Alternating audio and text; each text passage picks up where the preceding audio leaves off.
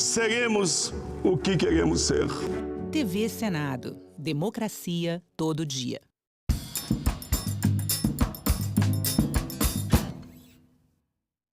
O programa a seguir é livre para todos os públicos.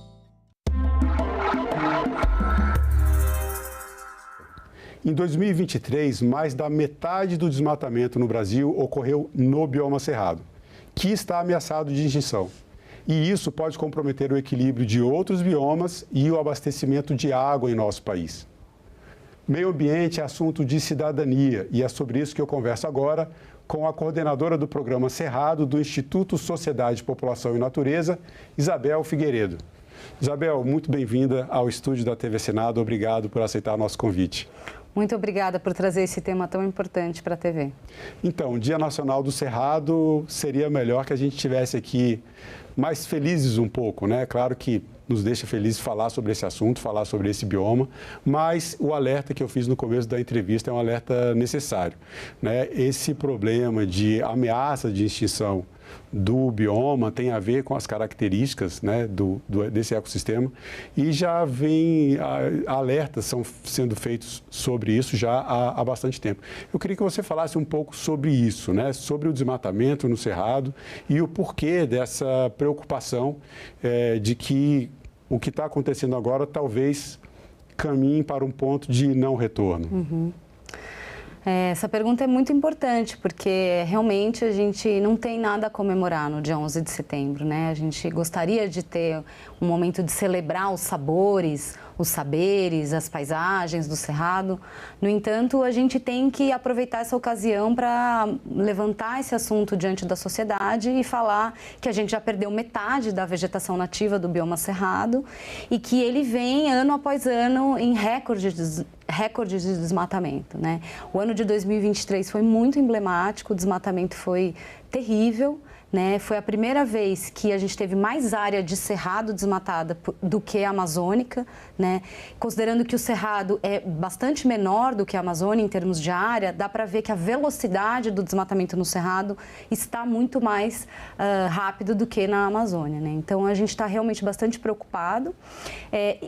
Esse desmatamento, do jeito que ele está, a gente já consegue ver efeitos bastante concretos no clima.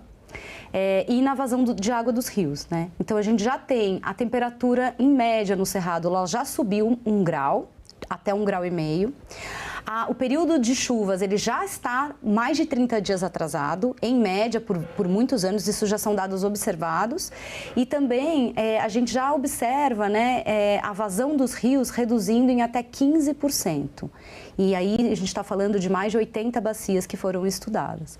Então a gente já sente esses efeitos e a gente realmente não sabe em que momento que o ecossistema vai colapsar. E quando o Cerrado colapsar, todos os outros biomas vizinhos vão colapsar. Porque esse eles era um ponto que eu ia perguntar, e que eu falei também no começo da entrevista. Qual é essa relação de equilíbrio que o Cerrado tem em relação aos biomas que o circundam, né? Aí a gente vai falar de Amazônia, a gente vai falar do Pantanal, que infelizmente também registrou recordes de focos de incêndio no primeiro semestre desse ano, e dos outros biomas, Mata Atlântica, enfim. Como é que é essa relação? O planeta é um só, né? O país, todos os ecossistemas, eles são permeáveis entre eles. Não existem paredes, não existem limites entre os ecossistemas. Inclusive, a transição entre o bioma Amazônia e o bioma Cerrado, ela é feita lentamente, não é de repente, né, que muda o tipo de vegetação e a biodiversidade. Então, há uma comunicação entre os biomas e há um fluxo genético, há um fluxo atmosférico e há um fluxo de águas, né? Então, a chuva que sai da Amazônia, ela chove aqui no Cerrado, ela chove na Mata Atlântica. A água, então, infiltrada no Cerrado, ela alimenta as camadas profundas do solo e a água que nasce no Cerrado, ela verte 360 graus. Então, as águas que nascem no Cerrado, elas alimentam, elas contribuem com uma porcentagem importante de várias bacias hidrográficas, como Araguaia, Tocantins, São Francisco, Paraná, e o Pantanal. O Pantanal depende 100% da água que vem do Cerrado. Então, quando a gente fala precisa conservar o Pantanal, vamos melhorar a situação do Pantanal, vamos reduzir as queimadas no Pantanal, isso significa vamos conservar o cerrado que está no entorno do Pantanal, porque o cerrado no entorno do Pantanal está muito degradado. Então, está descendo menos água para o Pantanal. Com todas as mudanças do clima, agravando ainda essa situação, o Pantanal fica mais seco, muito mais suscetível a queimadas. Né? Então, são processos sistêmicos e integrados e que não tem como isolar, não vou proteger a Amazônia e vou detonar o Cerrado. Você vai estar detonando a Amazônia também. Né? Então, as bacias hidrográficas nascem no Cerrado, por isso o nome berço das águas. Agora, tem uma característica bem importante, você está falando dos ciclos hidrológicos, né, dessas chuvas que vêm da Amazônia, chamados também de rios voadores, e essa chuva cai no Cerrado. O Cerrado tem uma expressão para definir esse bioma que é bem interessante, que é mais comum entre os estudiosos, os pesquisadores do bioma, que é floresta invertida. Explica para a gente por que o Cerrado é chamado de floresta invertida. É muito interessante isso e dá uma imagem, um imaginário muito gostoso para a gente. Imaginar que o que você enxerga fora, você pode imaginar que tem o dobro para baixo, às vezes até mais, né? Então, em alguns momentos, você vê um corte de barranco, assim, você vê uma plantinha pequenininha, uma batata de raiz enorme embaixo dela. Né? Então, o Cerrado, ele tem essa característica. É o bioma mais antigo, né, do nosso país e um dos mais antigos do mundo. Então, ele se desenvolveu nessa relação com o fogo e nessa relação climática de sazonalidade muito marcada. Então, as plantas do Cerrado, elas desenvolveram uma série de adaptações a essa situação do solo muito ácido, do clima muito sazonal e da presença do fogo, que desenvolveu-se uma quantidade, né, de biomassa subterrânea muito grande. E os solos do Cerrado são profundos, né? Grande parte dos solos do Cerrado são muito profundos. Então, as raízes, elas vão até, às vezes, 25, 30 metros de profundidade, até mais. E essa característica do Cerrado que o confere essa propriedade de armazenamento de água e de bombeamento de água. Então, a gente está chamando agora o Cerrado como o coração das águas. O Cerrado, ele bombeia, né, nos seus ciclos sucessivos de chuva e seca, ele vai bombeando água para os outros ecossistemas. E aqui no Cerrado, a gente tem esses aquíferos tão importantes, como o Bambuí, o Urucuia e o Guarani também, ele ocupa um pouquinho da área do Cerrado. Né? E quando a vegetação de Cerrado ela é substituída por monoculturas, essa permeabilidade do solo, essa propriedade que o solo tem de drenar a água e abastecer o lençol freático e os aquíferos, sofre alguma modificação? Completamente. Né? No momento que você arranca as árvores do Cerrado, corta as árvores do Cerrado e substitui ou por gramíneas ou por um monocultivo de soja, você já muda completamente toda a temperatura e o microclima daquela região. Então, se você soma várias áreas de desmatamento numa determinada região, isso vai se avolumando, né? O que acontece também? A gente perde, então, essas raízes profundas, porque as espécies de cultivo anuais ou perenes, elas ocupam uma camada mais superficial do solo, então a água ela vai ter menos ajuda das raízes nessa penetração e a gente começa a usar maquinário pesado. Você já viu o tamanho das colheitadeiras de algodão, por exemplo? São máquinas imensas e elas passam ano a ano naquele solo, né? Então passam uma série de máquinas e isso vai compactando o solo. Então, o solo, além dele estar menos protegido pela vegetação nativa, então o impacto até das gotas de água não é sentido. Com o maquinário, ele fica mais compactado, a gente perde muito essa capacidade de infiltrar. O que acontece com a água que chove? Ela vai escorrer, ela vai ser lixiviada. Quando ela é lixiviada, a gente tem, nesse momento, o solo sendo levado. Então, além da gente levar solo produtivo e que é matéria orgânica, né, que é inclusive um serviço ambiental muito importante, né, o solo fértil, a gente vai enchendo a calha dos rios com essa terra. Então, a capacidade de armazenamento dos rios fica prejudicada. E no caso da área está sendo manejada com uma lavoura uma lavoura intensiva, que tem muitos agrotóxicos e adubo, esses materiais também são carreados e levados para os cursos d'água, contaminando as águas que vão descer e vão abastecer as cidades para baixo, as comunidades para baixo. Em 2021, a ONU declarou a década de 2021 a 2030 como a década da restauração dos ecossistemas. Uhum. Dentro de um contexto em que a gente tem modificação do solo para o uso de agricultura e para outros usos, o que você tem a dizer sobre a possibilidade de restauração ou as possibilidades de restauração do bioma cerrado? Essas características que você comentou de um bioma que levou milhões de anos para chegar à configuração que tem, de um processo de adaptação, favorecem processos de restauração do bioma ou dificultam? Olha, eu acho que as duas coisas, né? No Cerrado a gente tem uma diversidade de ecossistemas muito grande. Então, às vezes em 1 hectare você pode ter uma floresta, um campo e uma savana, né? A variação da vegetação, ela se dá com a variação da topografia e do tipo de solo muito rapidamente. Então, isso é um fator que complexifica a restauração, porque você tem que pesquisar o que tinha lá antes. Qual era a vegetação? Porque se for uma floresta, a restauração vai ser feita com mudas e com espécies florestais, espécies arbóreas, né? Como copaíba, almécega, pindaíba do brejo, etc. Se você tem uma savana, você tem que ter o extrato graminoso, que é essa que a gente enxerga, né? As gramíneas do cerrado, que a gente chama de capim agreste, e as árvores.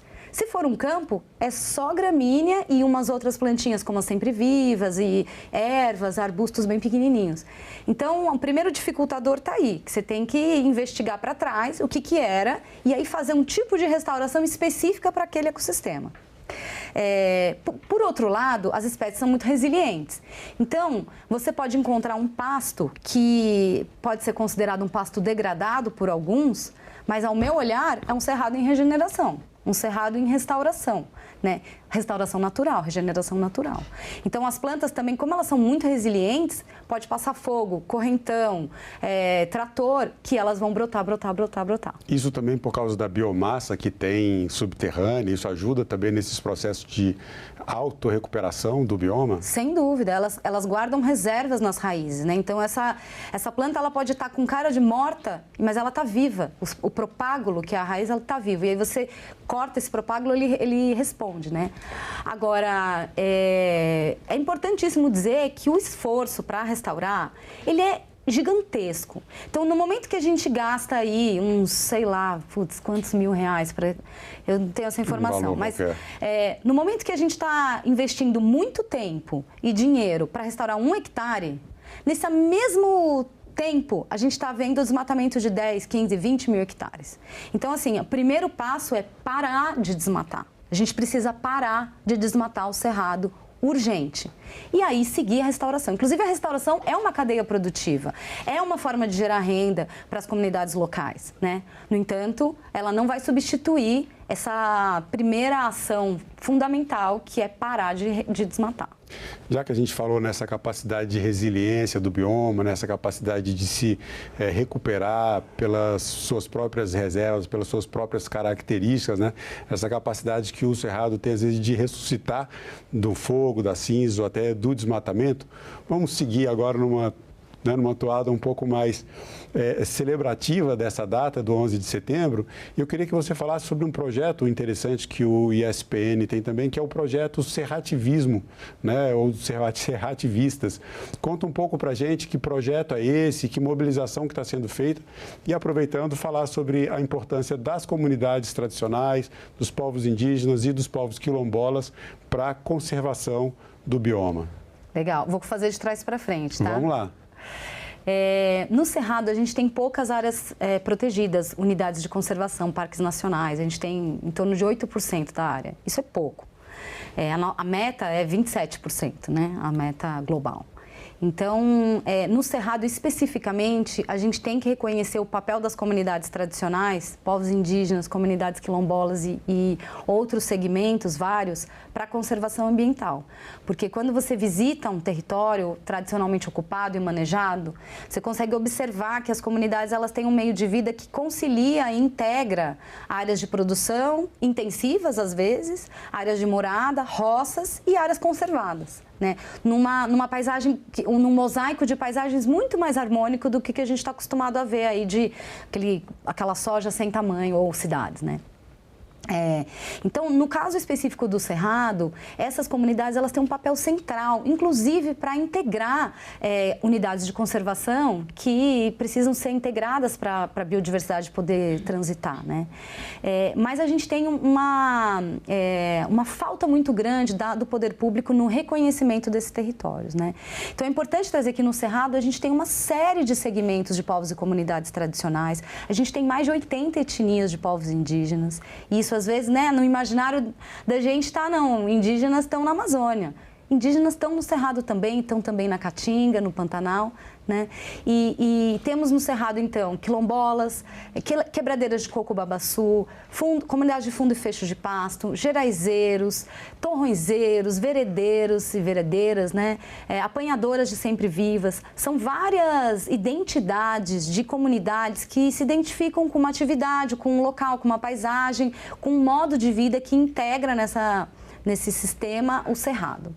Então, é muito importante a gente celebrar isso, né, e apoiar essas comunidades para que elas possam continuar vivendo nos seus territórios, que é o que elas querem, e as que querem, né? Sim, claro. E isso contribui com a conservação e com a manutenção dos serviços ecossistêmicos. A gente só vai conseguir ter uma chance de futuro se a gente conseguir conservar mais Cerrado, né?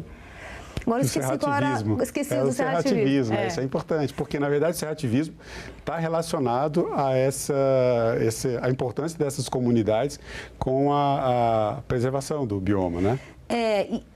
Justamente, então essas comunidades elas estão precisando de muito apoio. E uma questão muito importante é a atuação delas em rede, em prol desses territórios, a sua capacidade de incidência política, de participação em espaços de participação popular, como o Conselho Municipal, Comitê de Bacias Hidrográficas. Então, a nossa iniciativa com o serrativismo, que é uma iniciativa que vem passeando por regiões do Cerrado, a gente já trabalhou no oeste da Bahia, no sul do Piauí, agora a gente vai fazer um serrativistas Mulheres das Águas, focando em mulheres que estejam conservando água por todo o Cerrado. E a gente traz no serrativismo um apoio para essa liderança comunitária, então uma pessoa que já é uma liderança comunitária, para que ela consiga melhorar a sua atuação. Então a gente trabalha na instrumentalização de informações, conhecer mais as leis, conhecer mais sobre a geografia do Cerrado, sobre como tramita uma lei, né? Então informações técnicas, mas também a gente trabalha muito o desenvolvimento pessoal. O empoderamento dessas pessoas. Porque para você ser uma liderança, você também tem que ter um amadurecimento emocional, você também tem que saber como juntar o povo. Liderar. Né? Liderar, e tudo isso é muito difícil. Então, a gente vem trabalhando esse aspecto da liderança para que a gente consiga ter uma sociedade civil mais fortalecida, ter as vozes desses povos mais ouvidas e a gente ter um futuro mais possível, né? Isso é bom você trazer aqui para o Cidadania, porque no final você está falando de participação política. E sempre que nós podemos aqui no Cidadania, incentivamos as pessoas que acompanham a programação da TV Senado e incentivamos as pessoas, esses serrativistas, a assumirem esse papel de protagonistas em ações políticas, em movimentação das suas comunidades, né? Que a política não acontece só aqui no Congresso Nacional, não acontece só no espaço do Senado Federal. A política acontece nas comunidades, aliás, é ali que acontece de verdade, nas cidades, nos municípios, nas comunidades, e essa articulação é muito importante, a formação dessas lideranças, para que elas realmente participem, de alguma forma, das decisões. Agora, já que chegamos nesse ponto da conversa, vamos falar um pouco sobre a legislação, né? O Código Florestal, ele define áreas de preservação permanente, as reservas legais, que têm percentuais diferentes em cada bioma. Como é que é a parte do Cerrado? O que a legislação protege e se, na sua opinião, o que você acha do que a gente tem hoje é suficiente para garantir a sustentabilidade do Cerrado? Não, a gente precisa de proteções adicionais ao Código Florestal. né? O Código Florestal, ele define que o cerrado, numa propriedade privada no cerrado, ela precisa manter 20% da sua reserva legal. Se essa propriedade estiver dentro da área da Amazônia Legal, como, por exemplo, o estado do Tocantins quase inteiro é dentro da Amazônia Legal, mas é vegetação de cerrado. Lá, essa porcentagem sobe para 35%. Alguns estados, como o Piauí, definiram 30%. Mas essa é uma porcentagem muito pequena e muitas vezes as reservas legais elas não se comunicam.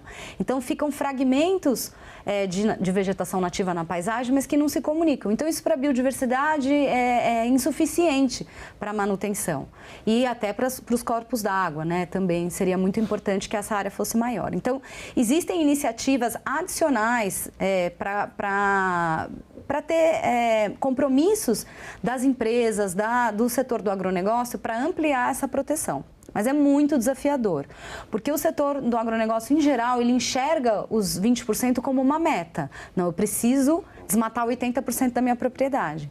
E não é isso, porque muitas vezes, se ele desmata 80% da propriedade dele, ele vai ter um problema climático gerado por ele mesmo, dependendo do tamanho da propriedade, dependendo do que os vizinhos fizeram. Então, seria muito importante que o setor do agronegócio tivesse uma visão regionalizada por microbacia e pudesse fazer uma análise da capacidade de suporte dessa paisagem. Porque da forma que, se todo mundo de uma determinada microbacia desmatar 80% da sua propriedade, a gente vai seguir tendo esses problemas climáticos que a gente está tendo, né? E existe uma articulação melhor atualmente com o setor do agronegócio nesse sentido de ter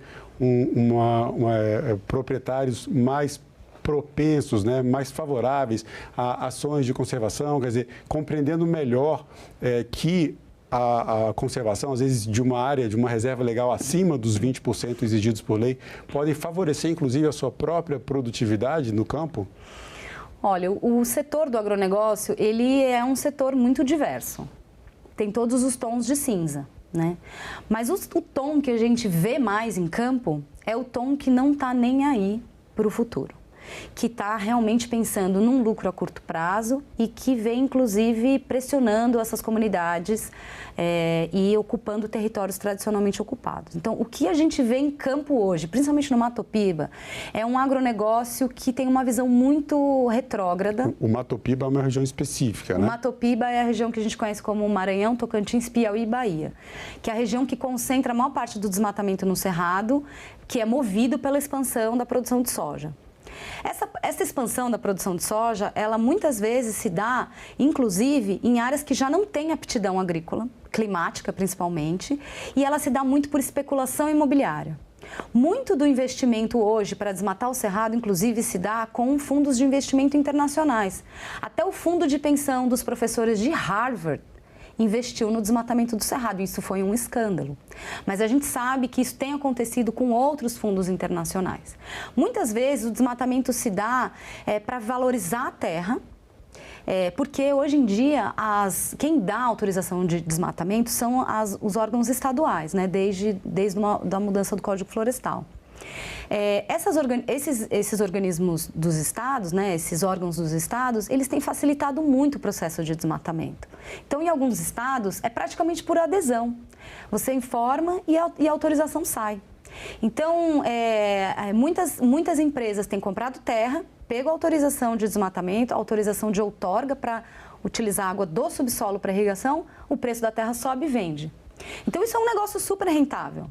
Mas a gente está tendo uma visão muito turva do nosso poder público, do nosso Estado, de deixar isso acontecer. Porque para um curto prazo pode ser um ótimo negócio, mas logo ali na frente vai ser um péssimo negócio para todos nós. Então é uma visão muito retrógrada. Existem setores do agronegócio mais progressistas, mais visionários, que estão adotando práticas de manejo do solo mais adequadas, que estão certificando suas produções, que estão fazendo compromissos internacionais, inclusive. Mas a maior parte do que a gente vê em campo é um agronegócio que é movido pela grilagem de terra, pela descumprimento da legislação ambiental, corrupção, inclusive também muita violência em campo, é o que a gente tem visto por aí. Isabel, dentro desse nosso contexto, eu falei no começo da entrevista, a gente está falando de Cerrado, Cerrado é meio ambiente é assunto de cidadania. E para você, o que é cidadania? Eu acho que a cidadania é a gente não olhar só para o nosso umbigo, é a gente conseguir ter um olhar coletivo, um olhar para o próximo, para aquele que está vivendo uma vida mais difícil do que a tua, que tem uma condição menor, mais complexa, e também para as futuras gerações. Eu acho que cidadania, inclusive, tem muito a ver com o meio ambiente, porque olhar para as futuras gerações é um ato de cidadania.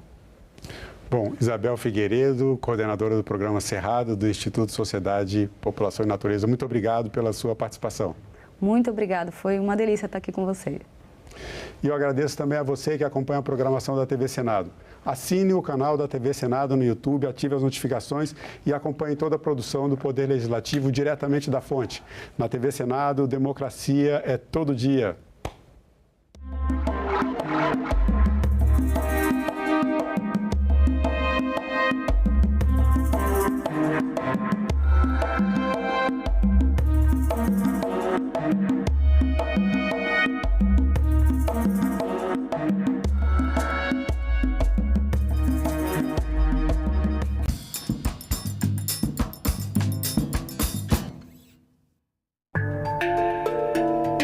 Um quadro é muito mais do que o quadro. Tem toda uma história de contextualização e as informações que ele carrega ao longo do tempo. Esse quadro ele não cai do céu. Ele representa muito claramente um projeto de embranquecimento dessa sociedade. O Portinari vai enveredar pelo lado da denúncia. Arte Brasileira Quadro a Quadro, neste sábado, 21h, aqui na TV Senado. Crime à violência política de gênero. E essa violência política de gênero, ela é muito forte em todos os sentidos, desde excluir a participação da mulher na política em si, de não querer ser candidata, pelos ataques, enfim, das faltas de oportunidades também, que não são dadas, e até depois, quando tem um mandato, né? Porque a violência não é só no período eleitoral, no período de campanha. Ela também vem muito fortemente quando essas mulheres conseguem ocupar esses espaços, que seja no executivo, como prefeitas, vereadoras, que nós temos vários casos também do estado do Ceará, que vereadoras também foram agredidas, né, verbalmente, até fisicamente, pela questão em si da violência política de gênero. Né? Nunca é uma pauta política, nunca é sobre o que está se defendendo politicamente, um projeto em si. Sempre esses ataques vão, infelizmente, à questão moral da mulher, né? De acordo com a Constituição brasileira, as funções administrativas do nosso país são exercidas por 3 poderes distintos e independentes: o poder executivo, o judiciário e o legislativo. Eles precisam funcionar em harmonia e se complementar, porque dessa forma um equilibra o outro. O poder executivo é representado por aqueles que têm funções governamentais e administrativas. Já o poder judiciário é responsável pela interpretação e execução das leis. O poder legislativo atua representando a população, formulando as leis e fiscalizando o poder executivo. No Brasil, ele é dividido em 3 níveis. O nível federal, representado por senadores e deputados federais. O nível estadual, representado por deputados estaduais e distritais. E o nível municipal, representado por vereadores. No nível federal, quem exerce o poder legislativo é o Congresso Nacional, composto pela Câmara dos Deputados e o Senado Federal. O Senado é composto por 81 senadores, 3 para cada um dos 26 estados e para o Distrito Federal, em uma divisão igualitária. Já na Câmara, composta por 513 deputados, o critério para a divisão do número de cadeiras é o da proporcionalidade. Quanto mais habitantes a unidade federativa tiver, maior será o número de representantes. Quando um projeto de lei é debatido e votado pelos deputados, os senadores fazem a revisão. Quando o projeto tem origem no Senado, a revisão é feita pelos deputados. Essa necessidade de revisão de um projeto de lei, passando necessariamente pelo Senado e pela Câmara, é o que chamamos de sistema bicameral. Toda a estrutura do nosso poder legislativo é garantida pela Constituição e também por algo muito importante, que é o seu voto.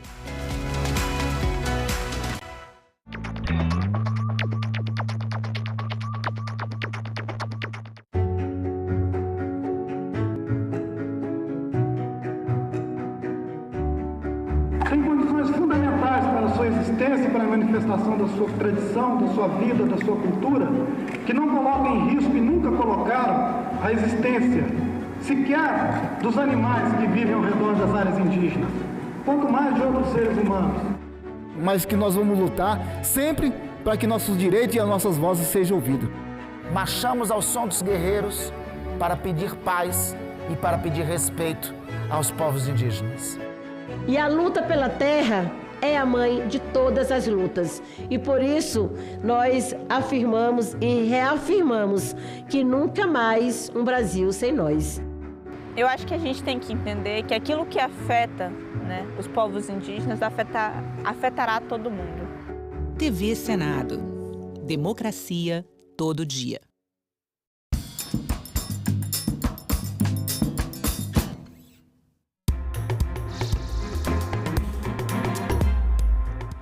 Olá, bom dia. Quarta-feira, 11 de setembro. O Senado Notícias está no ar.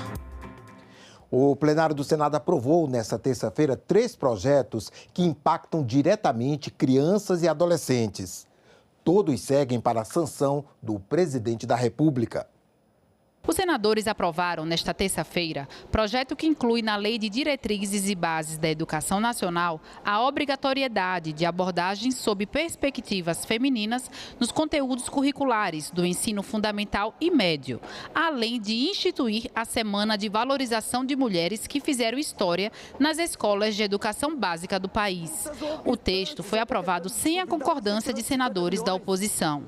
Outro projeto aprovado é o que altera o Estatuto da Criança e do Adolescente para ampliar o atendimento médico e psicológico a crianças e adolescentes com pais vítimas de violência grave ou presos. Atualmente, esse atendimento só é garantido em situações de negligência, maus tratos, exploração, abuso, crueldade e opressão. O terceiro projeto aprovado institui a Semana Cultural Interescolar nos estabelecimentos de ensino fundamental e médio. Pelo texto, a semana deve ser promovida todos os anos no mês de outubro e deve ser aberta à participação dos pais de alunos e da comunidade. Os 3 projetos aprovados seguem para a sanção do presidente da República. Os senadores ainda aprovaram um projeto de lei que compila medidas provisórias editadas para auxiliar na recuperação dos desastres climáticos que atingiram o Rio Grande do Sul neste ano. O texto estabelece regras excepcionais para a aquisição de bens e a contratação de obras e serviços para enfrentar os efeitos dos desastres. Também foram aprovados empréstimos para Paraíba, Espírito Santo, Ceará e Minas Gerais. Ainda durante a sessão plenária, o presidente do Senado, Rodrigo Pacheco, demonstrou preocupação com as queimadas que estão acontecendo em todo o país. Dados do Instituto Nacional de Pesquisas Espaciais mostram que, neste ano, o número de focos de incêndio já é maior que o dobro registrado no ano passado. Rodrigo Pacheco colocou o Legislativo à disposição do Poder Executivo para apoiar ações de redução dos danos. Gostaria, em nome do Senado Federal, de fazer esse registro de alerta e de preocupação e de colocar-nos à disposição do Poder Executivo, que tem a função precípua desse enfrentamento, tanto quanto às causas, tanto em relação às consequências desses incêndios Brasil afora. Aquilo que nos couber na nossa instância do Poder Legislativo, na proposição legislativa, na fiscalização do Executivo e nas boas ideias, de nossa parte nós o faremos através não só da mesa diretora do Senado, do Colégio de Líderes, mas também das comissões próprias da Casa, a Comissão Permanente de Meio Ambiente, a Comissão Permanente de Segurança Pública, a Comissão Mista do Congresso Nacional de Mudanças Climáticas. Peço, inclusive, aos respectivos presidentes dessas comissões que possam se dedicar a esse tema, como também esta presidência do Senado, a ele se dedicará para que possa contribuir com esse momento de muita crise climática no Brasil em função desses incêndios. 4 reuniões de comissões, sendo 2 audiências públicas e sessão deliberativa no plenário. Confira a agenda prevista para esta quarta-feira. Daqui a pouco, às 9 horas, a Comissão de Meio Ambiente tem reunião marcada para examinar projetos. O primeiro da pauta é o que estabelece o Inventário Nacional de Substâncias Químicas, a avaliação e o controle do risco das substâncias químicas utilizadas, produzidas ou importadas no território nacional. O objetivo é reduzir os impactos adversos à saúde e ao meio ambiente. Às 9h30, a Comissão de Comunicação e Direito Digital tem reunião prevista. Na pauta, projetos de renovação da autorização de funcionamento de emissoras de rádio comunitárias em municípios de Pernambuco, Santa Catarina, Minas Gerais, São Paulo e Pará. Logo mais às 14h, a CAI deve realizar audiência pública para debate da reforma tributária. O tema específico são os impactos da reforma na cultura, no setor de hotelaria, parques de diversão e parques temáticos. Também às 14h, o plenário do Senado deve realizar a sessão deliberativa. Na ordem do dia está, entre outros, o projeto que cria o Estatuto Profissional dos Trabalhadores Seletistas em Cooperativas. Às 2h30, está prevista a audiência pública na Comissão de Assuntos Sociais para debater aspectos relacionados a uma doença pulmonar rara e incurável que afeta exclusivamente as mulheres, especialmente em fase reprodutiva. É a linfangioliomioma, também conhecida como LAM. A suspensão do Brasil da rede social X, o antigo Twitter, foi debatida na Comissão de Assuntos Econômicos. Especialistas consideram que tanto a empresa quanto o país podem sair perdendo. O senador Sérgio Moro, autor do pedido da audiência pública, disse que decisões judiciais precisam ser respeitadas, mas podem ser também criticadas e debatidas. Nós somos contra ofensas ou ataques pessoais a magistrados ou autoridades, mas isso também não significa que políticas públicas ou decisões judiciais não possam ser debatidas e, inclusive, criticadas. E essa comissão, a CAI e o Senado fazem o seu papel ao chamar a debate esse tema tão sensível aqui dentro do nosso país. Esse economista citou o conceito do valor das informações bloqueadas. Não se trata simplesmente de haver um julgador cortado fofoca numa mídia social. Não, são trocas científicas, informações às vezes também do dia a dia sobre clima e sobre outras informações importantes no agronegócio, na indústria, etc. e tal, todas absolutamente cortadas. Valor de informações bloqueadas que nós, economistas, precisamos atender ao senador Sérgio Moro e tentar colocar um número nesse valor. E, portanto, vou me interessar mais pelo conteúdo das informações acessadas, aquilo que o usuário usa. E, portanto, a pergunta é, quanto vale isso? Ele afirmou que a suspensão do X pode gerar um prejuízo de mais de 17 bilhões de reais em 5 anos. O economista, quando calcula ocorrências no tempo, ele desconta o que está no futuro, os 5 bilhões do ano que vem, mais uns 2,5 bilhões de prejuízo no terceiro ano, etc. Quem não gostar dessa conta também não precisa chegar aos 17,9 bilhões de prejuízo total, olhando 5 anos à frente. Pode ficar com os 10 bi, olhando apenas um ano à frente. Quase 18 bilhões de reais em 5 anos. Sim. Só isso, senador Amin, é o que o governo estima de impacto anual na desoneração da folha de pagamento para os 17 setores que mais empregam no Brasil. A segurança jurídica e o devido processo legal também foram questionados. Afeta a credibilidade do Brasil perante investidores estrangeiros, mas também junto a investidores e empresários brasileiros que sempre podem optar por investir no exterior em vez de deixar aqui o seu capital. Eu considero que houve dano institucional no país. Se a Justiça Trabalhista adota a métrica utilizada no caso X, acabou a segurança jurídica no Brasil. Acabou. Uma empresa, uma personalidade jurídica, uma pessoa jurídica, mas que daqui a pouco o cidadão é membro de uma outra empresa, é sócio ou faz parte de uma holding, alguma coisa, né? Você tem a portabilidade jurídica, né, como alternativa. Então, os efeitos dessa decisão são desastrosos. O representante do Instituto de Referência em Internet e Sociedade amenizou esses prejuízos e ressaltou o impulsionamento de novas redes que já estão substituindo o X. O Blue Sky tem apresentado números de crescimento exponenciais que sugerem que o Twitter se tornará irrelevante em menos de um mês. os números de download e uso do app subiram em outros 22 países que nunca tinham tido relevância na plataforma. O Brasil é mais relevante que o X. E a riqueza está conosco, não com a plataforma. Diante de um valor tão elevado, 17 bilhões em 5 anos, não seria melhor que o multibilionário Elon Musk simplesmente pagasse as multas e indicasse um representante no Brasil, se ele entende que a liberdade de expressão e o acesso à informação é um valor tão caro?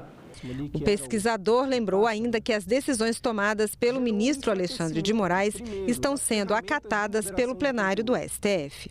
Estamos no contexto de uma série de inquéritos e procedimentos de investigação que têm sido conduzidos pelo Supremo Tribunal Federal, com o protagonismo do ministro Alexandre de Moraes, mas com o respaldo do colegiado, seja pelo plenário da Corte, seja mais recentemente pela primeira turma. Ele destacou que as medidas adotadas por Elon Musk após comprar o antigo Twitter deixaram a plataforma do X um local inseguro.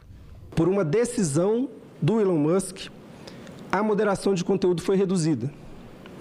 Foram eliminadas estruturas de combate a discurso de ódio, spam, desinformação e outros conteúdos nocivos. Isso gerou um crescimento de mensagens hostis, apologia ao nazismo, racismo, misoginia, spam e etc. Qual foi a consequência? Uma redução da confiança dos usuários. Tristemente, ambos os atores levaram o conflito para um ponto que ambos provaram o seu ponto. Ou seja, o STF mostrando que ele é capaz de tirar uma empresa do Brasil e a outra empresa mostrando que não precisa atender uma decisão legal no Brasil, algo que seria absolutamente impensável para qualquer brasileiro, para qualquer empresa. A Comissão de Assuntos Econômicos aprovou um pedido de informações ao ministro da Fazenda, Fernando Haddad, sobre a possível taxação das grandes empresas de tecnologia, anunciada por ele na imprensa.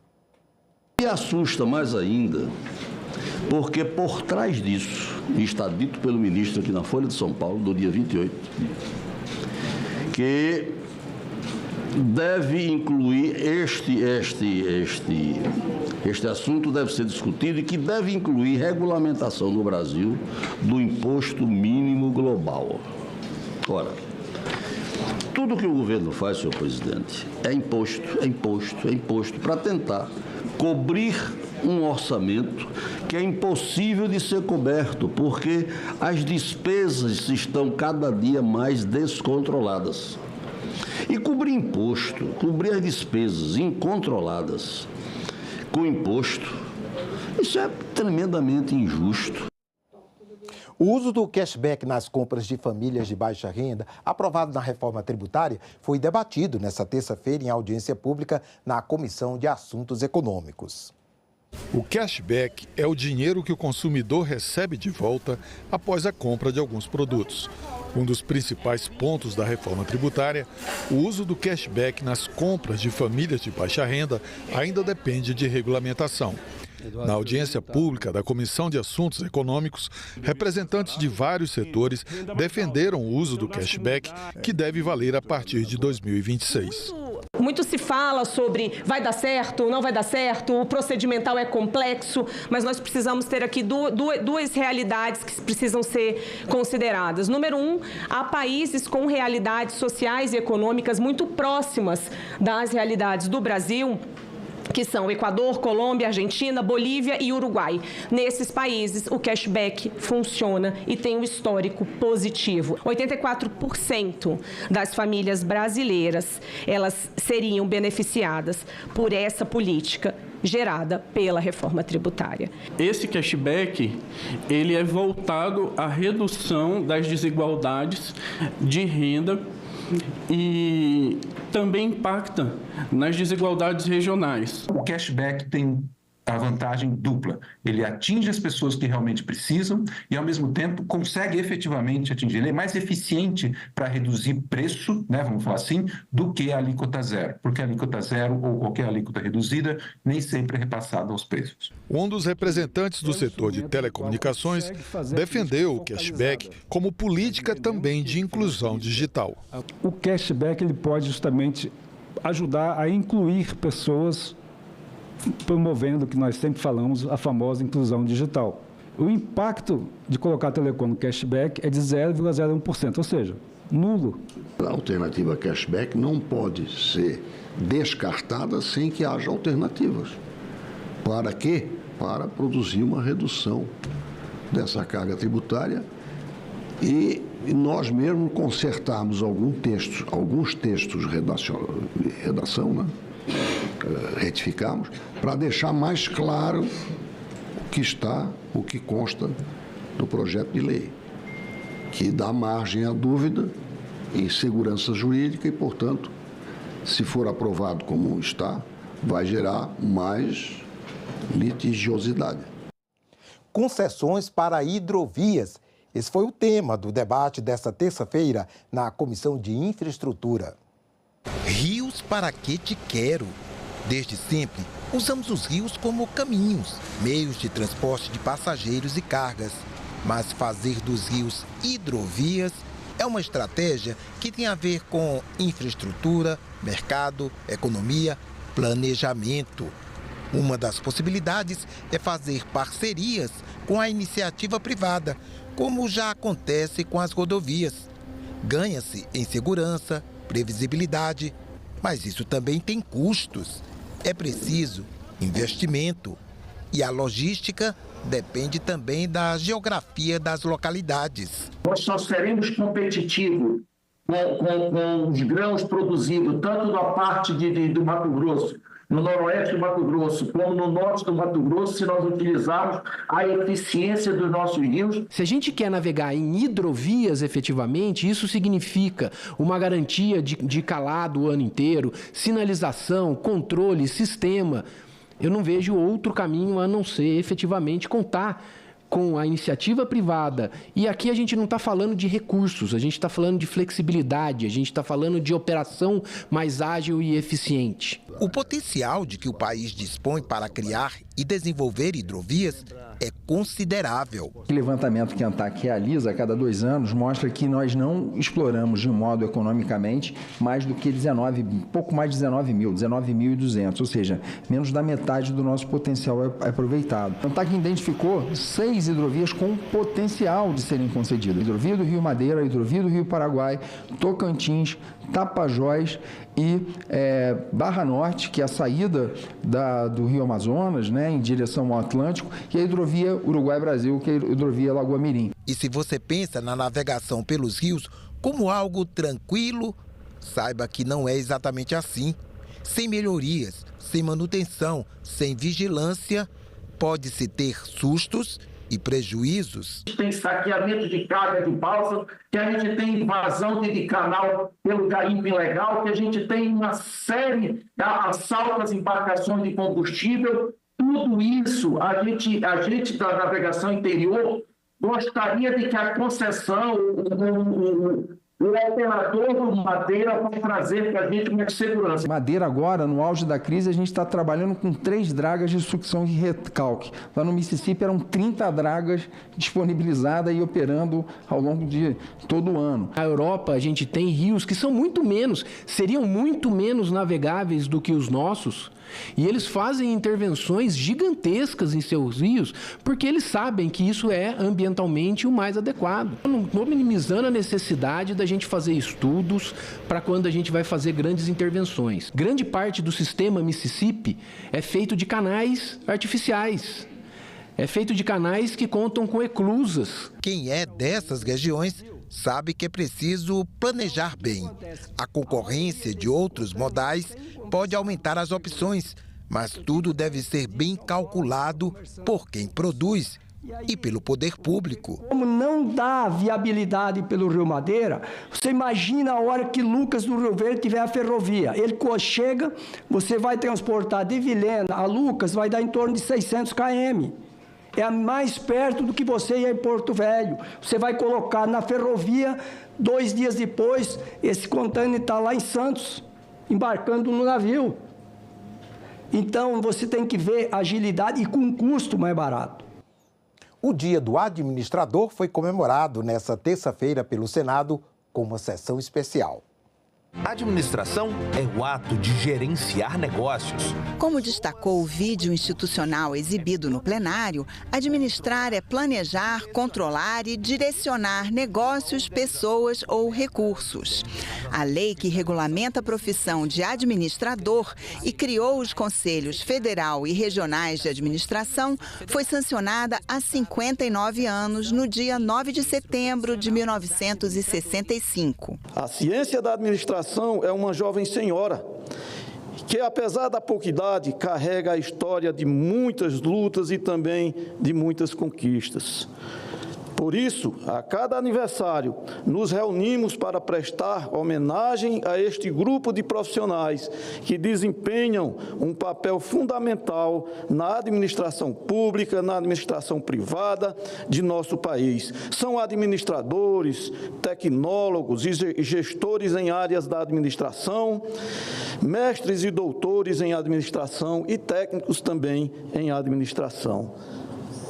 Neste Dia do Profissional, dos nossos profissionais, celebramos não apenas as conquistas individuais desses profissionais, mas também o impacto coletivo do seu trabalho na construção de uma sociedade mais organizada, eficiente e próspera. Os participantes da sessão solene ressaltaram a importância de profissionais capacitados para a boa gestão pública. Em cargos técnicos, nós temos que ter técnicos, temos que ter um bom administrador, por exemplo, para poder pensar a médio e a longo prazo, para ter projeto de nação.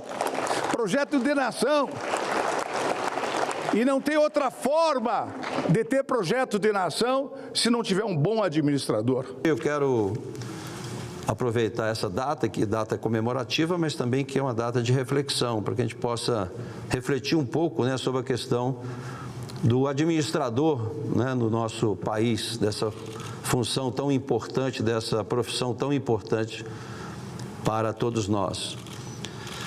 Nós estamos vivendo aí, inclusive, um momento de eleição municipal, onde se elege os prefeitos. E é incrível que ainda no século XXI, 2024, a gente ainda eleja prefeitos sem nenhum preparo de gestão. O grande problema do nosso país hoje é gestão. E isso, a gente precisa que os administradores se envolvam nisso e cobrem para que haja realmente pessoas capacitadas diante das instituições. Senado 200 anos, conectando passado e futuro. A exposição interativa e imersiva foi inaugurada nesta terça-feira no Senado. A mostra destaca pontos importantes dos trabalhos da Casa Legislativa desde a criação em 1824, durante a monarquia brasileira. Autoridades, estudantes e servidores. O Salão Negro do Senado ficou lotado para a abertura da exposição 200 anos do Senado, conectando passado e futuro. O presidente da Casa, Rodrigo Pacheco, abriu a exposição ao lado da diretora-geral, Ilana Trombica. O parlamentar visitou as instalações e falou sobre a importância da mostra. Esperamos que, concluída a visita, retornem às suas vidas, não apenas com conhecimentos novos sobre a nossa Casa de Leis, mas, sobretudo, com a sensação de pertencimento.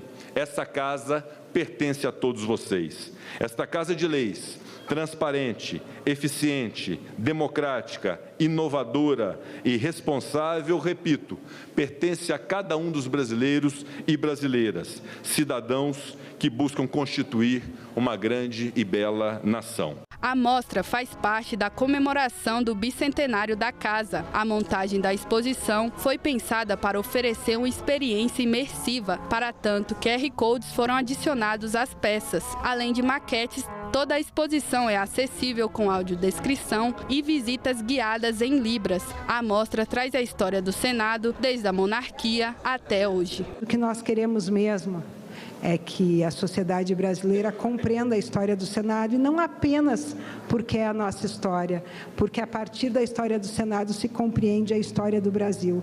E é dessa compreensão que nós podemos construir a sociedade que nós desejamos. Presidente, o senhor vai ver que a exposição está dividida em 4 fases: Império, República, Ditadura Militar e a Redemocratização do Brasil. E, ao final, na saída, antes da assinatura do livro, tem alguns computadores que estão ligados ao E-Cidadania, um serviço da Secretaria-Geral da Mesa. E ali as pessoas são convidadas a deixar a sua contribuição com o processo legislativo. E isso, simbolicamente, quer dizer que elas passam de espectadores a participantes. A exposição oferece uma oportunidade de conhecer momentos importantes que marcaram a história dessa instituição e contribuíram para a construção do país. A amostra fica disponível até dia 10 de dezembro, com entrada gratuita das 9 da manhã até as 4h30 da tarde. A exposição que hoje inauguramos, ela não é apenas uma celebração. Ela é um momento que nos traz a reflexão do papel do Senado Federal na história do Brasil.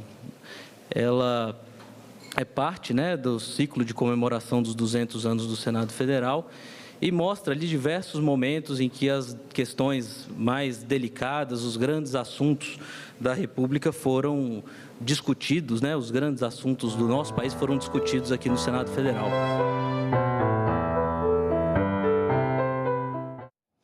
Vale a pena conferir. Nós ficamos por aqui. Você pode rever as reportagens desta edição na nossa página na internet, senado.leg.br/tv.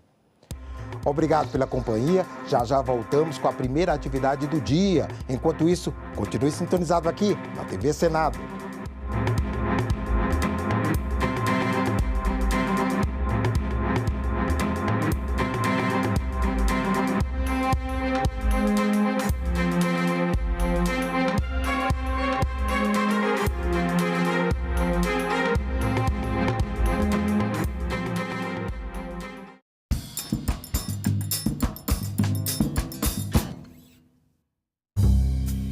A política acontece muito nos bastidores, e os bastidores, a mulher é totalmente excluída.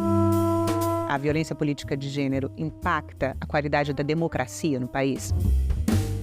A violência política contra a mulher, ela é totalmente misógina, ela vai agredir a moral da mulher, seja lá em que for. Salão Nobre, hoje, 20h, aqui na TV Senado. Crime à violência política de gênero. E essa violência política de gênero, ela é muito forte em todos os sentidos, desde excluir a participação da mulher na política em si, de não querer ser candidata, pelos ataques, enfim, das faltas de oportunidades também, que não são dadas, e até depois, quando tem um mandato, porque a violência não é só no período eleitoral, no período de campanha. Ela também vem muito fortemente quando essas mulheres conseguem ocupar esses espaços, que seja no executivo, como prefeitas, vereadoras, que nós temos vários casos também do estado do Ceará, que vereadoras também foram agredidas, verbalmente, até fisicamente, pela questão em si da violência política de gênero. Nunca é uma pauta política, nunca é sobre o que está se defendendo politicamente, um projeto em si. Sempre esses ataques vão, infelizmente, à questão moral da mulher. Há 200 anos, o Brasil dava seu primeiro passo na criação do Senado.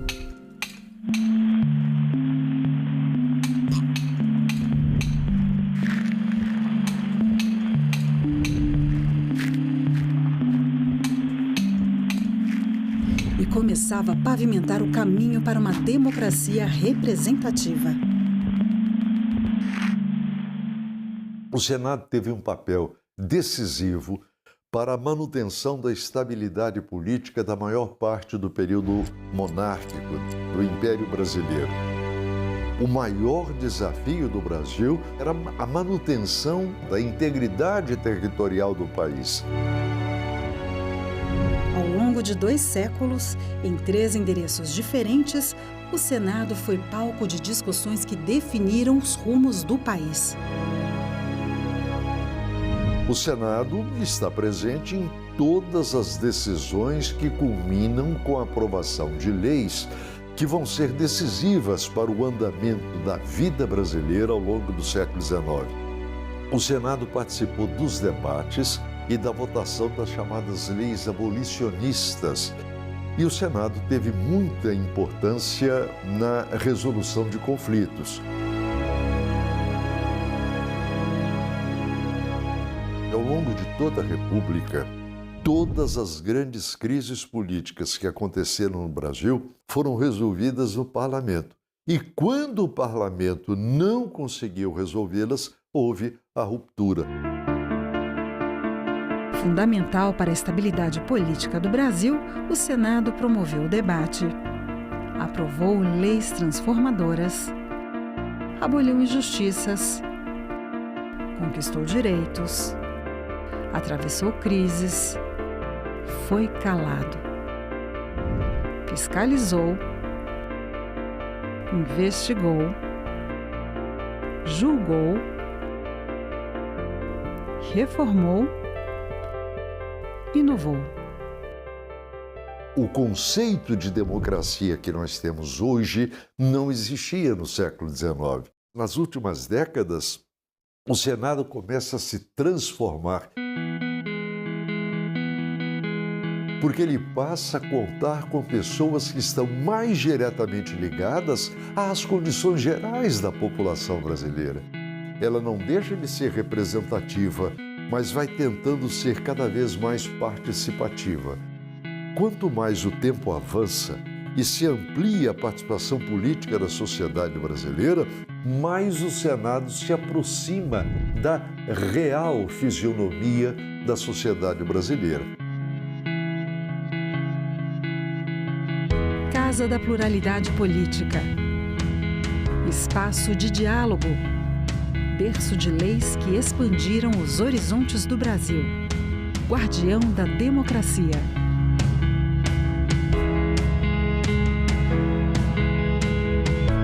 Senado Federal. 200 anos de história.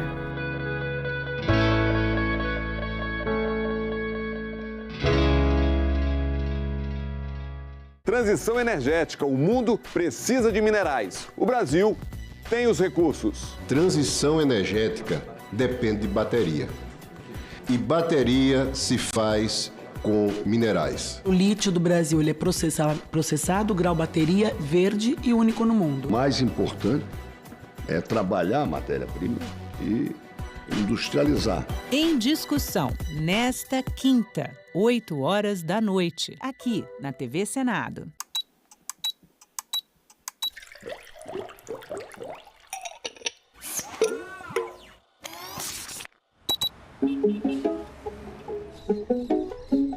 É o que eu sempre falo para os meus alunos, assim, que a ciência a gente faz por etapas, né? Na verdade, hoje em dia, eu não tenho essa preocupação de fazer a descoberta que vai revolucionar, porque a gente pavimenta o futuro. Eu não uso o DNA e as informações genéticas, porque lá atrás, né, começaram lá atrás a descobrir a estrutura do DNA, o RNA, etc. Então, eu estou usando o que fomentaram lá atrás. Então, eu espero que as minhas descobertas e o que eu for descobrindo agora pavimente o futuro de quem vem depois.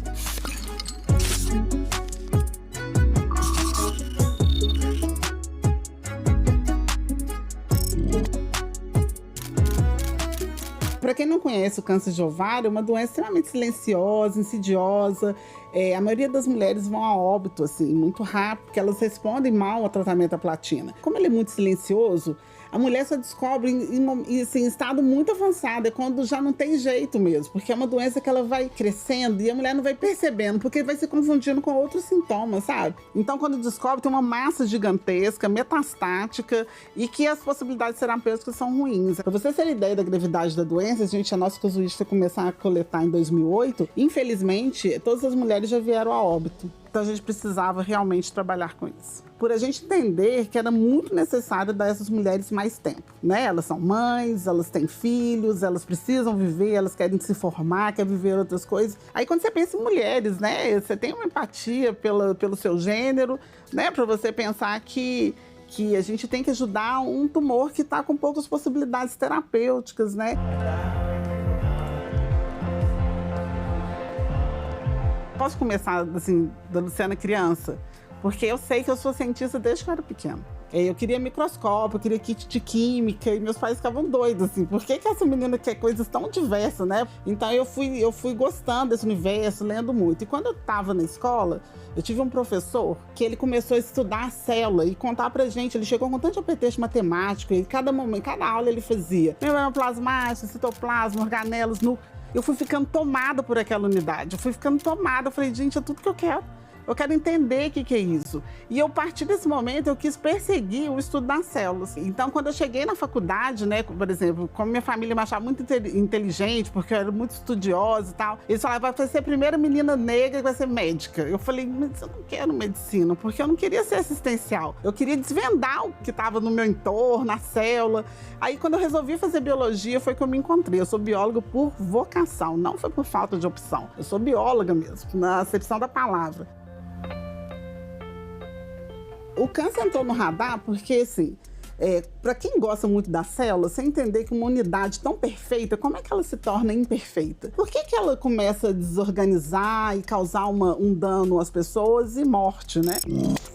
O tumor é uma célula que está situado, imagina um ambiente tecidual, né, no corpo da pessoa, uma célula ela começa a sofrer danos. E esses danos acabam se acumulando e ela consegue dividir uma célula com dano também. Esse dano não é reparado. E dessa segunda célula vira a terceira célula, que vira outra célula, que atrai as células do entorno para se sustentar, porque o tumor é um grande parasita, na verdade, né? Então eu fiquei muito curiosa para saber qual que era a desordem causada, que a célula causava. E o câncer de ovário, ele entrou na minha vida porque já trabalhando com câncer, uma vez um médico, né, que é o professor Aguinaldo da Faculdade de Medicina aqui, ele chegou para mim e falou assim, eu preciso resolver a questão da oncologia no câncer de ovário. Porque na mama, né, para câncer de mama, a gente já incorporou a sobrevida, tratamentos mais eficazes e tem melhorado a sobrevida das pacientes com câncer de mama. Mas no ovário, não. O nosso exame é prognóstico, então ele define o perfil molecular da paciente. Então, por exemplo, como o médico ele está completamente cego, assim, do ponto de vista molecular, sobre como aquela paciente vai evoluir, o nosso exame ele permite dar a ele uma análise de como ela pode evoluir com aquela doença, se ela vai evoluir mal, se ela vai responder a quimioterapia que vai dar para ela. Entende? Ou se ela tem uma tendência a metastizar mais rápido. Por exemplo, se você pensar que se a gente está contando que a paciente ela tende a não responder a platina, né? Por que eu vou dar tratamento para ela base de platina? Eu tenho que buscar outros tipos de tratamento para permitir que ela tenha uma chance melhor de sobrevida, né? Porque senão ela vai a óbito em 6 meses. Eu sempre falo que a gente tem que pensar no câncer igual trato hipertensão. Eu sou hipertensa. Eu não tomo remédio todo dia para controlar minha pressão. Se eu não parar de tomar meu remédio de pressão, eu vou morrer. Eu posso ter um AVC, se eu comer uma coisa mais salgada. Então, o câncer, a gente não tem que falar muito em cura, sabe? Porque assim, muito tempo a gente fica nessa coisa de cura. Nós temos que falar em tratamento, em controle dele. A pessoa não necessariamente ela precisa morrer do tumor. Ela pode morrer com ele, mas não dele.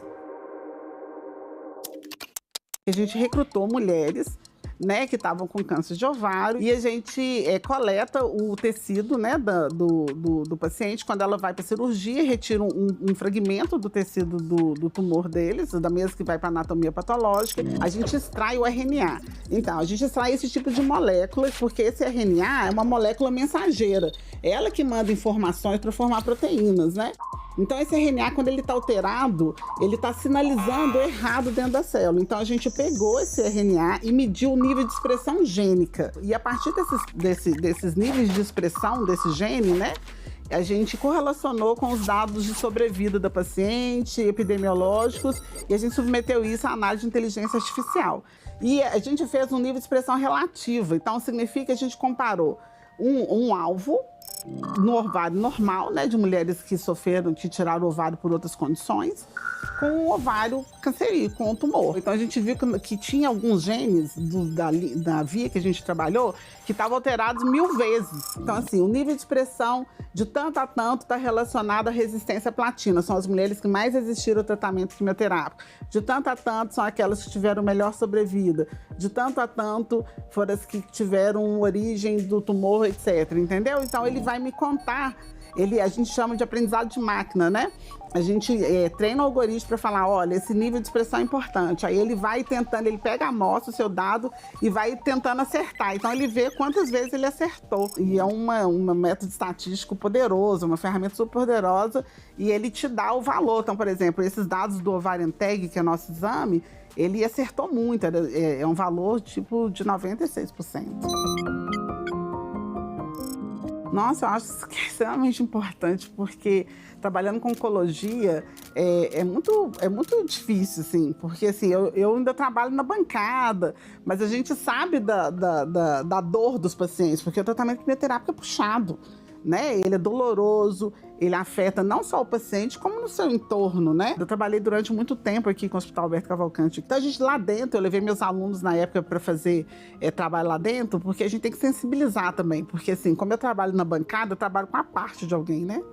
A gente tem que olhar para o humano, né? Eu tenho que saber que a parte de alguém tem alguém por trás daquilo. Então as pessoas ficaram muito sensibilizadas, porque você vê gente sem cabelo, debilitada, etc. Mas a gente tem que pensar que o tratamento para o câncer ele existe em alguns casos, assim. Que a gente tem que melhorar, inclusive, essa questão desse tratamento, que ele tem que ser mais personalizado hoje em dia, né? Que é o que a gente faz. Porque a quimioterapia ela é dada de maneira geral, né? Então não importa que tipo de perfil molecular que a paciente tem, que é o que a gente está querendo trazer. Nós temos que trabalhar com a lógica de medicina personalizada.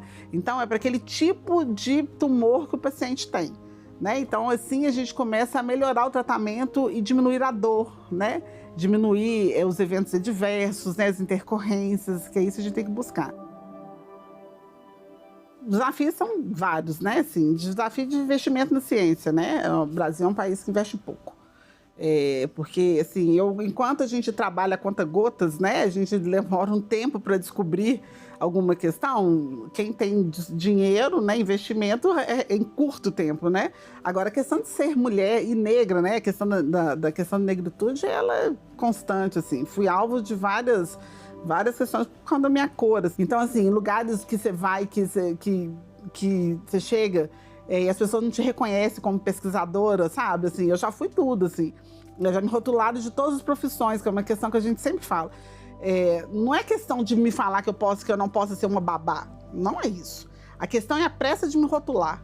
Entende? As pessoas não têm curiosidade de saber que uma pessoa negra é, né? Assim, perguntam, olha, o que você faz? Por que não pergunto para a pessoa? Se você quer saber o que a pessoa faz, pergunte a ela, né? Por que você tem que já colocar ela num nicho que você acha que ela deve estar, porque você acha que não merece credibilidade, entendeu? Então essas coisas incomodam e a gente passa por isso o tempo inteiro.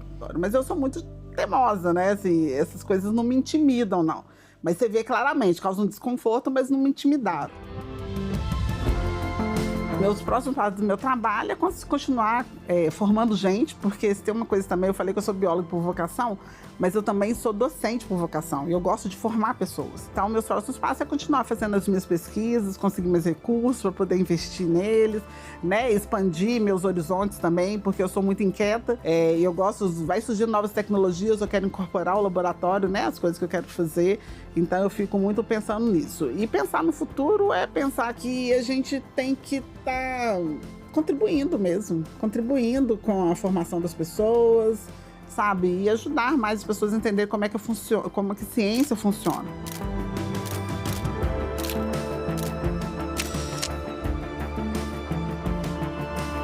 Assim, eu sempre me pergunto, o que é o tempo para mim? O tempo é aquilo que te permite estar no mundo. Comecei a entender que o tempo era a minha jornada aqui, o que eu quero fazer com essa jornada. Esse é meu tempo. Então, quando eu falei do tempo das mulheres, é para dar a ela chance de ter a jornada delas, seja no que for, né? No desenvolvimento do que ela quiser, nas ações que as pessoas querem fazer. Então, o tempo, ela funciona assim.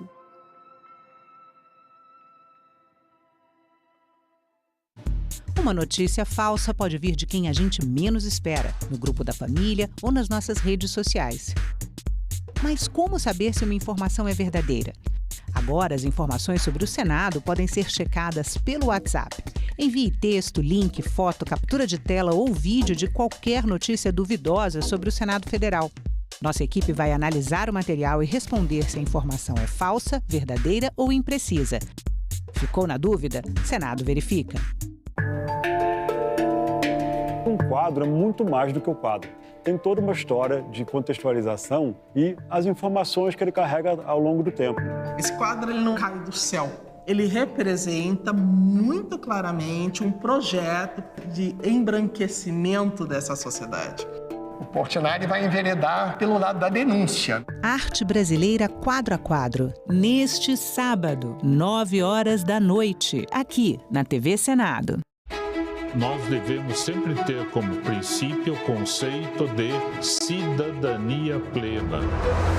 Cidadania e direitos humanos não apenas melhora a qualidade de vida, mas também fortalece a democracia, a justiça social em todo o país.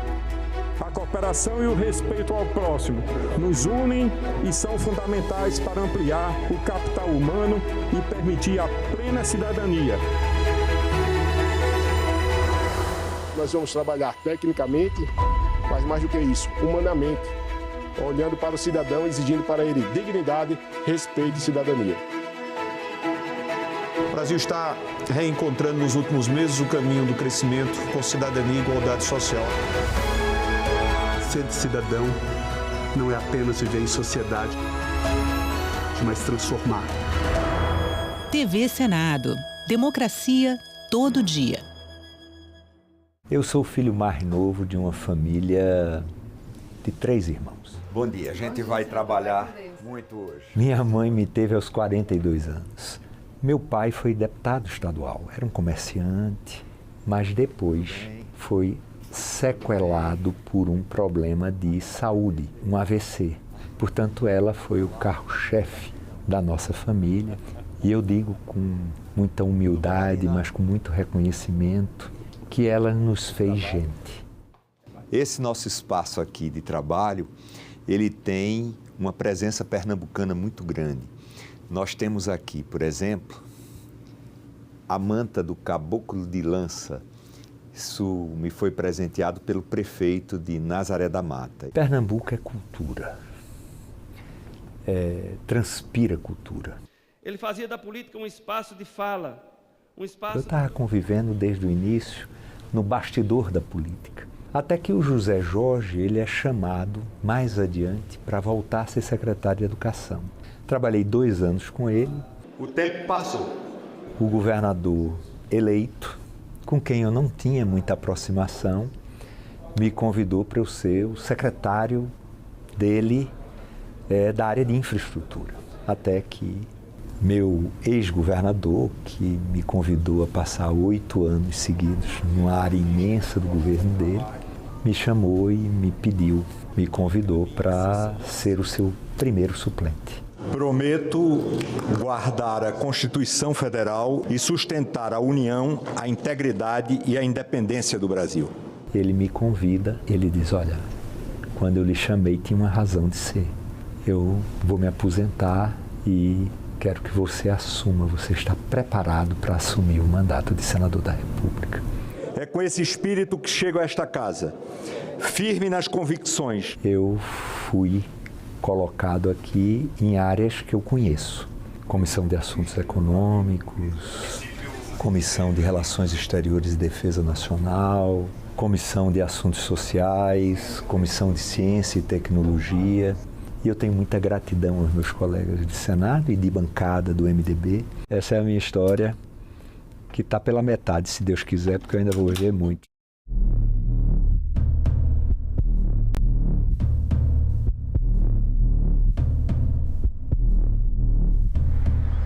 Em março de 2024, o Senado brasileiro faz 200 anos. Então vale perguntar, afinal, qual é a importância do Senado na história do Brasil e no dia a dia dos brasileiros?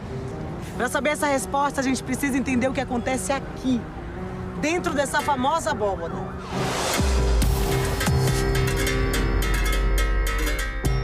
o trabalho do Senado Federal é um trabalho, antes de mais nada, de representação popular sobre a vontade do povo em relação àquilo que devem ser as leis de um país, como a sociedade se organiza. Aqui você precisa aprender economia, aqui você precisa entender de saúde, entender de educação, entender de meio ambiente. O projeto de lei que aqui é discutido, votado e aprovado na Câmara, no Senado, muitas vezes vai e volta, né? Ele muda a vida do cidadão. Ele pode mudar significativamente. Aqui se decide tudo. O pão que você recebe, a educação que chega para os seus filhos, o transporte, a roupa, a tua casa. Nessas mesas e cadeiras foi analisado e debatido o projeto da Lei Áurea, a pedido da Princesa Isabel pelos senadores, entre os dias 8 e 13 de maio de 1888. O clima era tenso, os debates eram quentes, inclusive tinha uma bancada que era a favor da escravidão. Quando a gente fala muito de escravidão, de exploração, do massacre que eles passaram, a gente também tem que pontuar que houve resistência. A decisão do Senado naquele dia mudou o meu destino, o destino de muitos de nós e o futuro do Brasil. No último censo do IBGE, 112.700.000 brasileiros se autodeclararam pardos ou pretos, ou seja, descendentes de escravizados. 55% da população brasileira. Por aí você já pode imaginar a importância e o impacto que uma lei votada no Senado tem no cotidiano de cada um de nós. Esse trailer é apenas um aperitivo da série Senado, a história que transformou o Brasil. Você vai ver que o destino do país passa por aqui. Coisas fundamentais do seu dia a dia foram debatidas e decididas no Senado. Além do fim da escravidão e inclusão racial, o voto feminino e questões sobre igualdade de direitos entre homens e mulheres, educação obrigatória e acessível a todos. Aposentadoria, por exemplo. Você acha importante? Pois é. O Código de Defesa do Consumidor. A saúde gratuita para todos os brasileiros, que atende hoje mais de 150 milhões de pessoas. A Lei Maria da Penha, que protege mulheres da violência. O Estatuto da Criança e do Adolescente. E o Bolsa Família. Aguardem. Vem aí a série Senado. A história que transformou o Brasil.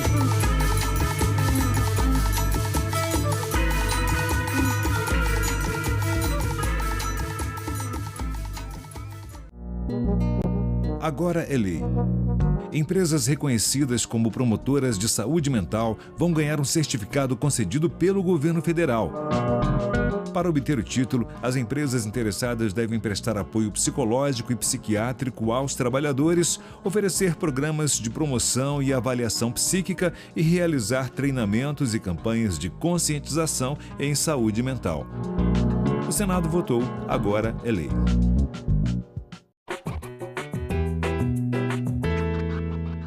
Será que realmente vale a pena ser vice? Durante a monarquia portuguesa, o título de vice-rei era um privilégio para poucos. Eles eram os representantes do rei em seus territórios espalhados pelo mundo. Mas aí veio a República, acabou com a realeza e criou a figura do presidente. E do vice, é claro.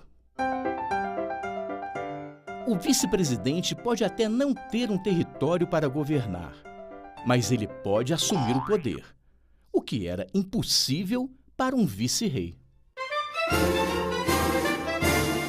O primeiro a fazer isso em nossa história foi Floriano Peixoto. Ele era o vice de Deodoro da Fonseca, o marechal que implantou a República no Brasil. Deodoro fazia um governo desastroso.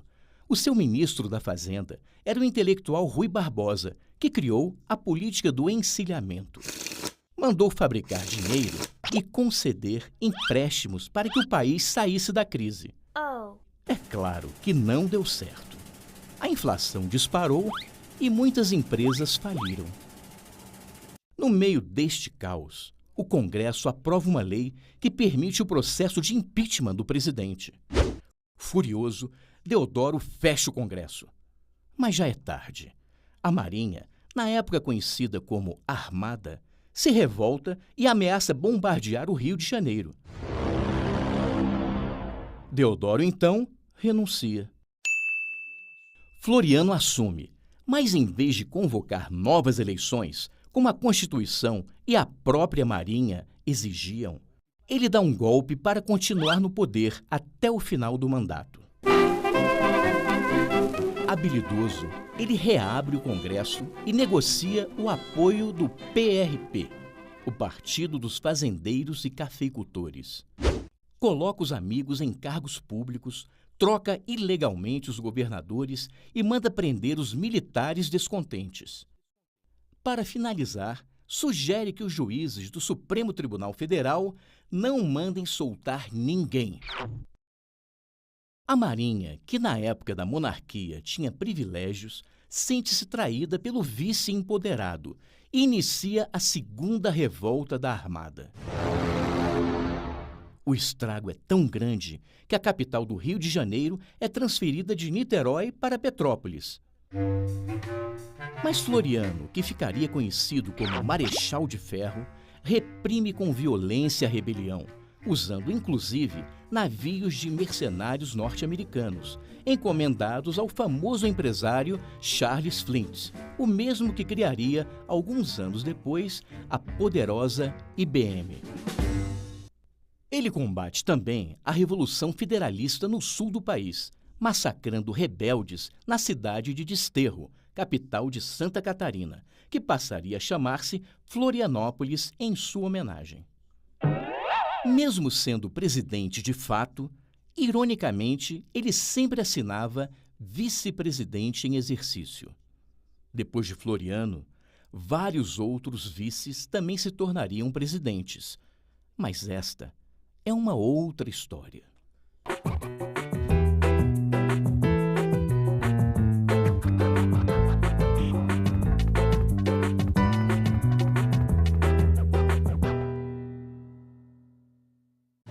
Uma notícia falsa pode vir de quem a gente menos espera, no grupo da família ou nas nossas redes sociais. Mas como saber se uma informação é verdadeira? Agora, as informações sobre o Senado podem ser checadas pelo WhatsApp. Envie texto, link, foto, captura de tela ou vídeo de qualquer notícia duvidosa sobre o Senado Federal. Nossa equipe vai analisar o material e responder se a informação é falsa, verdadeira ou imprecisa. Ficou na dúvida? Senado verifica. A política acontece muito nos bastidores. E os bastidores, a mulher é totalmente excluída. A violência política de gênero impacta a qualidade da democracia no país? A violência política contra a mulher...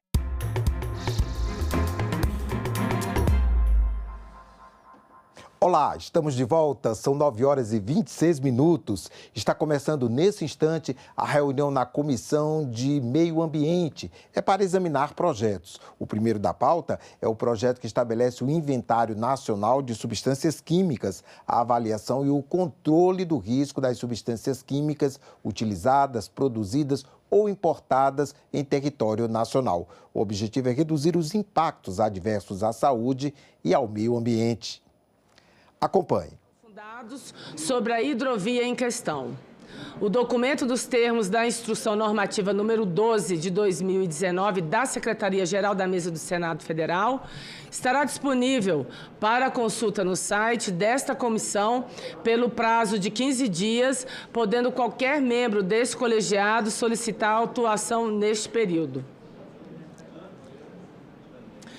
Antes de iniciarmos os nossos trabalhos, eu submeto a deliberação do plenário a dispensa da leitura e a aprovação das atas das 34ª e 35ª reuniões realizadas nos dias 4 e 5 de setembro de 2024. As senhoras senadoras e os senhores senadores que aprovam, permaneçam como se encontram. As atas estão aprovadas e serão publicadas no Diário do Senado Federal. Antes de iniciarmos, eu quero cumprimentar, dar meu bom dia aqui ao deputado Flávio Nogueira, do PT do Piauí, que é um dos autores aqui do item 1, que é o PL 6.120 de 2019, que nós vamos ter como relator ad hoc o senador Fabiano Contarato. Seja muito bem-vindo, deputado, a esta casa. Bom, Queridos colegas, e membros desta Comissão de Meio Ambiente e todos aqueles que assistam, damos início a mais uma reunião deliberativa em nossa comissão. Hoje é um dia de extrema relevância para o nosso Distrito Federal e demais estados vizinhos. Neste dia 11 de setembro, celebramos o Dia do Cerrado, um bioma de grande importância para o Brasil e o mundo. O Cerrado é a savana mais biodiversa do planeta, sendo fundamental para a recarga dos nossos aquíferos e para a regulação do clima.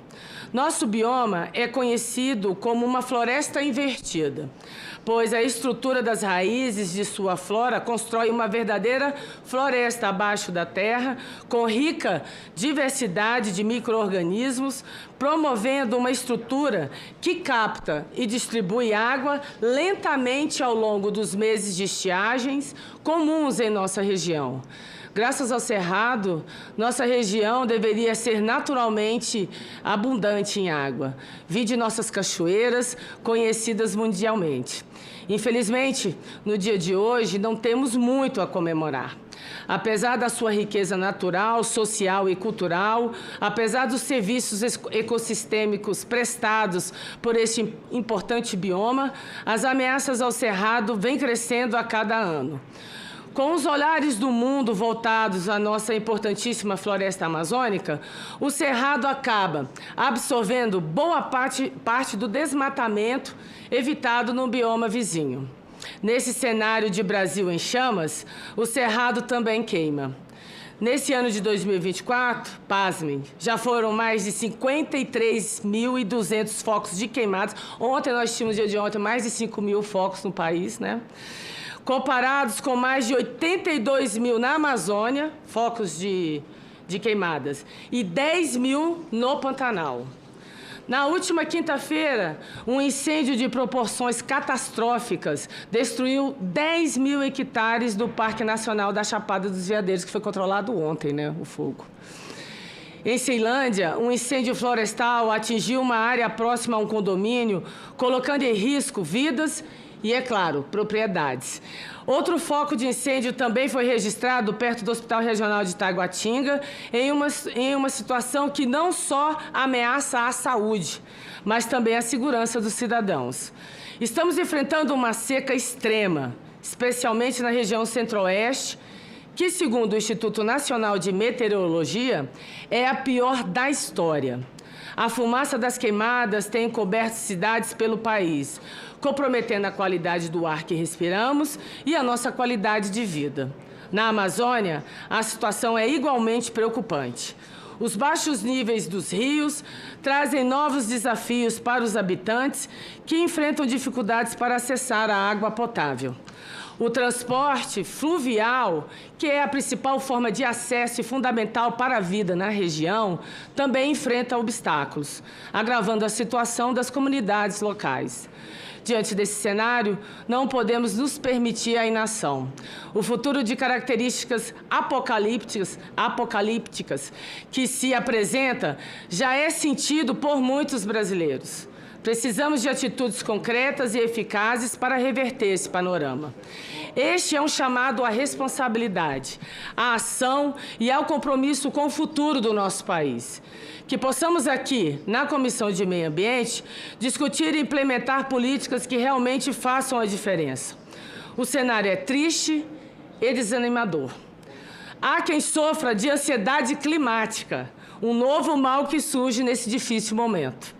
Mas quero pedir aos colegas e àqueles que nos assistem que não nos deixemos abater por esse cenário de horror. Precisamos insistir na mudança urgente e necessária que teremos que liderar. Somos nós, essa geração de adultos, a responsável por agir. Quero dizer aos nossos jovens e às nossas crianças que não desistiremos e que não desistimos e não desistiremos, que estamos aqui dia após dia lutando para garantir que eles possam sonhar com o futuro, para que haja água limpa para beber, um ar limpo para respirar e comida saudável no prato. Eu reforço meu compromisso com o povo brasileiro, com os jovens, as crianças e todos aqueles que estão por vir. Não iremos nos acovardar. Assim como o nosso cerrado, que resiste ao fogo para depois rebrotar, nós também o faremos. Assim espero. Bom, semana passada eu fiz um desabafo aqui que meio que repercutiu. Não vou pedir desculpas, porque, graças a Deus, não perdi a capacidade de me emocionar, não perdi a minha capacidade de me indignar, mesmo sendo testada diariamente com os absurdos que eu vivo aqui nessa casa. Tá? Eu quero dizer isso a vocês. A situação é séria, é muito séria. E a gente sabe que nós temos certas culturas que nós precisamos rever com relação ao manejo do fogo, como usar o fogo no país, porque a questão das mudanças, da seca é real. Estamos vivendo e iremos viver uma crise hídrica sem precedentes. Então, não existe progresso, não existe produção que já está sendo afetada, porque o que está acontecendo hoje está causando danos à saúde das pessoas, à flora e à fauna, está causando a nossa economia. Safras já estão sendo comprometidas. Interior de São Paulo, devastação na produção do café, da cana-de-açúcar. Enfim, aqui no Centro-Oeste, milho, soja. Então, assim, não adianta nós ficarmos aqui tratando com romantismo a questão do meio ambiente, sendo que a realidade já está batendo ali na nossa porta. E é para todos, sem exceção. Eu sempre digo aqui que nós não temos plano B. E não temos. A ministra Marina falou, nós conseguimos inventar a energia, a forma de adquirir através da energia solar, né? Ter energia, energia eólica. Nós conseguimos buscar combustível através do etanol, da cana-de-açúcar, mas água, meus amigos, não tem. Não sabemos. E nós não temos um plano B se, de fato, acontecer o que nós estamos assistindo, e vou falar, com inação, com irresponsabilidade. Nós, às vezes, tratamos no plenário do Senado Federal temas que, me desculpe, absolutamente irrelevantes diante do panorama que o país... É a mesma coisa que se está, tipo assim, estou da casa para dentro, tratando do que é interessante para mim e para os meus seguidores. E esquecendo que a maioria do país está sofrendo com as questões climáticas. E falo isso com muita propriedade, porque fui no Rio Grande do Sul. É uma pena que outros senadores, que ficam muito preocupados com as suas pautas, não tiveram a capacidade de serem solidários, apenas só votando, né? Votando aqui recursos, votando orçamento para o Rio Grande do Sul, mas que não tiveram a capacidade de fazer uma visita ao povo do Rio Grande do Sul e ver o que a enchente causou àquele povo. A mesma coisa é no Pantanal, a mesma coisa é na Amazônia. Se todos nós aqui tivéssemos a capacidade de cumprirmos a nossa função enquanto senadores e olharmos o que está acontecendo com o nosso país, certamente nós iríamos nos debruçar em problemas muito mais reais, problemas muito mais sérios, que é com a população que está na base, a população brasileira que, de fato, está sentindo. Aqui nós estamos protegidos por essas paredes, com ar-condicionado, bebendo a nossa aguinha, não falta ela. Mas vamos para o norte, vamos para o nordeste, vamos para aqueles que estão, de fato, sentindo na pele as mudanças climáticas que estão acontecendo no mundo e no nosso país. Nós não vamos nos calar. Inclusive, já conversei com a assessoria da CMA, né, ICMBio, nós vamos conversar com o IBAMA, nós vamos trazer respostas legislativas para esses bandidos, porque existe uma questão séria aqui no país, que a gente está falando, a Polícia Federal está investigando, mas já existem vídeos comprovando a ação... Gente, eu não sei nem o que fala. A ação covarde né, com o nosso país. Gente jogando combustível, ateando fogo de forma deliberada e causando uma devastação no nosso país. Existem incêndios por causa de manejo? Existem. Mas a maioria já está sendo comprovada que são incêndios criminosos. Criminosos. Nós precisamos saber quem está financiando isso e precisamos também punir aqueles que estão fazendo. E nós não vamos nos acovardar. E vamos reagir. Esta casa vai reagir. Esta presidente vai reagir, junto com os membros aqui. Bom, mais outro desabafo. Vamos embora. Vamos para o item 1 da pauta. Projeto de Lei 6.120 de 2019, não terminativo, que estabelece o Inventário Nacional de Substâncias Químicas, a avaliação e o controle do risco das substâncias químicas utilizadas, produzidas ou importadas no território nacional, com o objetivo de minimizar os impactos adversos à saúde e ao meio ambiente e dar outras providências. Autoria Câmara dos Deputados, deputado Flávio Nogueira, aqui presente. Relatoria do senador Beto Faro, que passaremos agora para o nosso querido relator ad hoc, senador Fabiano Contarato. O relatório é pela aprovação do PL 6.120 de 2019 e pela rejeição da emenda número 1, CCT. Observações. A matéria foi apreciada pela Comissão de Ciência, Tecnologia, Inovação e Informática, com parecer favorável ao projeto, com a emenda número 1, CCT. A matéria será apreciada pela Comissão de Assuntos Sociais. Eu concedo a palavra ao senador ad hoc, senador Fabiano Contarato, para a leitura do seu relatório. Bom dia, senador. Bom dia, minha querida senadora Leila, meus queridos senadores, senadoras, deputado presente. Senadora Leila, estendo aqui meu abraço fraterno e virtual. Espero em breve poder abraçá-la pessoalmente. Saiba que estar com Vossa Excelência nessa comissão, para mim, é motivo de renovação e de retroalimentação em defesa do meio ambiente ecologicamente equilibrado. Eu peço a permissão a Vossa Excelência para ir direto à análise, tendo em vista que o parecer já foi disponibilizado, e aqui eu quero parabenizar a iniciativa do autor do projeto, que é o deputado Flávio Nogueira, a quem aqui estendo meu abraço fraternal e de forma virtual também. Seja bem-vindo a essa Comissão de Meio Ambiente do Senado Federal, deputado. Compete à Comissão de Meio Ambiente opinar sobre assuntos pertinentes à defesa do meio ambiente, especialmente a proteção do meio ambiente, o controle da poluição e a conservação da natureza, nos termos do artigo 102F, inciso 1, do Regimento Interno do Senado.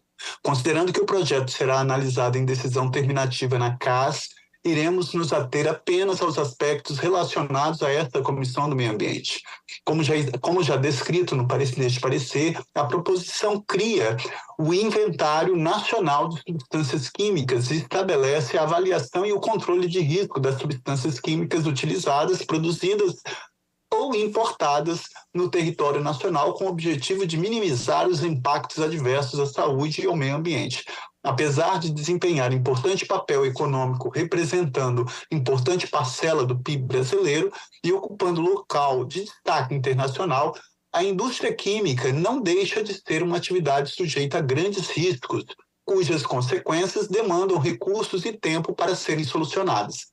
A contaminação por mercúrio da Baía de Minamata, iniciada na década de 50 no Japão, bem como os acidentes industriais de Seveso, em 76 na Itália, de Bhopal, em 84 na Índia, são exemplos de tragédias históricas com consequências ambientais e vítimas humanas. Infelizmente, as respostas legislativas para questões como essas costumam ser tardias, a exemplo da Convenção de Minamata sobre Mercúrio, finalizada apenas em 2013, e cuja assinatura e promulgação por parte do nosso país só veio em 2018.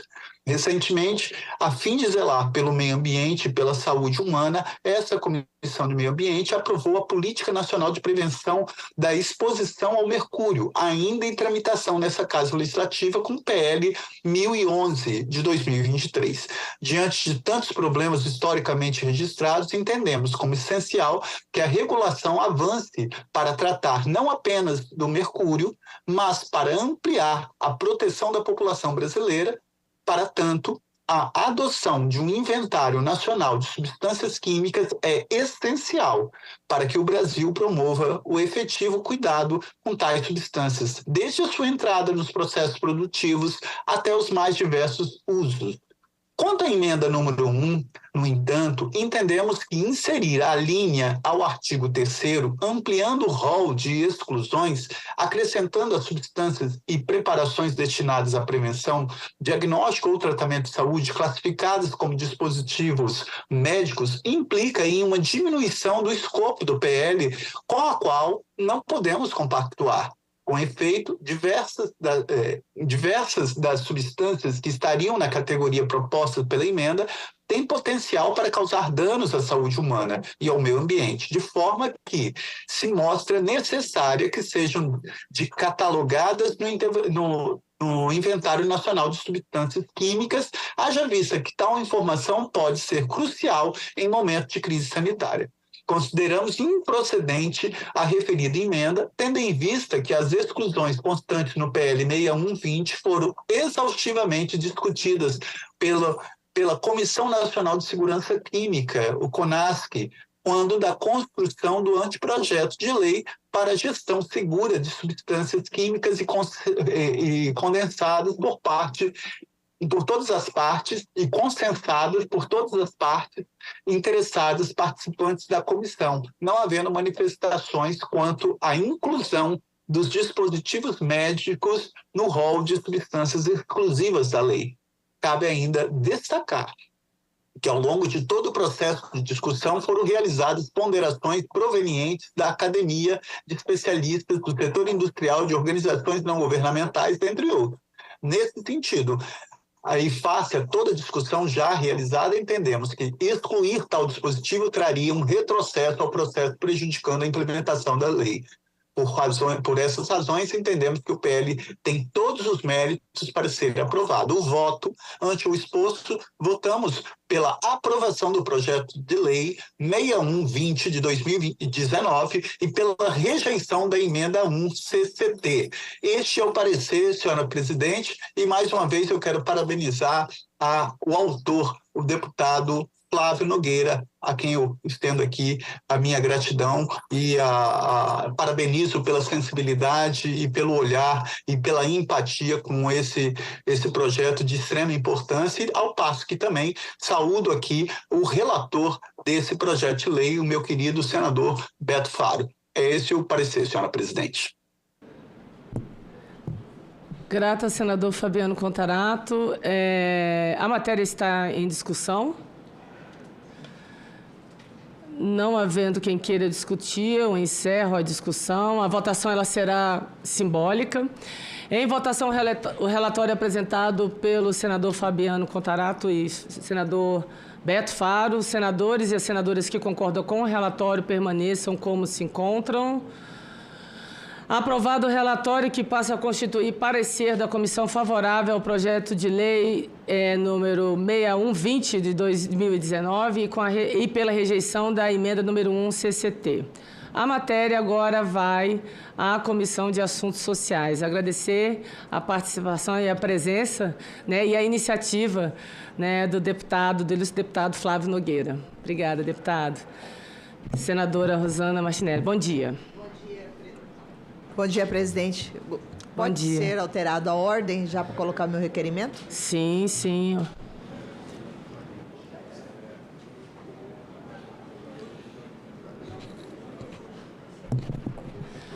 Senadora Rosana pediu a inversão de pauta, então nós vamos para o item 5.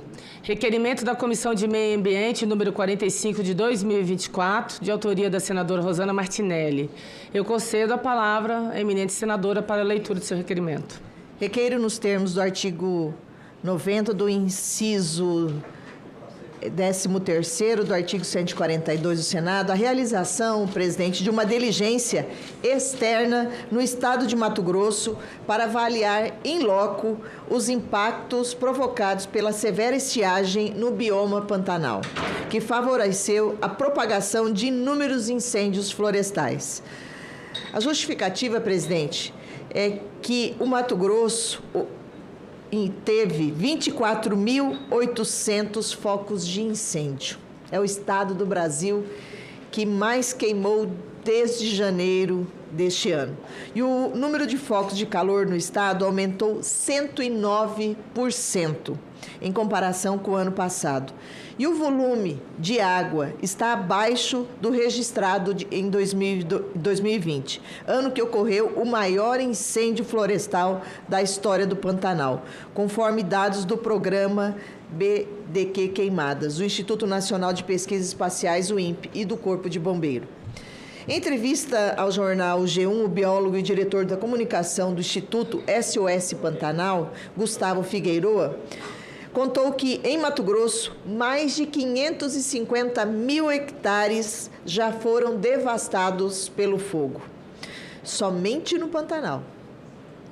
O mais preocupante, segundo Figueiroa, é que as queimadas comprometem gravemente a biodiversidade do local, principalmente com impacto negativo na vida dos moradores locais e dos animais silvestres que estão morrendo em meio à seca severa.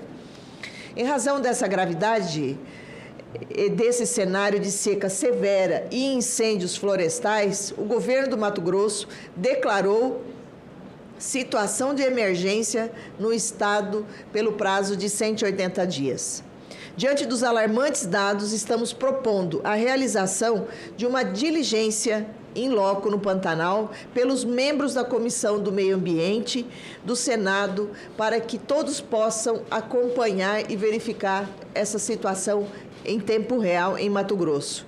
As informações coletadas durante a diligência contribuirão para discutir ações de mitigação dos danos causados à flora, à fauna e às comunidades pantaneiras, principalmente os ribeirinhos, além de planejar e fortalecer políticas públicas capazes de enfrentar esses fenômenos naturais nos próximos anos, promovendo a recuperação do ecossistema afetado. Então, diante desse exposto, eu peço o apoio dos nobres pares para a aprovação dessa iniciativa e dizendo que essa comissão já fez um grande trabalho e está fazendo um grande trabalho pelo meio ambiente. Aqui mesmo foi aprovado o Estatuto do Pantanal, onde dá um direcionamento do que pode e o que não pode ser feito no Pantanal. O Pantanal, além da diversidade ambiental, que é considerado um patrimônio histórico nacional, ele atrai muitas pessoas de todo mundo na questão do turismo. E é uma região muito diferente. Nós, no Mato Grosso, nós temos os 4 biomas. E o Pantanal é um dos mais relevantes. E temos que tomar medidas.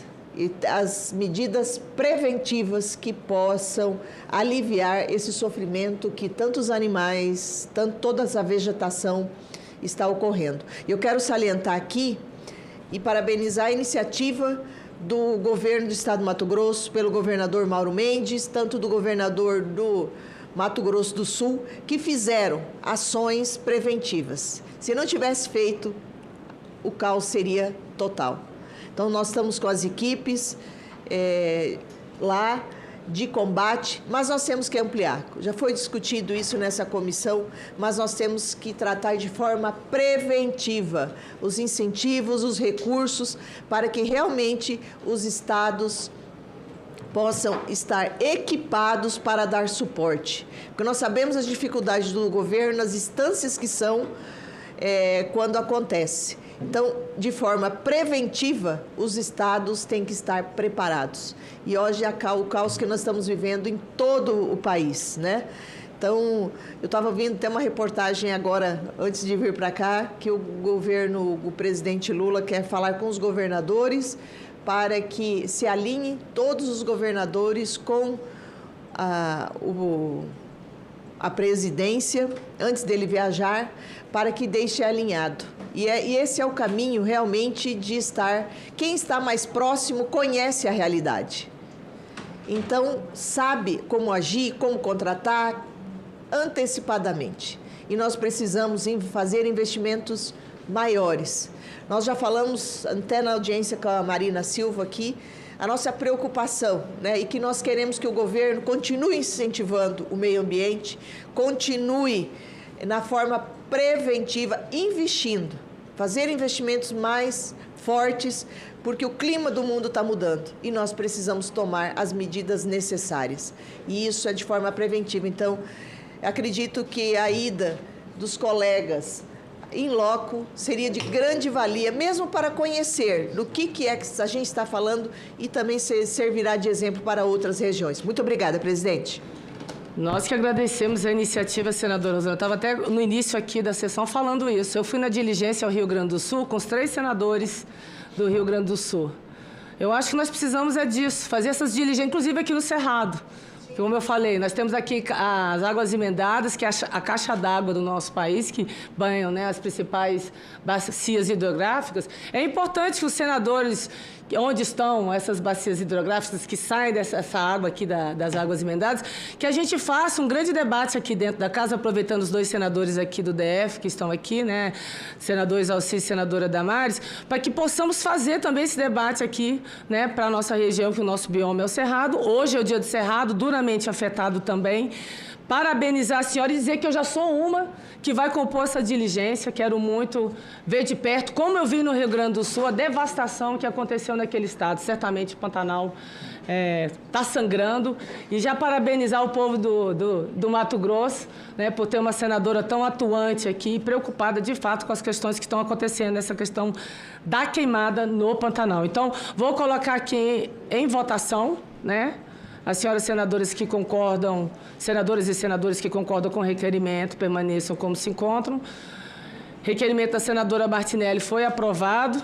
Pedi agora aos senadores para que cada bloco faça a indicação, já me apresentando para a missão. Obrigada, senadora Rosana. Presidente. Obrigada. Vou para o item 2. Item 2 da pauta. O projeto de lei número 4.258/2021, terminativo, que confere o título de Capital Nacional da Biodiversidade Marinha ao município de Guarapari, no estado do Espírito Santo. Autoria, Câmara dos Deputados, relatoria, senador Fabiano Contarato, relatória pela aprovação. Eu concedo a palavra ao senador Fabiano Contarato para a leitura de seu relatório.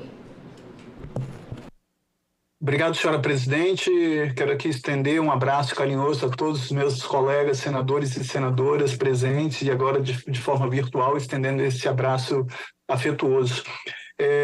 Esse parecer, senhora presidente, ele é bem simples, mas para mim é de uma importância significativa. Guarapari, no estado do Espírito Santo, destaca-se como um importante destino turístico brasileiro, conhecido por suas praias e rica na biodiversidade marinha. O município abriga uma variedade de ecossistemas, incluindo um complexo insular com a maior diversidade de algas e peixes de recifes do país, superando até mesmo Abrolhos e Fernando de Noronha.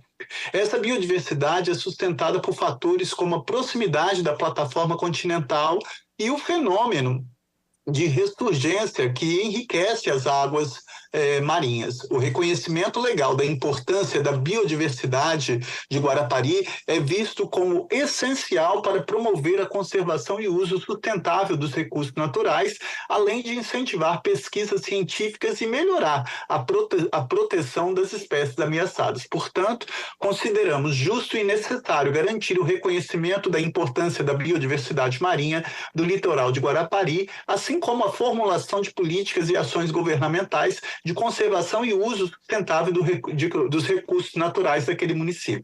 Por tais razões, consideramos pertinente e meritória a iniciativa ora proposta e somos favoráveis à concessão do título de Capital Nacional da Biodiversidade Marinha ao município de Guarapari, no estado do Espírito Santo. O voto conforme a argumentação exposta, o voto é pela aprovação. E desde já eu quero parabenizar a iniciativa da minha querida deputada federal do estado do Espírito Santo, ex-deputada federal, deputada Soraya Manato. Esse é o parecer, senhora presidente.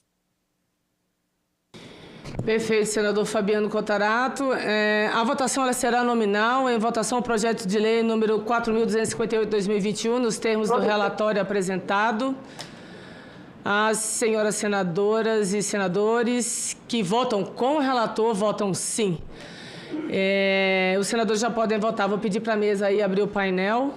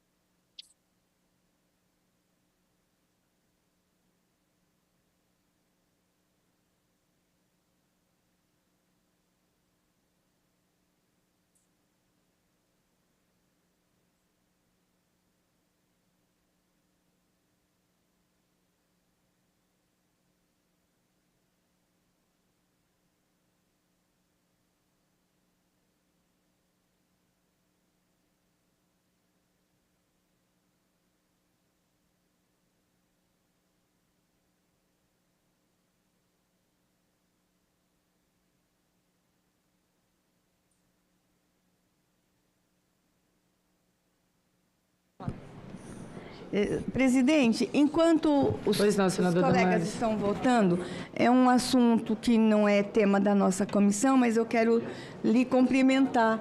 O nosso Senado Federal está amarelo essa semana, e com um requerimento de sua autoria, da gente falar sobre a prevenção ao suicídio. Nós, no DF, nós temos muitas ocorrências, e eu quero lhe cumprimentar pela sensibilidade, ficou muito significativo, e que as famílias tenham coragem de falar sobre o assunto, procurar ajuda. E se tiver alguém precisando de ajuda, no nosso Senado a gente tem uma equipe maravilhosa, cuidando de quem está precisando ser cuidada. Então, eu queria cumprimentar, ficou muito significativo o Senado amarelo essa semana.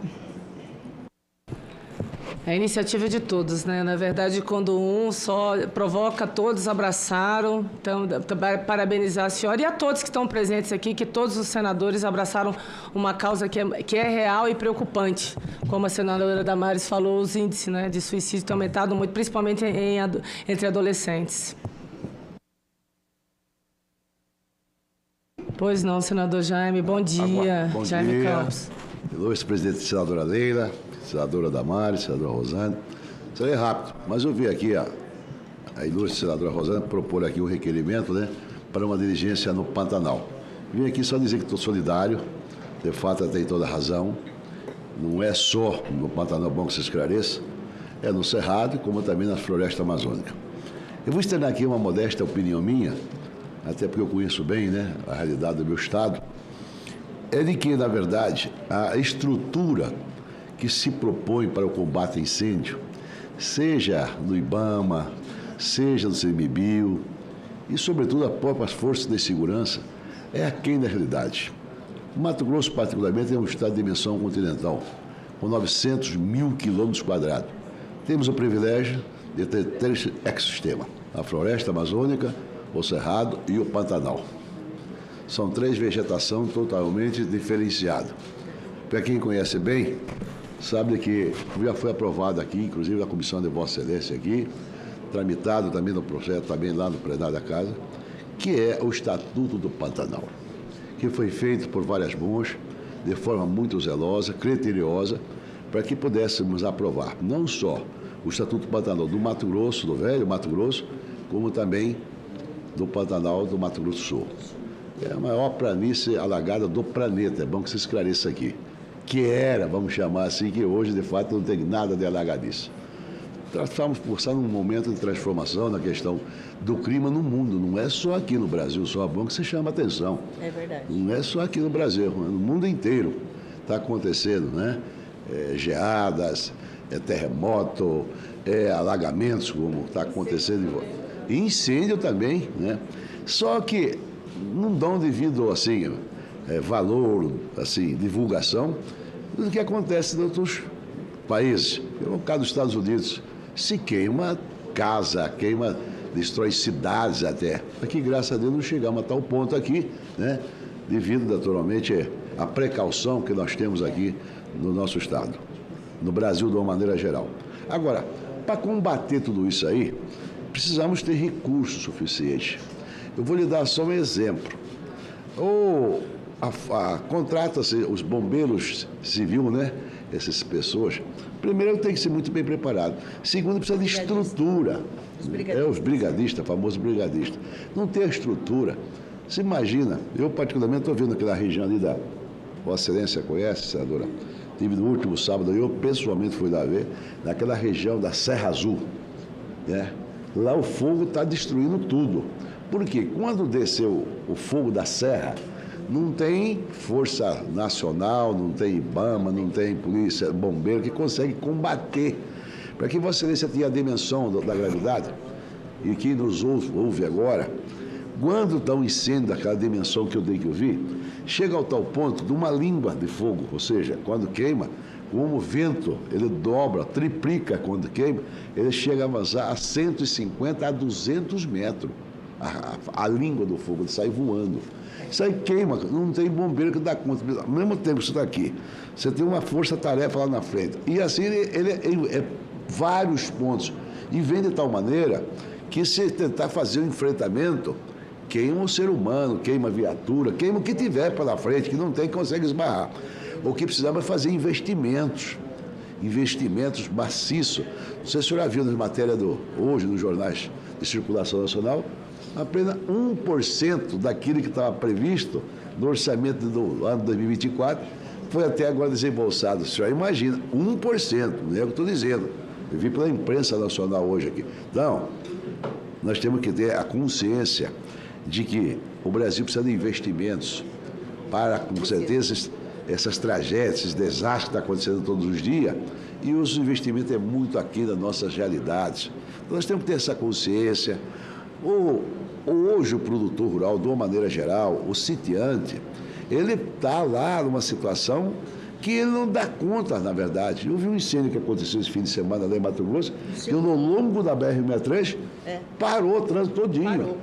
Parou porque a fumaça é tão grande, o fogo é tão grande, é perigoso. Se você tentar avançar, queima o caminhão, queima o cidadão, morre, vai a óbito, etc, etc. Quando nós fizemos o Estatuto do Pantanal, é bom que você esclareça, o Pantanal, ele é uma vegetação totalmente diferenciada. Lá se cria a talha famosa macega, que é o capim brabo, esse é que o gado se alimenta dele lá. As árvores que tem lá, ela não é uma árvore como o nosso do Cerrado e muito menos lá da floresta amazônica, é totalmente diferenciado. Então, o que eu sugiro é de que nós permitimos, ou seja, através da SEMA, através de IBAMA, que faça as queimadas seletivas. Se não fazemos, aquilo transforma num verdadeiro combustão ali. É pólvora misturada com gasolina, com óleo diesel, etc, etc. Então nós temos que ter essa preocupação e dar essa oportunidade também aos homens pantaneiros. Nós não podemos também classificar. Todo dia eu estou vendo assim, foi lá e tacaram fogo de forma criminosa. Pode ser, que eu vi também no estado de São Paulo, uma imagem, você já viu, um cidadão com uma caminhonete parando, ele tacando fogo num canavial gigantesco lá. Esse é crime, tem que prender, transformar em crime hediondo o cidadão que comete, com certeza, uma prática como essa, tem que ser preso, mas para passar 20 anos na cadeia, se for o caso. É criminoso. Talvez como mesmo aquelas pessoas que cometem um assassinato, tem que ser enquadrado quase na mesma legislação, talvez pior.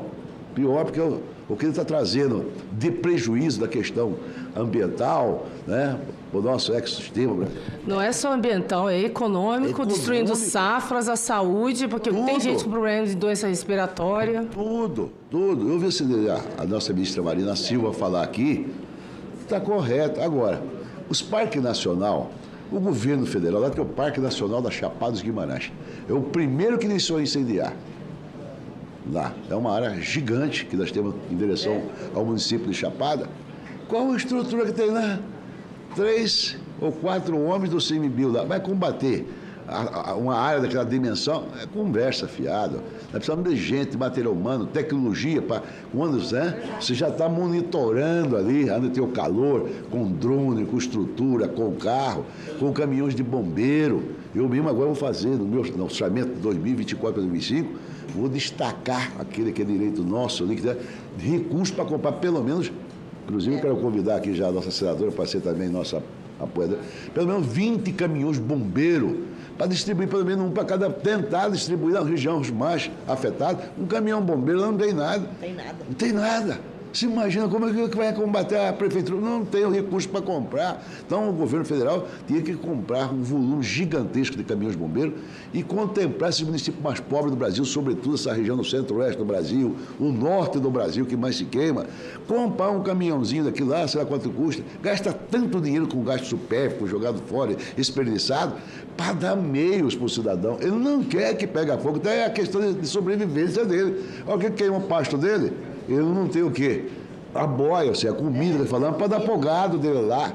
Você entra numa roça, uma roça maior, quando você queima a palhada, é um prejuízo que chega na ordem de 10% a 15%, porque a palhada é feita, sabe para quê, presidente Leila? É para fazer a cobertura, para proteger o solo e para que ele possa dar umidade, para que possa fazer o plantio direto, não é isso? Então, vai 4 a 5 anos. 4 ou 5 anos, o prejuízo é gigantesco, então as pessoas ficam falando, está incendiando. Mato Grosso, particularmente, tem se esforçado, papapá, tem que fazer mais. Nós temos 2 aviões, já alugou mais 3, mas insuficiente. Nós precisamos ter pelo menos o Corpo de Bombeiro Mato Grosso, 5 aviões, no mínimo 5 aviões. tem mais material humano, mais gente, não vence. Eu vi lá e fiquei estarrecido, saí de carreira, eu falei, bora. Daqui a pouco vai queimar.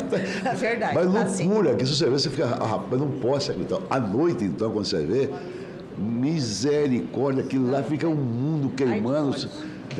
Então, eu estou fazendo esse esclarecimento aqui para que as pessoas tomem conhecimento a nível nacional, a nível do Brasil, senadora Damares, do tamanho da dimensão do prejuízo.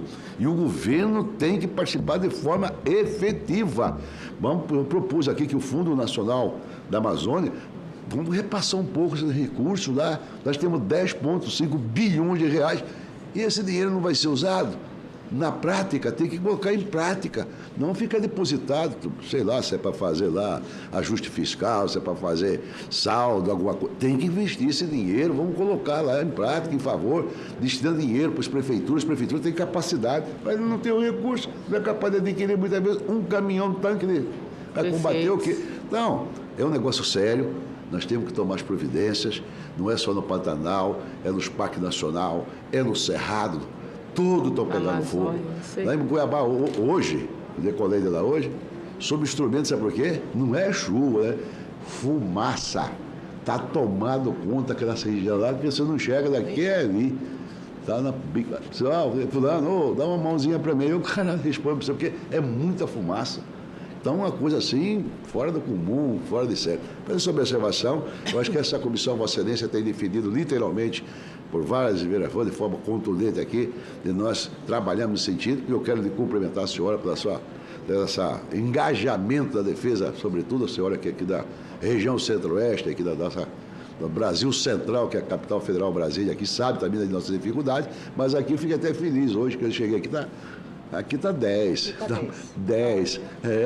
Eu consegui ver outro prédio em frente, eu vi o prédio, o prédio aqui, no apartamento que eu moro aqui, eu vi o outro. Falei, bacana isso aqui. Lá você não vê nada. Nem o vizinho você não consegue ver. É triste e doloroso. Faz essa complementação. Quero também me propor seguir a tarde desse requerimento proposto para a senadora Rosana e dizer que vamos trabalhar para conseguirmos, se Deus quiser. Torcer primeiro para São Pedro, né? Mato Grosso tem 150 dias que não dão um pingo. 150 dias, você imagina que situação. Tem gente apanhando água de pipa em fazenda para tentar dar para o gado ou até para beber, porque secou os poços artesianos, os córregos estão secando 99,9%, está seco, as barragens estão secando. Então, é um negócio triste e doloroso. Viu? E o transporte fluvial na região amazônica, as regiões que só se chega através de barco, que não tem como agora ter barco, assim, passando inúmeras dificuldades. Mas, senador Jaime, rapidamente, assim, eu acho que foi muito importante a sua provocação, porque eu sou uma pessoa, eu já estou 6 anos aqui no Senado, né? Então, o casco engrossa. E tem uma coisa que eu vou trazer uma reflexão para nós, senadores, aqui, porque às vezes a gente esquece, né? O ano passado, no orçamento, quando a gente foi avaliado no orçamento aqui, destinação para as comissões, comissão de infraestrutura, mais de 2 bi. Comissão de Meio Ambiente, R$100 mil. Uma vergonha. Isso é muito bom, porque o senador Jaime, que é um decano nessa casa, né? Tem toda uma experiência, uma vivência aqui dentro. A gente tem agora que, assim, dar as atribuições, as responsabilidades para todos, mas também olharmos para nós. Né? Até que ponto a gente está levando com seriedade tudo isso. Eu acho que agora essa situação, senador Jaime, trouxe, né, abriu-se, né, um portal para a gente ver a real dimensão do que estamos enfrentando e que poderemos enfrentar, e esta casa tem que reagir.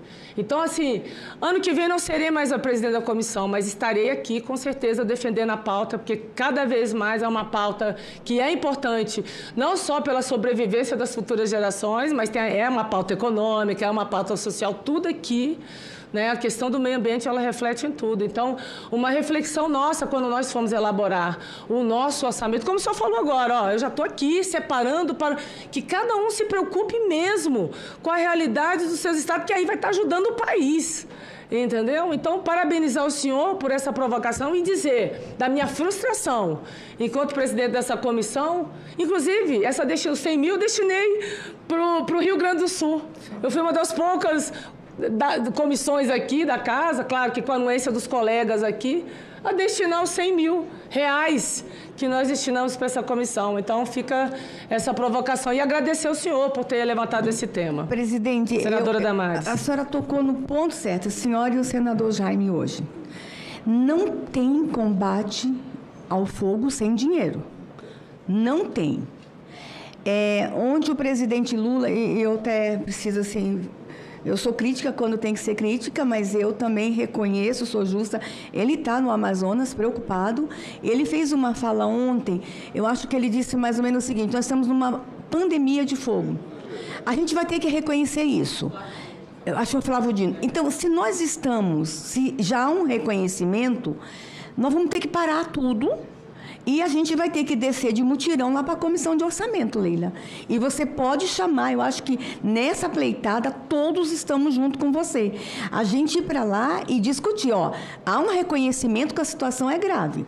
Algumas excepcionalidades terão que ser colocadas. Por exemplo, eu poderei, como senadora daqui do DF, colaborar com o Pantanal, a gente, com essas decisões agora, da gente poder indicar emenda para o lugar que está mais afetado. Então, eu acho que a gente já pode, Leila, agora, antes da discussão da LOA, a gente já começar a estabelecer aí qual vai ser o nosso mutirão dentro do orçamento.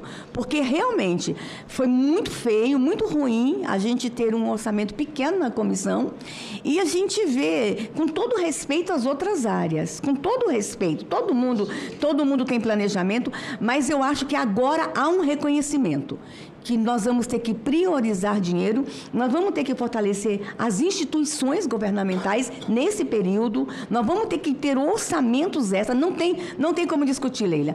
Então, assim, conte com a gente se une com você e vamos correr para a comissão de orçamento. Vamos correr sim, tá? Senadora Rosângela, obrigada, Damares. Só reforçando a fala do senador Jaime e da Damares, realmente precisa de recursos. E nós sabíamos, estava previsto essa seca.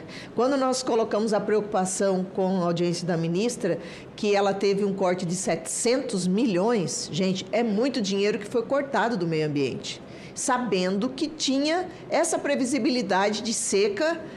E a seca consequente o quê? Provavelmente vem, porque não é só tacar fogo, é uma bituca, é a própria lata. Com hoje o aquecimento e os raios solares são tão fortes, Leila, que muitas vezes uma latinha jogada, uma garrafinha, né? Incendeia. Então, e não controla, como o senador mesmo falou, não controla. A partir do momento que pega o fogo no mato, precisa de avião. Não tem acessibilidade de colocar essas pessoas lá. Não tem como, Damares. É um mato, ele vem de longe e não tem como conter. Ou o governo investe em aeronaves maiores, né? E se planejar justamente com o Exército, que é o único que tem a aeronave maior, e também, Leila, que a gente deixa, que poderia ter sido feito. Faz tempo que faz quantos meses já que está tendo incêndio, tá? Poderia ser convocado também todas as aeronaves. Hoje, os produtores têm as aeronaves hoje de defensivos, né? Que usam, fazer uma força-tarefa, convocar. Olha, aquela região está pegando fogo, vamos lá, né? Ter essa organização para todo mundo se ajudar.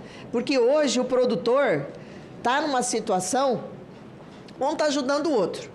É maquinário, quando uma fazenda vai ou está pegando fogo na tua fazenda, vai os maquinários, todo mundo vai, é trator de esteira, é pá carregadeira para tentar conter, ajudar. Está tendo esses mutirões, mas tem que ser a nível maior. A gente tem que ter investimento sério e levar a sério. Porque o que a gente percebe? Estava previsto e não foi levado a sério. Queimada.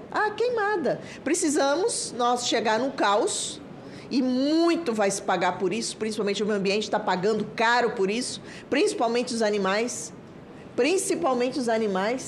que vão perder e está se perdendo, absurdo, né? A quantidade de animais e várias espécies serão até extintas, né?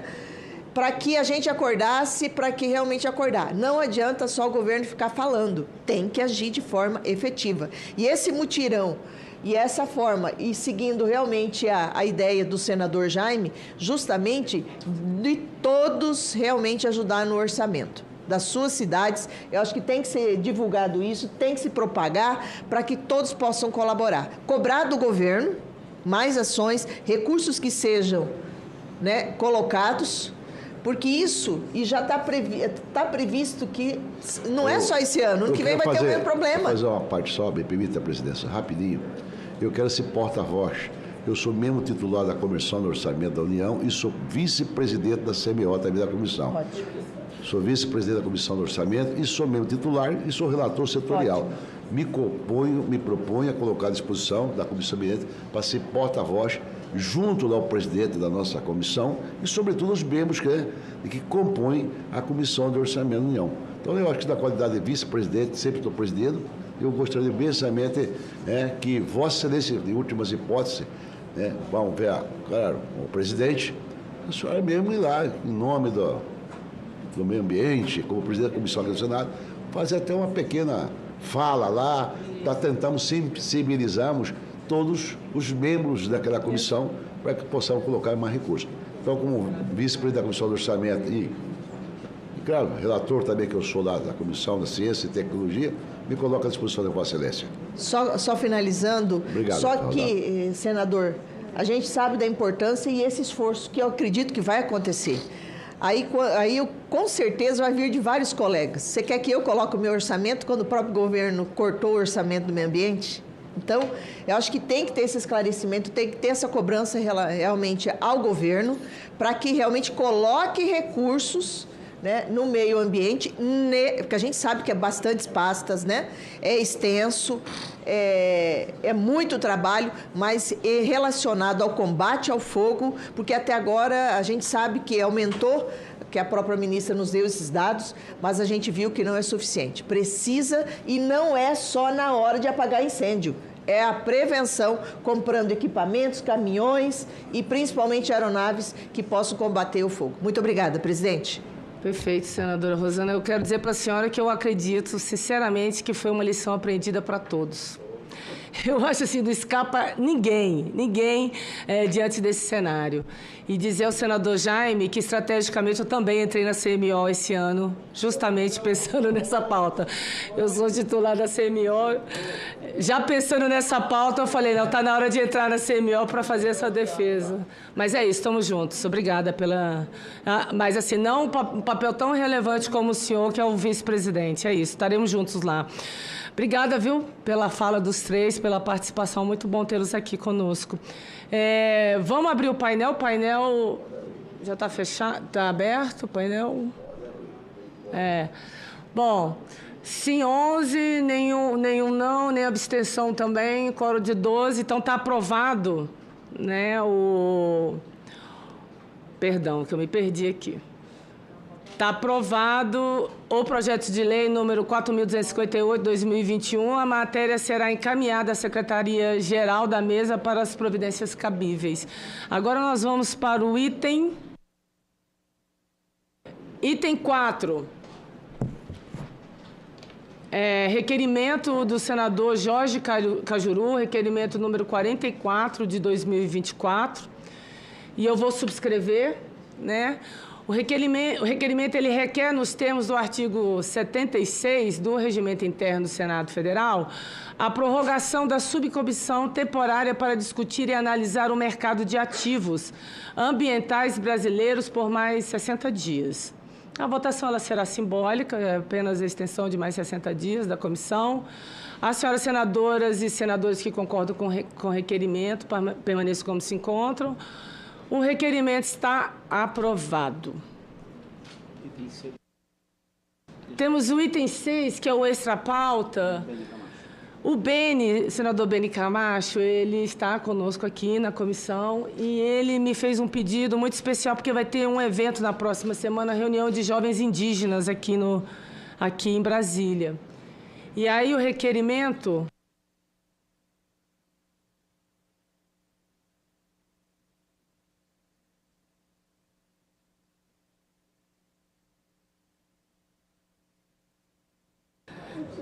E eu vou subscrever porque eu achei importante. Tá? É importante. A urgência, geralmente, a gente não coloca nenhum item extra-pauta sem a aprovação dos colegas aqui. Mas eu achei interessante porque ele requer, nos termos do artigo 58 da Constituição e do artigo 93 do Regimento Interno do Senado Federal, a realização de audiência pública com o objetivo de debater uma demanda antiga do movimento indígena, o CONEI, que é realizada em que foi realizada em novembro de 2009, ou seja, a criação de uma instituição de ensino superior, a Universidade dos Povos Indígenas, e sua importância para a preservação do meio ambiente com os convidados que apresentam. Inclusive, a gente vai deixar em aberto, caso os colegas queiram acrescentar a essa audiência mais algum convidado, e entendendo a relevância, porque vai ter esse encontro do movimento na próxima semana aqui em Brasília, eu antecipei esse extra-pauta a pedido do Beni Camacho, e a audiência pública será no próprio dia 18, no próximo dia 18, vamos ter duas partes, né, a sessão deliberativa e a audiência pública, porque nós contaremos com a presença dos jovens indígenas aqui nesta audiência pública para tratar dessa Universidade dos Povos Indígenas, senadora Damares. Então, eu vou colocar em requerimento, né, em votação, requerimento aprovado. As senhoras senadoras e os senhores senadores que concordam permaneçam como se encontram. Aprovado o requerimento do senador Beni Camacho, subscrito por mim.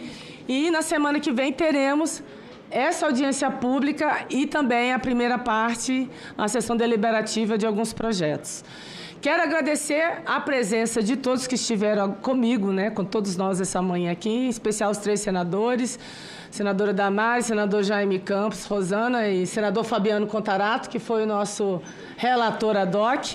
Agradecendo também a todos que estiveram conosco, presencialmente pelas redes sociais, e nada mais havendo a tratar, eu agradeço a presença de todos e declaro encerrada a presente reunião.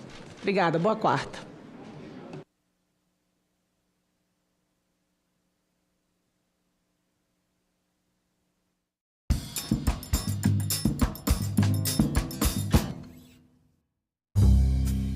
A política acontece muito nos bastidores, e os bastidores, a mulher é totalmente excluída.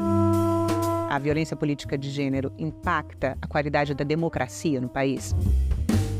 A violência política contra a mulher, ela é totalmente misógina, ela vai agredir a moral da mulher, seja lá em que for. Salão Nobre, hoje, 8 horas da noite, aqui na TV Senado. A democracia é a existência e o funcionamento com saúde do Estado democrático de direito. A democracia é, sim, sinônimo de convívio de diferentes, ideias antagônicas, visões contrárias, opiniões conflitantes. A democracia se constrói também com as divergências e divergir no campo das ideias com respeito ao outro. A democracia e os direitos humanos são fundamentais para combater injustiças, discriminações e promover o respeito. Atentar contra a democracia, contra o Estado Democrático de Direito, é crime. Aliás, um dos poucos crimes inafiançáveis e imprescritíveis. O Brasil vai continuar e a luta pela democracia é eterna. TV Senado. Democracia todo dia. Agora é lei. Foi aprovada a Política Nacional de Prevenção e Combate ao Abuso e Exploração Sexual da Criança e do Adolescente. Estão previstas medidas como combate ao bullying e ao cyberbullying, além da definição da pornografia infantil e do incentivo à automutilação como crimes hediondos. O Senado votou, agora é lei. Uma notícia falsa pode vir de quem a gente menos espera, no grupo da família ou nas nossas redes sociais. Mas como saber se uma informação é verdadeira? Agora, as informações sobre o Senado podem ser checadas pelo WhatsApp. Envie texto, link, foto, captura de tela ou vídeo de qualquer notícia duvidosa sobre o Senado Federal. Nossa equipe vai analisar o material e responder se a informação é falsa, verdadeira ou imprecisa. Ficou na dúvida? Senado verifica.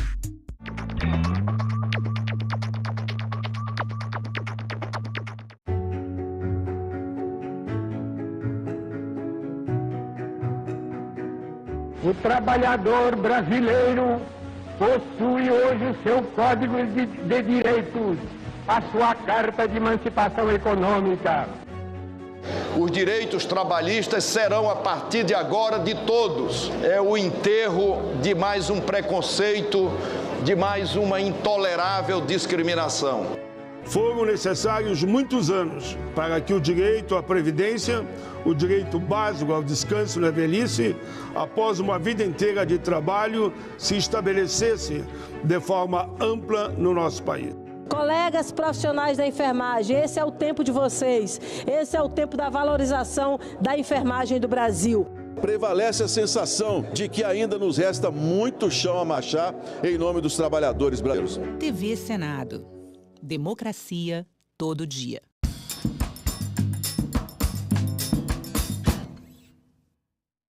O programa a seguir é livre para todos os públicos.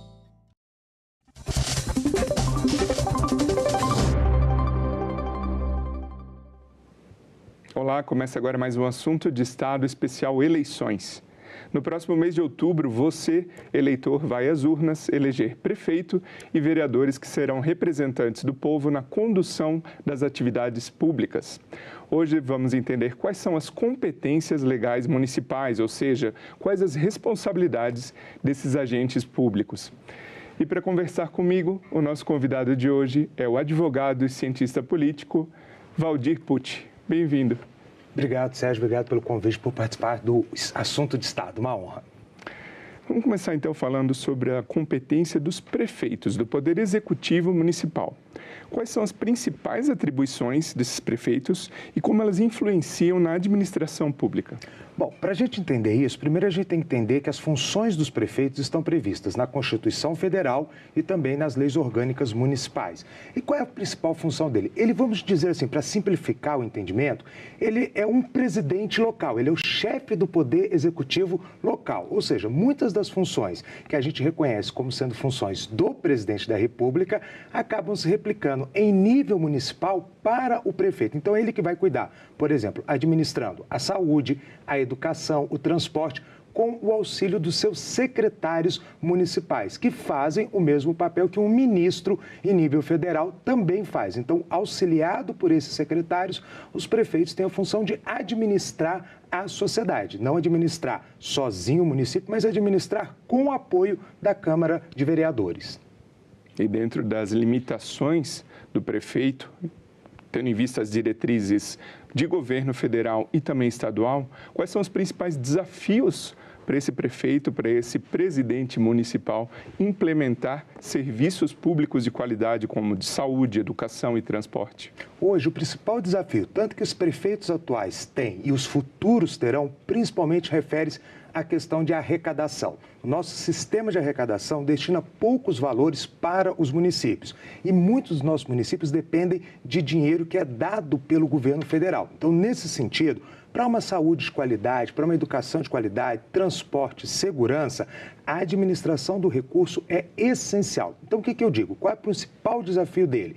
É conseguir fazer com que os recursos municipais sejam bem administrados, que eles sejam bem utilizados para atender a essas demandas da sociedade. Por quê? Porque é no município que a vida do cidadão acontece. É lá que ele vai à escola, é lá que ele usa o hospital, é lá que ele usa o transporte público. Então, eu preciso ter prefeitos que tenham a capacidade de olhar o orçamento municipal e, a partir dele, bem administrar esses recursos para poder justamente buscar atender essas demandas. Agora, aproveitando que a gente está aqui no Congresso Nacional, no Senado Federal, vamos falar um pouco sobre as competências do Legislativo Municipal. Para isso, a gente preparou uma arte aqui que mostra as funções típicas e atípicas do Legislativo, inclusive do Municipal. As típicas, a principal é legislar, votar e criar leis. Tem a fiscalizadora também por meio de controle externo do Poder Executivo Municipal. E também as atípicas como a administrativa, enquanto organiza o seu próprio órgão, a Câmara de Vereadores, e a julgadora no julgamento de autoridades públicas, prefeito, vereadores e outros agentes políticos. Os municípios, Valdir, são regidos pela lei orgânica, que é aprovada por 2/3 dos membros da Câmara de Vereadores. Pode-se dizer que essa lei orgânica é um ponto de partida, é uma base para os vereadores atuarem? A gente tem que começar a entender que a lei orgânica, primeiro, ela é a lei máxima dentro daquele município. Da mesma forma que nós falamos que a Constituição Federal é a lei máxima do Brasil, a Constituição Estadual é a lei máxima dentro daquele estado, a lei orgânica vai ser a lei máxima dentro de um município. Lembrando também que a lei orgânica ela tem que respeitar as constituições do seu estado e também a Constituição Federal. Há vamos dizer, uma certa hierarquia entre essas três. Mas para as questões municipais, a lei orgânica, sim, ela é a base, ela é o início. É ali que os vereadores que aprovaram aquela lei orgânica dizem o que esperam do município, o que os habitantes do município podem esperar deste município e, principalmente, como atender às demandas que são essenciais à sociedade e que são também de responsabilidade do município. Então, é sim uma lei base para a gestão municipal. Você comentou em questões locais, questões dos municípios. A Constituição Federal, no artigo 30, diz que compete aos municípios legislar sobre assuntos de interesse local. Quais, na sua opinião, seriam os principais assuntos de interesse local nesse sentido? Bom, Sérgio, como você usou a Constituição, eu também vou me basear nela, porque o nosso direito que trata dessas questões está muito fundado na Constituição Federal. Então, quando a gente fala de questões locais e como a Constituição coloca questões locais, isso está muito ligado, primeiro, ao que o próprio texto constitucional diz que são questões locais. Então, por exemplo, a questão de saúde é de competência também do município cuidar da saúde dos seus habitantes, como é da União, como é dos estados, mas compete aos municípios. Educação, em especial educação fundamental. Ela também é uma função municipal, é uma questão local. Mas vamos sair um pouco dessas questões, educação, saúde, segurança, porque é uma questão também de todos os entes da federação, governo federal, estados e municípios. O que seriam também questões locais? Qualidade de vida desse habitante. Por exemplo, uma praça bem conservada, a questão de horários de funcionamento de comércio, por exemplo, há incentivos, por exemplo, a chegada de indústrias dentro desse município. Então, todos esses aspectos locais que dizem respeito ao município, eles podem e devem ser tratados pelas suas câmaras de vereadores. Você comentou sobre as praças, né? Locais públicos. Então, uma das competências, um dos assuntos locais é o planejamento urbano. Qual que é a autonomia do Legislativo Municipal para determinar, criar e organizar o planejamento urbano? Na questão de planejamento urbano, a autonomia da administração municipal ela é total, ou seja, cabe sim ao município decidir por meio, com parceria entre a Prefeitura e a Câmara de Vereadores, que isso é uma lei aprovada pela Câmara de Vereadores, justamente definir como vai ser, por exemplo, o zoneamento dessa cidade, aonde o comércio vai funcionar, como serão as áreas residenciais dessa cidade. E, principalmente, deveria haver um trabalho conjunto entre prefeitos e Câmara de Vereadores para definir o processo de crescimento dessa cidade, prevendo justamente essa expansão urbana para que a gente não repita em municípios que ainda não chegaram a isso os erros já cometidos pelos grandes municípios. Sem planejamento urbano, o crescimento desenfreado com o surgimento de regiões carentes de serviços públicos. Então, a Câmara, ela tem essa função de auxiliar a Prefeitura na definição dessas zonas e de como o crescimento da cidade vai ocorrer dentro do planejamento de solo e de planejamento urbano. E nesse planejamento, incluindo o que você comentou sobre expansão das cidades, dos municípios, creio que a gente pode também comentar sobre o transporte público, mobilidade urbana. Então, qual que é o papel da Câmara no sentido do transporte público e quão importante é a colaboração dos estados e também do Executivo Municipal na definição desses meios de transporte?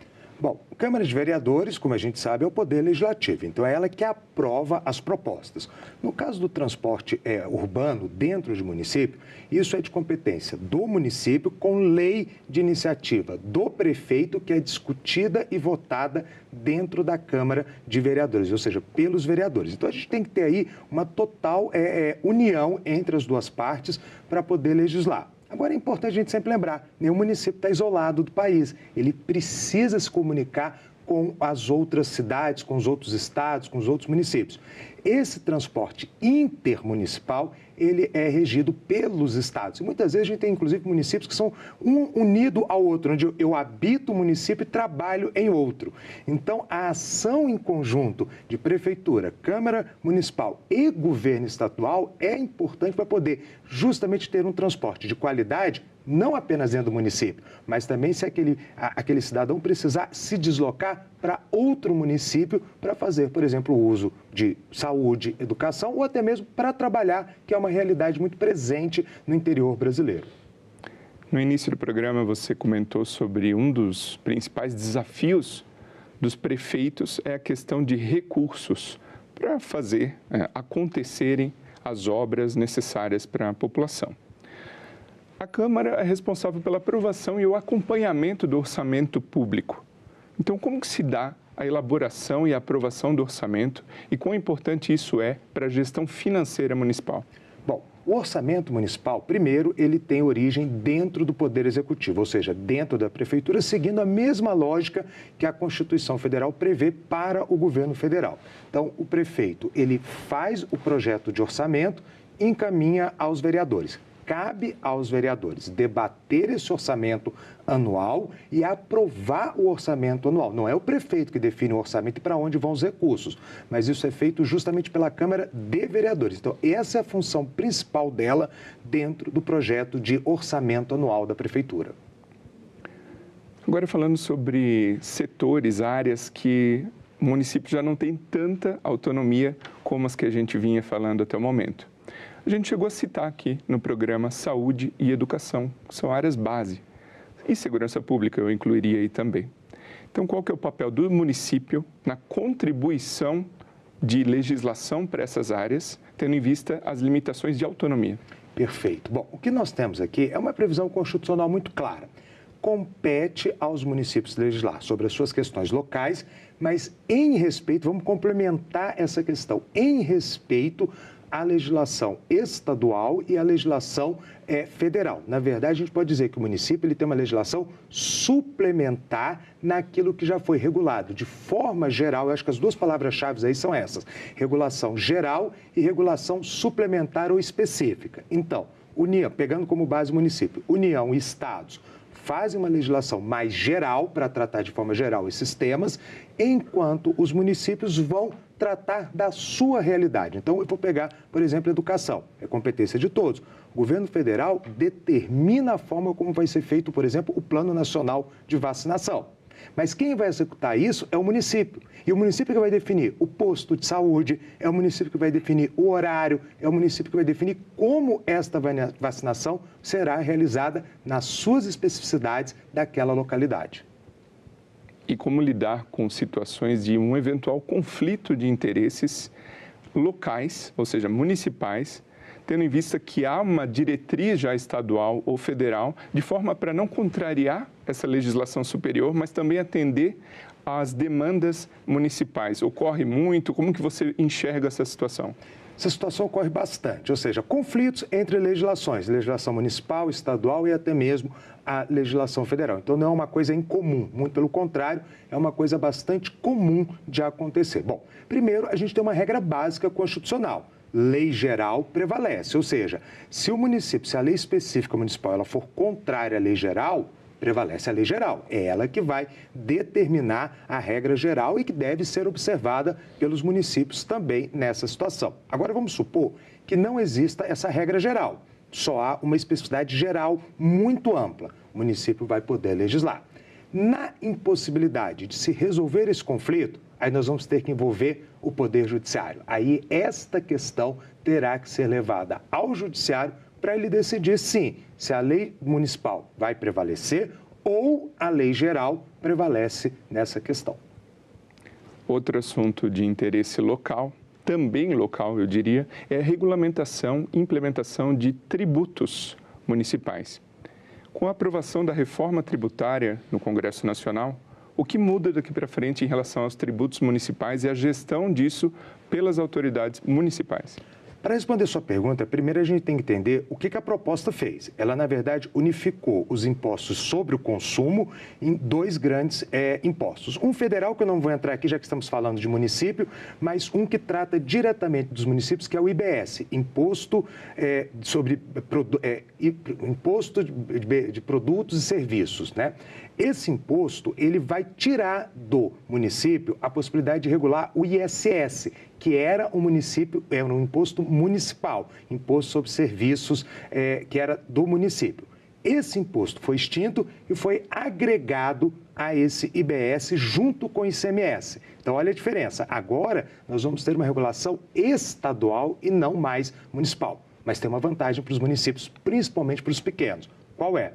Esse novo imposto sobre consumo não vai ser mais cobrado aonde o produto é feito, produzido, mas ele vai ser cobrado no produto final, ou seja, quando o consumidor consumir. Para quem está nos assistindo entender, imagine uma fábrica que produz um saco de arroz. Antigamente era taxado lá na produção do arroz. E o município onde eu comprei aquele arroz não recebia nada. Agora vai ser taxado no meu município onde eu comprei aquele saco de arroz. E o meu município vai receber recursos. Então isso também pode ser benéfico aos municípios. Há pouco a gente mostrou uma arte que mostrava uma função típica do Legislativo Municipal. Demonstrava essa função como a de fiscalizar, exercer o controle externo. Como exercer esse controle de forma eficaz nos municípios, tendo em vista que quase não há tribunais de contas de municípios, é uma exceção, né? Ele é feito, esse controle, pelas câmaras de vereadores.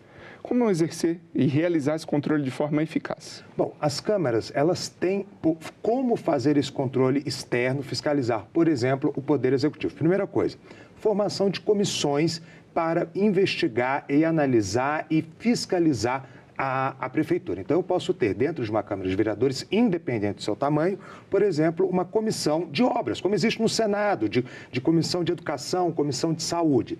Essas comissões, em âmbito municipal, podem fazer também, convocar secretários municipais para darem justificativas das suas ações. Você pode ter abertura de comissões parlamentares de inquérito em nível municipal, havendo a previsão na lei orgânica. Ou seja, ela pode utilizar desses recursos, desde que isso é importante, estejam previstos na lei orgânica também municipal. E qual que é o alcance desse controle e dessa fiscalização do município, do legislativo municipal? Seria, sobretudo, o Poder Executivo, sua administração direta e indireta? Basicamente é o Poder Executivo, tá? Câmara Municipal, primeiro, ela não tem como fiscalizar o Poder Judiciário, até porque nós não temos um Poder Judiciário municipal. Ele é controlado pelo TJ estadual, que chega até os municípios. Então, a fiscalização, em especial da Câmara, é pela ação do Poder Executivo, ou seja, das prefeituras. Como o prefeito está usando os recursos públicos, isso é um dos principais pontos de fiscalização, e se o prefeito está, de fato, cumprindo as leis locais, nacionais e estaduais também dentro dessa perspectiva. Então, a administração pública direta e indireta municipal é o foco de fiscalização das câmaras municipais. E uma função atípica do legislativo é a função julgadora. Então, os vereadores que a gente elege vão julgar autoridades como o prefeito, os próprios vereadores pares e também outros agentes políticos. Explica para a nossa audiência como que se dá essa função julgadora do Poder Legislativo Municipal. Bom, a gente tem que lembrar, para responder a sua pergunta, que no Brasil existe uma coisa da analogia constitucional, ou seja, as constituições estaduais e as leis orgânicas não podem fugir ao que determina, por analogia, a Constituição Federal. Então, a Constituição Federal, ela dita o rito, como deve ser feito, por exemplo, um processo de julgamento do presidente, que é o famoso impeachment que todos nós conhecemos. Claro, guardando as suas devidas proporções, esse mesmo rito ele vai se repetir em nível municipal, ou seja, Dentro do município, nós temos, da mesma forma, um pedido de abertura de processo, por exemplo, de julgamento de um prefeito, se ele tenha cometido crime de responsabilidade, inclusive com alguns previstos na própria Constituição. Esse pedido, se aceito, o prefeito ele é afastado e a Câmara Municipal ela assume a função de realizar esse julgamento. E da mesma forma que, se condenado pelo Senado Federal, em âmbito federal, o presidente da República, ele é afastado do cargo, o prefeito também, se condenado pela Câmara Municipal, que assume essa função judiciária, ele também é retirado do cargo, se condenado. Então, para entender esse processo municipal é muito simples, basta a gente acompanhar o processo em nível federal, porque ele vai se repetir por analogia localmente. A gente diz que a Câmara, o Legislativo Municipal, vai julgar o prefeito quando em casos de crime de responsabilidade.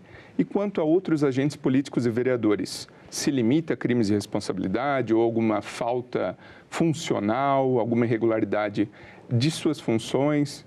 Como que se dá isso? Bom, na relação com os outros vereadores, ou seja, julgar os seus próprios vereadores, essa questão diz respeito à questão da quebra do decoro parlamentar. Ou seja, dentro dessas câmaras municipais sempre há também um regimento interno que tem que ser observado pelos seus vereadores. E, claro, o vereador também tem que observar o que diz a própria lei orgânica daquele município, a Constituição Estadual e a Constituição Federal. Então, ele tem regras, ele tem comportamentos, ele tem proibições que estão ali previstas dentro dessas questões. Por exemplo, não pode um vereador ele ter contratos diretamente com a prefeitura. Isso é impedido depois que ele toma posse, depois que ele é diplomado. Então, nesta situação, ele pode sofrer um processo de perda de mandato. Não um processo de impeachment, a gente não chama de impeachment, mas um processo de perda de mandato por quebra de decoro parlamentar. E o processo também é uma votação interna na Câmara de Vereadores que define como ou se esta pessoa está culpada e, se culpada, ela pode perder o seu mandato. Você comentou sobre regimento interno. E aí vai ao encontro do meu próximo quesito aqui, que é a outra função atípica do Legislativo, a função de administrar. Então, o Legislativo, a Câmara de Vereadores, cria o regimento interno, cria a organização, cargos, salários, enfim, todas as comissões que também você mencionou. Pode-se dizer que a organização interna, a função administrativa atípica do Legislativo, é a mais tranquila para os vereadores que serão eleitos? Bom, primeiro entendendo que mesmo nos municípios prevalece a separação de poderes, ou seja, compete sim à Câmara Municipal administrar e cuidar das suas questões internas, ou seja, ela que vai definir os seus servidores, ela que vai definir o seu funcionamento, a forma como isto vai ocorrer. Como é uma questão interna, a gente pode dizer sim, é uma função mais simples, é uma função, vamos ao tema aqui, mais sossegada para os vereadores. Mas tem que ter uma atenção que é importante a gente colocar. Existem limitações na Constituição Federal sobre, por exemplo, quanto que a Câmara de Vereadores do município pode gastar com funcionalismo, quanto que ela pode gastar dentro do orçamento municipal para a sua manutenção. Então, esta questão, os vereadores têm que estar sempre de olho nas regras federais, constitucionais, na verdade, que tratam de como deve ser feita essa gestão interna, para não cometerem o risco, ou terem o risco de aí sim cometerem crime de responsabilidade ou quebra de decoro. Agora, Valdir, como o controle social e a participação dos cidadãos podem influenciar na competência, na realização de políticas públicas pelo poder público municipal? Bom, uma Câmara de Vereadores eficiente, ela está aberta à população. É um local onde a população ela tem que ter o contato com o seu vereador. E, geralmente, nos municípios menores, a gente consegue isso até muito mais facilmente, porque as pessoas se conhecem muito mais facilmente. Então, a conversa, a troca de opiniões, a troca de sugestões, ela é mais simples. Mas a participação popular não se limita a municípios pequenos. Municípios pequenos, médios, grandes, têm que estar abertos a ouvir a sociedade. Por que isto é muito importante? Porque, apesar do vereador ele ser alguém que está próximo de uma parcela da sociedade ou de toda a sociedade, é o produto final, vamos dizer lá, o cidadão é que sabe onde estão as principais demandas que o vereador tem que atender, que o vereador tem que buscar. Então, quando o vereador ele se abre para receber essas demandas, ele faz um mandato muito mais próximo do seu futuro eleitor. Então, é uma mão dupla aqui. A sociedade consegue ter as suas demandas atendidas, porque o vereador viu onde estão os problemas, negociou com a prefeitura, porque a gente também tem que lembrar que o vereador não faz tudo, ele não é o prefeito, ele é parte de um complexo. Negocia com a prefeitura, busca atender as demandas e, a partir daí, a sociedade consegue ter mais facilmente as suas demandas atendidas. E para o vereador isso é bom, por quê? Porque são esses eleitores que, de 4 em 4 anos, querem decidir se mantém ele no cargo ou se alternam as pessoas ali presentes. Então, essa articulação entre o Legislativo e o Executivo Municipal é essencial para a realização das atividades e competências do Poder Municipal. É essencial. A Prefeitura tem que conversar com a Câmara de Vereadores e vice-versa. Por quê? Porque a Câmara de Vereadores, ela vota, ela aprova as leis, as propostas governamentais, ela tem uma visão até de um debate dentro da sociedade, porque ali você tem forças políticas, inclusive, antagônicas. A Prefeitura, vamos dizer assim, pensa a administração como um todo, mas ela precisa dos vereadores para poder fazer aquilo se concretizar. Então, se eu tenho os dois trabalhando em conjunto, pensando na sociedade, mais facilmente eu tenho um município melhor administrado. Quando há um conflito, prefeitura, Câmara de Vereadores, simplesmente um conflito insolúvel, quem só perde é a sociedade nesse processo. Valdir Pucci, muito obrigado pela sua participação aqui no Assunto de Estado. Eu que agradeço, muito obrigado. E obrigado a você que nos prestigia com a sua audiência. Essa entrevista já está disponível para você rever ou compartilhar no nosso site senado.leg.br/TV ou também no nosso canal no YouTube. Aproveita e se inscreve lá. Até o próximo Assunto de Estado.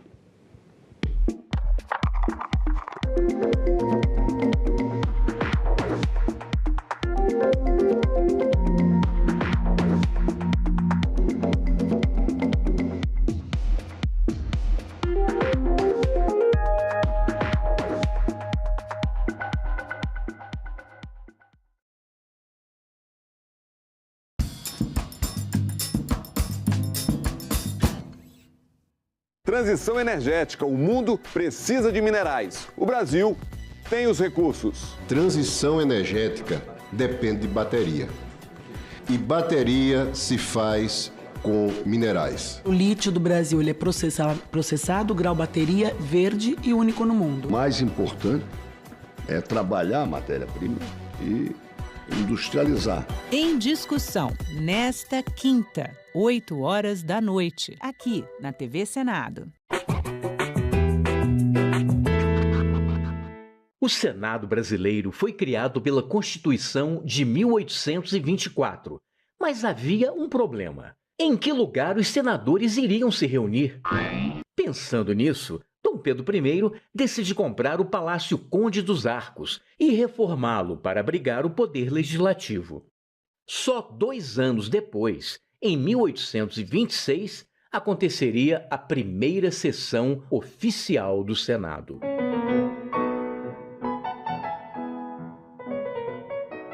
Depois de quase 100 anos, os senadores ganhariam uma nova casa, o Palácio Monroe. Construído originalmente para a Exposição Universal de 1904 nos Estados Unidos, o prédio, todo feito em estrutura metálica desmontável, foi transferido num navio para o Rio de Janeiro e remontado no local mais nobre da cidade.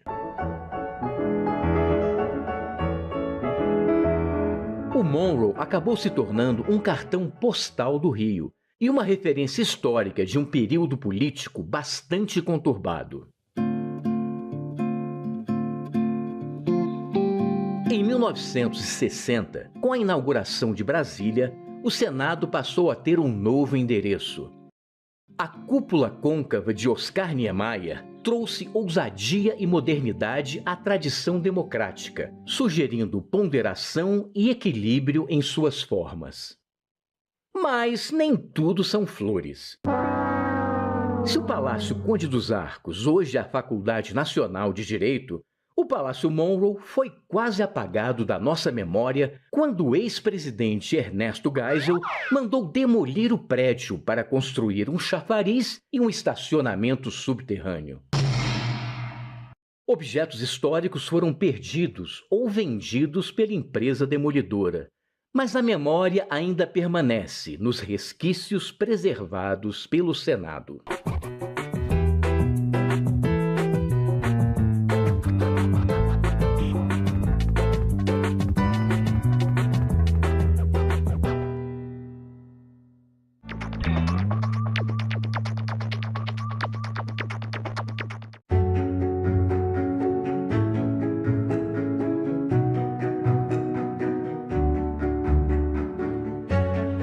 Poucas mulheres se aventuravam na carreira política, não era considerado de bom tom. A luta da mulher não é apenas um princípio, é uma questão social. Temos os mesmos direitos, devemos também ocupar os mesmos espaços. Nós estamos chegando à conclusão que não basta reivindicar os nossos direitos, que é preciso gritar. Nós somos 52% da população e temos uma representatividade no Senado de 13%. Nós estamos falando abertamente que nós queremos sim espaços de poder. Liderança no Senado Federal, não há dúvida nenhuma, é uma grande conquista, nós conseguimos avançar. A gente não quer privilégio, a gente quer justiça, né? TV Senado. Democracia todo dia.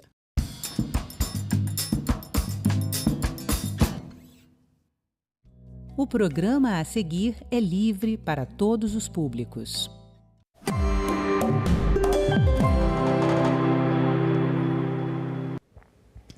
A legalização dos jogos de azar, debatida no Senado, é uma das propostas legislativas que tem impacto na agenda econômica. Os defensores da legalização argumentam que esta nova indústria dos jogos pode aumentar a arrecadação de impostos, gerar empregos e movimentar o turismo. Nós vamos discutir o tema com o relator do projeto, senador Irajá. Senador, obrigado pela presença. Vamos discutir esse projeto que tem polêmicas, né? Um projeto bastante amplo. E eu queria começar perguntando para o senhor o seguinte: o senhor entende que esses impactos econômicos são a principal causa para se defender esse projeto, como o senhor, que é relator, defende? Bom, esse projeto, na verdade, ele é uma agenda econômica e social.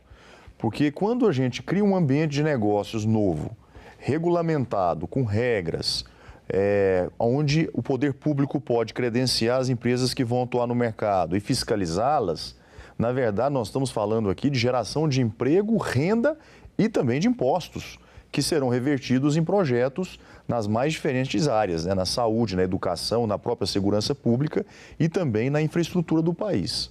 Queria que a gente fosse abordando cada um dos aspectos. O projeto ele trabalha com a inovação que é a legalização de cassinos, que hoje não existem no Brasil.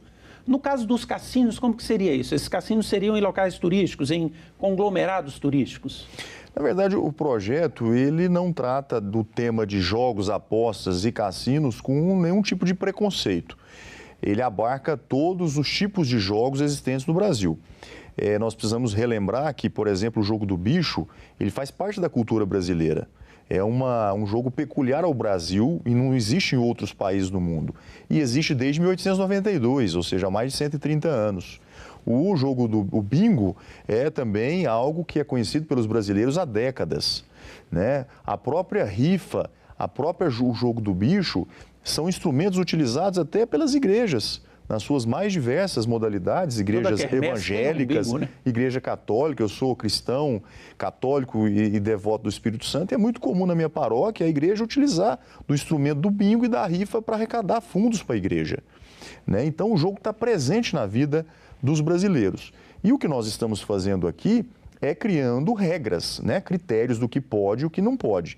E uma vez você criando um ambiente de negócio saudável, né, estabelecendo os critérios do jogo responsável, nós estamos abrindo esse mercado para que gente séria possa atuar nesse negócio. Porque hoje, infelizmente, o jogo está na mão do crime organizado, né, e nós não queremos isso. Muito pelo contrário, nós queremos moralizar esse mercado. para criar esses limites e estabelecer também um instrumento onde o governo pode arrecadar, os municípios, os estados e a própria União possam arrecadar impostos, que hoje não é arrecadado absolutamente nada, e o Brasil fica assistindo, enquanto isso também os outros países que já o fizeram, essa regulamentação, avançarem do ponto de vista tanto social quanto econômico. Agora, no caso do turismo, eu creio que os cassinos podem vir a ser o grande atrativo em função de possibilitarem a abertura de polos turísticos que hoje não existem. É verdade.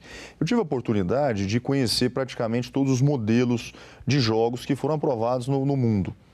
Nós temos alguns bons exemplos, né, como tem nos Estados Unidos, Las Vegas, que é um polo turístico mundial. Você tem também na Ásia, como Singapura e Macau, que também implementaram os resorts integrados dentro do seu território.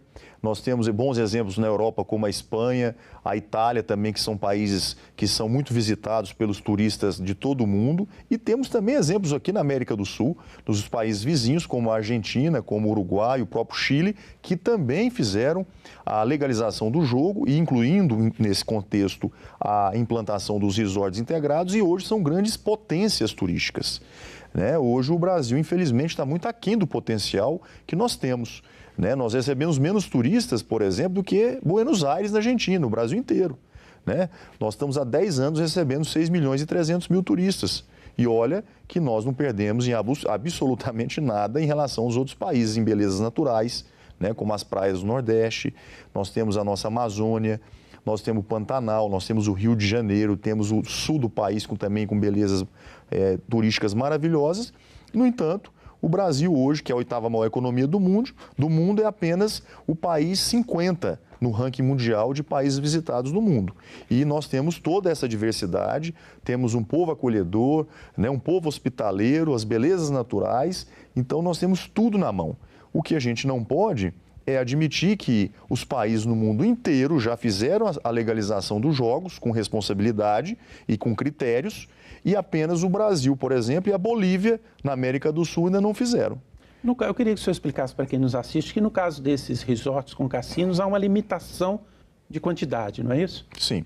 O projeto, ele é bem conservador, porque é admitido dentro do projeto apenas 34 resorts integrados. Em todo o país? Em todo o país. Para vocês terem uma ideia, os Estados Unidos têm mais de 1.000 resorts integrados hoje instalados no território americano. E por que nós fizemos essa opção? Porque a gente queria fazer um teste para ver se vai dar certo. O que der certo, a gente pode depois no futuro ampliar. Então é previsto no projeto a instalação de um resort apenas por estado, através de uma concessão federal onerosa. Um exemplo disso são os aeroportos, que foram também concessionados no país e com muito sucesso. E apenas os estados de São Paulo, Bahia, Minas e Rio de Janeiro, que são os estados mais populosos, seriam 2 licenças. E também o estado do Pará e a Amazônia, por causa da extensão territorial. Então, uma vez implantados os 34 resorts, que são admitidos no projeto, daqui 5 anos, que é o prazo de maturação de um projeto dessa dimensão, nós estamos falando de um projeto mínimo de $1 bilhão para cada um desses resorts. Ou seja, há uma previsão de investimentos de 34 a 50 bilhões de dólares só na implantação desses resorts. É a economia real sendo aquecida, a construção civil, a geração de emprego, de renda, esse dinheiro circulando no mercado real. Então, isso só tratando dos resorts integrados, sem contar também a previsão de instalação também de casas como bingo a cada 750 mil habitantes e também a implantação de licenças, também de autorizações federais para o jogo do bicho a cada 150 mil pessoas por município. O que, que poderia, sem querer interromper o senhor, o que poderia existir nesses resorts integrados, além do cassino em si? São hotéis? Como é que essa estrutura funciona? Isso é importante a sua pergunta, porque muitas pessoas não sabem isso. Inclusive, eu também não sabia há anos atrás. Mas um resort integrado, ele é um grande complexo que inclui a hotelaria, inclui shopping center, inclui um centro gastronômico, que são os restaurantes, o centro de convenções, que é onde acontecem os grandes eventos, shows, espetáculos musicais, teatrais, artísticos de um modo geral, e tem o cassino também. Então, são 5 em 1. Então, isso é um resort integrado. E lembrando que o cassino é apenas o âncora do projeto, é o que atrai o turista internacional, mas ele representa apenas 20% da movimentação financeira que acontece dentro desse mesmo resort, dentro desse mesmo complexo. Os outros 80% é o turismo. Agora, como é que, não sei se o projeto trata disso ou se isso virá com a regulamentação posterior, como é que um empresário, por exemplo, pode se candidatar a ter um resort desse num estado? É o próprio estado que vai abrir um processo licitatório? Como é que seria assim, a abertura desses resorts? Isso aconteceria num outro momento através de uma regulamentação, onde vai se definir os critérios. O que nós estamos estabelecendo dentro do projeto é o quantitativo que pode ser feito, que são até 34 licenças federais, repito, são concessões federais onerosas, na modalidade técnica e preço. Então será constituída naturalmente uma comissão que seria bipartite, ou seja, de membros da União e dos estados, para se definir quais seriam os critérios desse edital, né, para que as empresas nacionais e até as internacionais possam participar desse grande leilão, que é uma espécie de um leilão, né, como eu dei o exemplo e repito, dos aeroportos, que foram concessões também federais onerosas na modalidade técnica em preço. O senhor já explicou que, além da constituição desses resorts, o projeto legaliza também jogo do bicho, bingos. Eu queria perguntar especificamente dos bingos, como é que vai ser, e colocar uma questão para o senhor. Nós já tivemos bingos no Brasil, foi uma iniciativa que durou pouco. Por que agora, nesse projeto, essa iniciativa daria certo, ou nós não corremos o risco de acontecer o mesmo que aconteceu no passado? Bom, é importante também esclarecer que dentro do projeto está muito claro no próprio texto que será admitida através de autorizações federais um bingo a cada 150 mil habitantes numa cidade. É uma espécie de uma licença federal. E para o jogo do bicho, uma licença a cada 700 mil pessoas na cidade. Então esse é o critério que ficou definido dentro do projeto. Em relação à sua preocupação, é simples. Hoje o bingo, ele acontece na vida real. Quantas casas de bingo nós temos hoje em funcionamento no Brasil de forma clandestina, ou seja, de forma ilegal, sem arrecadar impostos, sem a fiscalização do poder público? Hoje, com o celular, né, um adolescente, um idoso ou mesmo um adulto, ele pode estar jogando bingo eletrônico.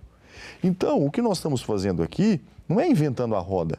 Isso já é uma prática, já é um hábito da população brasileira jogar, seja bingo, seja o jogo do bicho. O que nós estamos estabelecendo aqui, com responsabilidade, são critérios, para que a União possa, evidentemente, fiscalizar essas empresas que estão atuando no mercado legal, formal, e, evidentemente, possam cobrar essas empresas também.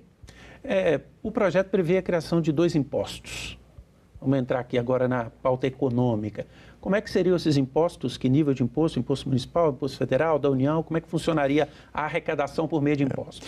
A previsão de uma CID, né, num índice de 17%, fora os impostos obrigatórios, né, municipais, estaduais e federais, mais o recolhimento da CID de 17%. Essa alíquota de 17% da CID, ela pode representar uma arrecadação de até 22 bilhões de reais por ano em todo o país nesses jogos. E esse bolo, né, essa fatura de 22 bilhões, já tem um destino certo, né, já tem uma finalidade social correta e vinculada. Não pode ser utilizada, por exemplo, como alguns aventaram, para pagar o déficit fiscal, né, do rombo que existe hoje. Isso não é admitido. O projeto define não só a alíquota, mas aonde esse recurso será aplicado. Então, 16%, por exemplo, desse montante arrecadado vão ser distribuídos entre os estados da federação, os 27 estados brasileiros. Outros 16%... Para todos ou só para aqueles que tiverem os resorts? Para todos. E os outros 16% serão distribuídos para os municípios brasileiros também, né, no mesmo critério que já é distribuído o FPM e o FPE, né, que são indicadores já utilizados para distribuição de recursos federais. Além disso, há a previsão de 12% para a nossa Embratur, que é a empresa que faz a promoção brasileira, né, com relação ao turismo. Há uma parte que vai para a saúde, uma parte que vai para o esporte de 10%, há uma parte que vai para a saúde, tem uma parte que vai para políticas públicas voltadas à segurança também. Então, há toda essa divisão, né, de uma maneira muito equilibrada e racional, para que esse dinheiro, obviamente, possa ser bem investido e aplicado na sociedade brasileira e no país. Quem seria responsável pela fiscalização dessa cobrança de impostos? A União? Olha, a regulamentação é que vai apontar dentro do Executivo quais são os órgãos que vão, por exemplo, fornecer as concessões federais. Se vai ser o Ministério da Fazenda, se vai ser o Ministério do Turismo, isso é competência do Executivo. Não cabe ao Legislativo definir isso, ou nós incorreríamos em um equívoco inconstitucional de extrapolar a nossa competência. Então, isso não pode ser admitido dentro do projeto. Da mesma forma, a fiscalização. Se vai ser o Banco Central, se vai ser a Receita Federal, se vai ser a Polícia Federal, o próprio Executivo vai definir isso também num segundo momento por regulamentação. Aqueles que criticam o projeto, eles usam um dos argumentos que seria a possibilidade de lavagem de dinheiro, crime organizado. O senhor acha que a criação de um imposto, a fiscalização desse imposto é suficiente para evitar isso? Por exemplo, a lavagem de dinheiro? Olha, tem dois aspectos que são importantes no projeto, que nós tivemos uma atenção e um cuidado especial. Primeiro, em relação a esse tema da sonegação e da evasão de divisas. As pessoas ainda têm uma falsa impressão que um jogador vai num bingo ou mesmo no cassino com uma mala de dinheiro em espécie e vai ficar jogando a noite toda e, eventualmente, se ele ganhar algum prêmio, ele vai sair também com dinheiro de lá em espécie. A gente via muito isso nos filmes, né? Há algumas décadas. Isso não existe no dia de hoje, né? Nós estamos na era digital. E como tal, o projeto prevê que o apostador ele só pode movimentar as suas apostas de forma digital numa conta pessoal do cidadão, no seu CPF. Não é permitido nem o CNPJ, para você ter uma ideia. Então, o apostador, ele vai estar lá no cassino, ele tem que abrir a conta na pessoa física, uma conta digital. Se ele vier a ganhar algum prêmio, ele vai receber o prêmio também, digitalmente, nessa conta, no seu CPF.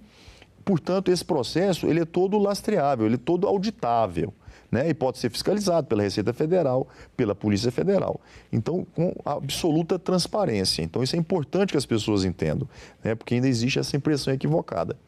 Com relação a outro tema que também é uma preocupação nossa, que é do endividamento, do jogo compulsivo, do vício até. Do próprio vício, que é a ludopatia, eu também queria poder aproveitar o momento para poder tranquilizar aos espectadores que no texto está terminantemente proibido o jogador apostar via cartão de crédito ou que essa instituição, essa empresa possa financiar ou emprestar dinheiro para esse jogador, em nenhum nível.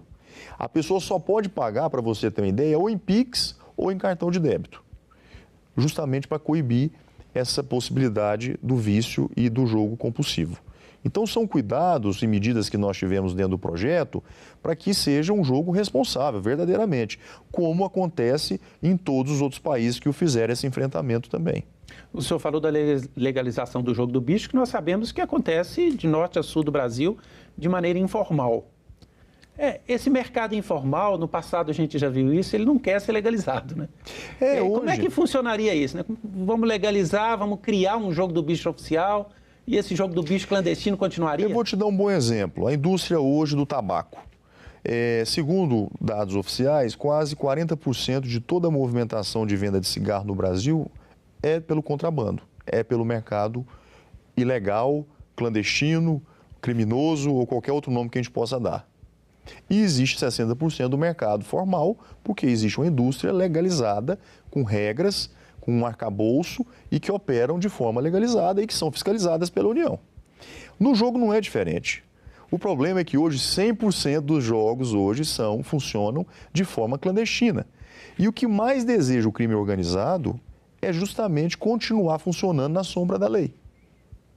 Então, quando a gente cria um ambiente com regras do jogo responsável, com um arcabouço, uma segurança jurídica, nós vamos estar convidando gente séria para entrar nesse mercado, empresas idôneas, empresas auditadas na Bolsa de Valores, empresas com política de compliance, empresas que estão operando de forma legalizada, que pagam imposto, que gera emprego, que gera renda no país, justamente para a gente poder coibir a prática do jogo clandestino e ilegal. Queria abordar um outro aspecto econômico, que é em relação à geração de empregos. Existe uma estimativa sobre isso, nesses resorts, sobretudo, esses que vão ter hotéis, cassinos, do que se geraria de empregos, eu digo não durante a implantação, mas posteriormente? Sim, nós temos os estudos que apontam que no universo de 5 anos há uma previsão de investimentos da ordem de 100 bilhões de reais, dentro de todas essas modalidades de jogos. Na questão do emprego, a expectativa de criação de mais de 1,5 milhão de novos postos de trabalho, diretos e indiretos, além do próprio recolhimento dos impostos, que a gente mencionou aqui, de 22 bilhões de reais. Agora, a atração de turistas, o senhor acha que nós podemos mudar uma realidade também do turismo internacional? Porque há o turismo local, que isso deve gerar, né? A pessoa sai de sua cidade para ir num resort em outra cidade ou até em outro estado. Mas há também a possibilidade do turismo internacional. O senhor crê que esse turismo internacional também possa ser incrementado? Eu tenho absoluta convicção disso, porque foi o que aconteceu no mundo inteiro. Para você ter uma ideia, da OCDE, que são 34 países, apenas a Islândia ainda não legalizou os jogos em nenhum nível. Do G20, que são as 20 maiores economias mundiais, que o Brasil é a 8ª maior economia hoje, apenas o Brasil e a Indonésia, que é um país muçulmano, ainda não fizeram. Até a Arábia Saudita fez recentemente a legalização dos jogos. Então não pode estar o mundo todo errado e apenas nós estamos certos. Aqui na América do Sul, só o Brasil e a Bolívia não fizeram. Todos os outros países já o fizeram. Então o que está acontecendo? O Brasil está fora da rota do turismo internacional. Um turista europeu, asiático, americano, quando ele imagina uma viagem, ele enxerga a Argentina, ele vai para o Paraguai, ele vai para o Chile e não vem para o Brasil, porque o Brasil não oferece essa modalidade de turismo que agrada a vários turistas. Pode não agradar a mim, pode não agradar a você, mas nós temos milhões de pessoas no mundo que estão ávidas a conhecer países que oferecem esse tipo de turismo. Então, quando o Brasil enfrentar o tema e aprovar essa matéria, que eu estou confiante para a gente poder aprovar esse projeto o quanto antes, o Brasil vai se posicionar na rota do turismo internacional como uma opção. Não significa que nós vamos dominar o turismo mundial, mas o Brasil passa a ser enxergado no mundo todo como uma opção de turismo internacional. E eu estou muito convicto que, ao aprovar essa matéria e a gente conseguir implantar os resorts integrados, por exemplo, nós possamos sair hoje, né, do patamar de 6 milhões e 300 mil turistas que nós recebemos anualmente para algo em torno de 12 milhões, né, dobrar esse fluxo de turistas em apenas 5 anos. Pessoas que vêm aqui com dólar, com euro, para investir na nossa economia, gerar emprego para o povo brasileiro, movimentar esse mercado. Né, o Brasil tem a indústria do turismo como uma vocação adormecida. Né? Nós que já temos a fama no mundo, né, como grande produtores de alimentos, na produção de energia renovável, somos respeitados por isso, o Brasil pode se tornar uma grande potência mundial no turismo internacional. Quando o senhor traz esse cenário, né, mostrando que a maioria dos países já legalizaram o jogo, e também quando traz os aspectos econômicos, o que isso pode gerar, parece claro que essa seria uma boa medida. Entretanto, nós temos, em parte da sociedade, um sentimento de repulsa à legalização dos jogos. Até uma questão moral. Por que o senhor acha que existe esse ambiente numa parte da sociedade e o que é preciso fazer para se romper isso, já que a legalização seria tão positiva do ponto de vista econômico? Eu acho que a população amadureceu. Eu acho que aquele preconceito que ainda existia em relação a esse tema, ele já é uma página virada hoje na sociedade brasileira. E digo além, eu acho que a internet contribuiu muito para isso, porque as pessoas passaram a ter acesso mais fácil ao jogo, seja na modalidade de apostas esportivas, como nós já aprovamos, né, no ano passado, que é uma grande realidade, seja através do bingo virtual ou online, né, você pode chamar das duas formas, seja através dos cassinos virtuais. Então, as pessoas começaram a ver que isso faz parte da rotina e do hábito dos brasileiros. E trataram esse tema com a naturalidade, a normalidade que o tema e a responsabilidade que o tema requer. Não é mais uma coisa escondida ou distante da realidade dos brasileiros, é uma coisa presente na vida das pessoas. Então, nós não podemos agora ficar aqui de braços cruzados, assistindo as pessoas jogarem, né, principalmente no mundo virtual, e o Brasil não tirar proveito disso. Né, os empregos ficando fora, porque as empresas estão fora, né, os impostos também ficando fora do Brasil e as pessoas continuam jogando. Quais são as próximas etapas na discussão da matéria, a votação no Senado e qual é o sentimento do senhor em relação à possibilidade de aprovação final, de se transformar em lei? Bom, esse projeto, ele não é uma novidade, né, no Congresso Nacional. Pelo contrário, é um tema que está aqui há 30 anos. e vem sendo exaustivamente discutido e debatido. O fato é que foi aprovado na Câmara dos Deputados, né, já tem mais de 1 ano e meio, e esse tema já vem sendo discutido aqui no Senado, né, há praticamente 1 ano e 7 meses. Nós já realizamos as audiências públicas, já discutimos essa matéria na Comissão de Constituição e Justiça, onde esse projeto foi aprovado. E, inclusive, fizemos recentemente uma sessão de debates ampla dentro do plenário do Senado Federal, com a participação da sociedade, das entidades organizadas, das instituições também relacionadas a esse segmento. Portanto, o projeto está maduro para ser discutido no plenário e votado o seu mérito. O que nós não podemos mais é ficar protelando essa discussão, né? Eu acredito de verdade que nós temos o convencimento da maioria dos colegas senadoras e senadores, nós temos os votos suficientes para aprovar essa matéria, temos o apoio majoritário da sociedade brasileira, e eu te digo isso com muita segurança, porque há o apoiamento em nota técnica de todas as instituições privadas, a BIH, que é a Associação Brasileira de Hotéis do Brasil, as suas associações de entretenimento, de games, enfim, de eventos, né? Todas elas manifestaram publicamente o apoio a essa matéria, porque entendem que isso vai gerar uma agenda positiva para o Brasil. Nós temos o apoiamento de todos os ministérios, praticamente, da Esplanada, o Ministério da Fazenda, o próprio ministro da Fazenda, Fernando Haddad, já disse publicamente, né, ser favorável à aprovação desse projeto, o Ministério do Turismo, o Ministério do Desenvolvimento Social, o Ministério do Trabalho, o próprio presidente da República e o vice-presidente da República fizeram declarações também públicas de apoio a essa matéria, que, se aprovada no Senado, o presidente não será óbice, ou seja, ele irá sancionar esse projeto. Portanto, eu não conheço uma entidade ou alguma associação de renome que tenha se manifestado contrária. Eu acho que o ambiente, tanto parlamentar, o ambiente econômico e o ambiente também do povo brasileiro, da população brasileira, é majoritariamente favorável. É claro que o projeto não é unanimidade, né? Está longe de ser, mas eu acho que nós temos todos os atores, né, na sociedade brasileira que estão dispostos a aprovar essa matéria e a gente fazer um teste, que na verdade vai ser um grande teste.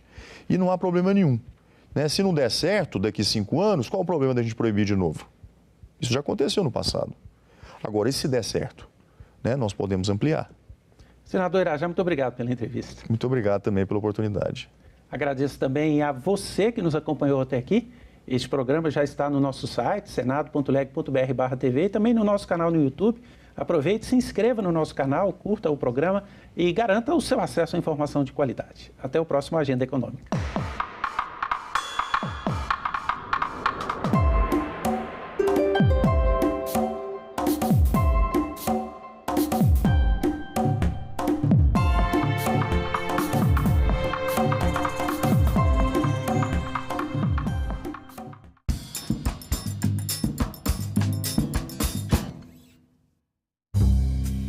A política acontece muito nos bastidores, e os bastidores, a mulher é totalmente excluída. A violência política de gênero impacta a qualidade da democracia no país? A violência política contra a mulher, ela é totalmente misógina, ela vai agredir a moral da mulher, seja lá em que for. Salão Nobre, hoje, 20h, aqui na TV Senado. Nós temos evidência de presença humana na Amazônia que chega a mais ou menos 12 mil anos atrás. E mesmo na Amazônia Central, onde eu trabalhei muitos anos, a gente sabe que tem gente vivendo ali há pelo menos 8.500 anos. A gente está num sítio, né, o sítio Monte Castelo, e se a gente olhar aqui, nessa época do ano dá para ver bem que ele é uma ilha porque tudo aqui em volta está alagado. A gente tem um banhado, que é o Pantanal do Guaporé, que fica alagado, e esse lugar se destaca na paisagem como uma ilha coberta de mata. Só que essa ilha não é uma ilha natural, ela é um sambaqui. O sambaquis quer dizer amontoado de conchas. Essas conchas têm materiais químicos, os carbonatos, que quase que neutralizam o pH do solo e favorecem muito a preservação de material orgânico. Nossa principal questão nesse projeto aqui é entender como os povos indígenas foram transformando e manejando a Amazônia ao longo do tempo.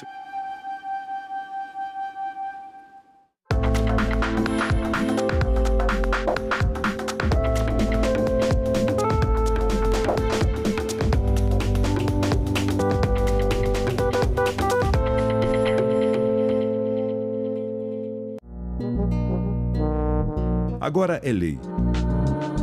Os medicamentos que contenham substâncias proibidas pelo Código Mundial Antidopagem deverão trazer obrigatoriamente um alerta com essa informação nos rótulos, nas bulas e nos materiais de propaganda e publicidade. O objetivo da lei é preservar os atletas brasileiros de casos não intencionais de doping. O Senado votou, agora é lei.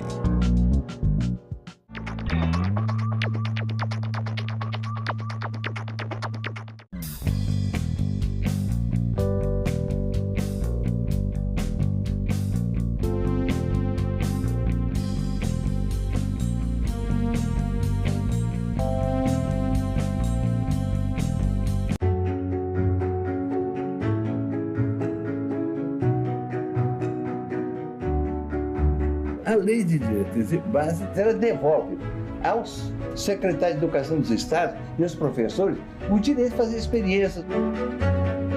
Aprovamos uma segunda libertação para negros e negras.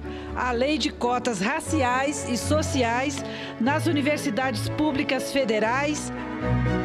Que não é um ganhou, o outro ganhou, mas que ganha a educação. Valorizar o Fundeb para aumentar os recursos para a qualidade da educação e da educação pública nesse país. Nós só seremos, de fato, uma grande nação quando, para essa geração de 0 a 18 anos, não faltar absolutamente nada no quesito de educação. TV Senado. Democracia todo dia.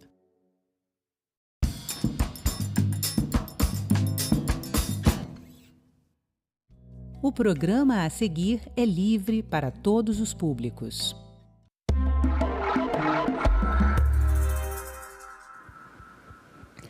Caio Bonfim, o primeiro medalhista olímpico brasileiro da marcha atlética, fez história nas Olimpíadas de Paris em 2024. A sua jornada até a conquista da medalha de prata é uma história de superação e resiliência. Esporte é assunto de cidadania e é sobre isso que eu converso agora com Caio Bonfim, o marchador atlético, medalha de prata nas Olimpíadas de Paris. Caio, muito obrigado pela sua presença em nosso programa, agradeço por aceitar o nosso convite. É um prazer estar aqui conversando com vocês, poder falar um pouco sobre o esporte, né, e sobre cidadania. Então, Caio, no começo, um pouco antes da gente começar a gravação, eu estava falando, olha, tem quase 20 dias, a gente está gravando essa entrevista em 19 de agosto de 2024, quase 20 dias depois da conquista dessa medalha de prata. Como é que é para você hoje, já passados esses dias, a emoção, o sentimento por essa conquista? Não para, né? Não tem a ficha caiu, né? Todo dia eu experimento um sentimento novo, um pouco parecido quando fui para o meu primeiro Jogos Olímpicos, que sempre estava experimentando um sentimento novo. E a medalha, eu acho que a cada dia está pesando mais das responsabilidades que ela traz. Mas estou muito contente, estou curtindo bastante cada momento, cada fase das consequências desse resultado. E essa história sua, história de superação, que vem desde algumas dificuldades na infância, você passou por outros esportes também, teve uma experiência no futebol, mas na sua infância, logo ali no comecinho da sua vida, você passou por uma cirurgia nas pernas, que é uma cirurgia, pelo que eu vi numa entrevista, seu pai, que é treinador, falando, uma cirurgia simples, mas que poderia ter comprometido a sua mobilidade. Então, você tem toda essa trajetória sua de superação e muito apoio da família. E família é um nome crucial na sua jornada até a conquista da medalha de prata. Eu queria que você falasse um pouco sobre isso. Com 1 ano e 1 mês eu comecei a andar, as pernas eram retas. E a partir daí foi me entortando, né? Entortando. Eu nasci em 91, né? Em 92, 93, não tinha um diagnóstico. Hoje a gente já sabe que é uma síndrome. Eu tinha algumas alergias, né? Problema com cálcio, então eles achavam que era essa fraqueza.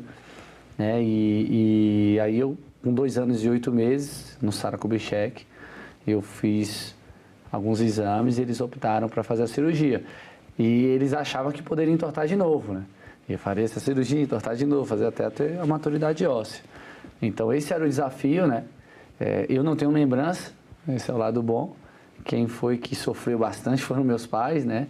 de ver e presenciar, né, o que está acontecendo, depois uma cirurgia que não é fácil, quebrou a tíbia e a fíbula, né, bota um gesso, depois troca para outro tipo de gesso, então toda aquela dinâmica, e aí eu sempre cresci achando que tudo era normal, né, só as cicatrizes, né, as cicatrizes que estão aqui na minha perna até hoje, e meus pais, aquele menino ativo, né, mais inquieto, colocou em vários esportes. Eu me apaixonei pelo futsal, pelo futebol de campo ali, né, nas escolinhas, quando eu tinha 6, 7 anos. Então, nunca levei isso como um trauma, né? Que, tive as pernas, que será que vai quebrar? Será que tá boa? Para mim era sempre normal. E isso chamava muita atenção. Quando eu começo a fazer a marcha atlética, né, de fazer um esporte de alto rendimento, que exige tanto das pernas, e nós encontramos o doutor que fez a cirurgia, né, no Sara. E ele falava, eu tô desde 93 te esperando aqui pro retorno. Aí a minha mãe falou, eu nunca retornei porque ficou tudo perfeito. E aí a gente tem uma novidade, ele é atleta de marcha atlética. Então essa história é muito legal porque pode inspirar, né, pessoas que passam, às vezes a gente acha que é um pesadelo, que não tem fim, e às vezes Deus escreve certo, né, em linhas tortas, fez disso, das minhas pernas, a minha profissão. E esse apoio da família? Você passou por esse momento no começo da sua vida, aos 6 anos já estava jogando futebol, já se interessando pelo esporte, praticando outros esportes. O seu pai e a sua mãe, os dois também são ligados ao esporte, né? São seus treinadores, e eles inclusive têm uma história interessante de um empreendedorismo social. Criaram em Sobradinho um projeto social, o Centro de Atletismo de Sobradinho, e foram grandes incentivadores do esporte para outras pessoas também, além, é claro, de todo esse acompanhamento até você ser quem você é hoje, um esportista olímpico, medalha de prata, uma medalha inédita no Brasil. Meu pai, ele professor de educação física, né, rede pública, apaixonado pelo atletismo, falou, na minha escola, onde der aula, vai ter atletismo. E nessa brincadeira, nessa turma que ele montou nessa escola em Sobradinho, saíram 2 atletas olímpicas, né, Solange e a Carmen. A Carmen foi a primeira brasileira a ganhar São Silvestre. Campeões brasileiros, sul-americanos, sim, fantástico. E nasceu a necessidade de ter um clube para que eles competissem, né? E aí eles fundaram no ano que a minha mãe estava grávida, né? Então assinou lá o projeto CASO, Centro de Atletismo de Sobradinho, eu estava na barriga da minha mãe. Então nasci junto, né, com esse projeto. Meu pai sempre ligado ao alto rendimento, de ter aquele olhar de, cara, esse menino vai ser um grande campeão. Mas ele fez muito mais cidadãos do que campeões. Você pode ter certeza, ele de acreditar, de dar confiança, de olhar aquele menino e falar, você vai ser um grande atleta, montar o treinamento, revelar. E eu cresci dentro disso, né? Na década de 90, e eu que caí de paraquedas na história dele, né? E dos meus pais. Eu sempre fui apaixonado pelo trabalho do meu pai e minha mãe, que conheceu a marcha atlética, né? Dentro do projeto, ela viu que tinha... Um dia fez um teste na marcha, você é muito boa. E ela foi acreditando, ela que foi... Eu sempre brinco, ela que trouxe essa loucura para casa. De onde é que veio a marcha atlética? Veio da minha mãe. E aí, eu nasci nesse lá, meu pai treinador e minha mãe atleta. Então, a marcha atlética sempre foi normal, porque era a profissão da minha mãe. E aí, eu começo a fazer alguns testes, vou me destacando. E posso ser hoje um medalhista olímpico do projeto dos meus pais, que nasceram lá atrás. E formaram tantos campeões. E eu acho que talvez seja essa a maior responsabilidade hoje, da gente fazer dessa medalha mais oportunidade para essa juventude. Então é lindo, lindo o trabalho deles, que eu cresci apaixonado e hoje faço parte. E a sua mãe, ela foi marchadora atlética com destaque também, participou de torneios internacionais, chegou a ter o índice olímpico nas Olimpíadas de Atlanta, é uma fonte de inspiração e treinadora. Como é que essa mistura, né, de família, treinadora e tá ali exigindo e ao mesmo tempo incentivando, o papel deles na sua jornada, na sua conquista é fundamental. Minha mãe foi 8 vezes campeã brasileira, fez o índice para Atlanta 96, porém, os critérios não eram tão claros naquela época, teve algumas mudanças. A gente tem até reportagem hoje mostrando, a Janete é convocada, faz índice para os Jogos Olímpicos, né? Mas ela não foi. Então, assim, a gente sabe o valor de uma Olimpíada aí, porque minha mãe, dedicação, treino, marcha atlética, tudo que eu vivi, minha mãe viveu, treinou do mesmo jeito. e não chegou na Olimpíada. Então a gente sempre teve essa valorização sobre os Jogos Olímpicos. E ali, no começo da minha carreira, o meu treinador era só meu pai. Ela ainda era atleta, nós éramos companheiros de equipe. Depois teve a necessidade de eu ter um treinador da parte técnica, porque meu pai não estava conseguindo ainda melhorar minha parte técnica. E ela falou, cara, eu acho que pode ser eu. E aí ela vai, tem um CREF, a gente foi para a Europa, aprendeu, estudou, fez os cursos da Confederação Internacional, se qualificou, isso foi me ajudando. E eu acho que é uma pessoa certa para isso, porque tinha sido um atleta, sabia o que era marcha atlética, conseguia trazer essa linguagem para mim. E ela sempre tinha sido a minha companheira. Quando ela virou minha treinadora, aí eu descobri que ela sempre foi minha treinadora, sabe? Uhum. A mãe que exigia na escola, né, no dia a dia, era o mesmo perfil de treinador. E eu acabei ganhando essa base familiar de meu pai e a minha mãe, como meus auxiliadores. Muito amor envolvido. Claro que tem muita intimidade, tem dia que tem briga, não é tudo só flores, mas porque está todo mundo com essa intensidade de evoluir, de ter o melhor um para o outro.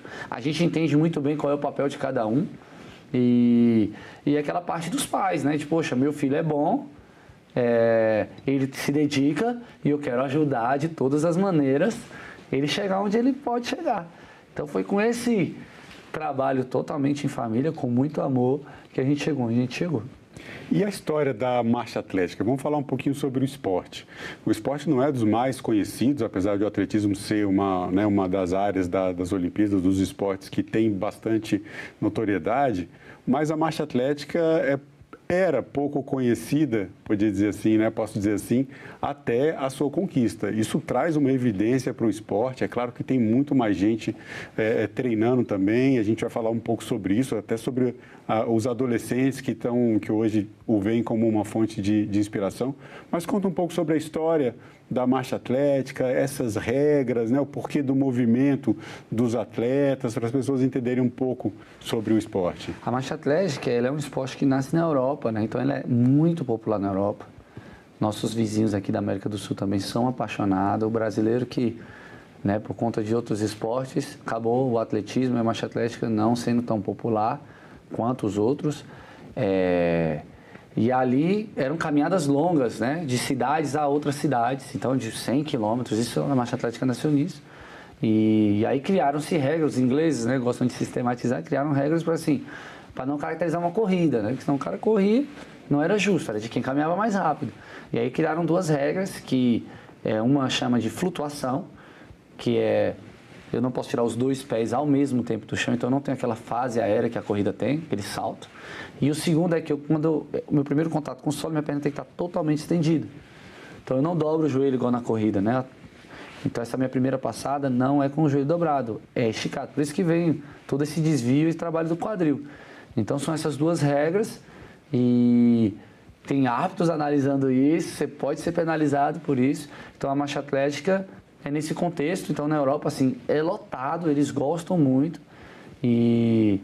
Então, essa é a história da marcha atlética. Ela está já desde a segunda edição, né? Porque a primeira são só alguns esportes, né? Ali, uma coisa mais...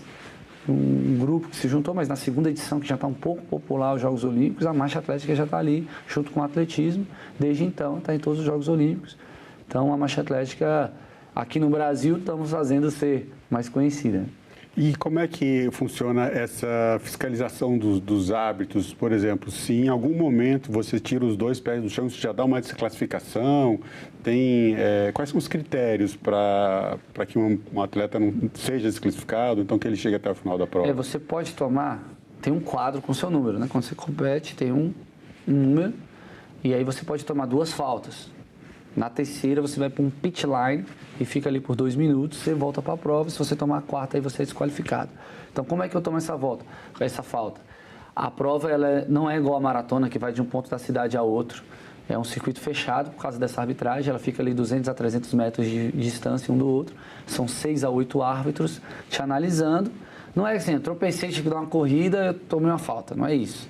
Ele acha que alguém está levando vantagem ali, não está seguindo a regra, ele pode te penalizar. Ele pode dar só uma advertência, que é assim, cuidado, que é um aviso que a gente chama.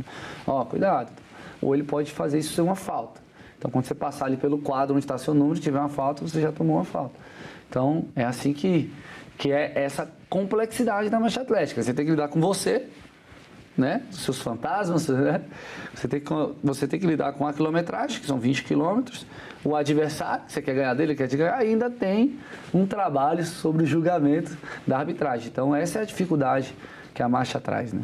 Você tem que se observar o tempo inteiro, né? Para não... Você tem que estar concentrado o tempo inteiro. Movimento, tudo, você tem que estar pensando em tudo aquilo ali.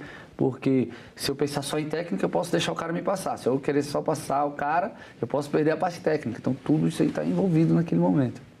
E a estratégia que você usou durante a corrida, né? Você largou bem durante a prova, que te deu a medalha de prata, e em alguns momentos da marcha você ficava um pouco mais atrás do pelotão da frente, foi variando um pouco de posição. Até eu encontrei uma entrevista interessante, uma fala da senhora Janete, sua mãe, que ela revela que houve um momento em que ela teve uma certa tensão, que ela procurava controlar, mas ela comenta também nessa fala que você usa essa estratégia de, às vezes, perder um pouco de velocidade, de alguma forma isso acaba induzindo os adversários a acreditarem que você está perdendo força e, de repente, você ressurge, que parece até um pouco com a sua própria história de vida, essa sua história de superação. Como é que você trabalha essa estratégia durante uma prova? Você deixa perder um pouco para depois surpreender os adversários? Como você trabalha isso naqueles 20 quilômetros? Eu gosto de sair um pouco mais rápido. Nesse ciclo olímpico eu fiz isso. Eu saio bem à frente dos atletas, porque assim, eu saio 4 minutos por quilômetro. Eu gosto de estar ali 3,55, 3,53, então não foi rápido. É porque a Olimpíada, a galera já sai um pouco mais devagar, se estudando, que se errar daqui 4 anos a próxima chance, né? Então, como era a minha 4ª Olimpíada, eu já estava com o pé no acelerador, não estava com o freio de mão puxado. Então, já saí, não saí tão rápido, nada que é absurdo, nada que eu... para eu deixar essa prova mais dinâmica, porque tem atletas que gostam, uma prova mais lenta no começo, para o final, acelerar. Então, ali eu usei essa estratégia. Agora, quando você está ali com o pelotão, se você está a uma distância de 2, 3 metros, isso não significa nada, você pode tirar aquilo muito rápido. É diferente de uma corrida de 400 metros na pista, né? Então, às vezes você está ali em 10º, mas está todo mundo junto, 1 segundo de diferença. 1 segundo já acelero, eu já tiro. Então, às vezes, na marcha atlética, alguns momentos da prova, né, tem mais calor, a arbitragem está aí olhando, tem transições de velocidade, é melhor você não estar ali em evidência, né, parte técnica. Você fica ali atrás, cuidando da sua parte técnica, porque a parte ali de ficar ultrapassando não é o momento, né? Vai ficando no pelotão, são ritmos, é uma prova de ritmo, e então eu fico ali. E assim, minha característica é não desistir, né? Então, eu estou ali no pelotão, sempre lutando. Então, tem algumas vezes que tem algumas transições de velocidade, o pelotão abre um pouco, mas eu sempre estou acreditando, tanto que eu estou treinado, mas na personalidade de não se entregar. Então, às vezes parece que, o cara ficou, mas não, né, a gente pode aparecer. Então, mas essa prova foi muito mais consciente, todas essas sumidas. Se eu sumir no VT, é que eu sumi para a arbitragem também. Assustou um monte de gente, mas você estava sabendo exatamente o que fazia naquele momento. Estava fazendo. Então, se você não está me vendo na TV, que tem vários anos, imagina o árbitro. Então, eu também estou me escondendo para não... Também você não ficar se expondo sem necessidade, né? Então, você cuida ali da parte técnica, fica cuidando, porque daqui a pouco vai precisar dessa parte de mais intensidade, de ultrapassagem, você está confiante e está com a técnica boa. Agora, a gente, quando fala da marcha atlética, uma prova que começou com longas caminhadas, dá a impressão de que é uma caminhada que vai ser lento, mas você atinge uma velocidade alta durante essas provas, né? Como é que é mais ou menos essa média de velocidade para uma pessoa que corre, que pratica o esporte de maneira amadora? Você está numa velocidade que pouca gente consegue correr junto, né? Principalmente longa distância. 4 por quilômetro essa média, né? Eu tenho 1h17,44, o recorde brasileiro. Isso é 3,53 de pace. Chega a quase 16 km por hora. Então, esse 15 aí, que é a média de 4 por quilômetro, é o que... A prova começa, sabe? Aí daqui a pouco quem está mais rápido já acelera e vai baixando esse pace. Está uma prova muito quente, percurso ruim, sobe desse 4. Mas o 4 por quilômetro é o pace médio que a gente costuma ser a base. Então quem corre sabe que fazer abaixo de 40 minutos, nós fizemos ali 38 no segundo 10 quilômetros, né? É muito rápido. Então, claro, quem é corredor mesmo faz isso abaixo. Sim. Mas quem faz a corrida de forma mais amadora, ou assim, já gosta de correr um 10, uma meia maratona, sabe que esse ritmo é muito bom, muito rápido. É um ritmo puxado. Eu gosto de correr e não consigo fazer os 10 quilômetros nesse seu tempo, não. É bem diferente. Agora, você comentou, né, no começo da entrevista, falou sobre essa conquista e como hoje isso já pode ser uma fonte de inspiração e para outras pessoas. Em 2023, antes ainda da conquista olímpica, nos Jogos da Juventude de 2023, os dois adolescentes que conquistaram as medalhas de ouro nesses Jogos da Juventude, isso está no site do Comitê Olímpico Brasileiro, eles citaram o seu nome como fonte de inspiração. Um deles, o Daviel Gabri da Silva, eu vou ler aqui um trecho da fala dele, que é muito interessante, né? Abre aspas, ele diz o seguinte: vejo o Caio como uma grande inspiração para mim, me inspiro nele para chegar onde ele chegou. Fecho aspas. O Caio, o Davi Gabriel da Silva, do Espírito Santo, tirou ouro nos 5.000 metros. E Maria Luísa Jaime, do Paraná, ouro nos 3.000 metros, ela disse, abro aspas, vemos tudo o que Caio está fazendo. Com 2 medalhas em mundiais, ele está fazendo história. Fecha aspas. Então, é a nova geração da marcha atlética, talvez aí o esporte tenha ganhando mais popularidade. Como é para você perceber isso, né? Sentir que todo esse trabalho, toda essa dedicação, hoje é fonte de inspiração para que uma nova geração comece a trilhar os seus caminhos e, quem sabe, trazer mais medalhas para o Brasil em outras competições? Esse acho que talvez seja o maior desafio com esses resultados e com a medalha olímpica agora, né? Que as próximas gerações tenham oportunidades, né? E oportunidades melhores que eu tive. Esses Jogos da Juventude foi uma luta nossa com a Confederação Brasileira, porque não tinha marcha atlética nesses Jogos da Juventude. E a gente pediu, o Comitê Olímpico foi analisando, vendo qual a maneira de colocar ela, né? Porque aí vai ter convocações de atleta. O Comitê Olímpico comprou isso e a gente realizou e foi um sucesso essa competição. E aí 2 grandes marchadores já na primeira prova, que ninguém conhecia o nome, é mais outra oportunidade. Então, eu fico muito feliz quando um menino desse sobe no pódio e lembra seu nome, né?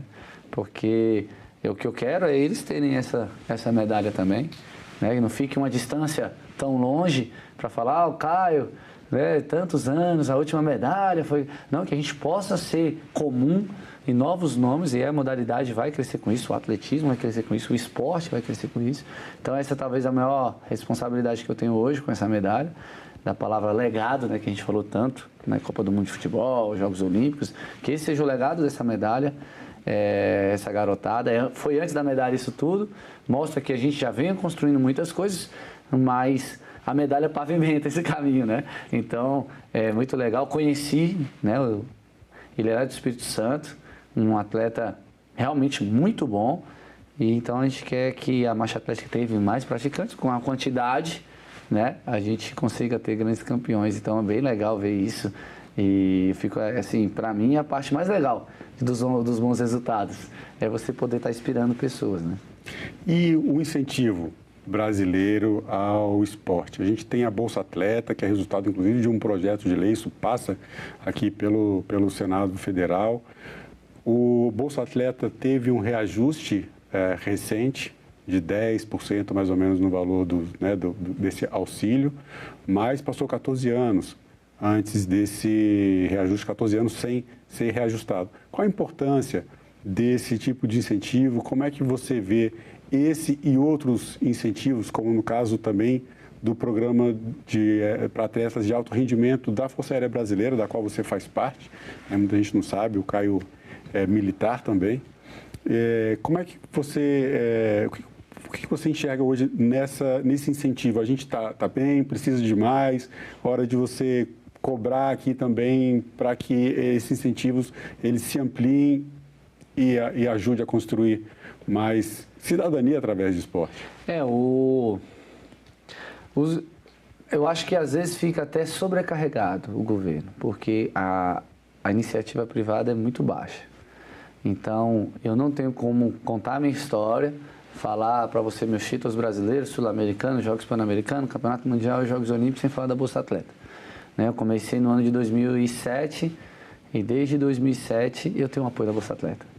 Então, e ela sempre foi, você pode procurar em números isso, ela sempre foi a que mais me apoiou. O que tem maior número de apoio foi a Bolsa Atleta, sempre. Então, eu nunca tive um patrocinador, alguém que me dava mais recursos do que a Bolsa Atleta me deu. Então, quando você constrói um Caio lá da base e chega na medalha olímpica, não tem como eu falar que o projeto não funciona, Porque talvez é o que funciona e o que faz ter um número de medalhas, recordes, Nós fizemos no ano passado nos Jogos Pan-Americanos, recorde dos Jogos Pan-Americanos, tudo fruto desse apoio, Hoje são cerca de 9 mil atletas que estão recebendo o Bolsa Atleta. Então, eu sempre recebi, nosso projeto que eu acabei de falar, os atletas que estão entre os melhores do Brasil e tudo, Porque tem um pré-requisito, Que essa palavra, às vezes o cara acha que, virei atleta, vou ganhar uma bolsa. Não. Tem as categorias, você tem que ficar entre os melhores do Brasil, 3 primeiros dos melhores do Brasil, do seu estado, ou internacional, ou ir para os Jogos Olímpicos sem ser contemplado nessas categorias. E a Bolsa Atleta faz parte disso. E aí vem um programa de alto rendimento, Que é fantástico, É outra coisa que vem para somar, os atletas são convidados, somos militares, fazemos o curso de formação, e é mais uma coisa que soma, são esses pilares, quando você coloca o Ministério do Esporte, as Forças Armadas, mais o Comitê Olímpico, junto com a Confederação, são esses pilares que formam a minha carreira, e de muitos. Então eu tenho só que agradecer, que esse incentivo continue, que seja sempre reajustado dentro, das condições, porque a inflação vai mudando, e aí os custos do tênis vão ficando mais caros, das viagens vão ficando mais caros. Então é importante para que a gente continue, eu sempre falo, programa bom é que dá oportunidade. Então, a Bolsa Atleta é um programa que nos dá oportunidade, de a gente melhorar, evoluir e dar essa estrutura para a gente poder estar competindo com os atletas de todo mundo. Bom, Caio, eu quero agradecer mais uma vez a sua participação no nosso programa. Parabéns pela medalha de prata e que venham outras depois dessa. Amém, muito obrigado. Foi um prazer falar com vocês, falar da minha vida, do esporte. Isso nos dá oportunidade, dá voz, Obrigado por esse convite. E que vocês tenham muito sucesso também esse ano e ganham muitas medalhas. Tá legal. Estar com você aqui já é uma conquista para a gente. A gente se sente, de certa forma, também contemplado por essa sua grande conquista.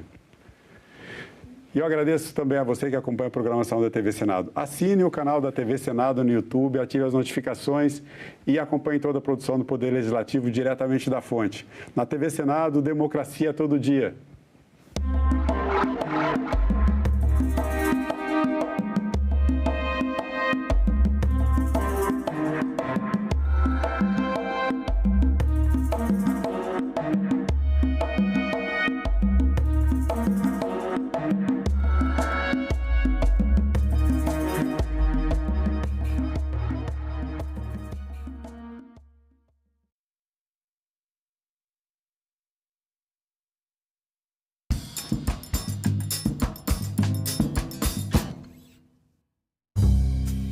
A política acontece muito nos bastidores. E os bastidores, a mulher é totalmente excluída. A violência política de gênero impacta a qualidade da democracia no país? A violência política contra a mulher, ela é totalmente misógina, ela vai agredir a moral da mulher, seja lá em que for. Salão Nobre, hoje, 8 horas da noite, aqui na TV Senado.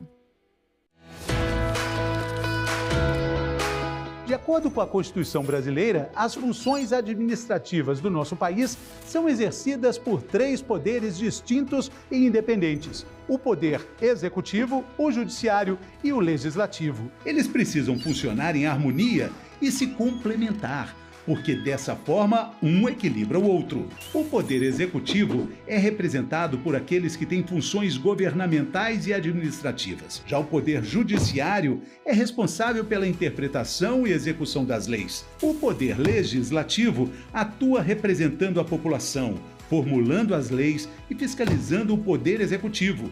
No Brasil, ele é dividido em 3 níveis. O nível federal, representado por senadores e deputados federais. O nível estadual, representado por deputados estaduais e distritais. E o nível municipal, representado por vereadores. No nível federal, quem exerce o poder legislativo é o Congresso Nacional, composto pela Câmara dos Deputados e o Senado Federal. O Senado é composto por 81 senadores, 3 para cada um dos 26 estados e para o Distrito Federal, em uma divisão igualitária. Já na Câmara, composta por 513 deputados, o critério para a divisão do número de cadeiras é o da proporcionalidade. Quanto mais habitantes a unidade federativa tiver, maior será o número de representantes. Quando um projeto de lei é debatido e votado pelos deputados, os senadores fazem a revisão. Quando o projeto tem origem no Senado, a revisão é feita pelos deputados. Essa necessidade de revisão de um projeto de lei, passando necessariamente pelo Senado e pela Câmara, é o que chamamos de sistema bicameral. Toda a estrutura do nosso poder legislativo é garantida pela Constituição e também por algo muito importante, que é o seu voto.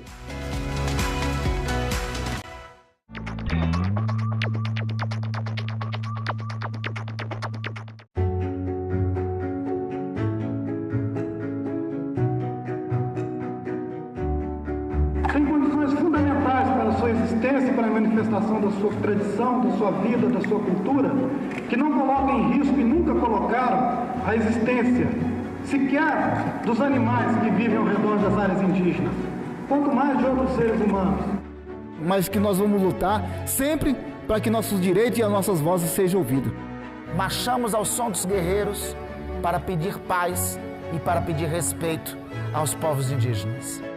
E a luta pela terra é a mãe de todas as lutas. E por isso nós afirmamos e reafirmamos que nunca mais um Brasil sem nós. Eu acho que a gente tem que entender que aquilo que afeta, os povos indígenas afetará todo mundo. TV Senado. Democracia todo dia.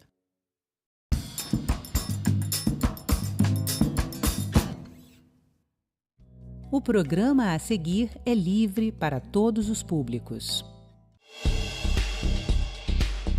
O pedestre tem responsabilidade, ciclista... Uma cadeira na academia me foi negado pela história e pelo meu país. Hoje nós podemos, com o nosso megafone, que é o diploma na mão, nós não podemos recuar nesse debate.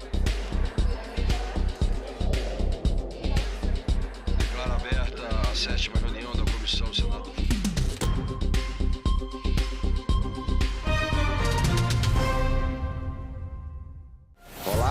Novos mercados nos Andes, rota comercial pelo Pacífico, desenvolvimento regional e alternativa para o escoamento da produção agropecuária do Centro-Oeste brasileiro. No Senado, as comissões de Infraestrutura e de Relações Exteriores debateram o potencial de comércio e desenvolvimento da região Centro-Oeste do país, com a implantação da rodovia binacional entre Brasil e Bolívia.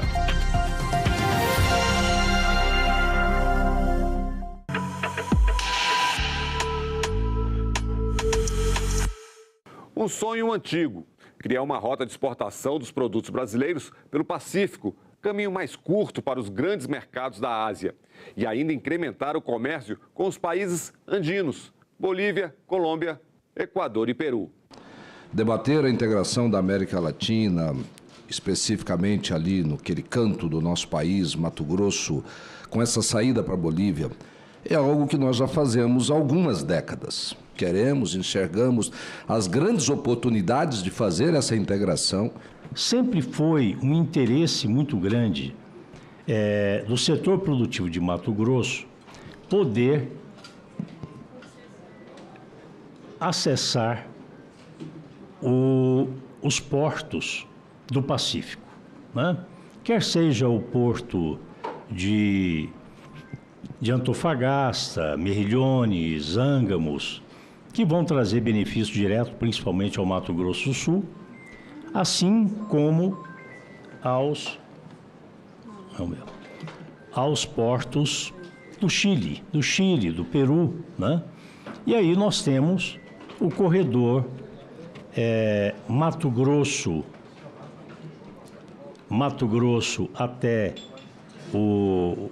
os portos de Iquique, Arica, Tacna e aos portos também do Peru. Nós acreditamos que a saída do Pacífico ela é a alternativa mais barata e mais rápida para que possamos escoar a nossa produção, o que vai diminuir os gargalos para os outros mercados sem atrapalhar sem atrapalhar o desenvolvimento dessas outras regiões para atender, por exemplo, o mercado europeu, entre os outros mercados. A China é o nosso maior parceiro comercial. Em 2023, a exportação rendeu mais de 104 bilhões de dólares ao país. Exportamos desde petróleo a minério de ferro e principalmente produtos do agro, como soja, milho e carne bovina. Com os países da comunidade andina, as exportações renderam 10 bilhões de dólares em produtos como veículos e peças, ferro e aço, açúcar, soja e trigo. Para nós, em Mato Grosso, a Bolívia significa 11 milhões de consumidores, nós temos 3,7. Quando nós falamos de Mato Grosso para a Bolívia, está falando do maior mercado produtor do agronegócio mundial. Mato Grosso é hoje a região do planeta que mais produz alimentos. Eles que produzem fertilizantes podem então ter em nós o seu maior mercado, o seu maior fornecedor. Muito mais importante do que a gente atingir o Pacífico é nós atingirmos os mercados da Bolívia, do norte do Paraguai, do norte da Argentina, do Chile, do Peru.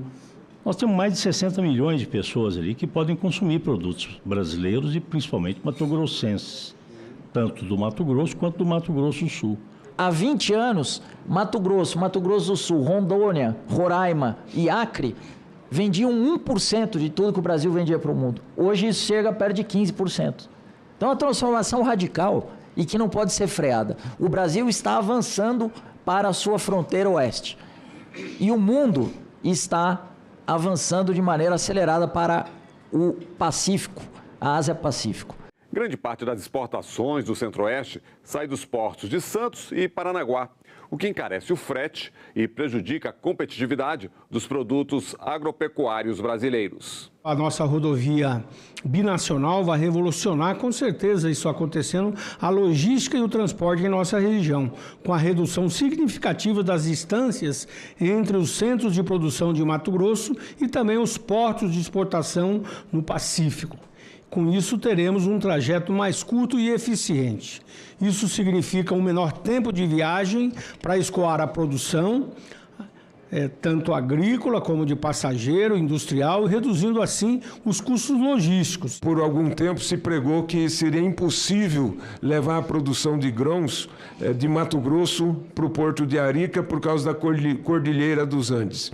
Isso é um mito, já está ultrapassado. Por quê?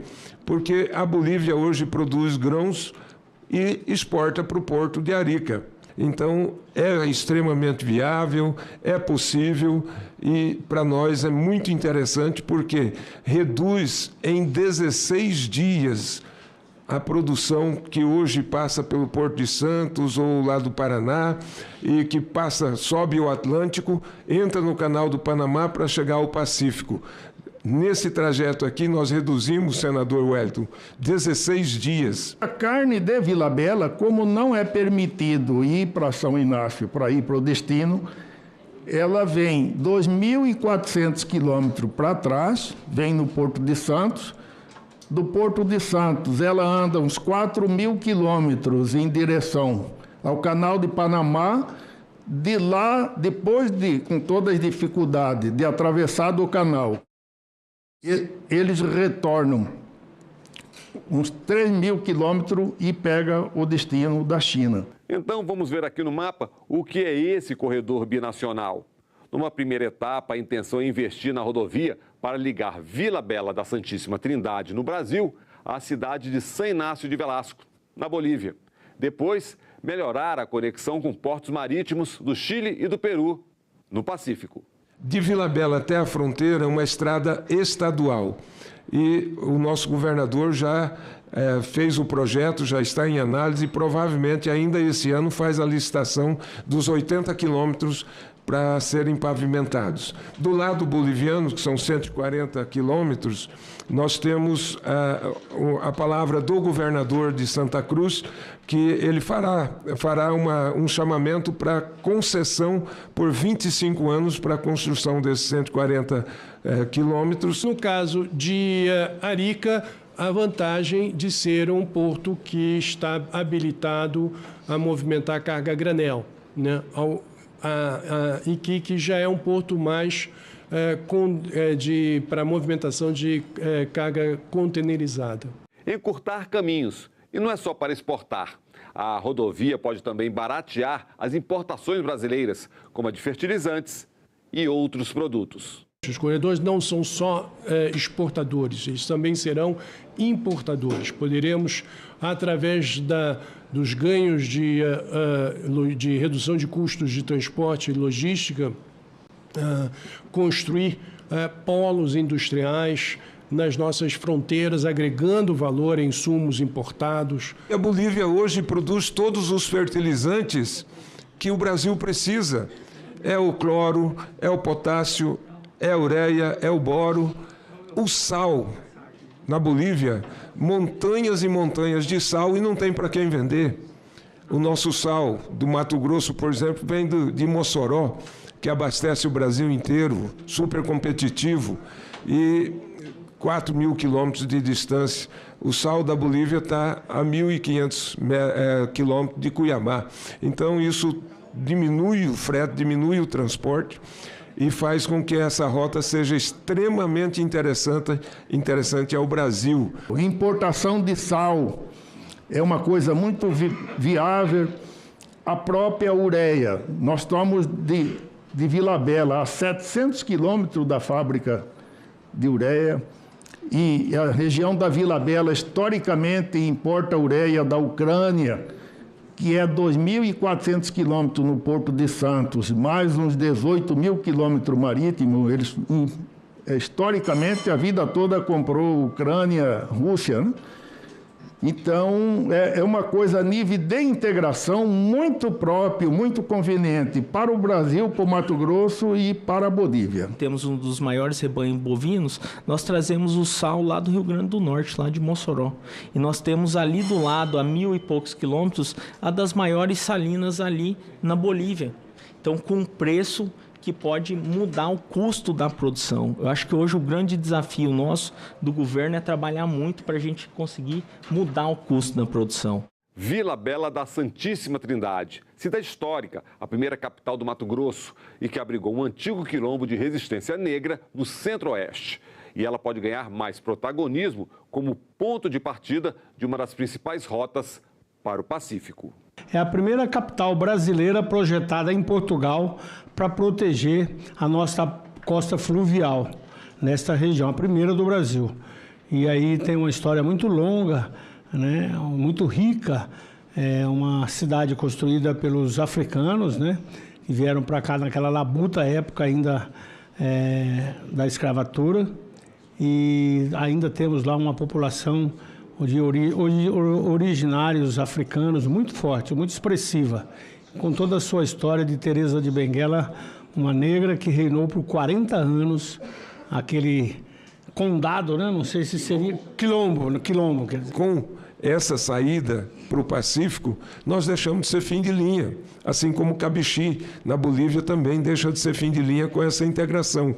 Com isso, nós entendemos que o desenvolvimento vai chegar, nós vamos ser porta de entrada, porta de saída. Uma estrada, 2 países, em região de fronteira, o que ajuda no escoamento da produção, também pode facilitar o transporte de produtos ilegais. Daí, a importância dos órgãos de fiscalização de postos aduaneiros. Quem conhece a região sabe que, abrindo esse corredor, é mais um eixo de escoamento também, não só de produtos lícitos, mas de ilícitos como a cocaína, como o mercúrio e outros, né, ligados ao contrabando e ao descaminho que virão do país vizinho. Junto com esta necessidade do asfaltamento, eu reputo aqui uma necessidade maior ainda, que é a implantação de uma estação aduaneira de fronteira.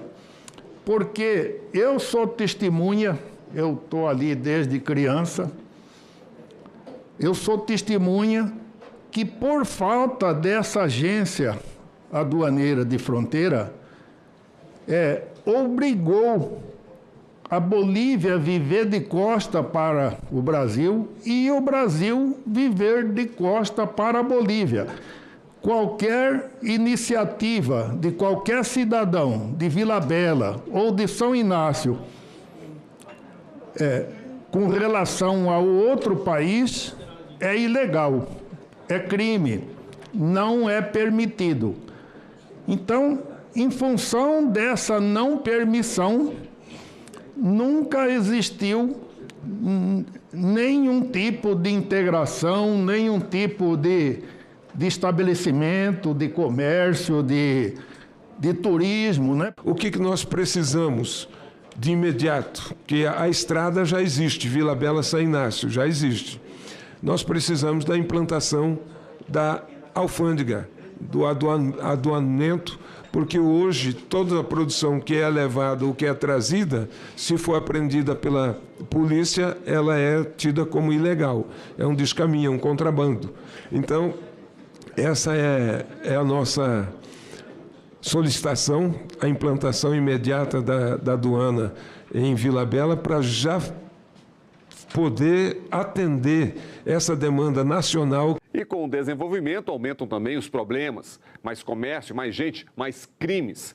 E uma nova rota para a circulação de drogas, contrabando, exploração sexual infantil. É preciso pensar em segurança. Pensar em termos de segurança pública e segurança viária. Porque a partir do momento que você lança o fluxo, né, direciona o fluxo de veículos, sobretudo veículos de carga, nós precisamos pensar na segurança dos profissionais motoristas de transporte de carga, porque aumentará o número de estabelecimentos, aumentará o fluxo de pessoas na região, outras empresas se instalarão nessa região. Então, há um natural aumento de crimes como a exploração sexual infantil, tráfico de drogas, há um aumento natural de ocorrências de acidentes de trânsito e é necessário, então, ter a mão do Estado através da Polícia Rodoviária Federal, das polícias estaduais. A Receita é um órgão, de fato, extremamente importante nas fronteiras, mas não é o único, né? Temos o Ministério da Agricultura, extremamente importante, Polícia Federal, Polícia Rodoviária Federal, temos diversos outros órgãos de extrema importância e tão relevantes quanto a Receita Federal nesse processo. E para garantir a segurança e vigiar tudo isso, é preciso estrutura, mão de obra qualificada, ou seja, mais investimentos em todos os órgãos. A Receita Federal na área aduaneira, ela necessita de pessoas, ela necessita de infraestrutura.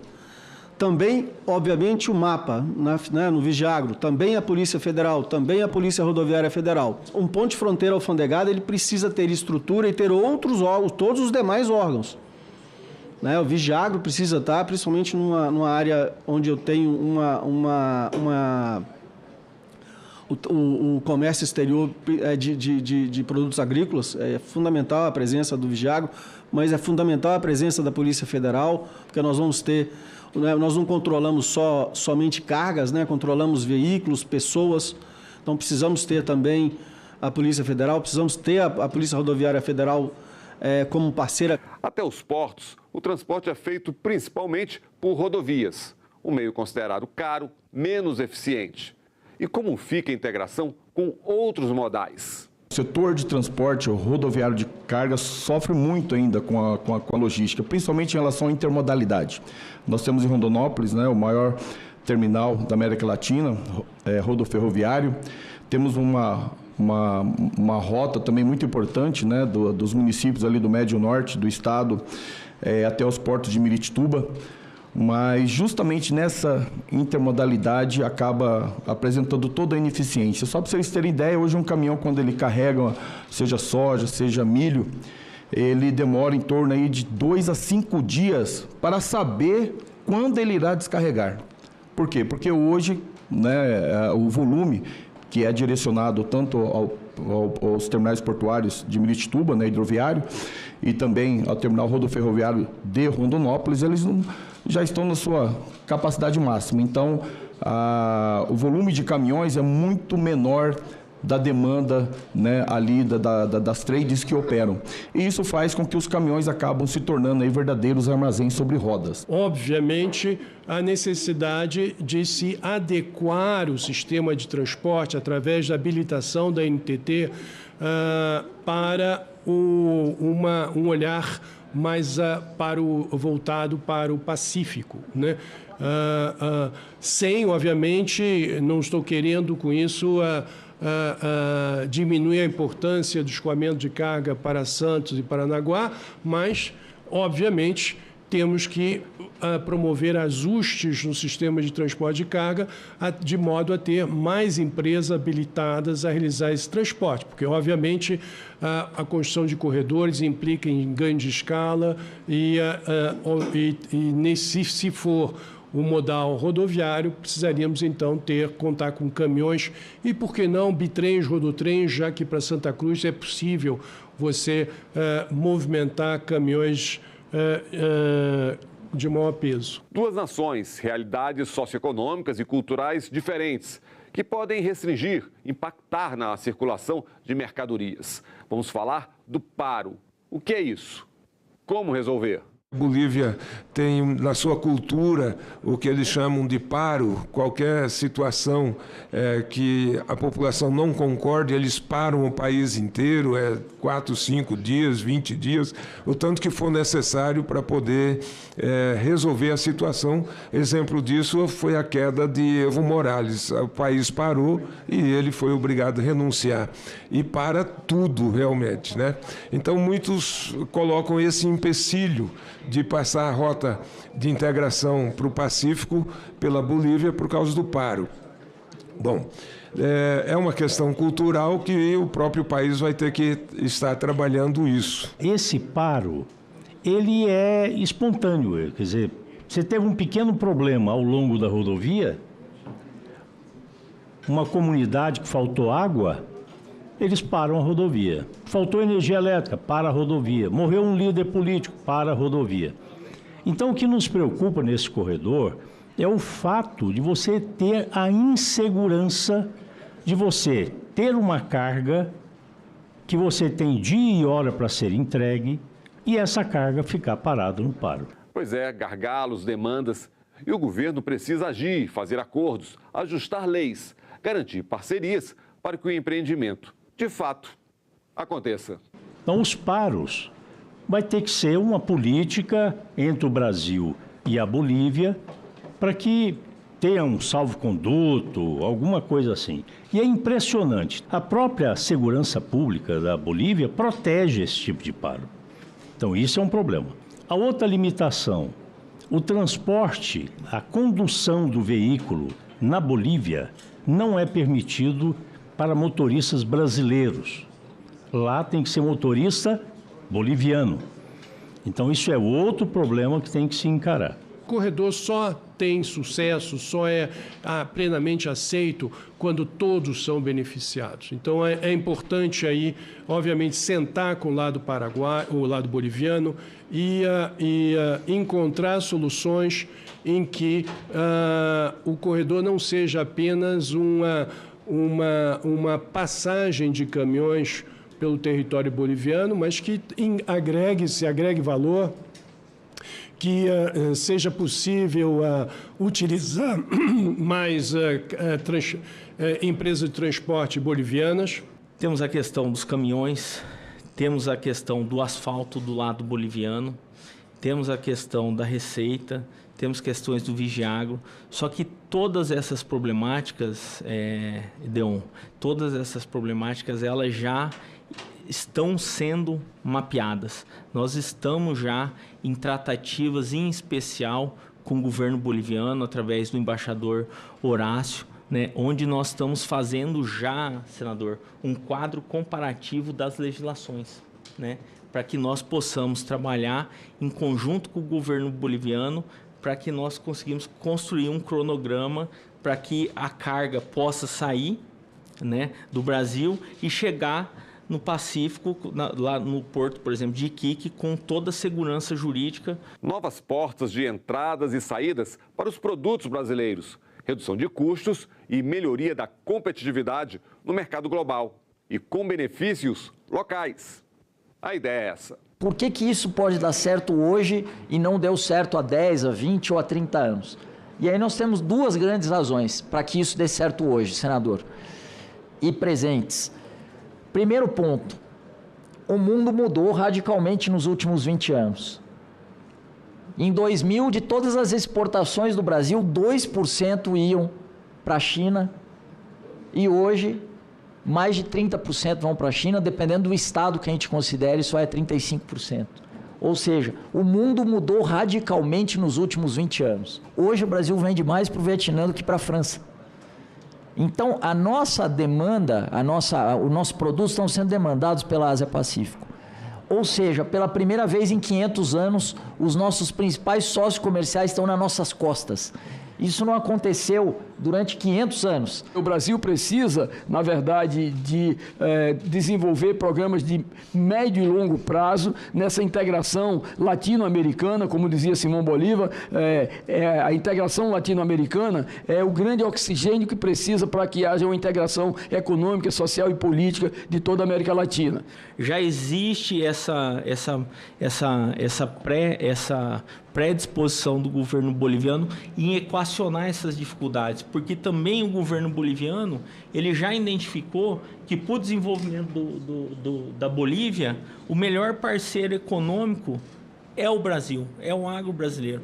E aqui não há dúvida, depois de tudo que discutimos, que esse empreendimento não é apenas uma estrada, mas um verdadeiro corredor de oportunidades e desenvolvimento, capaz de capacitar e também impactar positivamente diversos setores da nossa sociedade, na sociedade conjunta brasileira, boliviana, também chilena e de todo o mercado andino e até do Mercosul. Eu vou dizer mais do que a rodovia, mais do que... porque o que nós estamos discutindo aqui é uma integração. Acredito que é possível, acredito que é necessário, mas nós temos que cada vez mais agir, porque falar o que nós falamos aqui, o que eu mesmo estou falando, tenho certeza que dezenas, centenas que nos antecederam falaram, mas nós temos que ir para o campo da ação e tornar isso realidade. É isso, o sonho antigo, desenvolvimento econômico, integração regional e maior protagonismo no comércio mundial. Uma discussão fica por aqui, até o nosso próximo programa.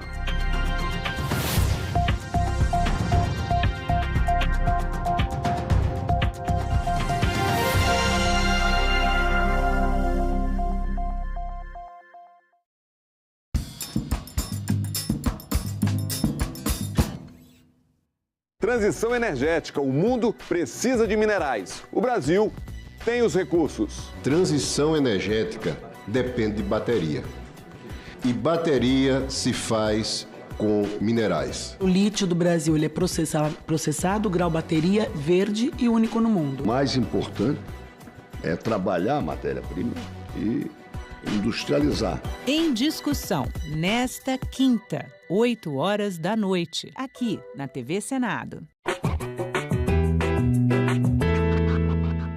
O Senado brasileiro foi criado pela Constituição de 1824, mas havia um problema. Em que lugar os senadores iriam se reunir? Pensando nisso, Dom Pedro I decide comprar o Palácio Conde dos Arcos e reformá-lo para abrigar o poder legislativo. Só 2 anos depois, em 1826, aconteceria a primeira sessão oficial do Senado.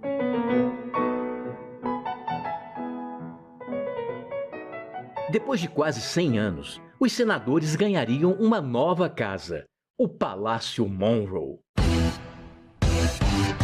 Construído originalmente para a Exposição Universal de 1904 nos Estados Unidos, o prédio, todo feito em estrutura metálica desmontável, foi transferido num navio para o Rio de Janeiro e remontado no local mais nobre da cidade.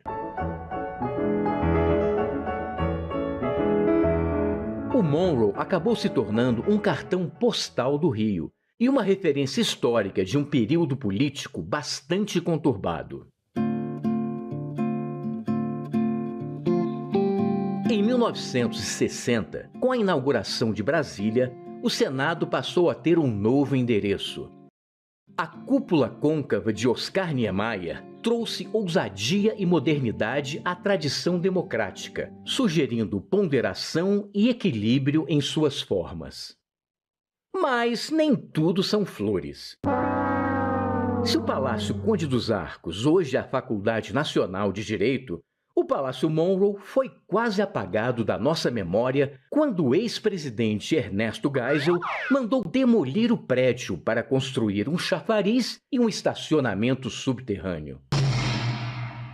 Objetos históricos foram perdidos ou vendidos pela empresa demolidora, mas a memória ainda permanece nos resquícios preservados pelo Senado.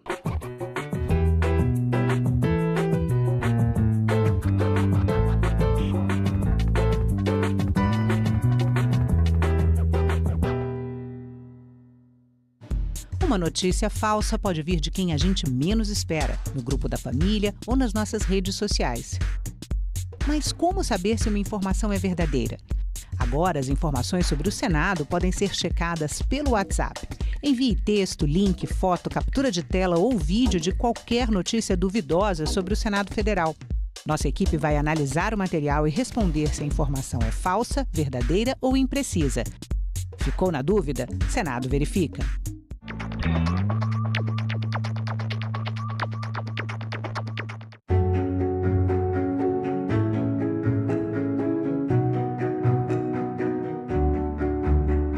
É importante que se tenha uma visão ampla de meio ambiente, que realmente a preocupação do meio ambiente se incorpore ao planejamento nacional, regional, do desenvolvimento no país. Conservar a natureza também é preservar a dignidade humana. O campo de luta da utopia chama-se ecologia e educação. É através da educação que a gente vai conseguir proteger a natureza. Nós sabemos que o Brasil já está sob o efeito das mudanças climáticas. Temos que nos adaptar e trabalhar para prevenir essas situações. É um problema econômico, é um problema social grave. Esta nação tem a obrigação de ter a preocupação equivalente com o meio ambiente. TV Senado. Democracia todo dia.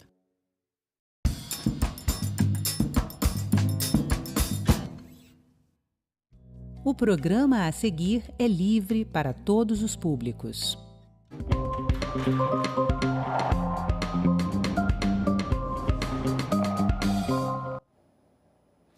O que é a Mpox? Como se prevenir? Quais os riscos? Existe vacina? A Mpox mata? Será a Mpox a próxima pandemia?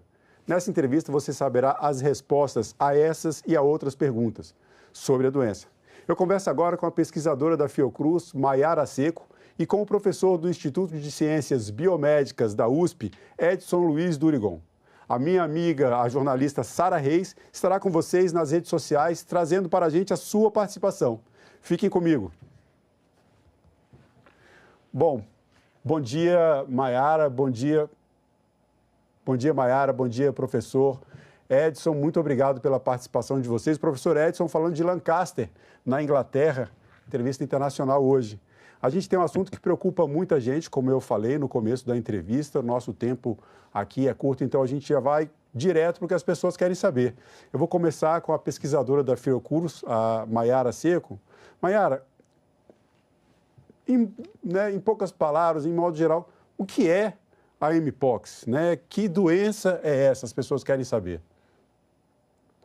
Olá, olá a todos, bom dia, obrigada pelo convite para estar aqui hoje. Então, indo já direto para a pergunta, para contextualizar um pouco a questão da Mpox, eu acho importante a gente localizar essa discussão um pouquinho antes de 2024, porque, na verdade, a Mpox é uma doença que não é uma doença nova.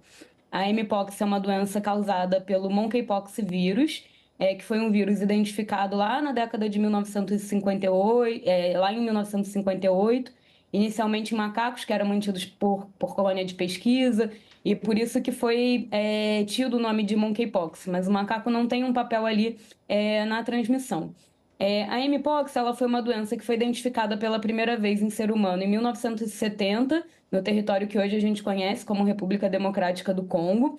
e ela foi identificada primeiro como uma doença zoonótica, ou seja, que transmite do animal para o ser humano. E ela é uma doença que, do ponto de vista genético, ela se aproxima da varíola humana, que estava numa campanha ali na ocasião de erradicação da varíola, com o avanço da vacinação na ocasião. Então, como poderia dar um quadro clínico parecido, tinha um papel importante ali.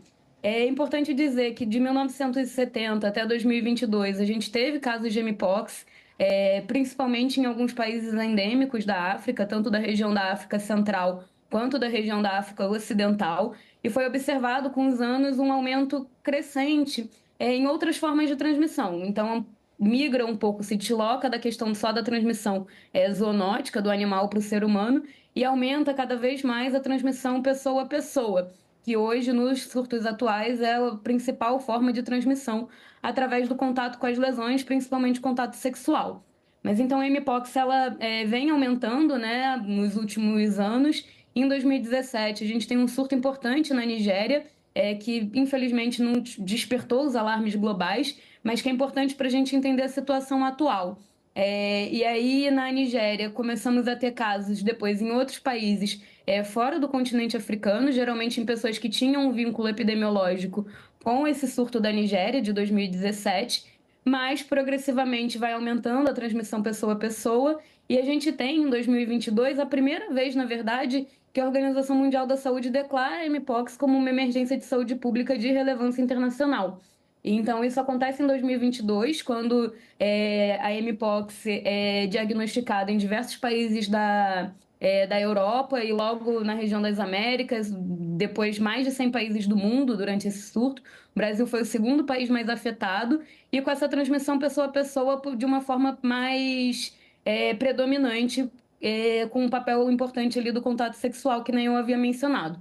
Então, a gente tem esse surto ali em 2022, a gente tem um declínio global no número de diagnósticos, mas a gente fala que a mpox não desapareceu, ela desapareceu um pouco dos olhos do norte global, mas a gente continuou tendo casos, ainda que em menor magnitude, no Brasil, Espanha também teve alguns casos ainda, mas a situação em 2023 ficou pior na República Democrática do Congo. Essa situação foi se agravando em 2024, com a identificação de uma nova variante circulando ali no território, na parte leste da República Democrática do Congo, e afetando também outros países vizinhos. E, além disso, a gente observou em alguns outros países do continente africano alguns casos também da variante anterior de mpox circulando.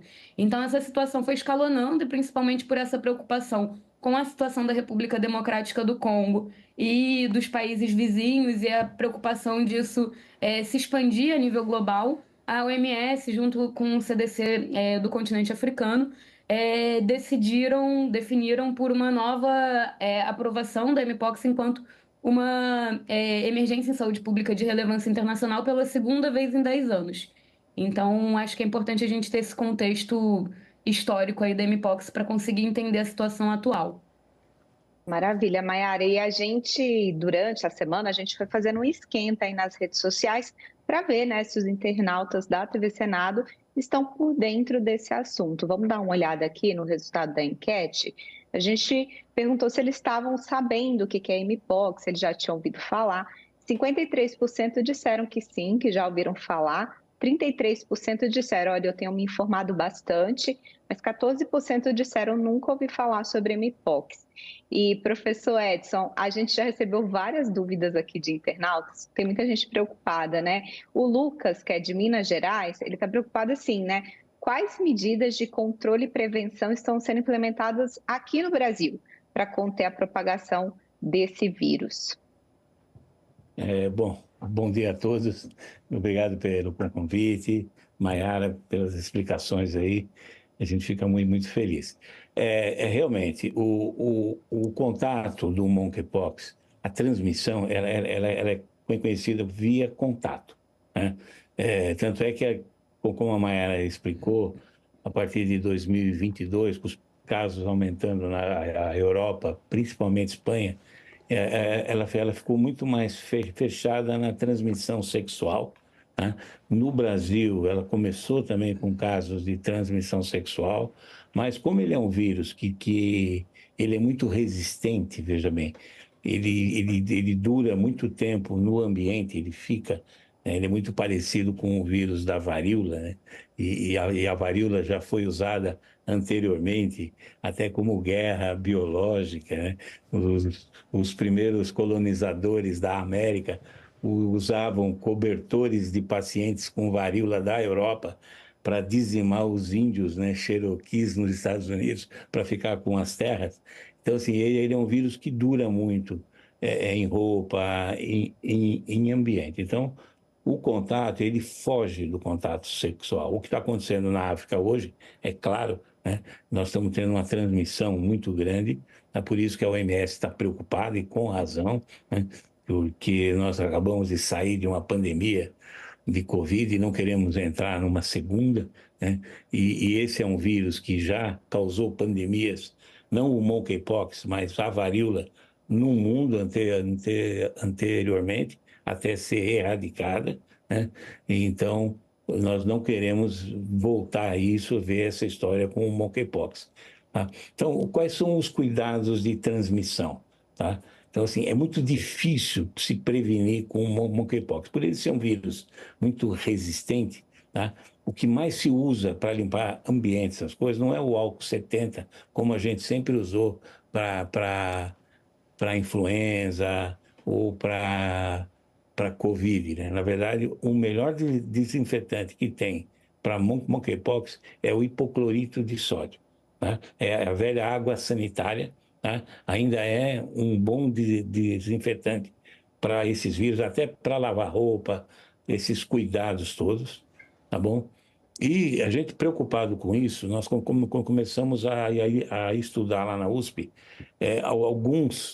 alguns princípios ativos que tivessem ação sobre vírus. E um deles é a fitalucianina, tá? Que ele é um produto que ele oxida a parede de bactérias, né? Ou seja, ele destrói, e oxida a parede do monkeypox também. Nós testamos a fitalucianina, chamada de Fitalox, contra o monkeypox e funcionou muito bem. Tá? Então, hoje, a fitalucianina você pode encontrar em alguns cremes, né? E existe um creme que é o Fitacrim, por exemplo, que foi desenvolvido lá na universidade, né? Por uma startup, e a ideia nossa é que isso entre, né, no mercado. Mas esse é um dos cuidados. O cuidado que nós temos que ter com roupa, com ambiente, tá? E principalmente o cuidado sexual. Tá? Por ser uma doença de transmissão sexual, tá? A gente tem que tomar todos os cuidados, como se fosse HIV, por exemplo, né? Uso de preservativos, tá? E esse tipo todo. Maiara, e os sintomas dessa doença, né? Como é que a pessoa percebe que pode estar contaminada pelo Mpox? Quais são os sintomas que indicam que pode ter acontecido contágio? A Mpox, ela é uma doença que tem uma apresentação clínica que pode ser muito variada, isso a gente tem visto principalmente depois desse surto de 2022, mas antes, se a gente pega as análises desse surto da Nigéria de 2017, a gente já observa essas diferenças na descrição também, porque tradicionalmente a Mpox era conhecida como um quadro clínico muito parecido com o da varicela, ou no popular a catapora, em que a pessoa faz febre, tem lesões por todo o corpo, que podem ser mais de 100 lesões, e lesões em todos os estágios de evolução que a gente fala, então vesículas, que são lesões com líquido dentro, crosta, que são as famosas casquinhas. Então, a gente ficava muito com esse quadro clínico de uma forma geral. Mas com os dados mais recentes e com as últimas atualizações, o que a gente vê é que a pessoa pode ter quadros muito mais localizados. A gente vê pessoas com Mpox que às vezes têm apenas uma única lesão, Quando existe uma transmissão por contato sexual, por exemplo, uma única lesão na região genital, que pode ser confundida com outras infecções sexualmente transmissíveis que causam lesões genitais, como sífilis, como herpes. Então, a gente tem toda essa variedade no quadro clínico. A gente já viu que a febre pode acontecer, mas não é obrigatória. Viu já diversas apresentações que levam a gente a ter essa visão da mpox como uma doença de diversas apresentações. Isso depende de alguns fatores, isso depende do estado imunológico da pessoa, se a pessoa tem outras doenças ou não. Isso depende também ali da forma de transmissão, e isso depende de fatores do próprio hospedeiro também, de como ele vai reagir. Mas a apresentação pode ser variada, desde uma única lesão genital, quanto a um quadro mais parecido com varicela, por exemplo. Sara? O áudio aqui. Então, professor, a gente recebeu outra pergunta agora lá do Ceará. A Suzana, ela está perguntando o seguinte: o Brasil tem capacidade para realizar testes em massa para detectar a mpox? Vamos supor, né? A gente tem aí um surto expressivo. A gente está preparado, professor, para poder fazer esses testes e para poder detectar a doença? Olha, estamos sim, tá? O Brasil tem uma capacidade incrível de laboratório, tá? Nós temos, a própria Fiocruz tem uma rede muito grande, como os LACENS, por exemplo. Cada estado, e o Ceará tem um deles, tem os laboratórios de saúde, né, que é do governo, que estão capacitados para fazer o teste de PCR, por exemplo, que é o teste mais usado. O mpox, ele é um vírus que, por exemplo, ele dá lesões muito específicas, são umas bolhas bem características, né? E o diagnóstico é feito através do exudato dessas lesões, ou seja, pega-se um suave, se passa na lesão e se encaminha isso ao laboratório. Existe como se fosse na época do Covid, que era nariz e boca, você faz isso na lesão específica, o próprio médico, a enfermeira, coloca num meio de transporte, vai ao laboratório e tem já padronizado, e o Brasil já usa isso desde 2022, né, que quando começamos os surtos aqui, São Paulo teve mais de 1.000 casos, o PCR, que é o PCR em tempo real. Tá? Então, os laboratórios estão preparados, sim. Tá? Eu acho que isso a gente não precisa se preocupar. Nós temos uma capacidade de diagnóstico já implantada. Tá? O Ministério da Ciência e Tecnologia criou uma rede chamada Rede Vírus, tá? que tem virologistas do país todo. Tá? E esses grupos, já de 2022 para cá, já vieram se preparando para esse tipo de problema. Tá? Nós sempre nos preocupamos com o mpox, veja bem. Embora foi uma doença que teve um pico maior em 2022, como a doutora Mayara veio explicando, ele foi pingando durante o ano de 2023, né? Mas não desapareceu, a gente continua sempre tendo um caso ou outro, tá? Agora que os números aumentaram um pouco, né? E assim, então a gente sempre teve esse diagnóstico assim em desenvolvimento. Então, respondendo à pergunta da nossa internauta, nós temos sim, nós temos uma capacidade boa para diagnóstico de monkeypox. Tá? Ainda não temos os testes rápidos, tá? Mas eu acredito, se a OMS continuar com os alertas e se o número de casos aumentarem no mundo todo, provavelmente nós vamos ter outros métodos rápidos para fazer o teste no próprio hospital, no próprio consultório, né? Isso em breve. Mas, no momento, a gente tem a reação de PCR, que o Brasil já está bem equipado com isso. Mayara, no caso aqui, né, você falou um pouco sobre esse histórico da doença. Nós tivemos um surto já em 2022, então é uma doença que está sendo observada já há um tempo.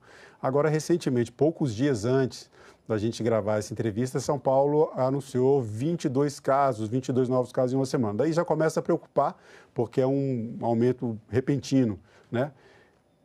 A doença está controlada no Brasil? Como é que está essa situação? Olha, a situação em São Paulo, realmente a gente teve um aumento no número de casos, um aumento que não chega perto da magnitude do que aconteceu durante 2022, mas assim, algo que a gente precisa ficar vigilante. Também acredito que esse aumento dos casos vem num contexto de maior debate público sobre a Mpox, em que às vezes pessoas que estavam com diagnósticos de Mpox não estavam sendo suspeitados, porque a gente estava tendo pouca comunicação sobre a Mpox de forma geral, ficava muito na cabeça dos profissionais de que depois de 2023 a gente já estava sem caso nenhum. No Rio de Janeiro, a gente teve um aumento do número de casos que foi, na verdade, anterior agora ao período de 2024. A gente teve um aumento de casos ali de outubro de 2023 até janeiro, fevereiro de 2024. E desde então a gente manteve lá na Fiocruz em torno de 5 pessoas com confirmação de Mpox por mês. O que indica que ainda num baixo nível existe uma transmissão comunitária ali pelo menos na cidade do Rio de Janeiro, que foi identificada pela nossa corte de vigilância. Mas, de novo, numa magnitude muito menor do que em 2022, e realmente a gente lá no Rio identifica um fenômeno em agosto de 2024, depois da declaração da emergência em saúde, com um aumento no número de casos. A gente chegou a ter 19 pessoas com confirmação de Mpox em agosto na Fiocruz, no Rio, né?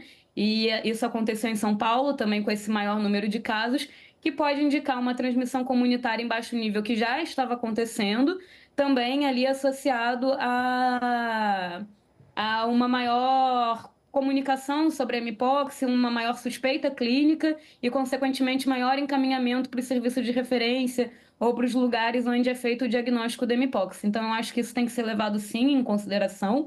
E é importante mencionar que, apesar desse aumento no número de casos, até o momento, no Brasil, a gente não identificou a introdução da nova variante que está causando a situação mais grave ali na região do leste do Congo e nos países vizinhos.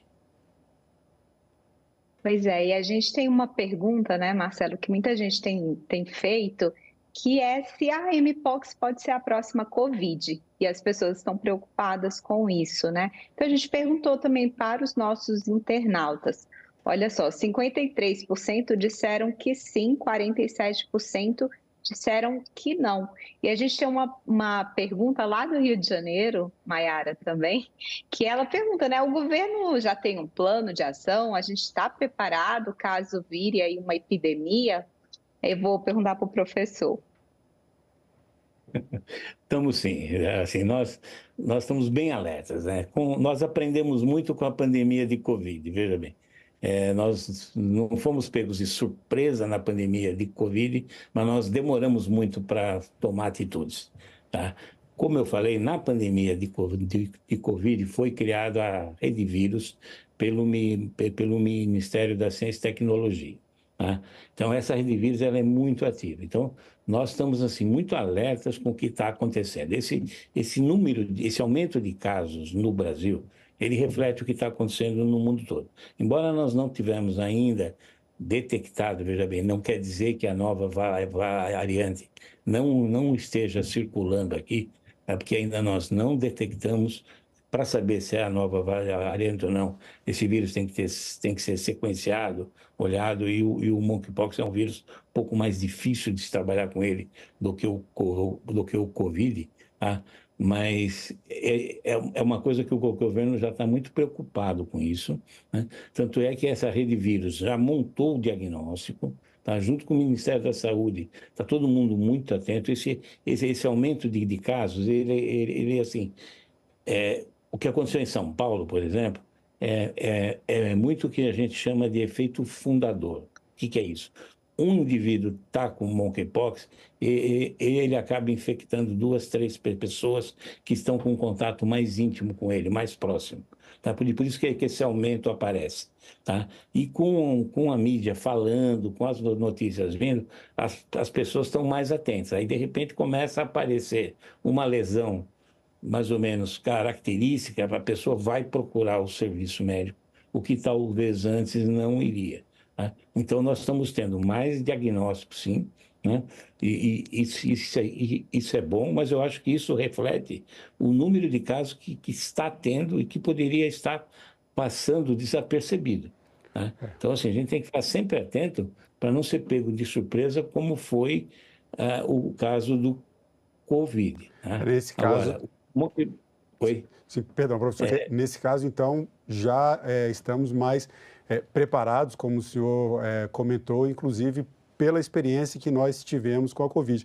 Agora, senhor, desculpe eu interromper na sua fala, mas é porque a gente tem uma pergunta que também é muito importante a gente trazer aqui, que diz respeito à questão das vacinas, né? A vacina é uma vacina mais complexa, uma vacina que você tem ainda pouca quantidade dela fabricada. Eu gostaria que a Maiara explicasse para a gente, né, em que pé que está a fabricação de vacinas, se nós temos vacinas disponíveis e se a vacina da varíola humana ela é eficaz no caso da prevenção contra a mpox.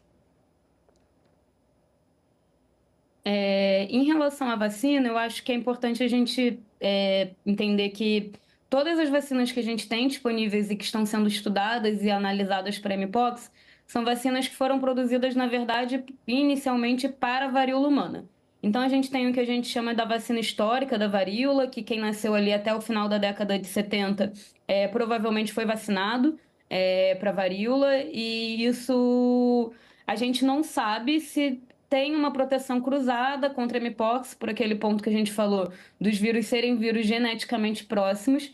Isso é uma coisa que se imagina que tenha uma proteção residual, mas a gente não tem estudos e não parece ter uma proteção total. Depois disso, a gente tem as vacinas de segunda geração e a de terceira geração, que eu vou focar um pouquinho mais nessa, que a principal vacina é a MVA-BN, que é produzida na Dinamarca. Teve questões relacionadas ao quantitativo de produção, à compra pelos países do norte, às iniquidades de acesso, às desigualdades norte-sul, tanto que uma das questões mais relevantes na situação da declaração da mpox enquanto emergência de relevância internacional foi que, ao ser colocada nesse patamar, isso facilita os processos de negociação e de aquisição de vacinas para os países que estão sendo mais afetados, os países ali da região central da África. Então, isso está tendo questões importantes em relação a isso. Sobre o Brasil, o Ministério da Saúde chegou a fazer uma compra ali no final de 2022, início de 2023, de 49 mil doses de vacinas, que foram distribuídas, tiveram algumas questões ali relacionadas à distribuição, etc. A gente vê que teve uma baixa adesão à vacinação, que não vejo só como uma questão da população-alvo. Acho que campanhas de divulgação também são importantes para a gente pensar isso, mas a gente teve algumas vacinas inicialmente. No momento, a gente não tem mais vacinas MVA a nível central, pelas últimas atualizações do Ministério, mas está sendo negociada, está em processo de aquisição, a compra de 25 mil doses. A Organização Mundial da Saúde, nem o Ministério da Saúde, nenhum dos dois recomenda a vacinação em massa para a mpox. Se recomenda a vacina num regime de profilaxia pré-exposição, que a pessoa pode tomar antes de ter a exposição ao vírus, monkeypox, ou então numa situação de pós-exposição, em que a pessoa pode tomar a vacina até 4 dias depois de ter tido um contato mais íntimo, mais prolongado com uma pessoa que tem o diagnóstico ativo de mpox. E daí ela já nesse caso, perdão, Maíra, nesse caso, então, aí ela já tem essa eficácia, né? Então, você traz aqui para a gente que já existe a vacina, a gente está chegando no tempo final da entrevista, eu acho que a explicação já trouxe, né, a resposta que as pessoas precisam em relação a saber que existe a vacina, que ela está sendo produzida e a gente espera que tenha quantidade suficiente aí para fazer esse controle.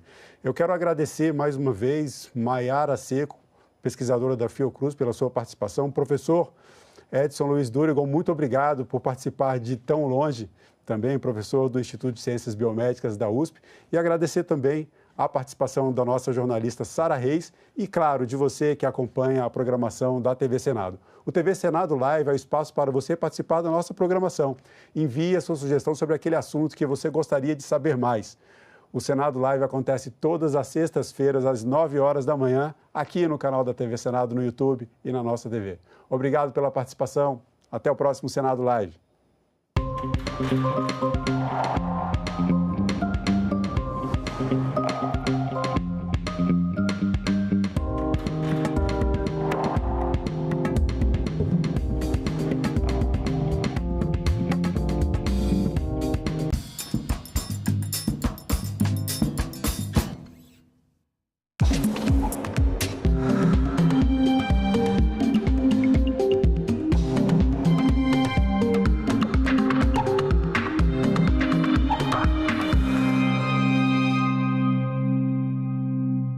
ensino médio, a primeira reforma em 2017, ela já buscava responder uma lacuna percebida na sociedade e nos próprios jovens.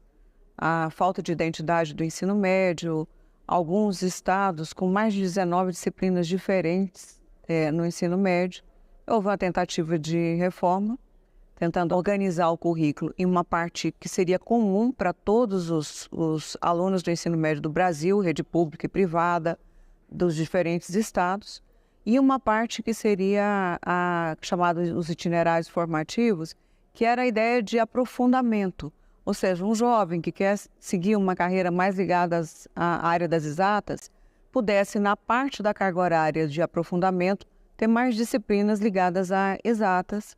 E assim, na área de linguagens, alguém que quer seguir uma carreira o domínio maior da linguagem pudesse ajudar. Não foi o que aconteceu. Agora é lei. Os medicamentos que contenham substâncias proibidas pelo Código Mundial Antidopagem deverão trazer obrigatoriamente um alerta com essa informação nos rótulos, nas bulas e nos materiais de propaganda e publicidade. O objetivo da lei é preservar os atletas brasileiros de casos não intencionais de doping. O Senado votou, agora é lei.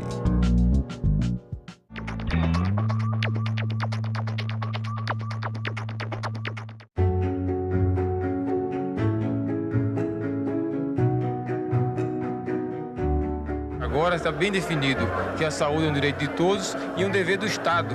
O Plano Nacional de Imunizações atingiu o grau de excelência com a criação do Sistema Único de Saúde. O SUS é a maior política nacional responsável pela elevação da expectativa de vida da população brasileira.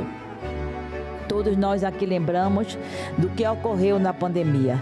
Todos nós aprendemos com muita dor que sem saúde não temos nada. Acreditamos na medicina, no Sistema Único de Saúde. Nós acreditamos na ciência. Temos o sentimento de dever cumprido e de que ainda temos que cumprir, porque essa batalha e esta guerra ainda não terminaram. TV Senado. Democracia todo dia.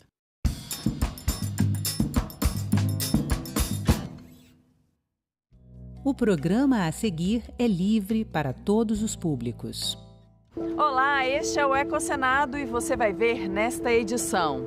Alternativa adotada por muitas cidades para controlar o escoamento de grandes volumes de água das chuvas e evitar enchentes são as bacias de contenção. Sistemática de utilizar bacias é uma tecnologia moderna para você fazer essa organização da água pluvial. Poços artesianos vão reforçar combate aos incêndios florestais no Pantanal. Aqui é uma caixa d'água a céu aberto, onde a água está sendo jorrada aqui no solo natural, porque aqui virá a vegetação e os animais poderão conviver com isso de forma harmônica. A Assembleia Legislativa de Minas Gerais debateu durante 5 meses estratégias e propostas de políticas públicas para o enfrentamento à crise climática. E um pacto pela transformação ecológica firmado pelo Congresso, STF e Palácio do Planalto.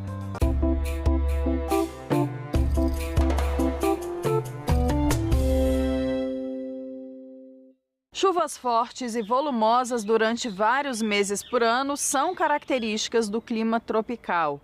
Mas as mudanças climáticas estão acentuando os eventos extremos e trazendo mais água do que o esperado. Uma forma de amenizar os danos é construir bacias de contenção.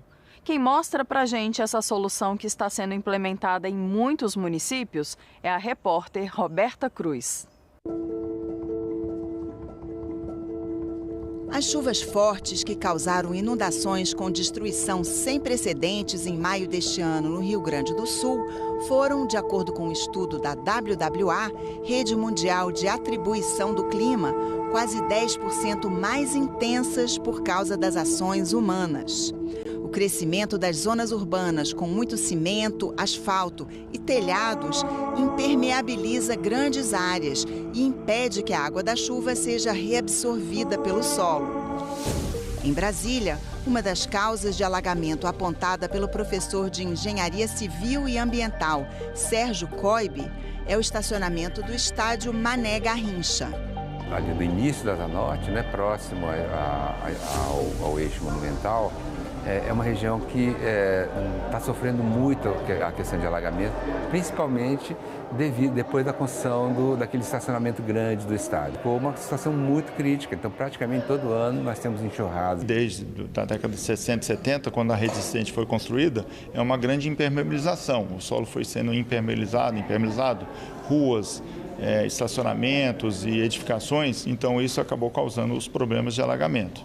Então não é tanto aqui uma questão de ocupação desordenada, é mais realmente uma questão do avanço da cidade, da impermeabilização da cidade sobre o solo. Recursivamente acontecem enchentes, alagamentos, né, problemas no trânsito, no comércio, nas residências, subsolos que ficam alagados.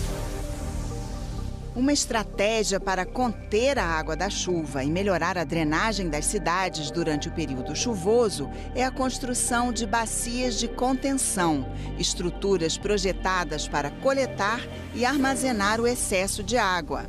Na região metropolitana de Belo Horizonte, em Minas Gerais, os reservatórios construídos na Vila Esporte Clube e em Contagem conseguiram evitar que locais sujeitos a alagações recorrentes na zona oeste da capital mineira fossem inundados nas últimas chuvas fortes.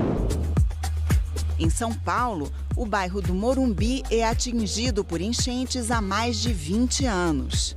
Um reservatório com a capacidade de armazenar o equivalente a mais de 53 piscinas olímpicas, previsto para ficar pronto em 2026, deve receber as águas excedentes do córrego Antonico e combater os alagamentos na época chuvosa.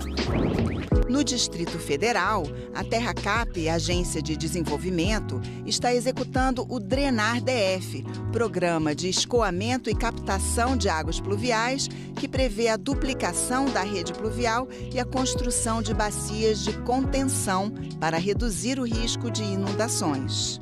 São muitas. Nós temos bacias em vários bairros, né? Recentemente foi feita uma bacia ali perto do Parque da Cidade, na Zaçu, é uma bacia bem grande, está sendo outra construída ali perto do zoológico, um pouco à frente do zoológico, também está sendo construída, falando em termos de plano piloto. Mas tem bacias em Vicente Pires, em Bernardo Saião, em Arniqueiras, vão ser construídas bacias também. Tem bacias em Taguatinga, Ceilândia, Sol Nascente. Então, essa sistemática de utilizar bacias é uma tecnologia moderna para você fazer essa organização da água pluvial. Antes de lançar a água captada nos cursos d'água, a ADASA, a Agência Reguladora de Águas, Energia e Saneamento do Distrito Federal, determina que é preciso amortecer a força para não causar danos. Além disso, também é necessário melhorar a qualidade da água. Nós estamos num dispositivo que a gente chama de dissipação de energia. A água chega com muita força, muita velocidade. Aqui ela perde essa energia, acalma. Isso é uma bacia, então a água vai decantar, as impurezas vão decantar no fundo da bacia e o que estiver boiando também vai poder ser separado e aí a água vai com mais calma e com mais qualidade para o Lago Paranoá. A água vai escorrer das áreas mais altas, trazendo o que tiver pelo chão, terra, folhas e também papéis, plásticos, até chegar na bacia de contenção. A ideia é que as impurezas fiquem retidas aqui e só a água limpa vá para o Lago Paranoá. Por isso é importante que sejam feitas limpezas periódicas na bacia. O professor Sérgio Coibe ressalta que é importante prever recursos para a drenagem. Periodicamente, essa lagoa precisa sofrer uma manutenção, senão ela vai ficar entulhada de sujeira, vai ficar com lixo e vai começar a crescer vegetação dentro dela, vegetação indesejável. Aí, então, é fundamental que nos próximos anos, ou seja, daqui para frente, a vida toda, essa lagoa que está sendo construída, ela receba uma manutenção adequada e frequente. Tá? Estamos passando por um problema muito sério na questão da drenagem no país inteiro, porque é um serviço de saneamento caro, mas que, por outro lado, não existe verba destinada diretamente a isso, ou uma tarifa que resolva esse problema. Você veja que eu pago por tarifa de lixo, eu pago pela iluminação pública, eu pago pela água, pago pelo esgoto, porque o esgoto está embutido na água. Então, tudo isso tem tarifas e isso leva a você ter uma estrutura administrativa ou uma empresa que cuida disso de uma forma extremamente eficiente ou, pelo menos, satisfatória, né? Agora, na questão da drenagem, não existe tarifa de manejo de águas pluviais. Então, como não há uma fonte fixa de recursos, ele fica dependendo da boa vontade, da partilha do recurso com os outros órgãos públicos. O município sempre tem outras prioridades e acaba que a drenagem fica sempre de lado. Então, está em discussão hoje na Agência Nacional de Águas, inclusive sobre como realmente a gente pode levar a cabo a questão da implementação da tarifa de cobrança pelos serviços de drenagem. Tá? Isso é fundamental para que a gente possa, no futuro, ter um serviço mais eficiente do que é hoje. Hoje nós temos conhecimento suficiente para tentar realmente implementar. O que falta é recurso para que isso pudesse ser feito. Uma comitiva de parlamentares de Mato Grosso, liderada pelo senador licenciado Wellington Fagundes, visitou na segunda quinzena de agosto 2 municípios do estado para ver as condições das queimadas no Pantanal. Na ocasião, foram inaugurados poços artesianos que vão reforçar o combate aos incêndios. Em Cáceres, os parlamentares da bancada estadual e federal de Mato Grosso viram de perto as ações da Marinha do Brasil no combate aos incêndios no Pantanal. A visita foi concluída no dia seguinte, em Ladário, Mato Grosso do Sul. Os parlamentares foram de barco até o acampamento do Exército na Transpantaneira e ainda sobrevoaram áreas críticas. 5 poços artesianos foram entregues e vão ser utilizados para abastecer represas construídas para facilitar o acesso à água pelo Corpo de Bombeiros e os animais. Foram construídos com a ajuda de emendas parlamentares e graças à parceria da Energisa e do Governo do Estado por meio da Metamate, Secretaria de Infraestrutura, de Meio Ambiente e também do próprio Corpo de Bombeiros. Está mais próximo possível da fonte de captação do nosso agente extintor, que é a água, mais eficiente a gente é na operação, né? Então, quando a gente faz leva a campo essa iniciativa da instalação de poços, é isso que a gente está fazendo. A gente está tornando o Corpo de Bombeiros mais eficiente para fazer o enfrentamento dos incêndios. A gente sabe que não é só a resposta, o uso da água que vai apagar, mas sim a integração de esforços como tem sido feito. O gado que vai vir ao longo da Transpantaneira, ele vai poder vir se dessedentar aqui também.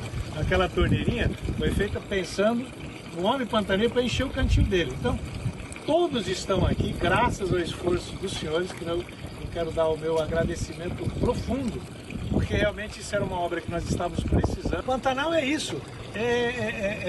Eu sou uma pessoa meio espiritualizada, eu digo que o Pantanal é o lugar onde você mais vê a vida e a morte. Todo dia você está confrontado. Os poços foram construídos nos quilômetros 34, 80, 94 e 127. Um outro já havia sido entregue em 2021. Todos esses poços estão sendo feitos de forma estratégica, com a ciência, com a pesquisa, envolvendo a universidade, o Instituto de Pesquisa do Pantanal. Isso aqui é para fazer parte do ecossistema do Pantanal. Aqui é uma caixa d'água a céu aberto, onde a água está sendo jorrada aqui no solo natural, porque aqui virá a vegetação e os animais poderão conviver com isso de forma harmônica. Poderia-se fazer um tanque aqui, mas não é esse o objetivo. Aqui é cuidar da biodiversidade. O deputado Nelson Barbudo diz que a luta da bancada federal é para desburocratizar ações que beneficiem o Pantanal de forma imediata. Tirar a burocracia. Aí nós tínhamos as emendas PIX, que está sendo criticada, senador. Emenda PIX, não sabe para onde vai, gente. O dinheiro cai na conta do prefeito, estão querendo tirar. O senador mandou uma emenda PIX do prefeito de Poconé fazer 50 poços. Ela vem para fazer os poços e tem fiscalização. Agora tem que mandar o dinheiro para a Caixa Econômica. Para a Caixa Econômica mandar para a Metamate, para pessoal que furou os postos, enfim, nós precisamos dar celeridade. Todo mundo. Deputados estaduais mineiros concluíram no dia 9 de agosto um seminário sobre soluções para a crise climática no estado. A reportagem é da TV Assembleia de Minas Gerais. O agravamento dos eventos climáticos extremos nos últimos anos no Brasil trouxe um alerta para o Legislativo mineiro. Desde março deste ano, a Assembleia prioriza o debate sobre a crise climática e como as regiões do estado se preparam para as mudanças que já são uma realidade. A Assembleia lançou então o Seminário Técnico Crise Climática em Minas Gerais. Desafios na convivência com a seca e a chuva extrema. O objetivo é promover um espaço de discussão e proposição de políticas públicas que enfrentem as mudanças no clima e fomentem projetos de inovação. A gente teve o cuidado de garantir ao máximo a diversidade de participação dos segmentos ligados ao tema e estabelecer diretrizes que possam levar a uma agenda da casa para criar, essa atuação para os próximos anos, para buscar medidas estruturantes e não só as medidas emergenciais para a convivência com a crise climática. Na cerimônia de lançamento, uma pesquisadora alertou que a temperatura em Minas pode subir até 6 graus nos próximos 70 anos e poderá afetar cultivos importantes como o de café, azeitonas e árvores frutíferas, com a redução significativa de áreas aptas para a plantação.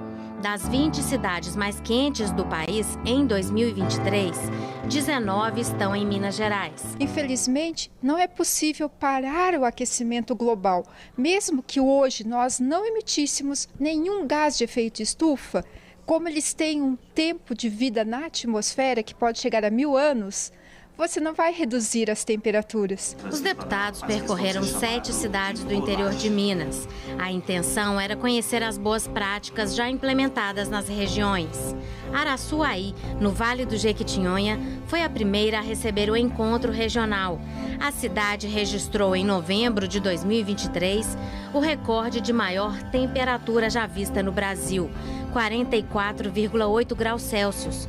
O calor extremo é um dos desafios da crise climática. A grande questão que se coloca para o Vale é afinar, melhorar essa relação aí entre a vulnerabilidade social e a suscetibilidade natural ao fenômeno para que boas práticas, boas políticas públicas sejam construídas e as pessoas consigam ser mais resilientes para o que se espera que aconteça, em termos de mudança do clima. O ano passado foram quase 9 meses sem chover e nós estamos falando de uma região que também está susceptível à desertificação. Como alternativa para enfrentar a seca e o calor, a construção de cisternas para armazenar água da chuva foi apresentada no encontro. No sul de Minas, a situação não é diferente. A região vem registrando o aumento da temperatura média diária e a redução do nível de chuva, o que impacta a produção agrícola.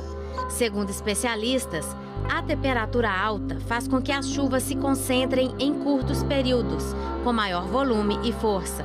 E na região, cerca de 80 mil pessoas moram em áreas de risco. Com mais calor, você tem mais vapor de água na atmosfera no período de verão e isso traz chuvas intensas. Além desses problemas pontuais, tem sempre a probabilidade de um evento de maior magnitude, como algo parecido, inclusive, até com o que aconteceu no Rio Grande do Sul. Nos anos 2000, nós tivemos aqui enchentes que chegou a inundar um percentual considerável da cidade, atingindo também Santa Rita do Sapucaí, Pouso Alegre, ficando aí por semanas com áreas submersas. E são fatores cíclicos, que vão e voltam e, dependendo da ação humana, eles podem se agravar. O seminário ainda passou por Juiz de Fora, Governador Valadares, Montes Claros, Uberlândia e Unai.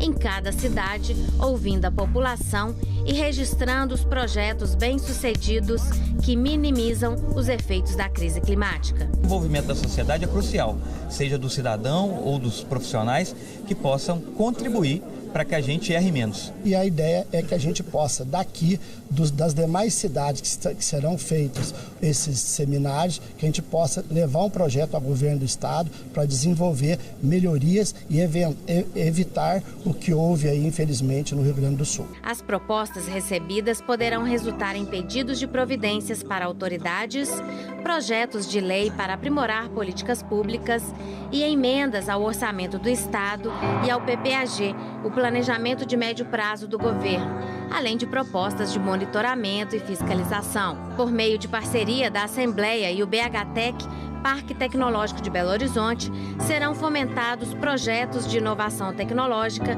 voltados para o enfrentamento da crise climática. A BHTEC vai nos ajudar a, conhecendo o problema, fomentar startups para que elas tragam ideias inovadoras nesse tema, na temática, de mudanças climáticas, porque nós precisamos sim ouvir as pessoas, mas ao final ter esse relatório técnico, esse levantamento para mostrar de que forma que a Assembleia pode ajudar a amenizar, a conviver com a seca, com a chuva extrema. Os chefes dos 3 poderes assinaram um acordo em defesa de uma nova agenda ambiental e climática, o Pacto pela Transformação Ecológica. A meta é colocar o Brasil no protagonismo mundial da segurança ambiental, levando em conta a biodiversidade e a produção agrícola. O Pacto pela Transformação Ecológica é um compromisso conjunto entre os 3 poderes com o objetivo de promover uma mudança profunda no modelo de desenvolvimento econômico brasileiro. É o primeiro pacto direcionado à agenda ambiental e climática, inspirado nas outras iniciativas comuns de 2004 e 2009, destinadas a aprimorar o sistema da justiça. Entre as metas estão sustentabilidade ecológica, desenvolvimento econômico sustentável e justiça social. O pacto deve se desenvolver em 3 eixos de ação. Eixo 1, ordenamento territorial e fundiário, com regularização e uso sustentável da terra. Eixo 2, transição energética, migração para fontes de energia renováveis e sustentáveis.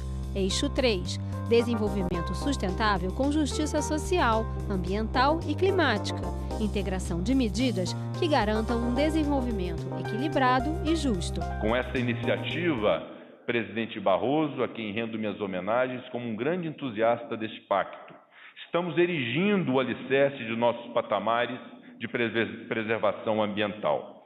Tenho convicção que o desenvolvimento sustentável passa por um equilíbrio democrático harmônico e colaborativo entre os poderes institucionais.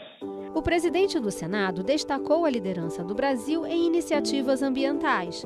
Entre elas, citou a Eco 92, a adesão ao Acordo de Paris, o compromisso em limitar o aquecimento global e reduzir as emissões de gases de efeito estufa e o apoio aos protocolos derivados de acordos internacionais. Esse é um caminho natural e que o mundo reconhece como sendo nosso, do Brasil. As portas estão abertas para que possamos honrar a nossa obrigação. No cenário internacional, o Brasil é tradicionalmente um ator presente e ativo em tratados e convenções climáticas. Essa é uma iniciativa corajosa, inteligente, histórica e fruto de alinhamento fundado no espírito público e na responsabilidade com essas gerações futuras. A capital fluminense promoveu pelo 4º ano seguido um dos maiores eventos de inovação da América Latina, a Rio Innovation Week, que vai além das discussões sobre tecnologia e empreendedorismo. A proteção do meio ambiente foi um dos temas mais abordados. Durante 4 dias, o público pôde conferir palestras de mais de 3.300 personalidades brasileiras e estrangeiras renomadas e exposições de empresas de diversas áreas de tecnologia. Segundo a organização da Rio Innovation Week, o evento tem o compromisso de gerar impactos para transformar realidades com base nos Objetivos de Desenvolvimento Sustentável da ONU. E o cuidado com o planeta não poderia estar de fora dessas reflexões.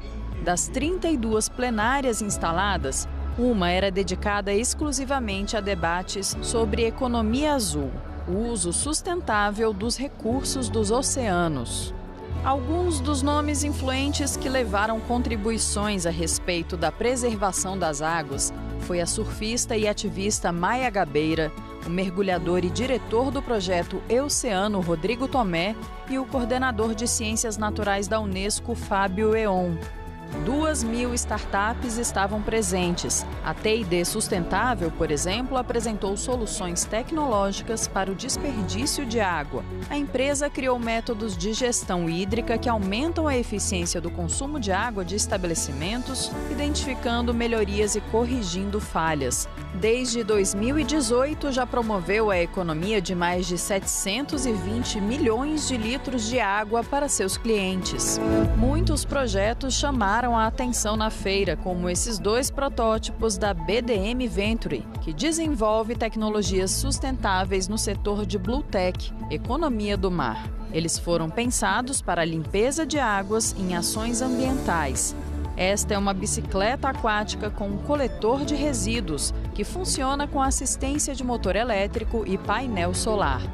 E aqui, uma ecobarreira inteligente que, por monitoramento remoto, também recolhe o lixo que flutua em rios e afluentes.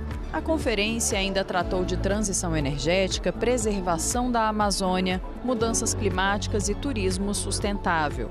O premiado astrofísico Marcelo Gleiser teve um espaço próprio nos 4 dias de evento.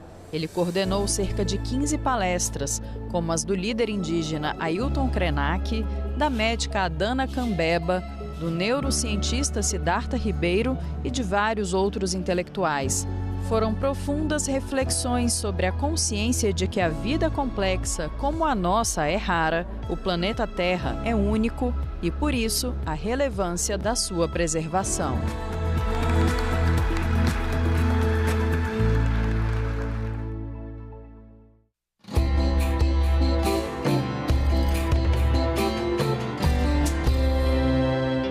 A estiagem se intensificou no Brasil em julho, segundo dados do Centro de Monitoramento e Alertas de Desastres Naturais, o CEMADEM. A seca extrema atingiu 404 municípios e a seca severa passou a afetar 1.361 cidades. Entre os estados mais castigados estão Amazonas, Mato Grosso, Pará, Mato Grosso do Sul, Goiás, Minas Gerais e São Paulo. A fumaça das queimadas na região amazônica chegou ao sul do país. O Metsul mostra que correntes de vento de norte transportam ar quente, formando um rio atmosférico de fumaça até o Rio Grande do Sul. O Instituto explica que essa névoa tem origem também no Pantanal e em países vizinhos, mas que a maior parte vem da Bolívia e da Amazônia brasileira. A perda histórica de áreas naturais brasileiras chegou a 33% do território nacional em 2023, de acordo com o MAP Biomas. Em 1985, a área perdida era de 20%. Os prejuízos incluem vegetação nativa, superfície de água e áreas naturais não vegetadas, como praias e dunas. Metade da área perdida ocorreu na Amazônia. Um dos mamíferos da região neotropical mais ameaçados é a ariranha.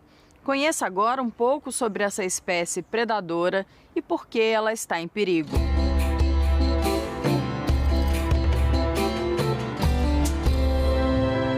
A ariranha, também conhecida como lontra gigante, é um animal que pertence à família das lontras.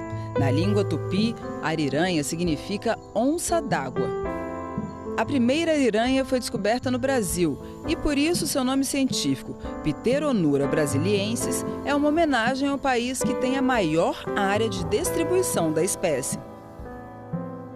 Considerada um dos maiores carnívoros do subcontinente sul-americano, a ariranha também é encontrada em países como Peru, Equador, Colômbia, Bolívia, Venezuela, Guiana e Suriname. A espécie é semiaquática e habita ambientes de água doce. No Brasil, populações podem ser encontradas em algumas regiões da Amazônia, Pantanal e Cerrado. Até o início da década de 1990, a caça para comercialização de peles reduziu drasticamente a população de ariranhas no Brasil. Segundo a ONG Projeto Ariranhas, já houve perda de 40% de distribuição da espécie. A degradação de habitat pelas atividades humanas é a maior ameaça atual para o animal. E nós ficamos por aqui. Obrigada pela sua audiência. Para rever ou compartilhar este e outros programas, acesse senado.leg.br/tv ou o nosso canal no YouTube. Até o próximo EcoSenado.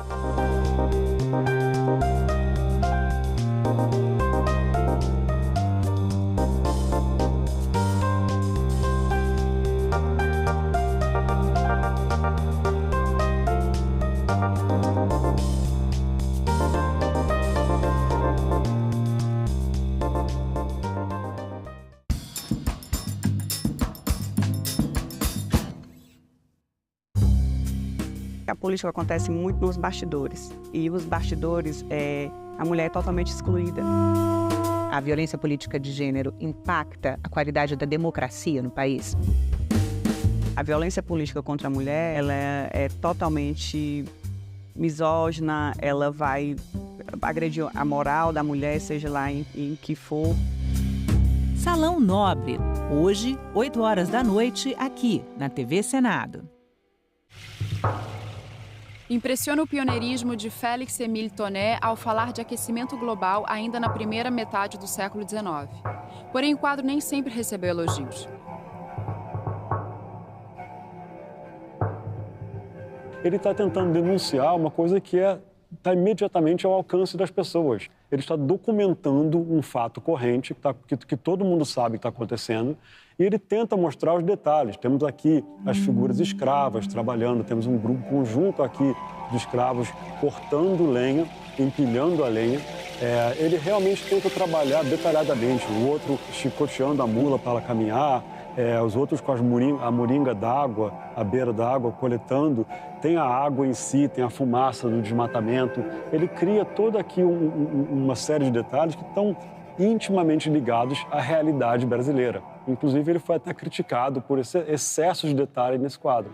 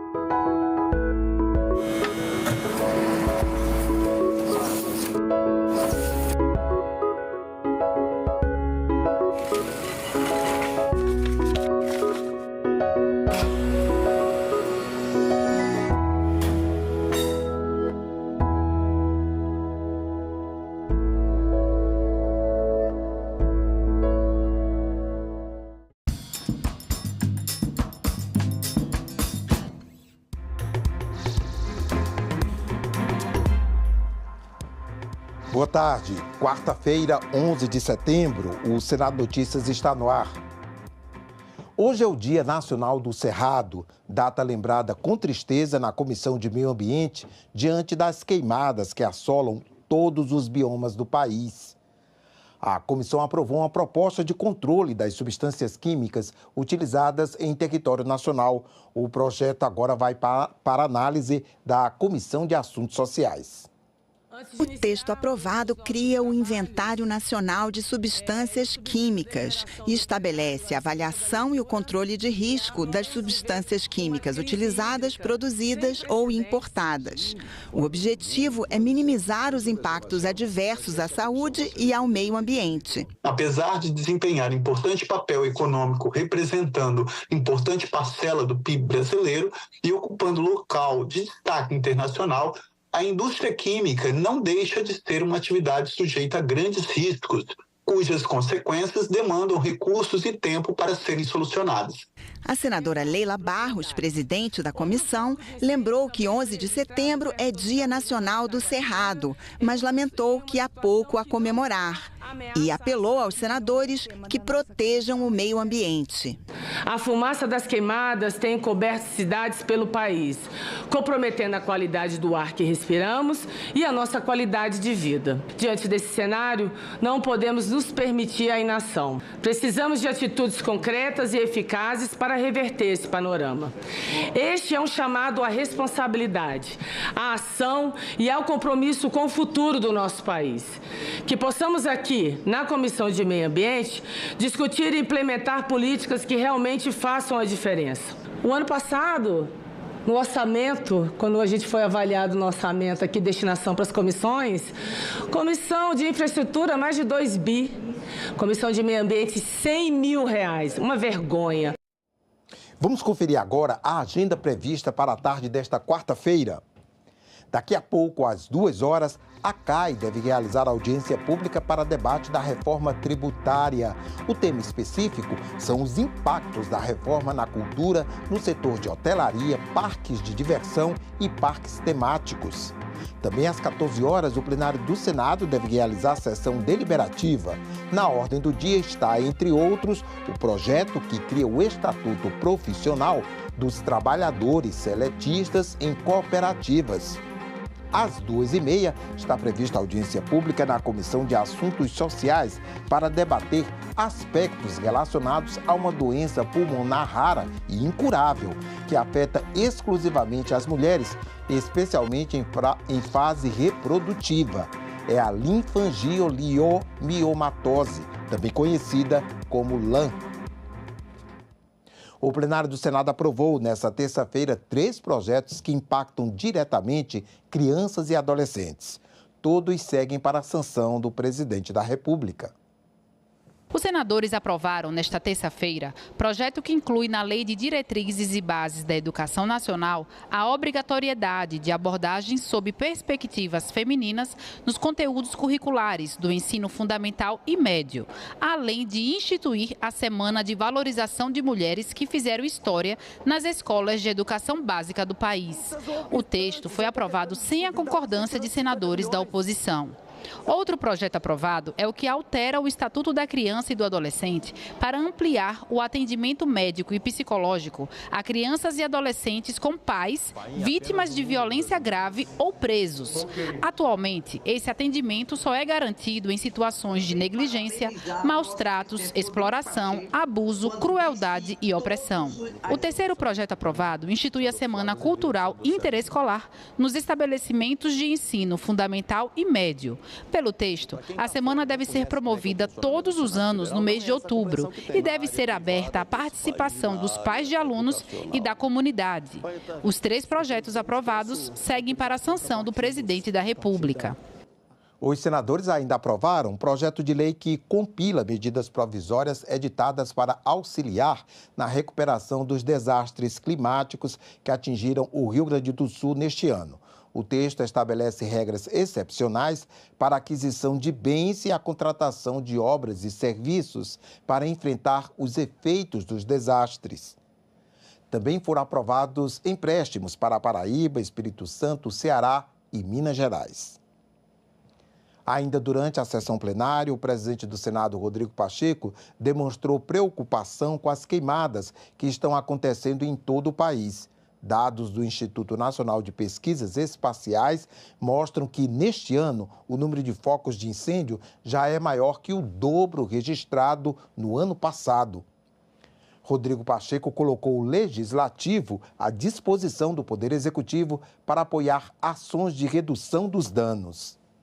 Gostaria, em nome do Senado Federal, de fazer esse registro de alerta e de preocupação e de colocar-nos à disposição do Poder Executivo, que tem a função precípua desse enfrentamento, tanto quanto às causas, tanto em relação às consequências desses incêndios Brasil afora. Aquilo que nos couber na nossa instância do Poder Legislativo, na proposição legislativa, na fiscalização do Executivo e nas boas ideias, de nossa parte nós o faremos através não só da mesa diretora do Senado, do Colégio de Líderes, mas também das comissões próprias da Casa, a Comissão Permanente de Meio Ambiente, a Comissão Permanente de Segurança Pública, a Comissão Mista do Congresso Nacional de Mudanças Climáticas. Peço, inclusive, aos respectivos presidentes dessas comissões que possam se dedicar a esse tema, como também esta presidência do Senado, a ele se dedicará para que possa contribuir com esse momento de muita crise climática no Brasil em função desses incêndios.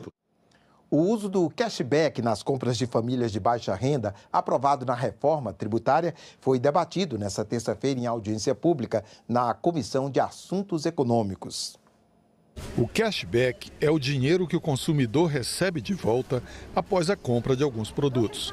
Um dos principais pontos da reforma tributária, o uso do cashback nas compras de famílias de baixa renda ainda depende de regulamentação.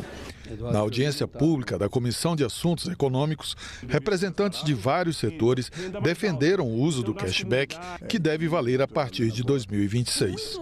Muito se fala sobre vai dar certo, não vai dar certo, o procedimental é complexo, mas nós precisamos ter aqui duas realidades que precisam ser consideradas. Número um, há países com realidades sociais e econômicas muito próximas das realidades do Brasil, que são Equador, Colômbia, Argentina, Bolívia e Uruguai. Nesses países, o cashback funciona e tem um histórico positivo. 84% das famílias brasileiras, elas seriam beneficiadas por essa política gerada pela reforma tributária. Esse cashback, ele é voltado à redução das desigualdades de renda e também impacta nas desigualdades regionais. O cashback tem a vantagem dupla. Ele atinge as pessoas que realmente precisam e, ao mesmo tempo, consegue efetivamente atingir. Ele é mais eficiente para reduzir preço, né, vamos falar assim, do que a alíquota zero. Porque a alíquota zero ou qualquer alíquota reduzida nem sempre é repassada aos preços. Um dos representantes do setor de telecomunicações defendeu o cashback como política também de inclusão digital. O cashback ele pode justamente ajudar a incluir pessoas, promovendo o que nós sempre falamos, a famosa inclusão digital. O impacto de colocar telecom no cashback é de 0,01%, ou seja, nulo. A alternativa cashback não pode ser descartada sem que haja alternativas. Para quê? Para produzir uma redução dessa carga tributária e nós mesmos consertarmos alguns textos de redação, né? Retificamos, para deixar mais claro o que consta no projeto de lei, que dá margem à dúvida e segurança jurídica e, portanto, se for aprovado como está, vai gerar mais litigiosidade. Senado 200 anos, conectando passado e futuro. A exposição interativa e imersiva foi inaugurada nesta terça-feira no Senado. A mostra destaca pontos importantes dos trabalhos da Casa Legislativa desde a criação em 1824, durante a monarquia brasileira. Autoridades, estudantes e servidores. O Salão Negro do Senado ficou lotado para a abertura da exposição 200 anos do Senado, conectando passado e futuro. O presidente da casa, Rodrigo Pacheco, abriu a exposição ao lado da diretora-geral, Ilana Trombica. O parlamentar visitou as instalações e falou sobre a importância da mostra. Esperamos que, concluída a visita, retornem às suas vidas, não apenas com conhecimentos novos sobre a nossa Casa de Leis, mas, sobretudo, com a sensação de pertencimento. Essa casa pertence a todos vocês. Esta Casa de Leis, transparente, eficiente, democrática, inovadora e responsável, repito, pertence a cada um dos brasileiros e brasileiras, cidadãos que buscam constituir uma grande e bela nação. A mostra faz parte da comemoração do bicentenário da casa. A montagem da exposição foi pensada para oferecer uma experiência imersiva. Para tanto, QR Codes foram adicionados às peças. Além de maquetes, toda a exposição é acessível com audiodescrição e visitas guiadas em Libras. A mostra traz a história do Senado desde a monarquia até hoje. O que nós queremos mesmo é que a sociedade brasileira compreenda a história do Senado, e não apenas porque é a nossa história, porque a partir da história do Senado se compreende a história do Brasil. E é dessa compreensão que nós podemos construir a sociedade que nós desejamos. Presidente, o senhor vai ver que a exposição está dividida em 4 fases: Império, República, Ditadura Militar e a redemocratização do Brasil. E, ao final, na saída, antes da assinatura do livro tem alguns computadores que estão ligados ao E-Cidadania, um serviço da Secretaria-Geral da Mesa. E ali as pessoas são convidadas a deixar a sua contribuição com o processo legislativo. E isso, simbolicamente, quer dizer que elas passam de espectadores a participantes. A exposição oferece uma oportunidade de conhecer momentos importantes que marcaram a história dessa instituição e contribuíram para a construção do país. A amostra fica disponível até dia 10 de dezembro, com entrada gratuita das 9 da manhã até as 4h30 da tarde. A exposição que hoje inauguramos, ela não é apenas uma celebração. Ela é um momento que nos traz a reflexão do papel do Senado Federal na história do Brasil. Ela é parte, do ciclo de comemoração dos 200 anos do Senado Federal e mostra ali diversos momentos em que as questões mais delicadas, os grandes assuntos da República foram discutidos, os grandes assuntos do nosso país foram discutidos aqui no Senado Federal.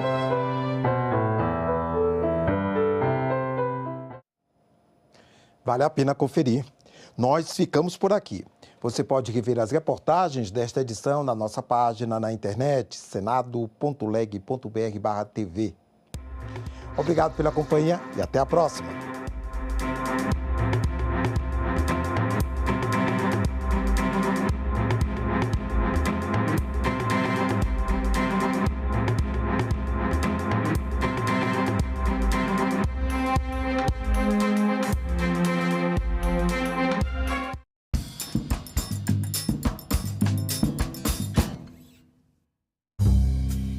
A política acontece muito nos bastidores. E os bastidores, a mulher é totalmente excluída. A violência política de gênero impacta a qualidade da democracia no país? A violência política contra a mulher, ela é totalmente misógina, ela vai agredir a moral da mulher, seja lá em que for. Salão Nobre, hoje, 8 horas da noite, aqui na TV Senado. Diante de nós, a mais famosa rota da Amazônia, a Transamazônica, que corta o Brasil de leste a oeste, de Cabedelo, na Paraíba, a Lábrea, no Amazonas.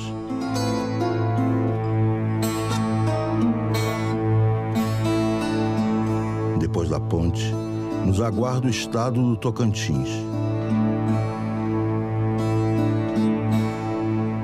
Começa a parte amazônica da rodovia.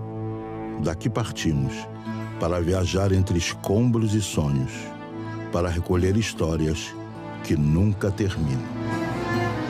No governo militar foi que eles fizeram essa rodovia batizada com o nome de Transamazônica. A gente dirigindo caminhão e arara cantando, tucano voando, uns cruzando a estrada, macaco para todo lado, entendeu? Eu fechando os olhos, eu conheço todo o traçado, de tanto andar. Há 200 anos, o Brasil dava seu primeiro passo na criação do Senado.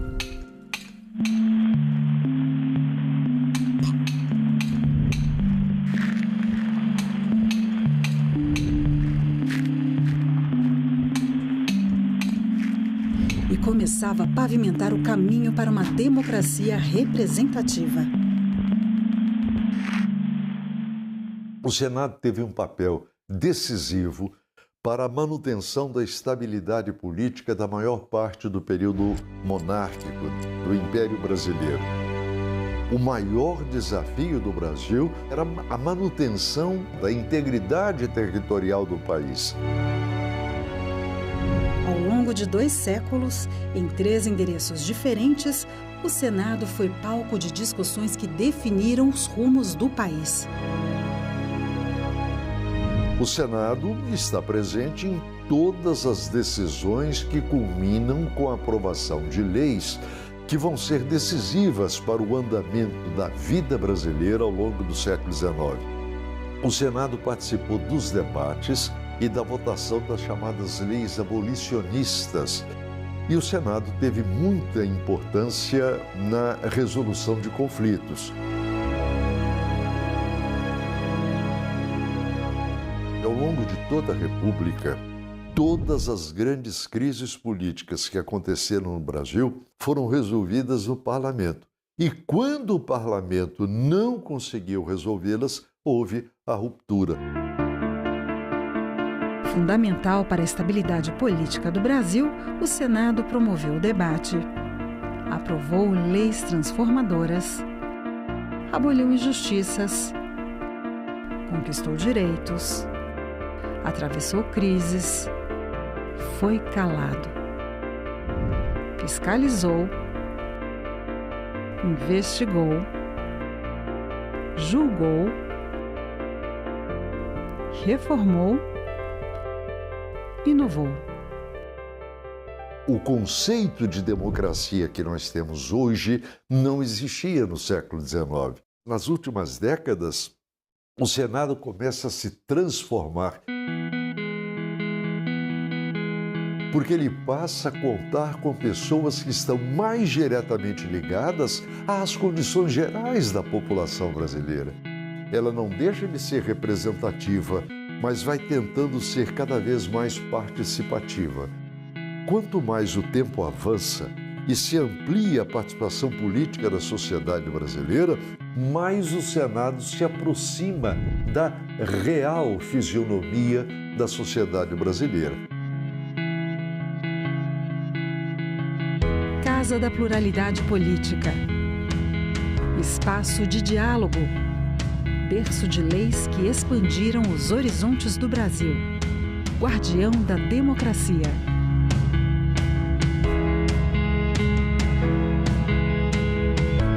Senado Federal. 200 anos de história.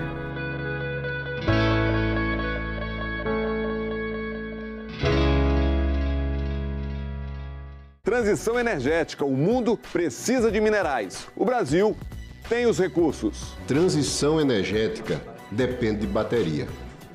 E bateria se faz com minerais. O lítio do Brasil ele é processado, grau bateria, verde e único no mundo. O mais importante é trabalhar a matéria-prima e industrializar. Em discussão, nesta quinta, 8 horas da noite, aqui na TV Senado.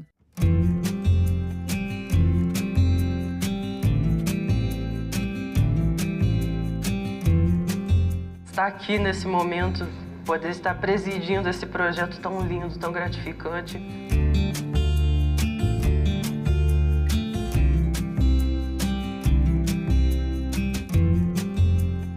Está sendo algo novo, está sendo algo único e está sendo algo extremamente marcante para mim.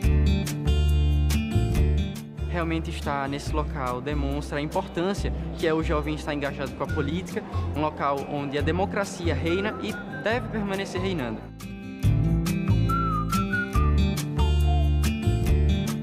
Cada passeio aqui, cada momento é uma janela que abre na nossa mente. Tivemos acesso às constituições, além de o mais interessante, a versão original da Lei Áurea.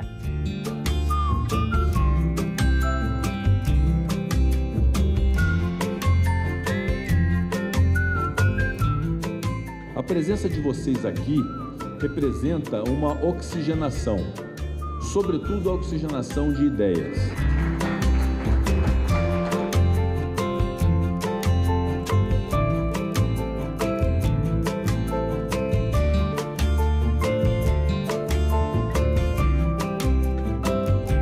As comissões mostraram a importância do diálogo. Todas as ideias foram aprimoradas ali e todo mundo discutindo, concordou até que a gente montou o nosso projeto de lei. Que o Senado, em seus próximos 200 anos, continue a ser um símbolo de democracia e progresso. Então, uma salva de palmas à democracia e à educação.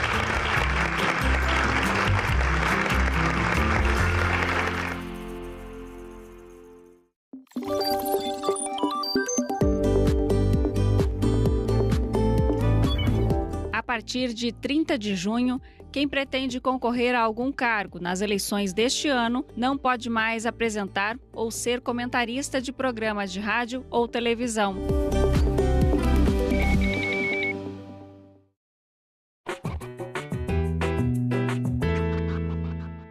Será que realmente vale a pena ser vice? Durante a monarquia portuguesa, o título de vice-rei era um privilégio para poucos. Eles eram os representantes do rei em seus territórios espalhados pelo mundo. Mas aí veio a República, acabou com a realeza e criou a figura do presidente. E do vice, é claro. O vice-presidente pode até não ter um território para governar, mas ele pode assumir o poder, o que era impossível para um vice-rei. O primeiro a fazer isso em nossa história foi Floriano Peixoto. Ele era o vice de Deodoro da Fonseca, o marechal que implantou a República no Brasil. Deodoro fazia um governo desastroso.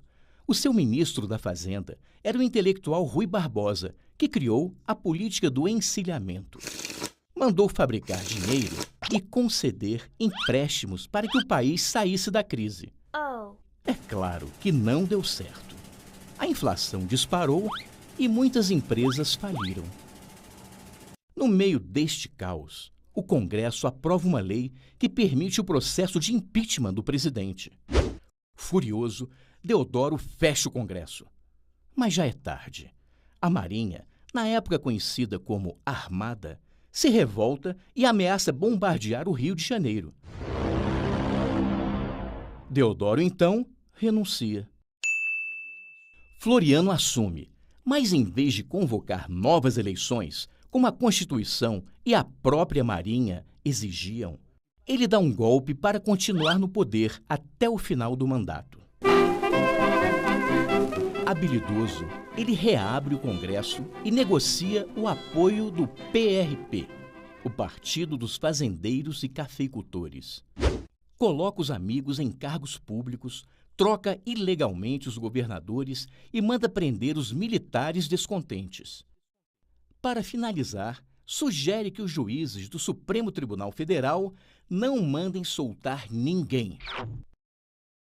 A Marinha, que na época da monarquia tinha privilégios, sente-se traída pelo vice empoderado e inicia a segunda revolta da Armada.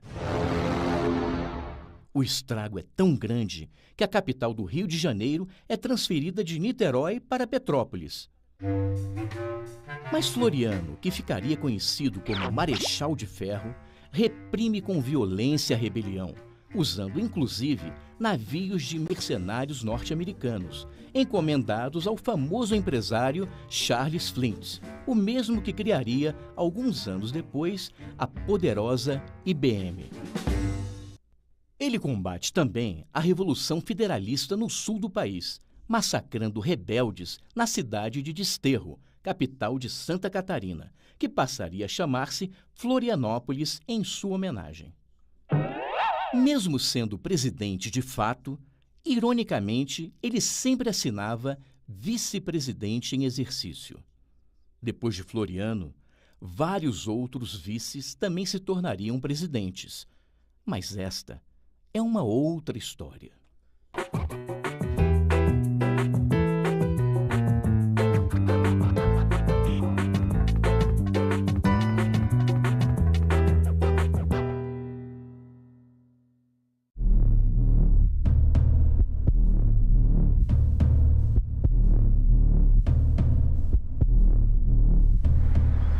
Em março de 2024, o Senado brasileiro faz 200 anos. Então vale perguntar, afinal, qual é a importância do Senado na história do Brasil e no dia a dia dos brasileiros? Para saber essa resposta, a gente precisa entender o que acontece aqui, dentro dessa famosa abóbada.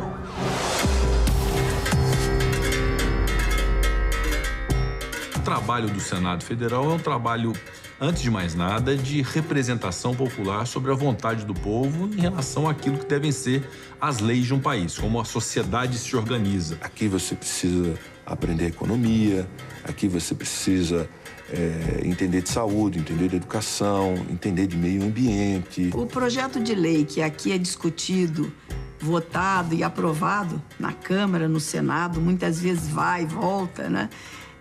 Ele muda a vida do cidadão. Ele pode mudar significativamente. Aqui se decide tudo. o pão que você recebe, a educação que chega para os seus filhos, o transporte, a roupa, a tua casa.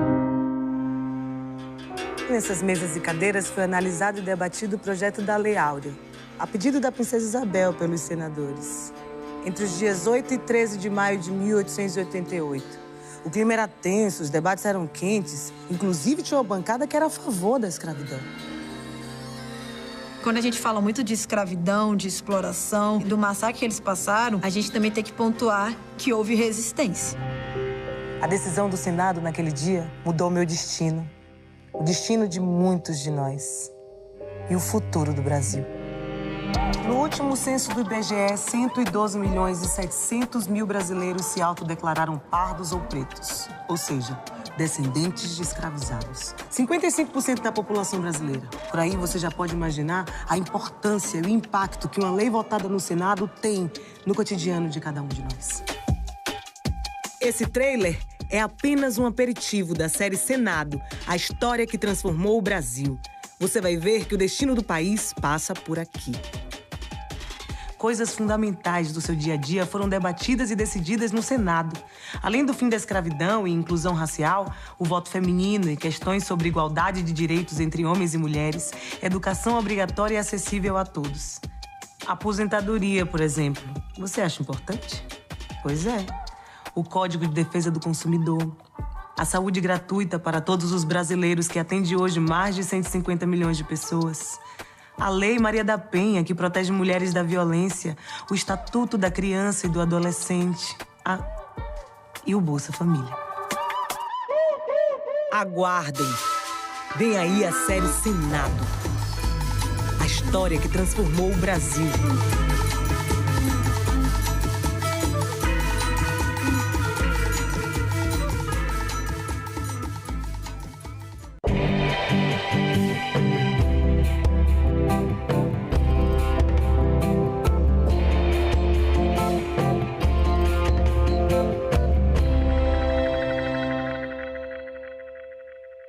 Eu sou o filho mais novo de uma família de 3 irmãos. Bom dia, a gente vai trabalhar muito hoje. Minha mãe me teve aos 42 anos. Meu pai foi deputado estadual, era um comerciante, mas depois foi sequelado por um problema de saúde, um AVC. Portanto, ela foi o carro-chefe da nossa família. E eu digo com muita humildade, mas com muito reconhecimento, que ela nos fez gente. Esse nosso espaço aqui de trabalho, ele tem uma presença pernambucana muito grande. Nós temos aqui, por exemplo, a manta do Caboclo de Lança. Isso me foi presenteado pelo prefeito de Nazaré da Mata. Pernambuco é cultura, transpira cultura. Ele fazia da política um espaço de fala, um espaço... Eu estava convivendo desde o início no bastidor da política. Até que o José Jorge, ele é chamado mais adiante para voltar a ser secretário de Educação. Trabalhei 2 anos com ele. O tempo passou. O governador eleito, com quem eu não tinha muita aproximação, me convidou para eu ser o secretário dele da área de infraestrutura. Até que meu ex-governador, que me convidou a passar 8 anos seguidos numa área imensa do governo dele, me chamou e me convidou para ser o seu primeiro suplente. Prometo guardar a Constituição Federal e sustentar a união, a integridade e a independência do Brasil. Ele me convida, ele diz, olha, quando eu lhe chamei tinha uma razão de ser. Eu vou me aposentar e quero que você assuma, você está preparado para assumir o mandato de senador da República. É com esse espírito que chego a esta casa, firme nas convicções. Eu fui colocado aqui em áreas que eu conheço. Comissão de Assuntos Econômicos, Comissão de Relações Exteriores e Defesa Nacional, Comissão de Assuntos Sociais, Comissão de Ciência e Tecnologia. E eu tenho muita gratidão aos meus colegas de Senado e de bancada do MDB. Essa é a minha história, que está pela metade, se Deus quiser, porque eu ainda vou viver muito. Um quadro é muito mais do que o quadro. tem toda uma história de contextualização e as informações que ele carrega ao longo do tempo. Esse quadro ele não cai do céu. Ele representa muito claramente um projeto de embranquecimento dessa sociedade. O Portinari vai enveredar pelo lado da denúncia. Arte Brasileira Quadro a Quadro, neste sábado, 21h, aqui na TV Senado. Crime à violência política de gênero. E essa violência política de gênero, ela é muito forte em todos os sentidos, desde excluir a participação da mulher na política em si, de não querer ser candidata, pelos ataques, enfim, das faltas de oportunidades também, que não são dadas, e até depois, quando tem um mandato, né? Porque a violência não é só no período eleitoral, no período de campanha. Ela também vem muito fortemente quando essas mulheres conseguem ocupar esses espaços, que seja no executivo, como prefeitas, vereadoras, que nós temos vários casos também do estado do Ceará, que vereadoras também foram agredidas, né, verbalmente, até fisicamente, pela questão em si da violência política de gênero. Né? Nunca é uma pauta política, nunca é sobre o que está se defendendo politicamente, um projeto em si. Sempre esses ataques vão, infelizmente, à questão moral da mulher, né? Uma notícia falsa pode vir de quem a gente menos espera, no grupo da família ou nas nossas redes sociais. Mas como saber se uma informação é verdadeira? Agora, as informações sobre o Senado podem ser checadas pelo WhatsApp. Envie texto, link, foto, captura de tela ou vídeo de qualquer notícia duvidosa sobre o Senado Federal. Nossa equipe vai analisar o material e responder se a informação é falsa, verdadeira ou imprecisa. Ficou na dúvida? Senado verifica.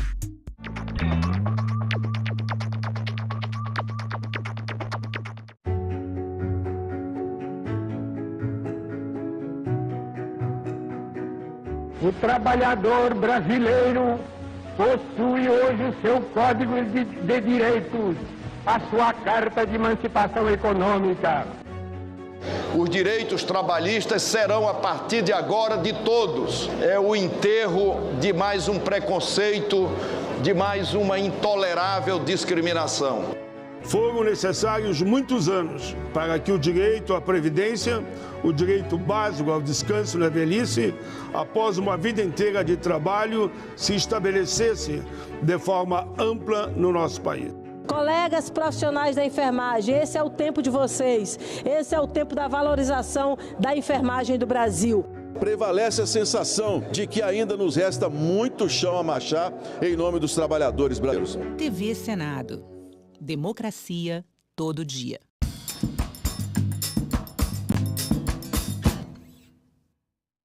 O programa a seguir é livre para todos os públicos.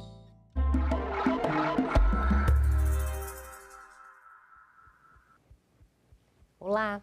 Em 2025, Brasília receberá 1 milhão de mulheres negras na segunda Marcha Nacional de Mulheres Negras, um movimento pelo fim do racismo no Brasil. Várias ações anuais são promovidas para destacar os desafios e a agenda política das mulheres negras. Um deles aconteceu em julho e movimentou todos os estados do Brasil.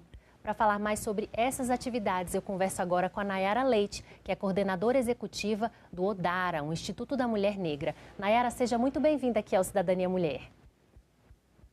Obrigada, olá a todas as pessoas que estão nos assistindo, obrigada pelo convite, por estar aqui hoje falando um pouco do que tem sido a luta política das mulheres negras no Brasil. Nayara, uma dessas ações é o Julho das Pretas, como a gente adiantou aqui no início. Fala um pouco.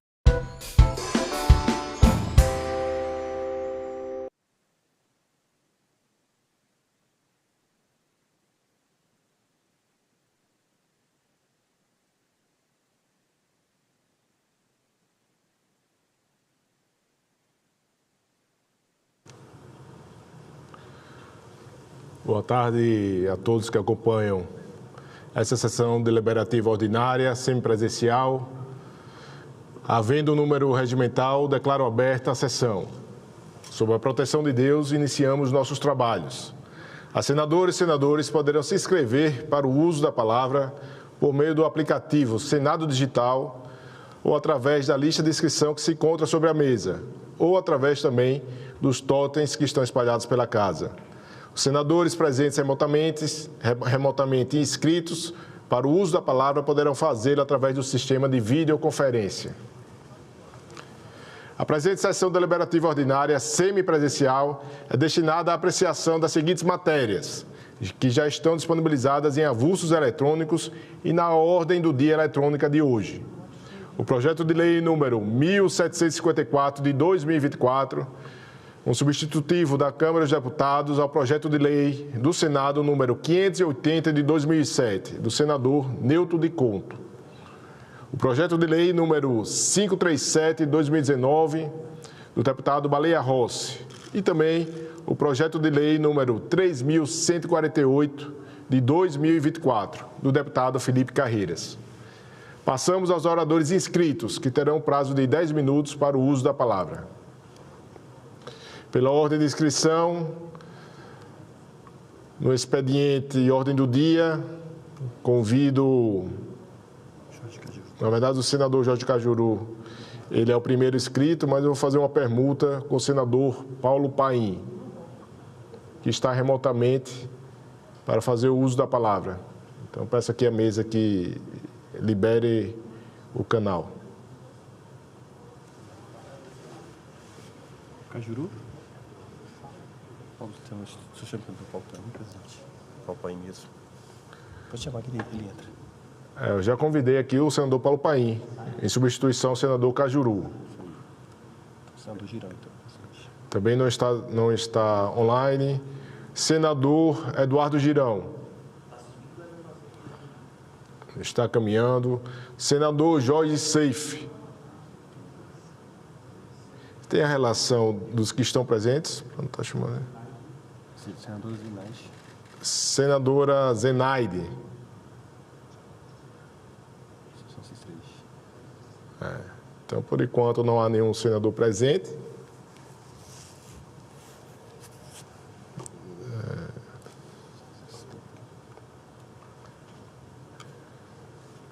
Então, apesar de ter escrito e não estar online nesse momento, nós vamos agora suspender a sessão.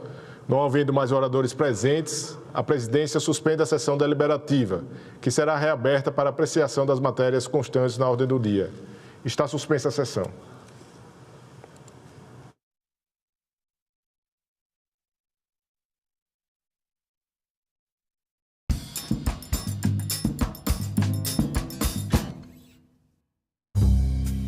A política acontece muito nos bastidores. E os bastidores, a mulher é totalmente excluída. A violência política de gênero impacta a qualidade da democracia no país? A violência política contra a mulher, ela é totalmente misógina, ela vai agredir a moral da mulher, seja lá em que for. Salão Nobre, hoje, 8 horas da noite, aqui na TV Senado. Nós devemos sempre ter como princípio o conceito de cidadania plena. Cidadania e direitos humanos não apenas melhora a qualidade de vida, mas também fortalece a democracia, a justiça social em todo o país. A cooperação e o respeito ao próximo nos unem e são fundamentais para ampliar o capital humano e permitir a plena cidadania. Nós vamos trabalhar tecnicamente, mas mais do que isso, humanamente, olhando para o cidadão, exigindo para ele dignidade, respeito e cidadania. O Brasil está reencontrando nos últimos meses o caminho do crescimento com cidadania e igualdade social. Ser cidadão não é apenas viver em sociedade, mas transformar. TV Senado. Democracia todo dia. Agora é lei. Foi aprovada a Política Nacional de Prevenção e Combate ao Abuso e Exploração Sexual da Criança e do Adolescente. Estão previstas medidas como combate ao bullying e ao cyberbullying, além da definição da pornografia infantil e do incentivo à automutilação como crimes hediondos. O Senado votou, agora é lei. Transição energética. O mundo precisa de minerais. O Brasil tem os recursos. Transição energética depende de bateria.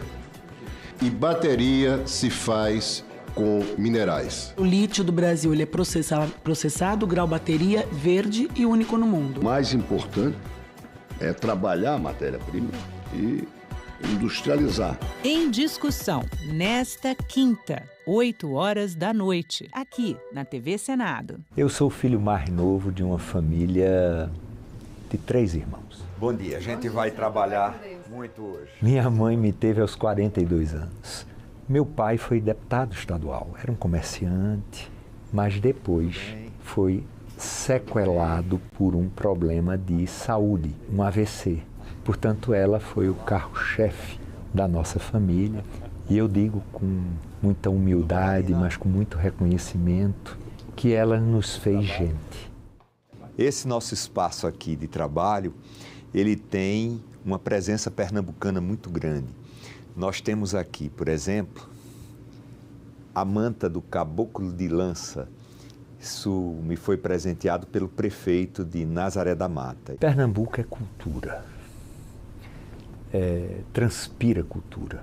Ele fazia da política um espaço de fala, um espaço... Eu estava convivendo desde o início no bastidor da política. Até que o José Jorge ele é chamado mais adiante para voltar a ser secretário de Educação. Trabalhei 2 anos com ele. O tempo passou. O governador eleito, com quem eu não tinha muita aproximação, me convidou para eu ser o secretário dele da área de infraestrutura. Até que meu ex-governador, que me convidou a passar 8 anos seguidos numa área imensa do governo dele, me chamou e me convidou para ser o seu primeiro suplente. Prometo guardar a Constituição Federal e sustentar a união, a integridade e a independência do Brasil. Ele me convida, ele diz, olha, quando eu lhe chamei tinha uma razão de ser. Eu vou me aposentar e quero que você assuma, você está preparado para assumir o mandato de senador da República.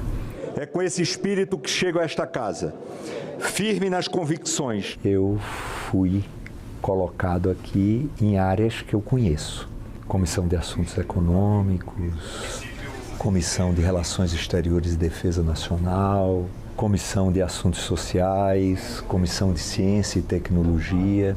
E eu tenho muita gratidão aos meus colegas de Senado e de bancada do MDB. Essa é a minha história, que está pela metade, se Deus quiser, porque eu ainda vou viver muito.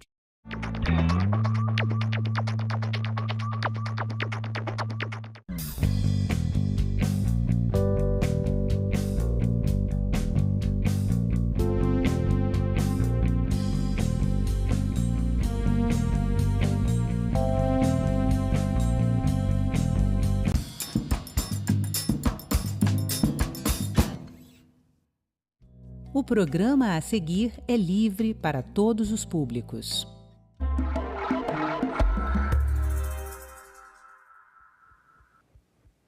Olá!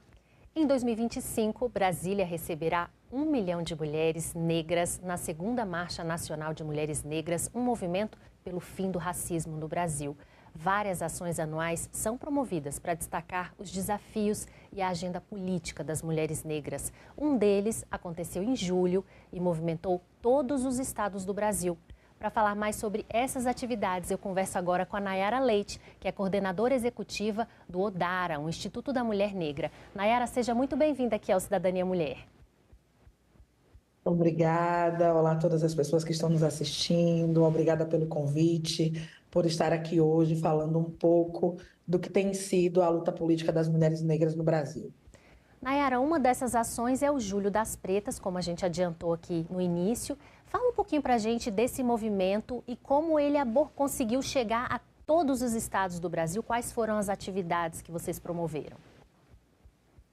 Então, o Julho das Pretas é uma agenda de incidência política coletiva do movimento de mulheres negras, que iniciou aqui na Bahia, foi criado pelo Instituto ODARA em 2013 e que rapidamente alcançou todas as regiões, toda a região do Nordeste e alcançou todas as regiões do Brasil. O Julho das Pretas é uma agenda que faz alusão ao 25 de julho, que é o Dia Internacional da Mulher Negra Latino-Americana e Caribenha e da Diáspora, que foi criado em 1992 na República Dominicana, quando mulheres negras se encontraram naquele país há 31 anos atrás, 32 anos atrás, e a ideia é que a gente, nesse mês de julho, a gente faça referência à memória de luta das mulheres negras, mas a gente também traga para a cena um conjunto de denúncias históricas que as mulheres negras e a população negra vem reivindicando, não só no Brasil, não só no sul global, mas em todo o mundo. Então, é um mês de denúncia, é um mês de afirmação da identidade das mulheres negras, é um mês de reivindicação de políticas públicas, é um mês de chamar a atenção para as situações cotidianas que o histórico de escravidão no Brasil, dos mais de 400 anos, deixaram para nós e para a população negra. Então, o Julho das Pretas ele foi crescendo, né? Esse ano, a gente está na 12ª edição, foi a 12ª edição. Ele aconteceu no Brasil inteiro, em países da Europa, na América Latina, e ele trouxe como tema reparação e bem viver, que faz também uma referência ao que as mulheres negras têm convocado no Brasil inteiro, a segunda Marcha de Mulheres Negras, que vai acontecer em 2025. E também o Julho começou em 2013 com 8 atividades. Ao longo desses últimos anos, a gente chega numa agenda esse ano com mais de 600 atividades que foram realizadas em todas as capitais e no interior dos estados do país, mas também aí no Distrito Federal e em outros países, onde mulheres negras se levantaram, se organizaram e construíram suas agendas. E tem uma agenda diversa, que tem debates, tem rodas de conversas, tem atividades em universidades, tem atividades em comunidades periféricas, tem atividades em comunidades quilombolas.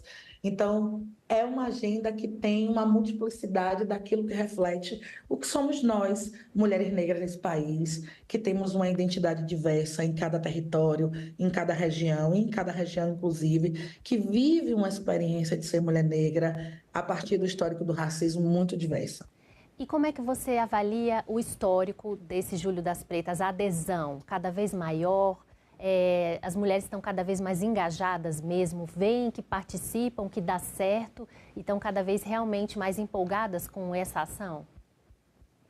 Sim, cada vez mais empolgadas. Eu acho que a gente tem conseguido com o Julho trazer uma dimensão de mostrar o que a trabalhadora rural tem feito no seu território, do que a quilombola tem feito no seu território, do que a pescadora, do que a marisqueira tem feito no seu território. Então, essa perspectiva de metodologia do Julho, de uma agenda muito livre, onde ser mulher negra é o grande princípio, onde ela pode trazer sua linguagem, sua característica, tem feito com que o Julho das Pretas, como uma agenda coletiva de incidência, tenha crescido muito no Brasil, né? E tenha incorporado grupos diversos. A gente sempre tem dito que o Julho ele não é um evento, ele é uma agenda política onde as mulheres negras elas vão dizer de fato o que é que tem afetado a vida delas, a sobrevivência delas, a perspectiva do direito humano delas, quer dizer, o que significa ser mulher negra nesse país,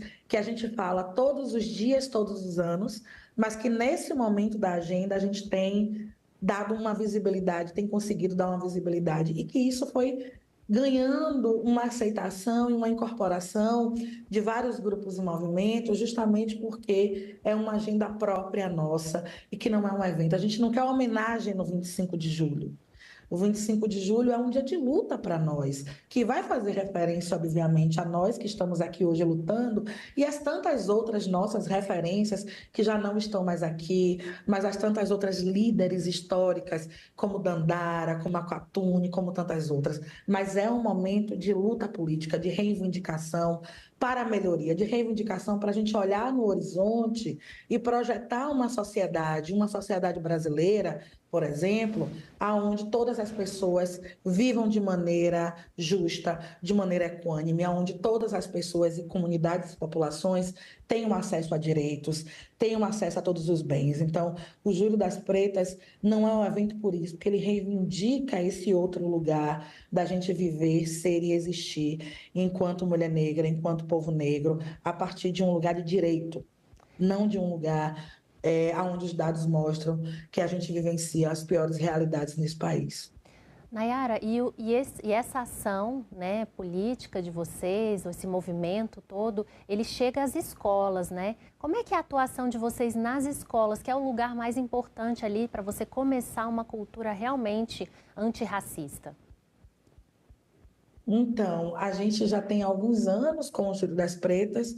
Primeiro surgiu o Júlio das Pretas, em seguida, nos últimos 4 anos, a gente tem realizado o Júlio das Pretas nas escolas, que é uma ação que o movimento de mulheres negras tem provocado nos estados do Brasil para provocar as escolas.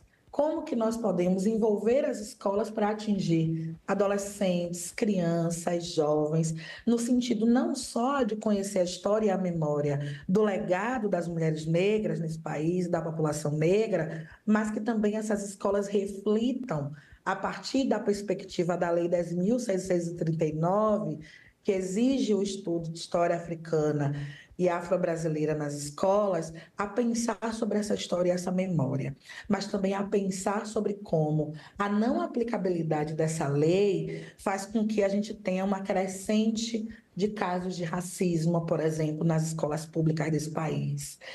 Como faz com que alunos e alunas, estudantes, crianças, negros e negras tenham um percentual maior no que diz respeito à evasão escolar, à distorção e de série. Então, a ideia da gente fazer o Júlio das Pretas é trazer, a partir da perspectiva da memória da história das mulheres negras, da descendência africana, para a gente reforçar nesse mês de julho uma história positiva sobre nós, uma história de liderança, uma história de reis, rainhas, uma história de um legado de luta, mas também um resgate para a gente falar que a educação nesse país, ela não pode ser uma educação que viola e ela não pode ser uma educação ainda mantida sobre os princípios racistas, escravocratas, que faz com que adolescentes, jovens, crianças, negros e negras saiam da escola porque não são acolhidos, e revela a importância de a gente, de fato, criar estratégias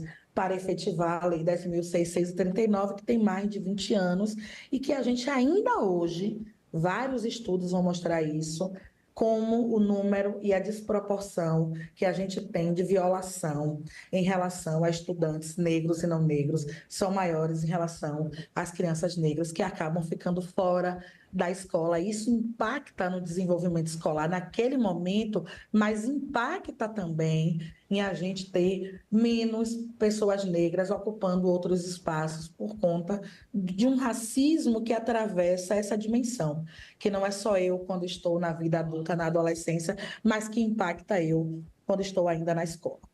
Muitas escolas têm falado sobre bullying, né, sobre grupos para combater o bullying. E como é que fica, Nayara, na sua avaliação, essa questão também relacionada ao racismo, né, especificamente ao racismo? Porque muitas escolas abordam o bullying, mas você acredita que tem que ter algo mais específico relacionado ao racismo, ao combate ao racismo nas escolas?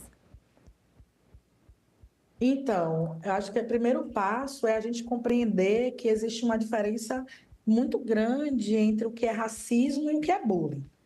A gente não pode denominar o que acontece nas escolas com crianças negras que vêm oriundas de religiões de matriz africana, por exemplo, e que o racismo religioso determina a opressão e a discriminação que aquela criança vive na escola como bullying. Bullying tem a ver com outras denominações e outras perspectivas do preconceito, né? Que vai determinar a partir de outras realidades sociais, econômicas, físicas, etc. Mas o racismo ele vem a partir de uma perspectiva ideológica, daquele sujeito que não é aceito na escola porque ele vem daquela população, daquela raiz. Então, ele é lido como o menos inteligente, como o menos bonito. Então, é muito importante que as escolas, primeiro, tragam essa diferença entre o que é racismo e o que é bullying, pontuem muito bem o que cada conceito, o que cada experiência quer dizer, e que depois busquem estratégias para driblar tanto o bullying quanto o racismo, porque isso, de fato, tem um impacto na autoestima de que cidadão e de que cidadã a gente está produzindo nesse país. Causa impacto quando a gente está falando do ponto de vista da melhoria do acesso, da economia, do mercado de trabalho. Quem é esse cidadão, esse ser humano que a gente está produzindo na sociedade para ocupar esse espaço, que é vítima de um conjunto de violências? E aí a gente não pode mais viver numa sociedade que omite essa perspectiva. A gente não pode mais ser conivente com a forma como as crianças negras não se sentem, por exemplo, acolhidas nos espaços educacionais.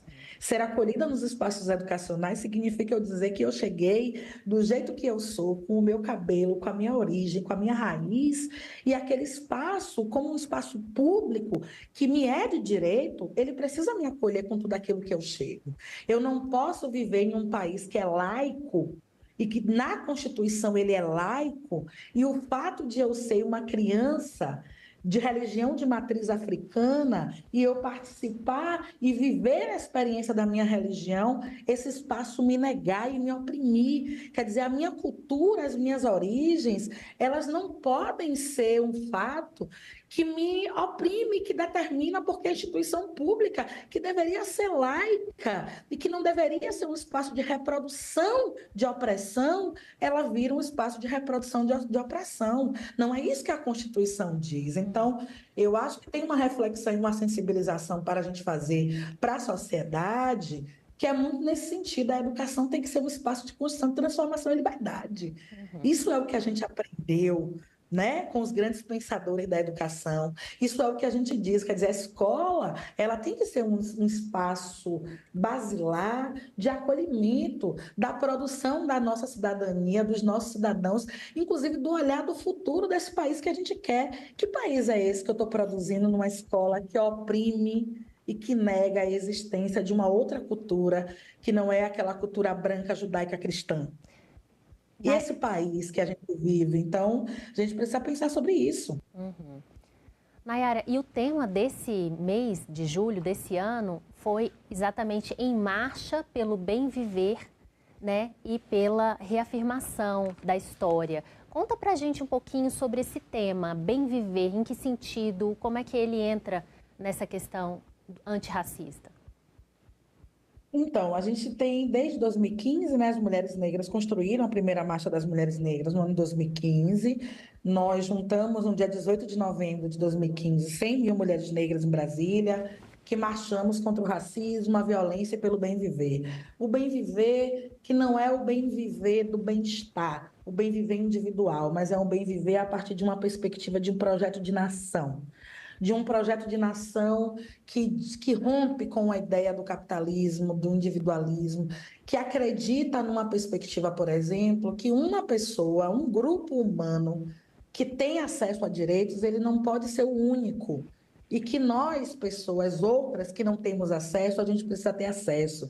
Que os bens materiais dessa nação, os bens naturais, os bens econômicos, ele precisa ser para todas as pessoas. E para isso a gente rompe com uma ideia basilar, de uma ideia desenvolvimentista, que a gente rompe com a cultura das mulheres que são catadoras de coco, de marisco, que são quilombolas, que preservam a terra, que preservam a natureza, porque nem tudo pode ser vendido, que vão dialogar com outras perspectivas culturais que valorizam todos os saberes, todas as lógicas, os modos de existência e de visão, inclusive fazendo referência à ideia de quilombo, de umbuto em África, de comunidade, solidariedade, de partilha, mas fundamentalmente que determina que uma sociedade, para ela ser justa, para ela ser uma sociedade onde todas as pessoas vão viver, ela precisa minimamente garantir que todas as pessoas vivam de maneira equânime, de maneira igualitária, exatamente. E traz também, junto com o bem viver, que é uma perspectiva coletiva de projeto de nação, a ideia da reparação em um país como esse, que a gente conhece e a gente sabe da história, que não é a história muitas vezes que é contada da nossa escola, que é a história de um país de mais de 400 anos de escravização dos africanos que chegaram aqui, que nós somos os descendentes, e que trabalhamos, construímos essa nação, e que hoje não justifica, e fruto dessa escravização, nós temos a população mais atingida pela opressão, pela fome, pela desigualdade, pela violência, pelo encarceramento, pela morte, pelo extermínio da juventude negra, sendo que nós fomos escravizados, explorados e construímos essa nação. Então, a reparação vem chamar a atenção sobre isso e vem pensar o que tanto Portugal, que nos colonizou, nos deve, mas também pensar, enquanto sociedade brasileira, o que as populações negras precisam ser compensadas, reparadas em relação a todo o processo de exploração, de morte, de violência que viveu até aqui, que deu sangue para construir essa nação? Por que a gente vive num país de um desequilíbrio racial, econômico, social tão grande? Quais são os fatores que determinam isso? E a ideia da gente com a marcha é pensar o seguinte: vamos fortalecer uma ideia de nação, de sociedade justa, equânime, a partir de outras perspectivas. Eu não posso matar e explorar as pescadoras, as marisqueiras, com as grandes indústrias. Esse país não se sustenta dessa forma. Nós estamos vivendo crise ambiental. Então, a marcha vem chamando a atenção de um conjunto de coisas quando traz para o bem viver, mas vem chamando outras quando traz para a reparação, a partir da ideia das mulheres negras, né? Angela Davis, ela fala que quando as mulheres negras se movem, toda a sociedade se move. E é isso, a gente não está falando de um projeto de nação a partir do bem viver e da ideia de reparação, onde a gente mova só a população negra. A gente está entendendo que na medida em que as mulheres negras, que são as últimas da pirâmide, são movidas, você traz toda a população brasileira e você não deixa ninguém de fora. Então, a marcha de 2025, 25 de novembro de 2025, nós vamos sair às ruas da capital do país, de Brasília, para convocar a sociedade brasileira, para entregar ao poder público, ao governo, né, a quem é de direito, toda a nossa reivindicação e apresentar uma perspectiva de que país é esse que a gente quer construir, né? A gente não quer um país onde a gente tenha mães negras chorando pelos seus filhos. A gente não quer um país onde as crianças negras não querem ir para a escola porque elas são oprimidas. A gente quer um país onde todas as crianças têm o direito de ir para a escola, onde todas as crianças têm o direito de viver. É isso que a gente vai marchar, é esse o bem viver que a gente acredita, é essa reparação que a gente acredita. É uma reflexão sobre o modelo capitalista que hoje a gente vive, né? Exatamente porque ele atinge principalmente a base de todos os trabalhos e são exatamente as mulheres negras estão muito nessa base, né? Com certeza, se a base se move, toda a pirâmide se move também. Você tem toda a razão. Agora, quais são as expectativas? O que vocês querem trazer como pauta política, já que aqui a capital do país é a sede dos 3 poderes? O que vocês vão trazer para a gente aqui de sugestões aqui no Congresso, de legislação, propostas que podem ser modificadas para que a gente tenha uma nova realidade? Ótima pergunta. Eu acho que a gente tem aí um conjunto de questões que são questões que têm a ver com a nossa vida cotidiana, que perpassa pela educação, pela saúde, pela segurança pública. Eu acho que a gente está vivendo num país de uma crescência, e os dados, né? O relatório da violência no Brasil saiu muito recente. A gente tem outros dados em relação a estupro, a violência, em relação às injustiças reprodutivas, em relação ao acesso à saúde. Acho que a gente tem no Brasil hoje produzido um conjunto de dados que são importantes para a gente ter noção de como a gente tem, qual é o contexto e a conjuntura brasileira, quando a gente vai pensar em interseccionalidade, não só a partir da perspectiva racial e de gênero, mas também a partir do território. Então, a ideia da marcha, ela perpassa muito por esse lugar da gente apresentar para o Brasil horizontes para pensar o futuro em relação ao bem viver e à reparação, como pulsantes e como horizontes que a gente quer trazer para essa nação, como projetos de rompimento com essa ideia neoliberal, capitalista, mas também com o horizonte real. O que é que esse país nos deve, o que é que esse país precisa nos pagar, mas eu acho que tem dimensões outras no campo de algumas políticas que eu acho que são importantes. Primeiro, pensar a questão de uma nova política de segurança pública, uma política de droga. 47ª legislatura, que se realiza nessa data, 11 de setembro de 2024. A presente reunião destina-se à realização de audiência pública com o objetivo de debater os impactos da reforma tributária na cultura, no setor de hotelaria, parques de diversão e parques temáticos. Em atenção ao requerimento 66/2024 da CAI, de autoria do senador Vanderlan Cardoso. Convido, então, para tomar assento à mesa. Tudo bem. A senhora Daniela Galvão, mestre em Direito Tributário e advogada do coletivo 215. Ricardo Dias, presidente da Associação Brasileira de Eventos, Abra Festa. Manuel Linhares, presidente da Associação Brasileira de Indústria de Hotéis.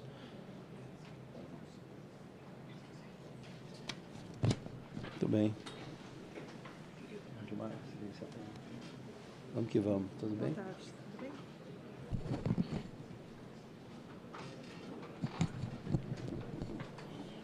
bem? Os outros seriam...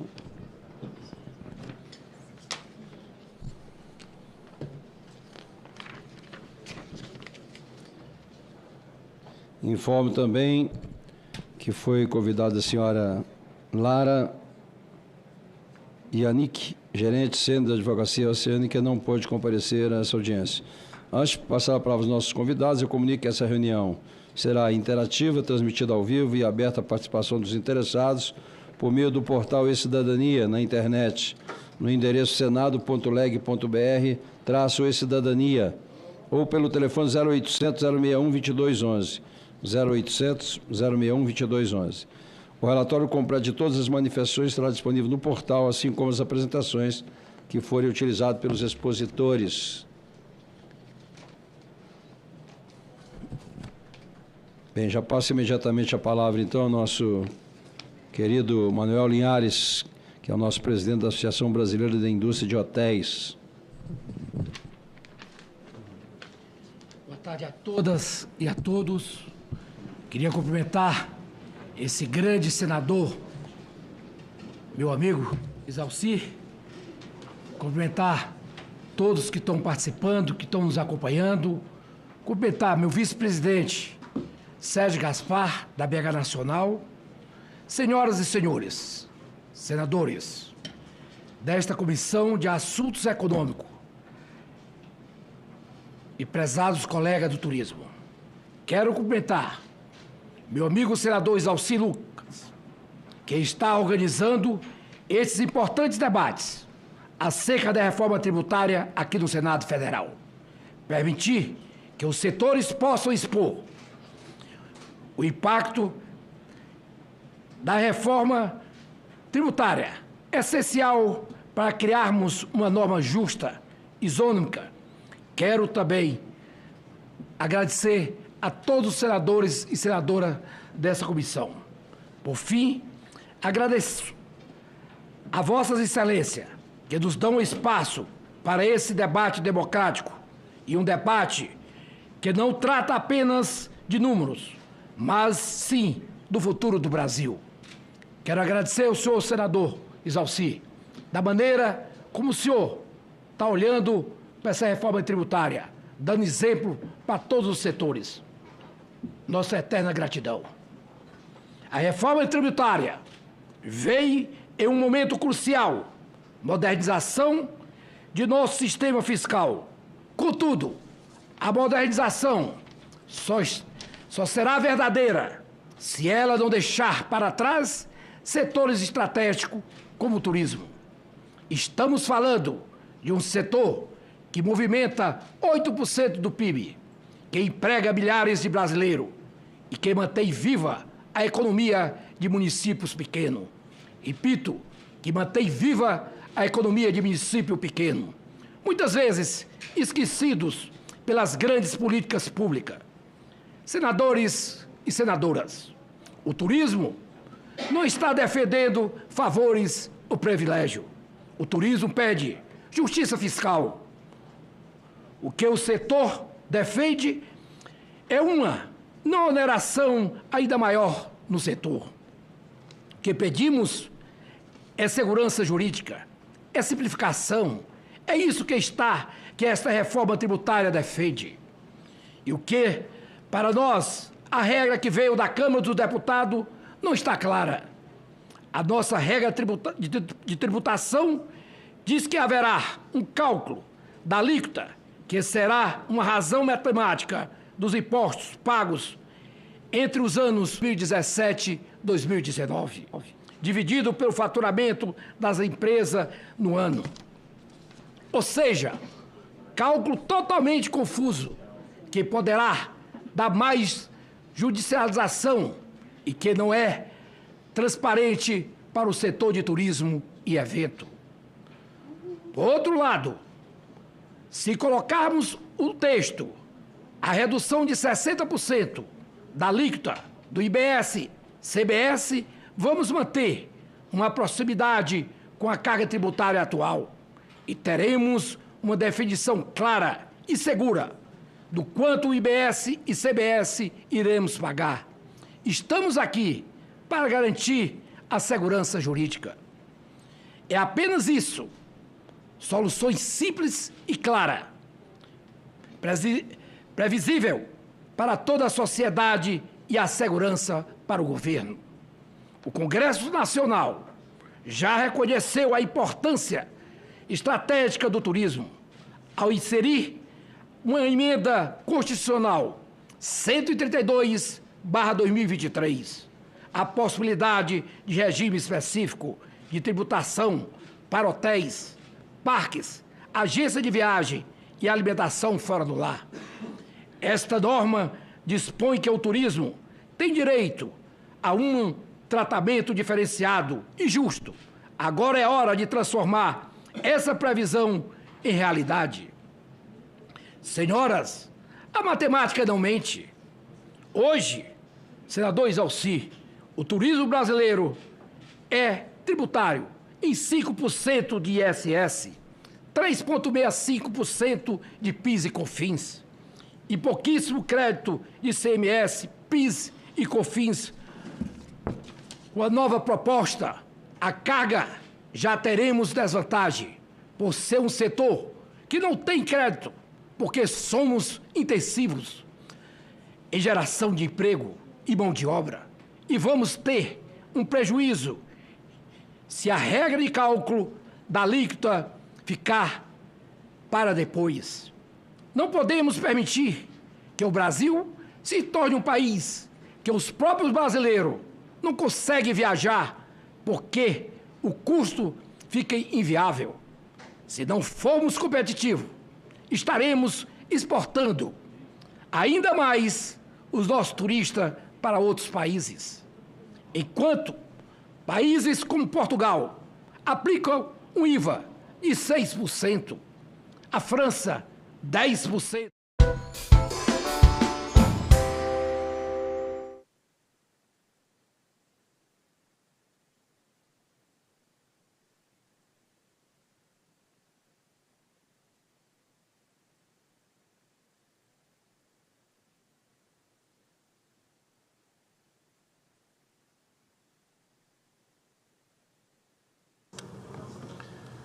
Comunico a todos que está reaberta a sessão. Dessa maneira, voltamos à lista dos oradores inscritos. Pela ordem, eu convido o senador, o amigo Paulo Paim, para fazer uso da palavra no expediente do dia. Presidente Rodrigo Cunha, eu queria agradecer muito a Vossa Excelência. Vossa Excelência foi pontual, estava aí 2h05, chegou até 2h10. Nós que nos atrasamos, e Vossa Excelência chamou os jogadores e encerrou, como é de praxe, fazer o quê, né? Não pode fazer milagre, mas Vossa Excelência atendeu o meu pedido e de outros senadores e retornou e reabriu a sessão. Eu queria muito falar hoje, presidente, que eu quero agradecer ao Senado da República, na figura, nesse momento, de Vossa Excelência como presidente, pela sessão de ontem. Por isso, vou expor aqui o meu ponto de vista, fazendo uma homenagem a todos os senadores, aos 81 senadores. Senador presidente Rodrigo Cunha, senhoras e senhores, senadores e senadoras, ontem esse plenário aprovou o projeto de lei 3117 de 2024, que assegura condições mínimas para que micros, pequenos e médios empresários, produtores rurais e agricultores familiares afetados pela tragédia climática do meu estado, o Rio Grande do Sul, fossem atendidos. Assim, com a votação de ontem, eles passam a poder continuar suas atividades e garantir o seu sustento, enfim, da sua família. O projeto foi encaminhado à Câmara dos Deputados e faço um apelo agora aos deputados para que votem ainda hoje. Se aprovado, seguirá em seguida para a sanção presidencial. Tive a honra de relatar esse projeto, ao qual incorporamos 4 medidas provisórias e 5 emendas. Uma das emendas autoriza o aumento do valor da subvenção de juros para 3 bilhões, permitindo que o programa tenha uma 3ª edição. Vale lembrar que o Pronamp, produzido também por essa casa, para as enchentes, está em sua 2ª fase. Até agora foram liberados 2 bilhões, divididos em 2 etapas, mas ele vai alavancar para 5 bilhões em empréstimos e juros reduzidos. Outra emenda autoriza o uso do superávit financeiro do Fundo Social, limitado a 20 bilhões, como fonte de recurso para disponibilizar linhas de financiamento com o objetivo de apoiar as ações de mitigação e adaptação às mudanças climáticas e de enfrentamento às calamidades públicas. Por tudo isso, presidente Rodrigo, meus sinceros agradecimentos também ao outro Rodrigo, o senador Rodrigo Pacheco, a Vossa Excelência e ao Colégio de Líderes, a bancada gaúcha e a todos os senadores e senadoras que compreenderam a importância da urgência desse PL 3117 de 2024 para o nosso Rio Grande do Sul. Minha gratidão eterna, sempre. Seguimos a luta juntos, avançando para reerguer o nosso estado aqui no sul do país. Quero reafirmar meu agradecimento por tudo que já foi feito pelo Rio Grande do Sul, por parte do Executivo, do Legislativo, do Judiciário, de todos os estados. Minhas palavras são poucas para expressar toda a minha gratidão, mas são sinceras, presidente, de coração e de alma.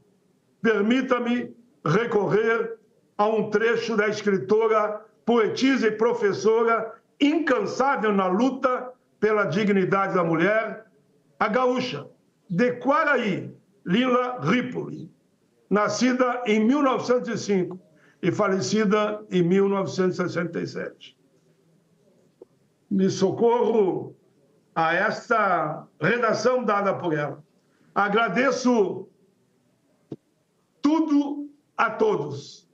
Estamos na véspera da primavera. Claros são os caminhos ao luar. Senhor presidente, o Senado tem sido um parceiro na reconstrução do Rio Grande do Sul. A Câmara também, todos os senadores, senadoras, deputados e deputadas, independentemente de partido ou pensamento ideológico, todos têm colaborado. Ontem diziam que iam pedir vista e ia derrubar o projeto. Ninguém fez isso. Foram solidários ao Rio Grande. por iniciativa dessa casa, do presidente Rodrigo Pacheco, me refiro ao Rodrigo que está presidindo agora, Rodrigo Pacheco, foi criada uma comissão externa para acompanhar a situação do Rio Grande do Sul, composta por mim e pela grandeza dos 8, virei presidente, senador Hamilton Mourão, relator, Luiz Carlos Reis, vice, Jorge Cajuru, Leila Barros, Esperidião Amin, Alessandro Vieira, Astronauta Marcos Pontes e Irineu Hort. O Senado aprovou o decreto legislativo que reconhece o estado de calamidade pública do nosso estado. Por orientação do presidente, relatei a matéria. Também aprovamos a lei complementar 206 de 2024, que suspende o pagamento das parcelas da dívida pública com o Estado e a União por 3 anos. 36 meses não se paga nada. Havia alguma divergência, mas como relator, eu cumpri o acordo. Além disso, aprovamos a MP 1218 de 2024, que destinou 12,2 bilhões para ações emergenciais, convertido na Lei 14.962. E o projeto que altera a Lei de Diretrizes Orçamentárias para 2024, de forma a agilizar os repasses por emendas individuais aos municípios em situação de calamidade pública. Reitero, então, Rodrigo Cunha, aqui com profunda gratidão, que ainda eu sei que há outras medidas provisórias. Mas está indo. Tudo que foi até agora foi na direção de ajudar a reconstruir, de levantar o nosso estado, o Rio Grande do Sul. O setor produtivo agradece, os empregados agradecem, as pessoas do campo e da cidade, os trabalhadores, os empreendedores, todos agradecem. Presidente, por determinação do presidente Lula, todos os ministérios foram acionados. Foi criada uma secretaria especial, tendo o ministro Paulo Pimenta deslocado para o Rio Grande e ficou lá pelo tempo que for necessário. Parcerias com o governo estadual, Eduardo Leite, e todos os municípios foram seladas, que o interessava ali é o interesse das pessoas, e não o interesse individual desse ou daquele, seja governador, senador, deputado ou ministro. O interesse das pessoas é que uniu a todos nós. O governo federal, presidente, disponibilizou 85,7 bilhões de reais em investimento. Tudo que foi feito até agora é para garantir crédito, mas com a devida fiscalização. O apoio ao setor produtivo, seguro-desemprego, parcela extra do Fundo de Garantia, parcela extra do Fundo de Participação dos municípios, auxílio reconstrução, auxílio para atendimento hospitalar, reposição de medicamentos perdidos nas enchentes, acolhimento e cuidado às famílias nos abrigos, reconstrução da infraestrutura, a reconstrução das rodovias, do aeroporto que vai voltar a funcionar agora em outubro, recursos para alimentação escolar, reforma das escolas. O aeroporto Sagrado Filho voltará, sim, agora em outubro, com toda a sua potência, porque é a partir do aeroporto, que é o grande polo turístico que é o Rio Grande do Sul, é que a gente alimenta as regiões e cidades que dependem dos turistas. Presidente, é claro que não fizemos tudo, é claro que estamos longe do ideal, mas como todos nós queríamos, avançamos. O Rio Grande está crescendo e está recebendo o apoio de todos os estados e, naturalmente, do governo federal. Fizemos muito, mas há muito 15 ainda segundos. A luta continua e a gratidão é permanente, é para sempre. Pretendo ainda, presidente, falar mais ainda sobre esse assunto, sobre a gratidão, no outro dia, por tudo que o Brasil está fazendo pelo Rio Grande, representado pelo Congresso, pelo Executivo. E digo para terminar, senhor presidente, aqui nós chamamos o vento frio, cortante de minuano. E como diz a canção de Barbosa Lessa, e que foi eternizado na voz de José Cláudio Machado, diz: e o minuano vai correndo doidamente. E o próprio frio aquece o coração da gente.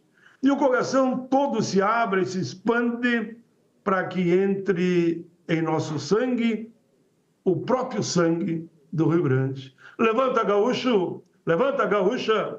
Todos precisam andar. Minuano está chamando. O Rio Grande precisa escutar e eu sei que o Brasil nos ouve. Era isso, querido presidente Rodrigo Cunha. Eu agradeço a você e os outros senadores que ficaram esperando eu fazer esse pronunciamento. Gentilmente, eu sei que passei um pouquinho do tempo, mas saiba que isso é um agradecimento de coração ao Congresso Nacional, ao Executivo, a todos aqueles que de uma forma ou de outra colaboraram com o Rio Grande. Obrigado, presidente Rodrigo Cunha. Nós que agradecemos, senador Paulo Paim. Antes de passar a palavra para o senador Eduardo Girão, eu gostaria aqui de consultar se todos os senadores concordam que após a fala do Girão seja intercalado entre um senador presente e um senador virtual, tendo visto que alguns senadores estão aqui também aguardando e que seria uma forma mais eficiente. E dessa maneira, eu convido o amigo senador Eduardo Girão para fazer uso da palavra.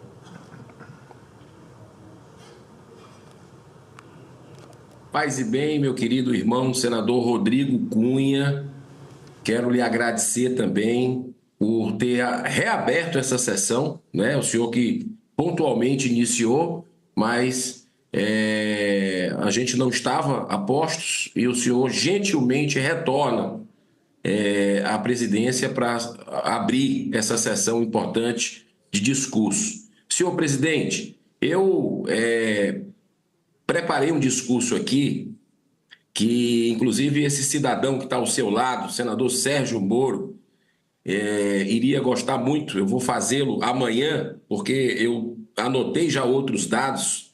É tanto absurdo que está acontecendo na Justiça do Brasil que essas anulações de sentença da Lava Jato, que vamos ter o cúmulo de corruptos e corruptores, a gente ter aí a devolução do dinheiro roubado do povo brasileiro para eles, né, com essas decisões esdrúxulas que a gente está vendo, completa impunidade. Acontece tanta coisa ao mesmo tempo que eu vou deixar para fazer amanhã. Espero até que o senador Sérgio Moro esteja, porque eu tenho certeza que ele deve fazer uma parte sobre essas arbitrariedades que estão acontecendo no âmbito do STF em relação ao vilipêndio da Lava Jato, uma operação que mostrou que a justiça pode ser para todos, que colocou empresários corruptos, que colocou políticos corruptos atrás da grade, e agora a gente vê os valores sendo invertidos misteriosamente no nosso país, colaborando com a impunidade. Mas hoje eu quero falar, senhor presidente, até porque a gente não teve a oportunidade ainda, com a sessão cancelada de segunda-feira, sobre como, e o senhor sabe da minha filosofia, né, da minha crença espírita, de que tudo que você planta, você colhe. É a lei da natureza, né? É a lei de causa e efeito, a lei de ação e reação. E eu quero falar sobre um fato que marcou o Brasil no final de semana, que foi a questão das denúncias, uma série de denúncias sexuais, de agressões sexuais do ex-ministro Silvio Almeida dos Direitos Humanos. E tem outra frase bíblica que mostra que a soberba precede a queda, né? E a gente viu que isso era uma tragédia anunciada. A partir do momento que o ministro teve, no início do seu mandato, na Comissão de Direitos Humanos, ele esteve lá.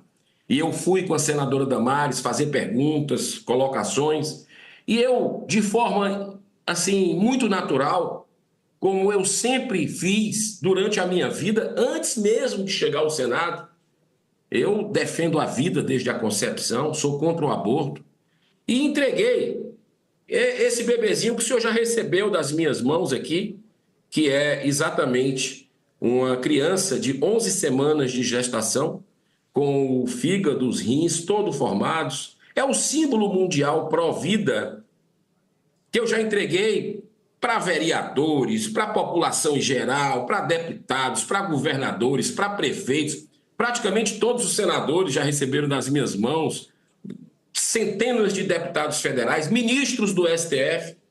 Nunca ninguém tinha recusado, nem em debates que eu fiz com feministas.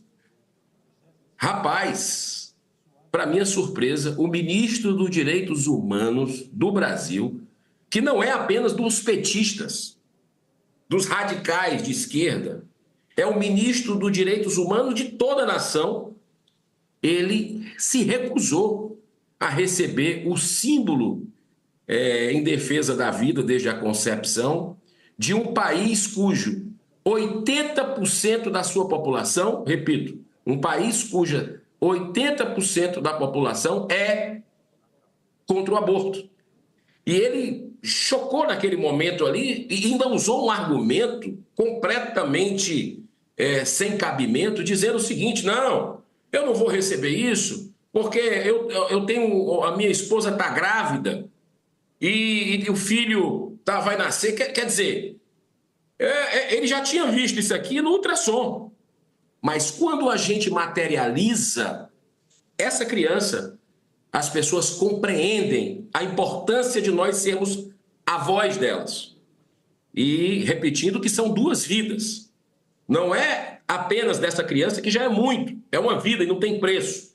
Mas também a saúde da mulher fica com consequências emocionais, psicológicas, mentais e até físicas quando se faz o aborto.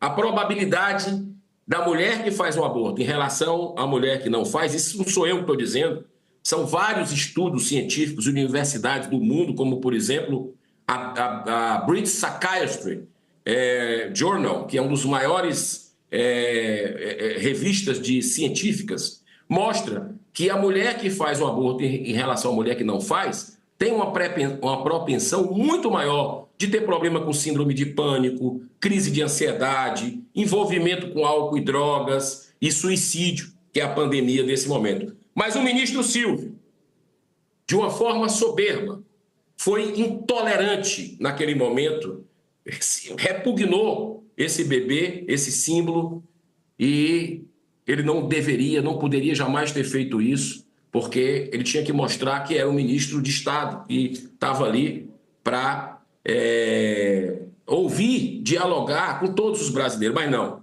a ideologia foi mais forte, a intolerância, e naquele momento ele cometeu esse grande equívoco que agora culminou, eu não tenho a menor dúvida, né? O que você planta, você colhe. E ele também caiu numa pasta em assuntos que tem tudo a ver com a sua pasta de respeito ao quê? A dignidade humana, a dignidade da mulher. Então, isso eu acredito que já pedi, inclusive, ao ministro da Casa Civil, à AGU, ao ministro da Justiça, que investigue na sexta-feira. Quando começaram a pipocar as denúncias, eu já pedi para que esses ministérios apurassem, porque muito provavelmente o governo Lula, por informações que saíram na imprensa, já sabia de tudo. Há muito tempo dessas denúncias e nada fez. Então a gente quer saber por que passar pano para esse tipo de situação, por que não tomou uma ação enérgica, já que se diz o defensor das mulheres. É tudo hipocrisia, é tudo falácia. E as máscaras estão caindo, senhor presidente. Assim como também eu queria, nesse momento, dizer que o Brasil está de olho no Senado Federal. Eu estou aqui em Fortaleza, andando nas ruas, conversando com as pessoas, até porque, nesse momento, estou candidato a prefeito de Fortaleza, e é impressionante como pessoas que nem sequer gostam de política estão cobrando a posição do Senado sobre o impeachment do ministro, que tem abusado dia e noite da nossa Constituição, não tem respeitado os direitos humanos, não tem respeitado o direito da liberdade de expressão e está colocando o país numa insegurança jurídica insustentável. É claro que ele não faz isso sozinho, mas ele foi o autor de uma quebra significativa de parâmetros do ordenamento jurídico que consideram, né, segundo juristas, como crime de responsabilidade. 153 deputados federais assinaram o pedido de impeachment robusto, com também 2 juristas, né? E esse pedido de impeachment começou a tramitar ontem no Senado Federal. Existe um placar de senadores que apoiam a análise desse pedido de impeachment, que nós já temos 35 colegas apoiando. Falta pouco, faltam 6 para se conseguir a maioria da casa. Então, eu espero, sinceramente, a partir do momento que a gente tem um colega como o Marcos Duval também, um colega que está sendo vilipendiado, humilhado nos seus direitos, e o Senado é a única casa que pode reagir a tudo isso. E não tem o direito. O Senado Federal do Brasil não tem o direito de, dessa vez, engavetar pedido de impeachment, fazer de conta que isso não está acontecendo, porque nós já estamos desmoralizados demais, senhor presidente. Nós já estamos... Basta andar na rua que você percebe a indignação do brasileiro com a Casa Revisora da República. E eu não fui para essa casa, não fui eleito pelo povo nordestino do Ceará para fazer figuração, para fazer um teatro. Eu estou para cumprir a Constituição que eu...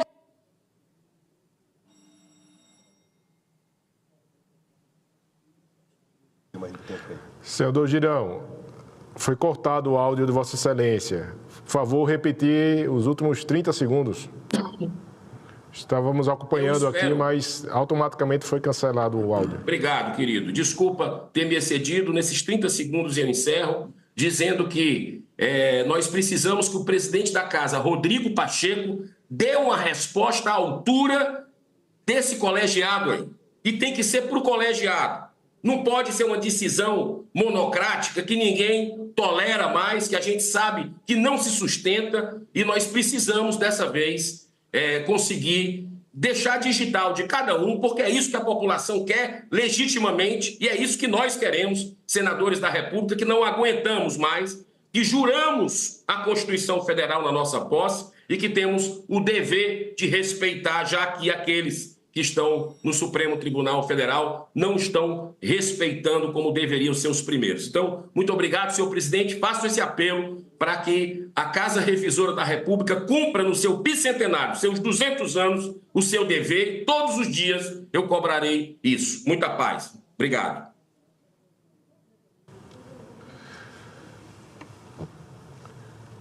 Dando sequência, eu convido o senador presente, senador Sérgio Moro, para fazer uso da tribuna.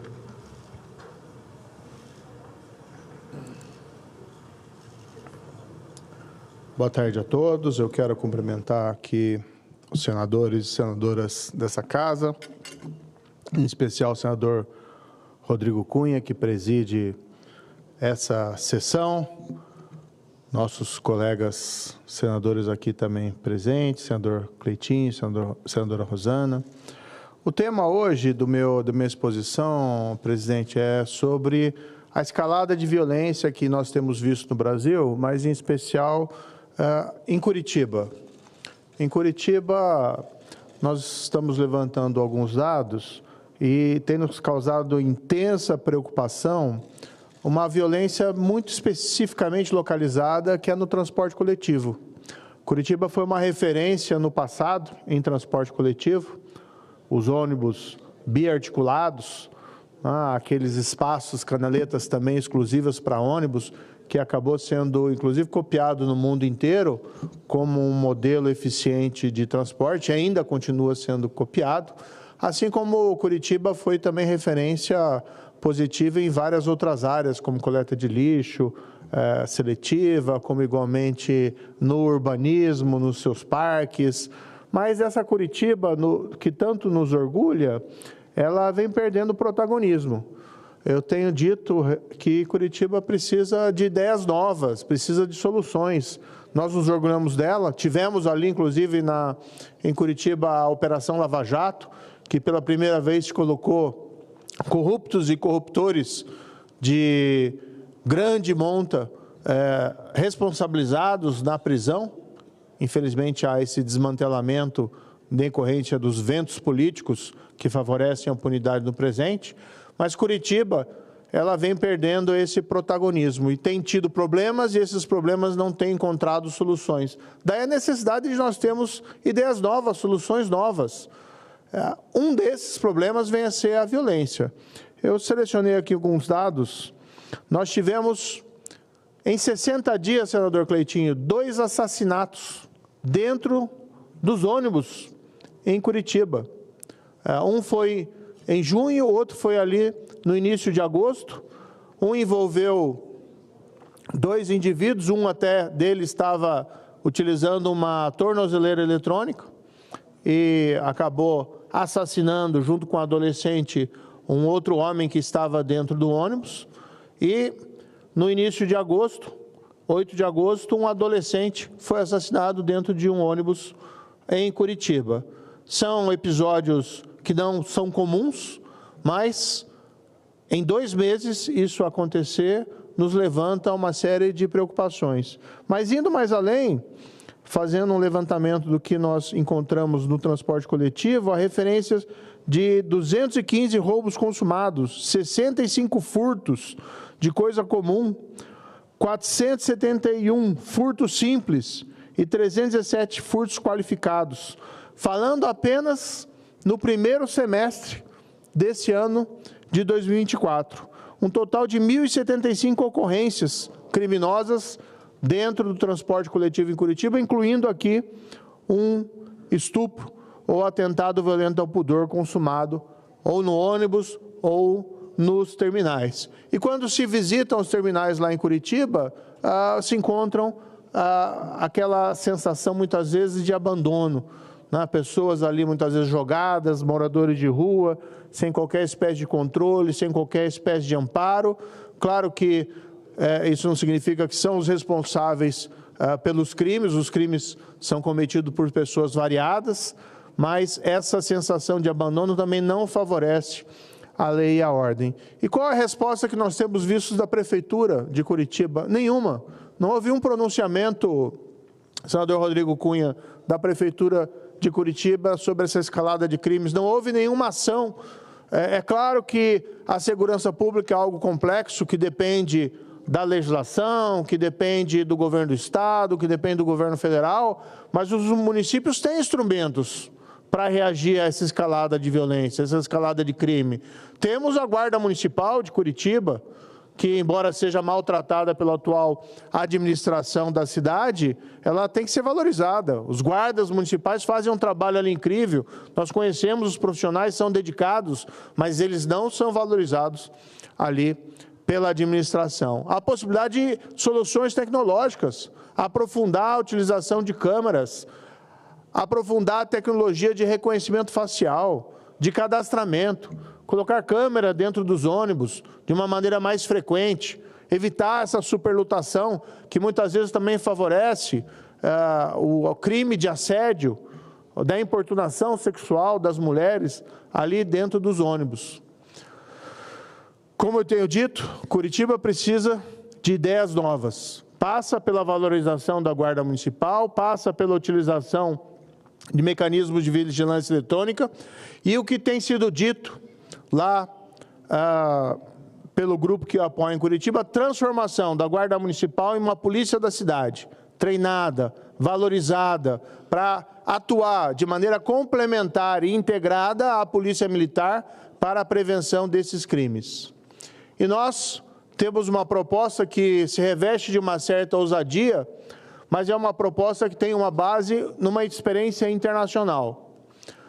Vamos criar o grupo Anjos dos Transportes, que basicamente significa nós temos guardas municipais ou policiais da cidade, disfarçados, à paisana, dentro do transporte coletivo, para que previnam a prática de delitos dentro desses ônibus, seja furto, seja roubo, seja assassinatos, ou seja, os mais frequentes importunações sexuais ou assédios sexuais às mulheres. Claro que não é possível colocar um guarda em cada ônibus, mas o conhecimento pelos infratores, o conhecimento pelos criminosos de que dentro daquele ônibus pode estar um guarda municipal ou um policial da cidade disfarçado, vai ter um elemento dissuasório para a prática de incidentes criminais dentro daquele veículo. Claro que esses policiais da cidade disfarçados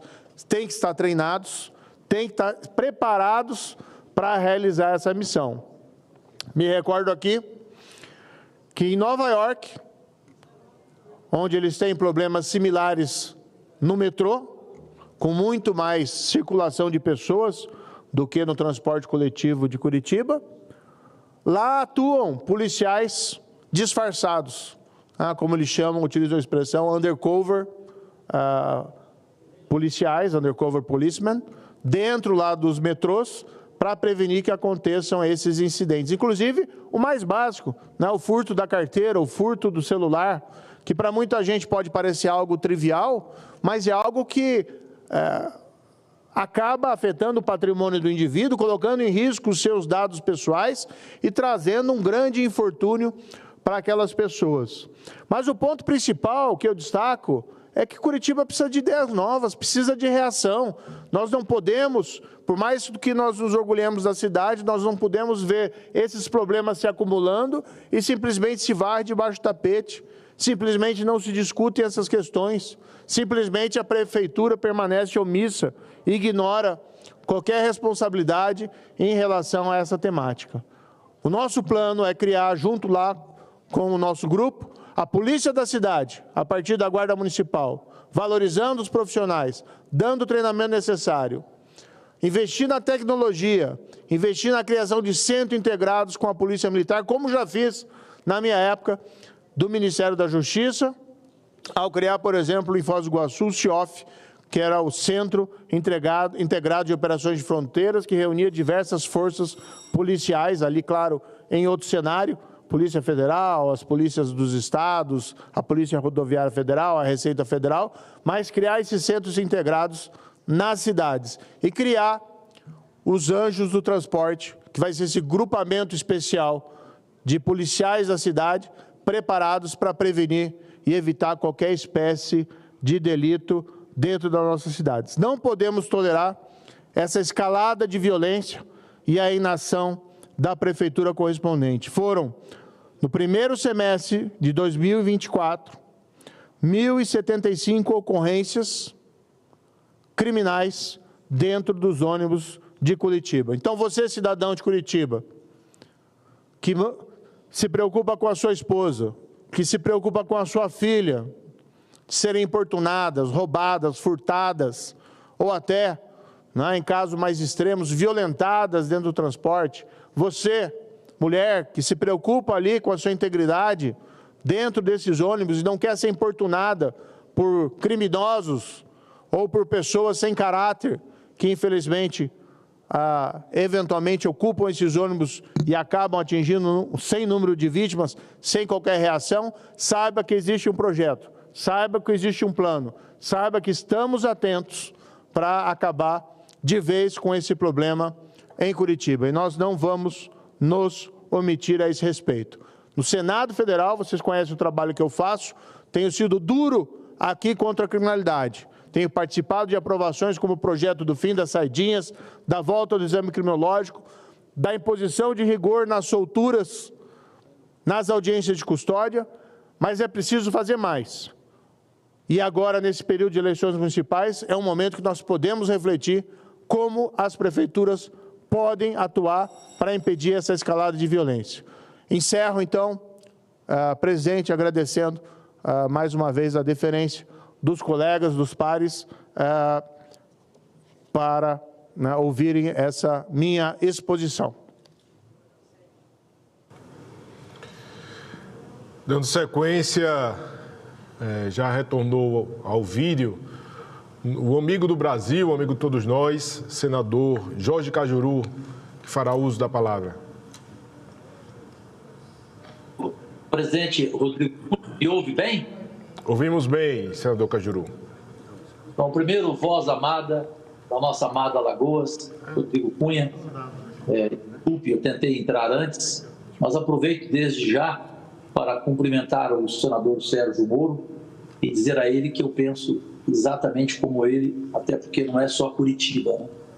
Goiânia e outras capitais sofrem do mesmo mal. Presidente Rodrigo Cunha, como eu sei que o senhor é justo, ontem, eu não vou aqui fazer pronunciamento, vou apenas pela ordem.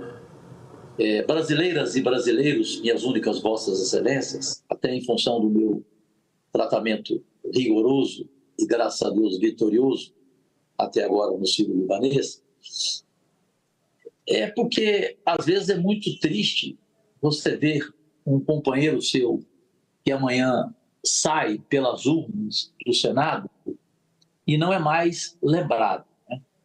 E nós temos, presidente Rodrigo, senhoras e senhores, especialmente os amigos e amigas que estão aí no plenário neste momento, nessa semana semipresencial, senadores que deixaram a casa, mas que deixaram uma história, um legado. Gaúchos, você tem Paulo Brossard, você tem Pedro Simão. Paulistas, você tem Mário Covas, você tem Franco Montoro, você tem um Jefferson Pérez. Enfim, você tem tantos, né? E dos gaúchos, há um em especial, que é jornalista como eu, melhor do que eu, inclusive, conceituadíssimo no Rio Grande do Sul, o senador Lazier Martins. O Lazier, presidente Rodrigo Cunha, o senhor conviveu com ele?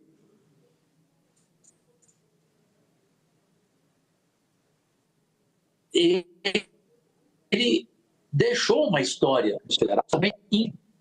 Quando se tratava desse assunto, os seus discursos, os seus pronunciamentos eram fantásticos, recheados de conteúdo, não só da boa oratória, do português escorreito, como do preparo dele. Portanto, eu faço aqui publicamente e humildemente o meu reconhecimento ao caráter dos senadores Cleitinho, que agora virou meu amigo já há algum tempo, e o já irmão meu há algum tempo, Eduardo Girão, que ontem, na tribuna deste Senado Federal, reconheceram aquilo que às vezes a imprensa tem dificuldade. Eu fui o pioneiro em pedir o impeachment de um ministro, exatamente do Alexandre de Moraes. Eu consegui os milhões de assinaturas, juntamente com o jornalista Caio Coppola, e dou mais crédito a ele. Ele conseguiu 60%, eu 40%, quase 5 milhões de assinaturas. Ou seja, muito mais do que este último, inclusive. Agora, se faça a justiça aqui. Se existe um senador da República que passou pela casa e que defendia essa causa com todos os argumentos, com a propriedade indiscutível, insofismável, se chama Lazier Martins. O Girão se lembra, o Cleitinho não, ainda estava em Minas Gerais, já crescendo na sua popularidade e hoje em que ele é para o Brasil. E todos que estão aí, todas, que acompanharam o Lazier, né? Ele era um defensor implacável da verdade, da justiça, né? E de querer que o Senado colocasse em votação um pedido de impeachment, fosse de quem fosse. Portanto, eu apenas estou aqui hoje porque, vendo posteriormente aos meus tratamentos à sessão de ontem, eu achei que só faltou esse nome para a gente ser justo. Lazier Martins, um senador que deixou história e que vai voltar, se Deus quiser, que ele faz falta ao nosso Senado Federal. Então, Lazier, eu, Cajuru, me considero um aprendiz seu no que tange a pauta impeachment. E se eu fui o pioneiro, o primeiro a pedir impeachment, e me acompanhando Girão, me acompanhando Stevenson, e hoje vários não me deixam mais isolado como eu fiquei, e apanhei como apanhei, só de reais eu perdi, entre multa e indenização, 70 mil reais. Eu vivo do meu salário. Então vocês sabem, como dizia o Leonel Brizola, que há pessoas no mundo público que guardam rancor no freezer. Então, você sabe o que é o freezer.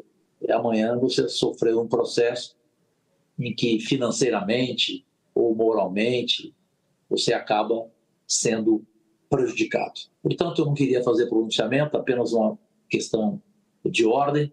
E te agradeço, amigo querido Rodrigo, Deus saúde a você, a nossa pátria amada. Muito obrigado. Abraço, Lazier. O Senado não te esquece, Lazier. Senador Cajuru, nós que agradecemos e desejamos uma boa recuperação, rápida, célere e plena. Vossa Excelência sempre presente aqui em vários debates, em várias comissões, sempre no plenário, trazendo assuntos de interesse do país. Não posso dizer que faz muita falta porque está sempre presente, mas estar visivelmente aqui dentro do plenário faz toda a diferença. Sendo assim, dando sequência, convido para a próxima inscrita no expediente do dia, a senadora Rosana Martinelli, para fazer o uso da tribuna.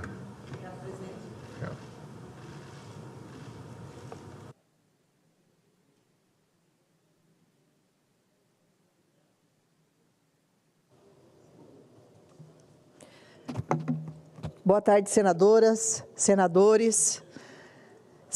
Presidente, eu vou falar 2 assuntos hoje. Um é referente à demissão do ministro Silvio e dizer que realmente todo esse tipo de violência tem que ser combatido e tem que ser punido.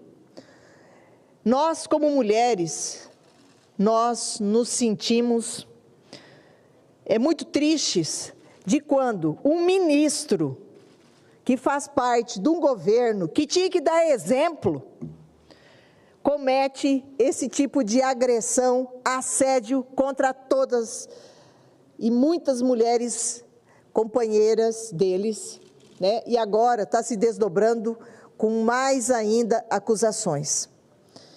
Eu quero aqui demonstrar o meu repúdio a esse tipo de situação, a não ter esse respeito com as colegas de trabalho, que esse tipo de pessoa realmente não pode fazer parte de um desgoverno como tem feito esse atual. Então, nós não podemos compactuar com qualquer tipo de atitude e dizer que realmente, como senadora, como mulher, eu repudio esse tipo de agressão contra todas as mulheres. Outro assunto, presidente, é a nossa preocupação que as queimadas referente ao Pantanal. Hoje nós tivemos na Comissão de Meio Ambiente, nós aprovamos um requerimento para que essa comissão vá e, in loco, verifique para ter maior conhecimento do tanto que Mato Grosso, que é o campeão hoje, infelizmente é um dado muito triste, que tem esse título, que tem o maior número de queimadas. E o nosso Pantanal, que é hoje considerado um santuário, é um local com muita visitação, é um local de turismo, realmente está em chamas. E o que nos deixa mais triste, que tudo isso foi previsto.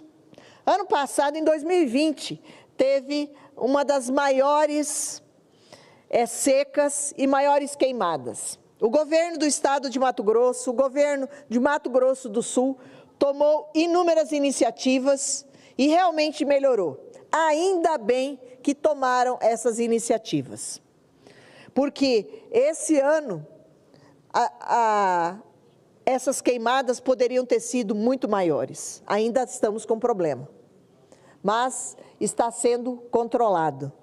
E o que mais nos deixa indignados, e que nós falamos isso com a própria ministra semana passada numa audiência pública, que com um governo que investe 16,7 bilhões na Lei Rouanet, 3 vezes mais do que era, nada contra a cultura tem que ser incentivada, mas, diante de números e previsibilidade que ia ter uma seca, todos nós sabíamos que ia ter uma seca muito acentuada esse ano.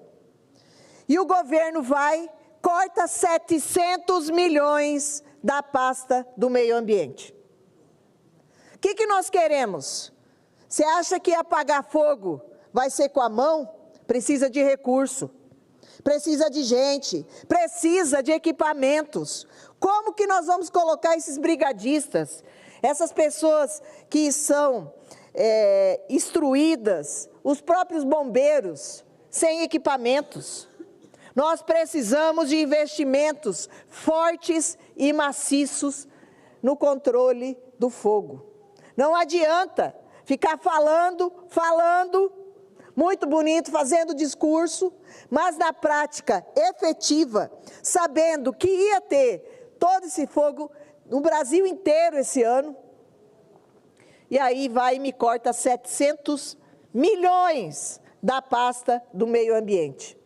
E coloca 3 vezes mais recurso na Lei Rouanet, 16,7 bilhões. Então é uma vergonha com um desgoverno que não tem compromisso com o meio ambiente.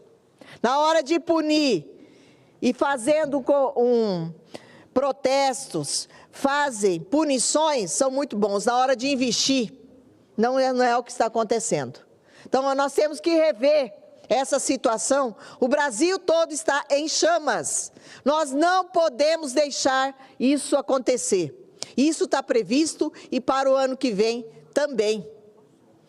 E pasmem, gente, eu fui hoje me aprofundar sobre o assunto de quantas aeronaves nós tínhamos, realmente que tivesse possibilidade, com equipamentos maiores para combater o fogo. Nós temos 6 aeronaves maiores e somente um kit apropriado contra incêndio. Esse kit, ele é retirado quando não tem necessidade. Em outras épocas, as aeronaves trabalham normalmente e só tem esse kit que, quando precisa combater o fogo, retira-se os bancos, coloca esse kit apropriado para combater. Nós só temos um no Brasil. Esse avião, ele estava combatendo as chamas no Pantanal, precisou em São Paulo, foi retirado do Pantanal e teve que socorrer com urgência o estado de São Paulo, que realmente era necessário. E esse kit custa 50 milhões de reais. Aí eu pergunto para vocês, tirar 700 milhões da pasta do meio ambiente, não poderia ter sido comprado esses kits com 250 milhões e nós temos esse equipamento no Brasil? Temos que nos estruturar.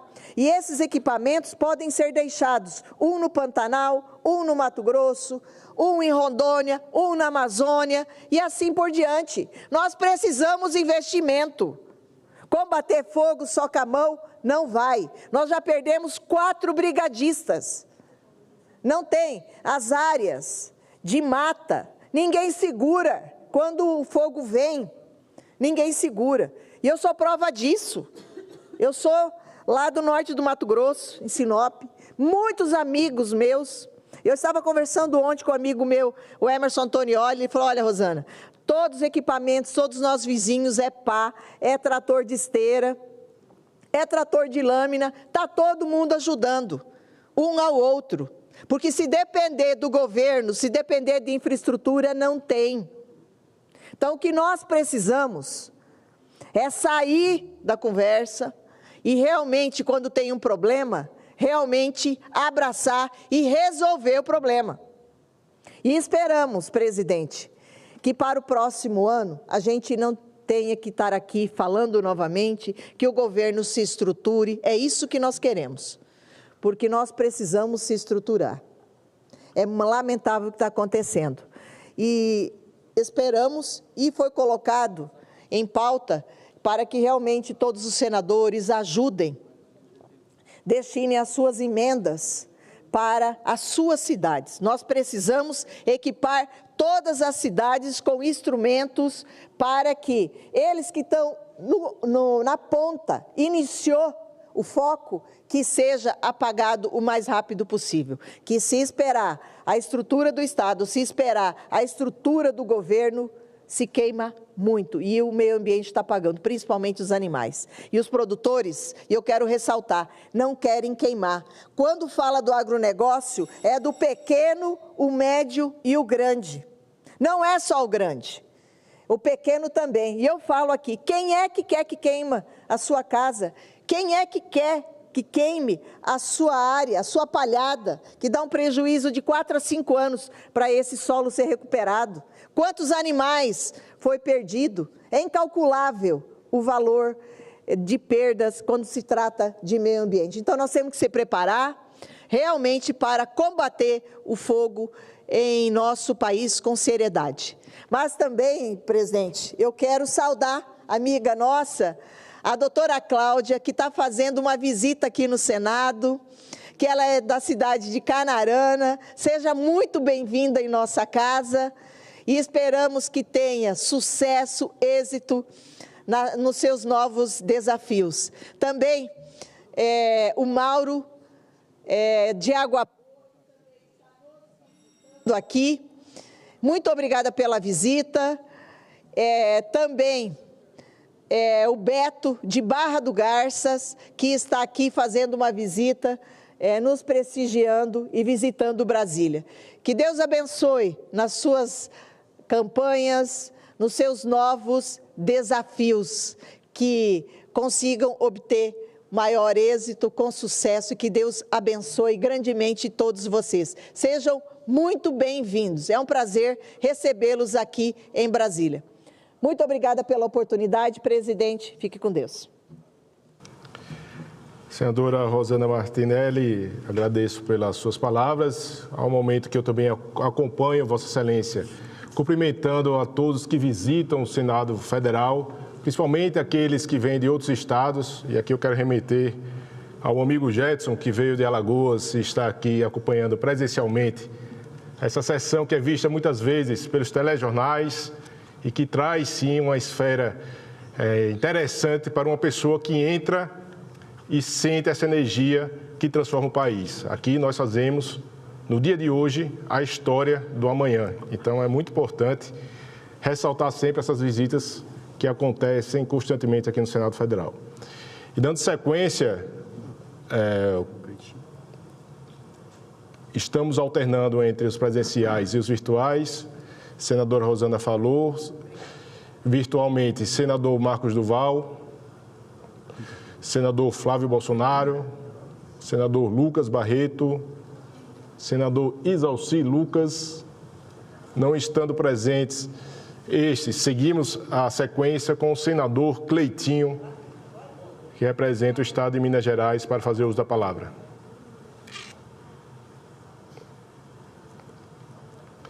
Isso aqui agora vamos.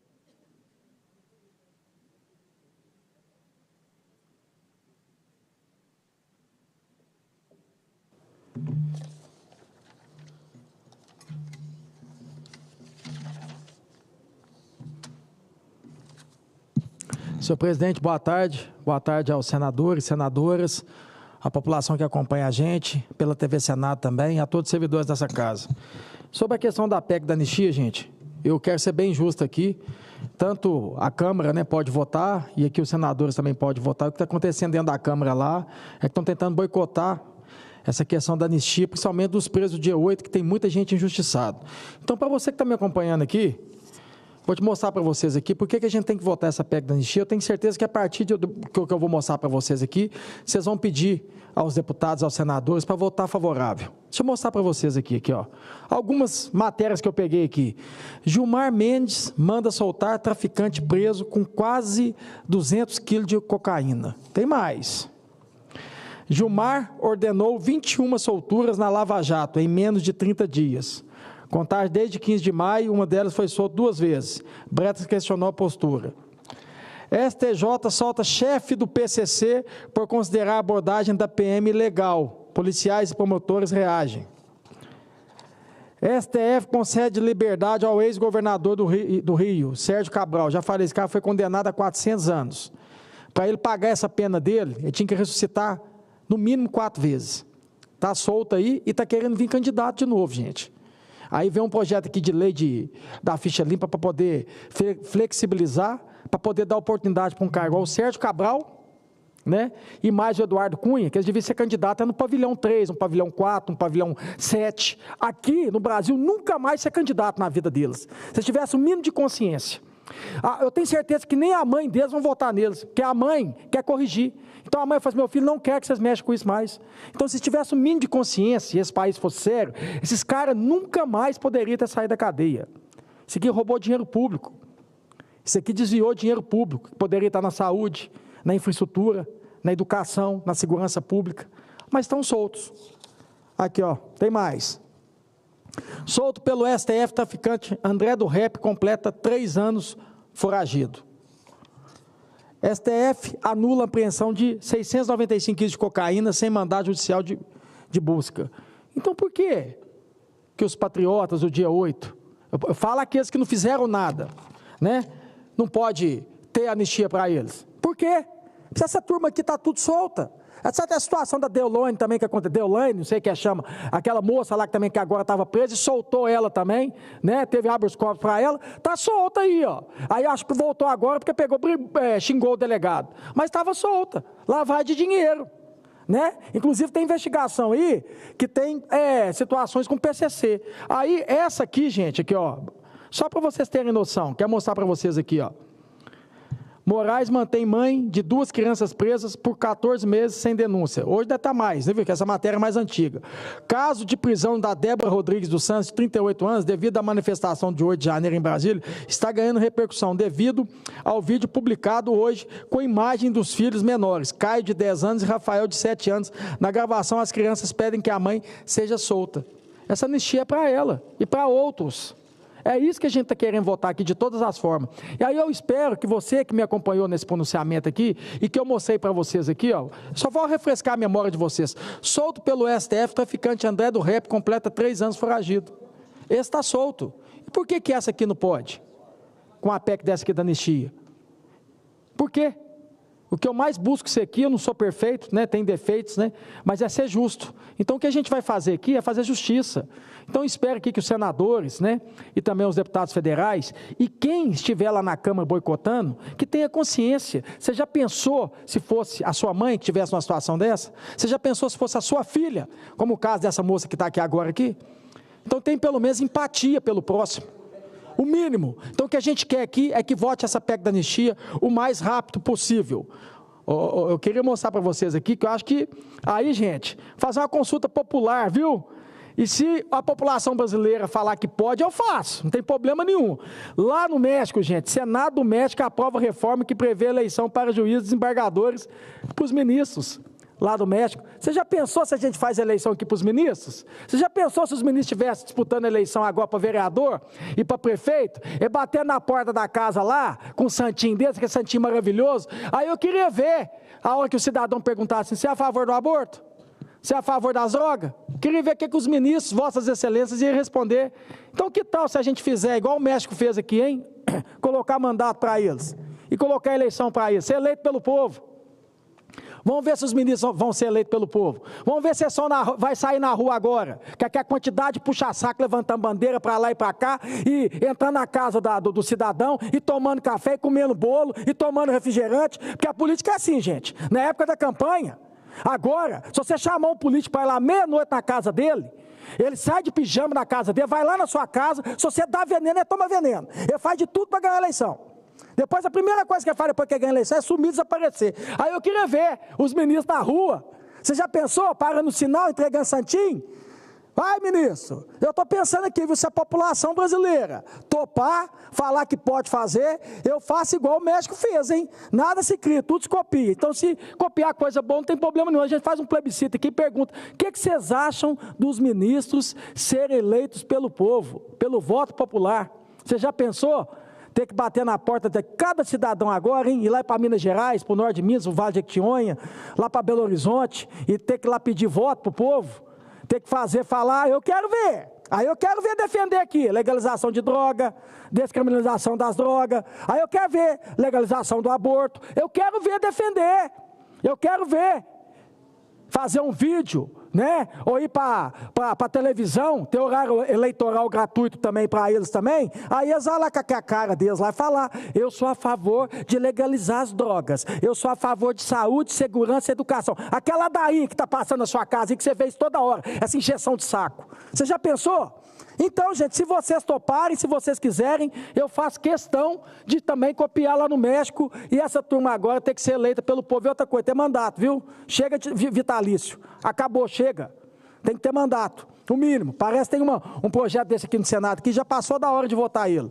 Presidente, eu queria aqui também falar com o nosso querido deputado pelo Paraná, o Orovisto também agora já assinou também a questão, né, do manifesto sobre a questão do pedido de impeachment do ministro Alexandre de Moraes, e a gente chegou agora, gente, a 35 apoiamento. Se a gente conseguir mais 6, a gente já tem 41, quer dizer, a gente já tem a maioria aqui no Senado.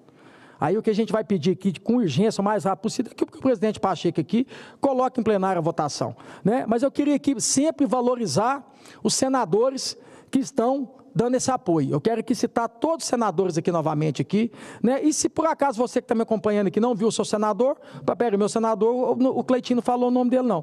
De uma forma respeitosa, educada, você vai lá e apoia ele. Você não precisa cobrar, nem cobrar, apoiar. Você vai lá, assina para nós lá. Está faltando 6.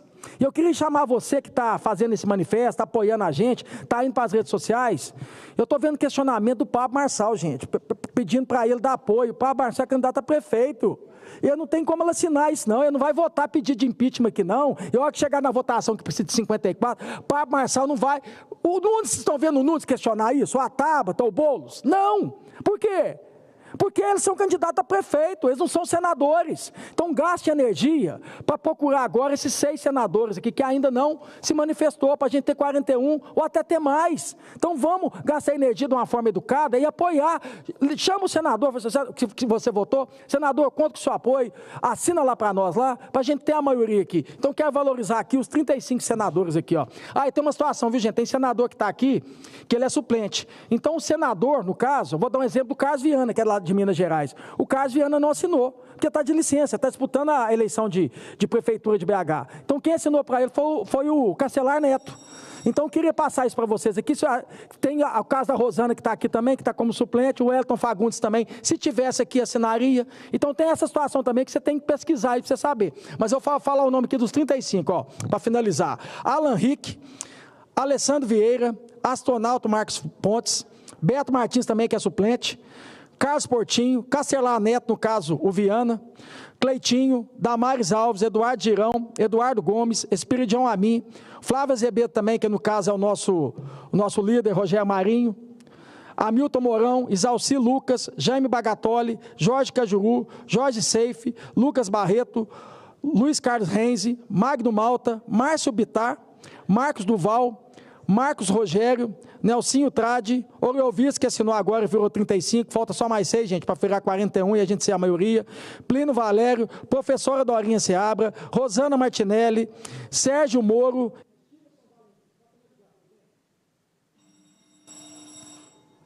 Lembrando que no caso da Rosana tem o Elton Fagundes, viu, gente? Aí, ó, Sérgio Moro, Stevenson Valentim, Tereza Cristina, Vanderlan Cardoso, e Wilder Moraes e Zequinha Marinho. Então, finalizo pedindo para vocês, gente, se caso o seu senador ainda não está nessa lista, novamente, de uma forma bem respeitosa e educada, até faça apoio, não faça cobrança, não, vai lá, só votei em você e quero que você assine também esse manifesto de apoio ao pedido de impeachment do ministro Alexandre de Moraes. Muito obrigado. Você quer uma parte, senadora? Fica à vontade. Eu só quero prestar o meu apoio à sua fala referente à anistia, senador Cleitinho, que nós protocolamos o projeto 2676 também nessa casa, pedindo anistia a todos os patriotas de 8 de janeiro. Também fizemos, presidente, um requerimento para a Comissão de Direitos e Democracia, para que realmente faça uma audiência pública para discutir.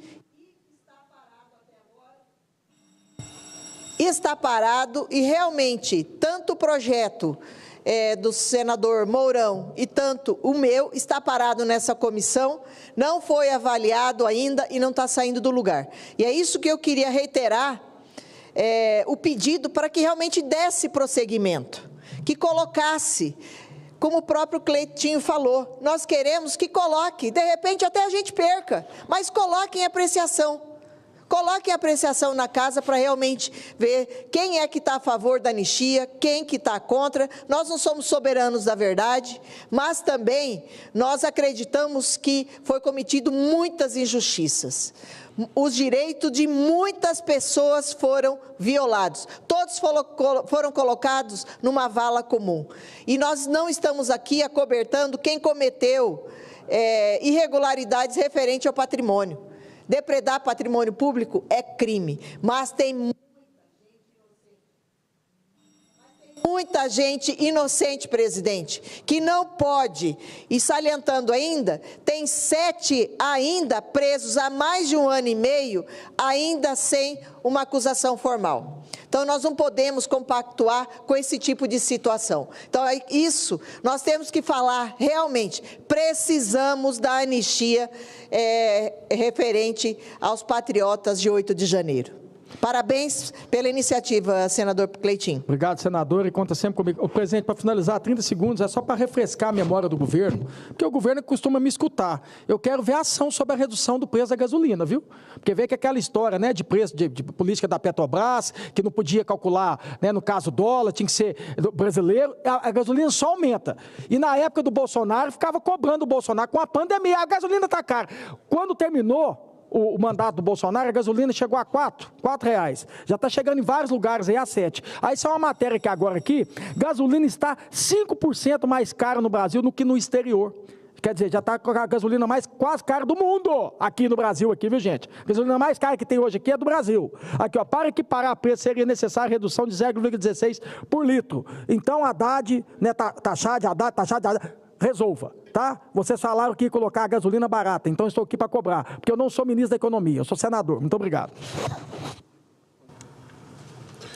Finalizada a fala do senador Cleitinho, nós temos aqui presencialmente o senador Isalci, para fazer uso da palavra, senador Isalci, ainda no expediente do dia.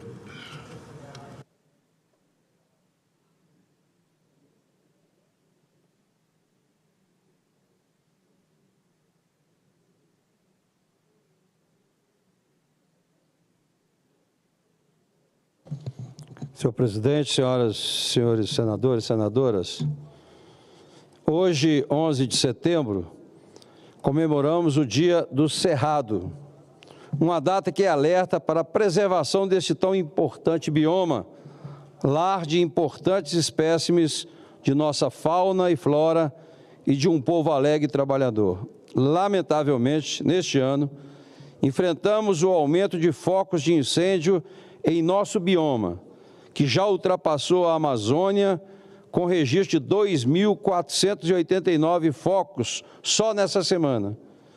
E assim, o nosso Cerrado, o nosso Pantanal, a nossa Amazônia, concentram quase 80% das áreas afetadas pelo fogo em nossa América do Sul. Senhoras e senhores, este governo que aí está, não é só incompetente, é malvado. Ele e seus asseclas todos os anos, em governos anteriores, escancararam suas bocas para criticar e mentir sobre aqueles que, ao contrário deles, trabalhou e fez o melhor que pôde. Basta ver os números, as estatísticas. Entretanto, o que vemos hoje é justamente o contrário do que sempre disseram. Eles não fazem e não fizeram, porque não nos interessa fazer nada a não ser se locupletar com nossas riquezas e do patrimônio de nossa nação. Para isso, faz os puxadinhos, desvia os recursos para os amigos. Agora mais uma estatal é criada e chegamos a ultrapassar aí o Alibaba. Tudo isso com a desculpa esfarrapada de fazer o que não farão. O presidente anunciou o novo puxadinho que se chama Autoridade Climática, para monitorar e cumprir as metas ambientais do governo. É lindo e pomposo o nome, mas será mais uma autarquia de burocratas e amigos. Cadê o Ministério do Meio Ambiente? Cadê o CONAMA, o CISNAMA, o IBAMA, o ICMBio, sem falar nos órgãos estaduais? Conversa fiada. O que nos falta, senhoras e senhores, Não é mais um órgão que nada fará, porque o objetivo não é o da preservação, não é o da prevenção do trabalho, da competência e, sobretudo, o amor pelo nosso país e nossa gente. É enganar, é mentir. E digo-lhes, sem titubear, que esse que aí estão a nos governar não se importam com o nosso país, apenas pensam em se manter no poder. Para isso aparelham, para isso censuram. Hoje é um dia especial, Dia Nacional do Cerrado. Este que é o segundo maior bioma brasileiro, que cobre 1/4 de todo o território nacional. Nele vivem mais de 800 espécies de aves, quase 200 espécies de mamíferos. 19 delas são únicas do bioma. Ainda 150 espécies de anfíbios e 120 de répteis. O Cerrado, meus amigos e minhas amigas, é a caixa d'água do Brasil. O Cerrado abriga as nascentes de nossos principais rios, como o Rio São Francisco, Tocantins, as bacias dos rios do Paraná e do Paraguai e mais. No Cerrado estão localizadas nascentes de 8 bacias hidrográficas, dentre as 12 principais do país. Por essa, no centro do Brasil, é aqui no Cerrado que as nascentes se concentram. E assim, daqui vão para as outras regiões do país. Além disso, temos ainda no Cerrado os arbustos, as gramíneas, vegetações que são fundamentais para o nosso reservatório subterrâneos e rios que distribuem a água e são responsáveis por abastecer a população local e a fauna do Cerrado. Fazem parte do Cerrado Goiás, Tocantins, Mato Grosso do Sul, Mato Grosso, oeste de Minas Gerais, Distrito Federal, oeste da Bahia, sul do Maranhão, oeste do Piauí, bem como se faz presente em alguns territórios nos estados do Amapá, Amazonas e Roraima. Minhas senhoras e meus senhores, hoje é o Dia Nacional do Cerrado, mas eu colocaria hoje como um dia de reflexão e amor ao nosso Cerrado. Por isso, aqui vai um alerta ao governo que é responsável pelo cuidado e, sobretudo, pela defesa das nossas riquezas naturais, o patrimônio de nosso povo e da nossa gente. Vocês não passarão, porque o Brasil acordou e está vendo tudo. Ao nosso Cerrado, sua natureza, sua gente, nossa luta e preces pelo seu dia.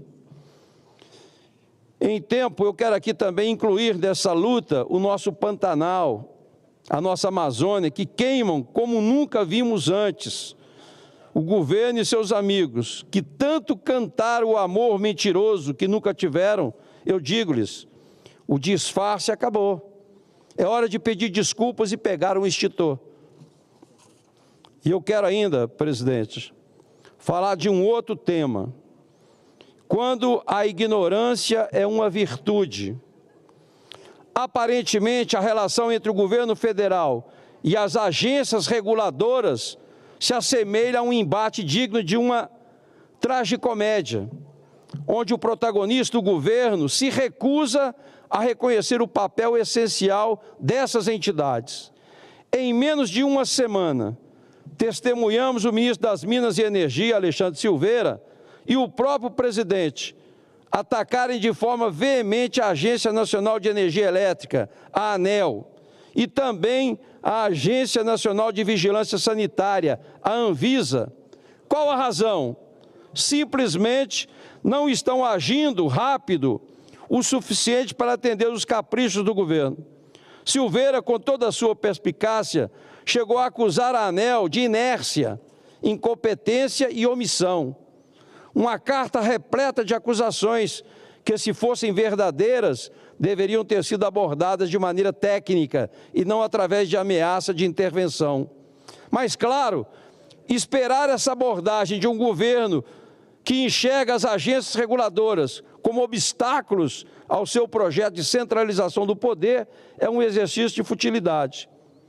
O presidente, por sua vez, fez questão de adicionar ao espetáculo ao insinuar que os profissionais da Anvisa só trabalham com rapidez caso um parente deles morresse pela demora na produção de medicamentos. Aqui fica evidente a total aversão do governo atual às agências reguladoras, que surgiram justamente para garantir a qualidade dos serviços prestados ao cidadão após a desestatização de setores cruciais da economia. Para o presidente Lula, essas agências representam um afronto ao poder do Estado sobre a economia, uma verdadeira heresia ao dogma lulopetista. O mais irônico, no entanto, é que as agências como a ANEEL e a Anvisa estão operando com apenas 1/3 de sua capacidade, resultado direto do sucateamento deliberado que vem ocorrendo desde que o governo assumiu o poder. Ou seja, o governo acusa as agências de ineficiência, mas é o próprio governo que as priva dos recursos necessários para que possa funcionar de maneira adequada. É como cortar as asas de um pássaro e depois reclamar que ele não pode voar. Não surpreende que o Ministério Público, junto com o Tribunal de Contas da União, tenha solicitado medidas cautelares para impedir qualquer intervenção indevida no governo, na ANEEL. Afinal, o que está em jogo é a autonomia dessas instituições, que foram criadas exatamente para operar de maneira independente, garantindo que os serviços essenciais cheguem ao cidadão sem interferência política. No fundo, o que estamos vendo é uma tentativa clara de politizar o que deveria ser um debate técnico. O governo deveria estar preocupado em equipar essas agências com pessoal qualificado e os recursos necessários para que possam desempenhar suas funções de maneira eficaz. Em vez disso, prefere atacar, ameaçar e buscar culpados externos para a sua ineficiência.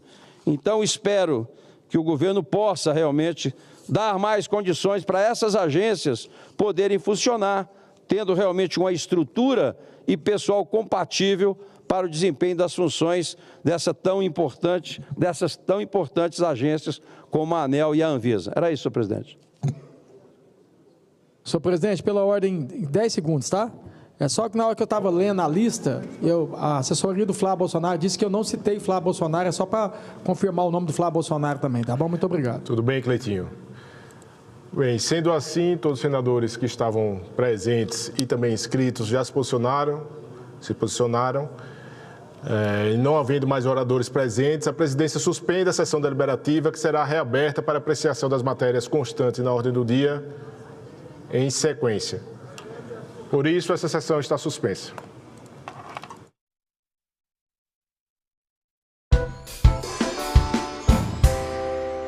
Um país desse tamanho. Então, a gente precisa descentralizar a assistência e a gente precisa descentralizar a educação. Então, era isso que eu tinha para falar. Agora, endereçando as dúvidas, a questão, não sei se eu vou conseguir lembrar, a primeira questão era uma questão da relação com o sexo feminino, é uma relação com o hormônio, com o estrógeno, que é o principal hormônio feminino, que aumenta muito em concentração durante a gravidez, então por isso do risco do maior desenvolvimento da doença durante a gravidez, do grande risco da doença nos tratamentos de fertilização, da doença começar de aparecer, e depois da atenuação da doença quando a mulher entra na menopausa. Então esse é o risco dessa questão. Tinha uma outra pergunta. Repetir, doutor Júlio, como o Ministério da Saúde está contribuindo para o desenvolvimento de pesquisas sobre a doença e quais são os primeiros sintomas da doença e o que diferenciam de outras patologias, né? Com relação a essa questão do Ministério da Saúde, eu vou deixar para o Bruno. O Bruno está lidando mais com a parte das pesquisas para poder responder se existem e se tem algumas ações. A questão da caracterização da doença, ela é uma doença rara. Os sintomas são muito semelhantes a várias outras doenças, principalmente a asma e a doença pulmonar obstrutiva crônica, que são as doenças mais frequentes. Então, o nível de suspeita vai justamente da gente pensar que quando uma doença não tem todas aquelas características do que mostra o que é a doença, se pensar um pouco fora da caixa e lembrar que tem uma doença que tem essa característica de ser uma doença crônica, principalmente mulheres em idade fértil, que tem algumas marcas específicas, como o Bruno mostrou, o pneumotórax é uma delas, e hoje, com o avanço da tomografia computadorizada, da utilização, o aspecto na tomografia torácica é muito, muito sugestivo e já afunila muito em termos do diagnóstico da ALAN. Muito obrigado. Obrigada, doutor Júlio. Como ele disse, ele é raridade, ele é raríssimo. Pneumologista, casado com uma paciente de LAN e que lidera a Alhambra. Então, é raro 3 vezes. Obrigada, doutor Júlio. Nós estamos indo para o final de nossa audiência pública. Eu creio que nós alcançamos o objetivo proposto inicialmente no requerimento. Nesse final agora, eu vou devolver a palavra aos expositores na mesma sequência. A doutora Maria Clara, doutor Bruno, doutor Paulo, doutor Júlio, para agradecimentos finais, considerações finais, entre 3 e 5 minutos. Pode ser? Doutora Maria Clara. Eu acho que eu agradeço, né, a participação, então, dos médicos que aceitaram o convite também da Alhambra para compor com ela essa mesa, doutor Bruno, doutor Paulo e doutor Júlio. Alguma coisa eu já falei quando eu fiz o esclarecimento a respeito do meu título, né, de doutora. A Alhambra, ela não conseguiria realizar o que ela realizou sem a ajuda fundamental de serviços médicos, mas de pessoas, né, fundamentalmente de pessoas, né? Lembramos o nome do Dr. Carlos Roberto Ribeiro de Carvalho, que até pouco tempo estava à frente do Hospital das Clínicas, né, do serviço de pneumologia do Hospital das Clínicas, desse centro de referência, que é a única clínica de LAN reconhecida pela LAN Foundation, a única clínica de LAN da América do Sul, reconhecida pela LAN Foundation, né? Então, se não fossem pessoas como o Dr. Carlos, como o Dr. Bruno, que o substituiu e que veio trabalhando com ele até que esse momento acontecesse, né? E como os demais médicos dos centros que a gente criou em parceria com a HC, né, diversos médicos em diversos locais do país que se disponibilizam, né, para participarem dos nossos cursos e para serem também os multiplicadores de conhecimentos. Esses cursos são dados pelos médicos dos centros, né? Então, é uma rede de generosidade, é uma rede de compartilhamento de conhecimento que a gente conseguiu estabelecer e que muito nos toca, que muito nos honra. Queria fazer, então, um agradecimento especial ao meu marido, que está sempre, não só me ajudando, me mantendo, né, sã, saudável, pronta para enfrentar os desafios, mas que ajuda enormemente as pacientes que também procuram informações sobre a doença no nosso Instagram, no nosso grupo de WhatsApp, né, ele está sempre disponível. E é isso que o Dr. Paulo falou, a qualquer momento, a qualquer hora, a responder as perguntas sobre as mais diversas situações de pessoas que moram em lugares longe, não próximos de acesso a um centro que é já existente, né? Pessoas que a gente tem que precisam, como a senadora falou, de andar de barco, né? Por horas, por dias, às vezes, para chegar até um local de tratamento. Então, às vezes, o Júlio fica um pouco receoso, né? Receoso de fornecer informação para uma pessoa sobre um assunto tão importante, mas às vezes não tem outra solução a não ser isso. A única coisa disponível é correr o risco de conversar com uma pessoa que às vezes está precisando de ajuda, mas não consegue a ajuda daquele especialista naquela hora e naquele momento, e tem que ser ele que está ali ao meu lado, que estou ali lendo aquele pedido de socorro. Então, a gente conta com uma rede de apoio muito grande, uma rede de afeto muito grande, e isso é extremamente importante. Queria deixar isso salientado, né? E aí, com isso, eu agradeço novamente a senadora e faço votos de que a comissão continue funcionando e leve adiante não só as nossas reivindicações, mas como a reivindicação de todas as outras associações de pacientes de doenças raras que estão aí já formadas e por formar. Muito obrigada, senadora. Obrigada. Parabéns à Alhambra pelo trabalho. Doutor Bruno. Bom, eu só primeiro respondendo lá a questão que ficou pendente. Na verdade, especificamente para a lã, não tem um apoio de pesquisa relacionado ao Ministério da Saúde. O que a gente tem visto agora, uma ampliação, que eu acho que não precisa, obviamente, focar especificamente na lã. Acho que é uma situação que precisa ser ampliada para as doenças raras em geral, né? Então, tem realmente surgido alguns editais do CNPq, da própria FAPESP, né, lá que a gente está vinculado lá a São Paulo, especificamente para financiamento de pesquisa em doenças raras. Então, assim, só pessoas que trabalham com doenças raras vão poder submeter um projeto para buscar acesso ao recurso. Então, acho que isso é fundamental. Não adianta concorrer com doenças comuns, porque na hora que cai na mão de quem vai avaliar, vai falar o impacto disso aqui é muito maior do que das doenças raras. Então, ele tem que ficar fora do escopo de comparação com doenças comuns. E, então, é mais nesse sentido, né? Os editais têm sido ampliados nessa linha. Eu gostaria de agradecer a oportunidade aqui que o Senado deu, na pessoa do senador Alan Rick, da senadora Damares, de poder falar aqui sobre a lã, que no fundo é mais uma sementinha que a Alhambra tem plantado. E o que eu gostaria de salientar, assim, a Alhambra funciona por trabalhos, por esforços de pessoas.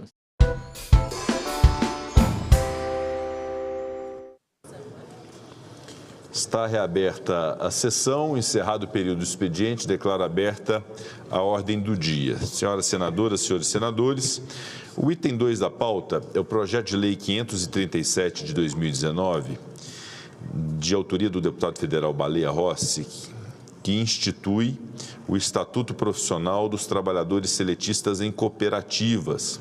Há uma solicitação da liderança do governo, já acordada com o eminente relator da matéria, que é o senador Fernando Dueire, para que possamos retirar de pauta esse item, a fim de que possa se estabelecer o diálogo da liderança do governo com o eminente relator acerca de alguns pontos desse projeto. Portanto, a presidência acolhe o pleito, fica retirado de pauta o item 2, o projeto de lei 537 de 2019. O item 1 da pauta, o senador Flávio Arnes já está conectado pelo sistema remoto nessa nossa sessão semipresencial, é o projeto de lei 1754 de 2024, substitutivo da Câmara dos Deputados ao projeto de lei do Senado número 580 de 2007, sobre o qual, bom, esse projeto trata de alterações da Lei 8.212 e 8.213 para dispor sobre a condição de segurado especial dos associados em cooperativas. Há também algumas ponderações da liderança do governo em relação a esse tema.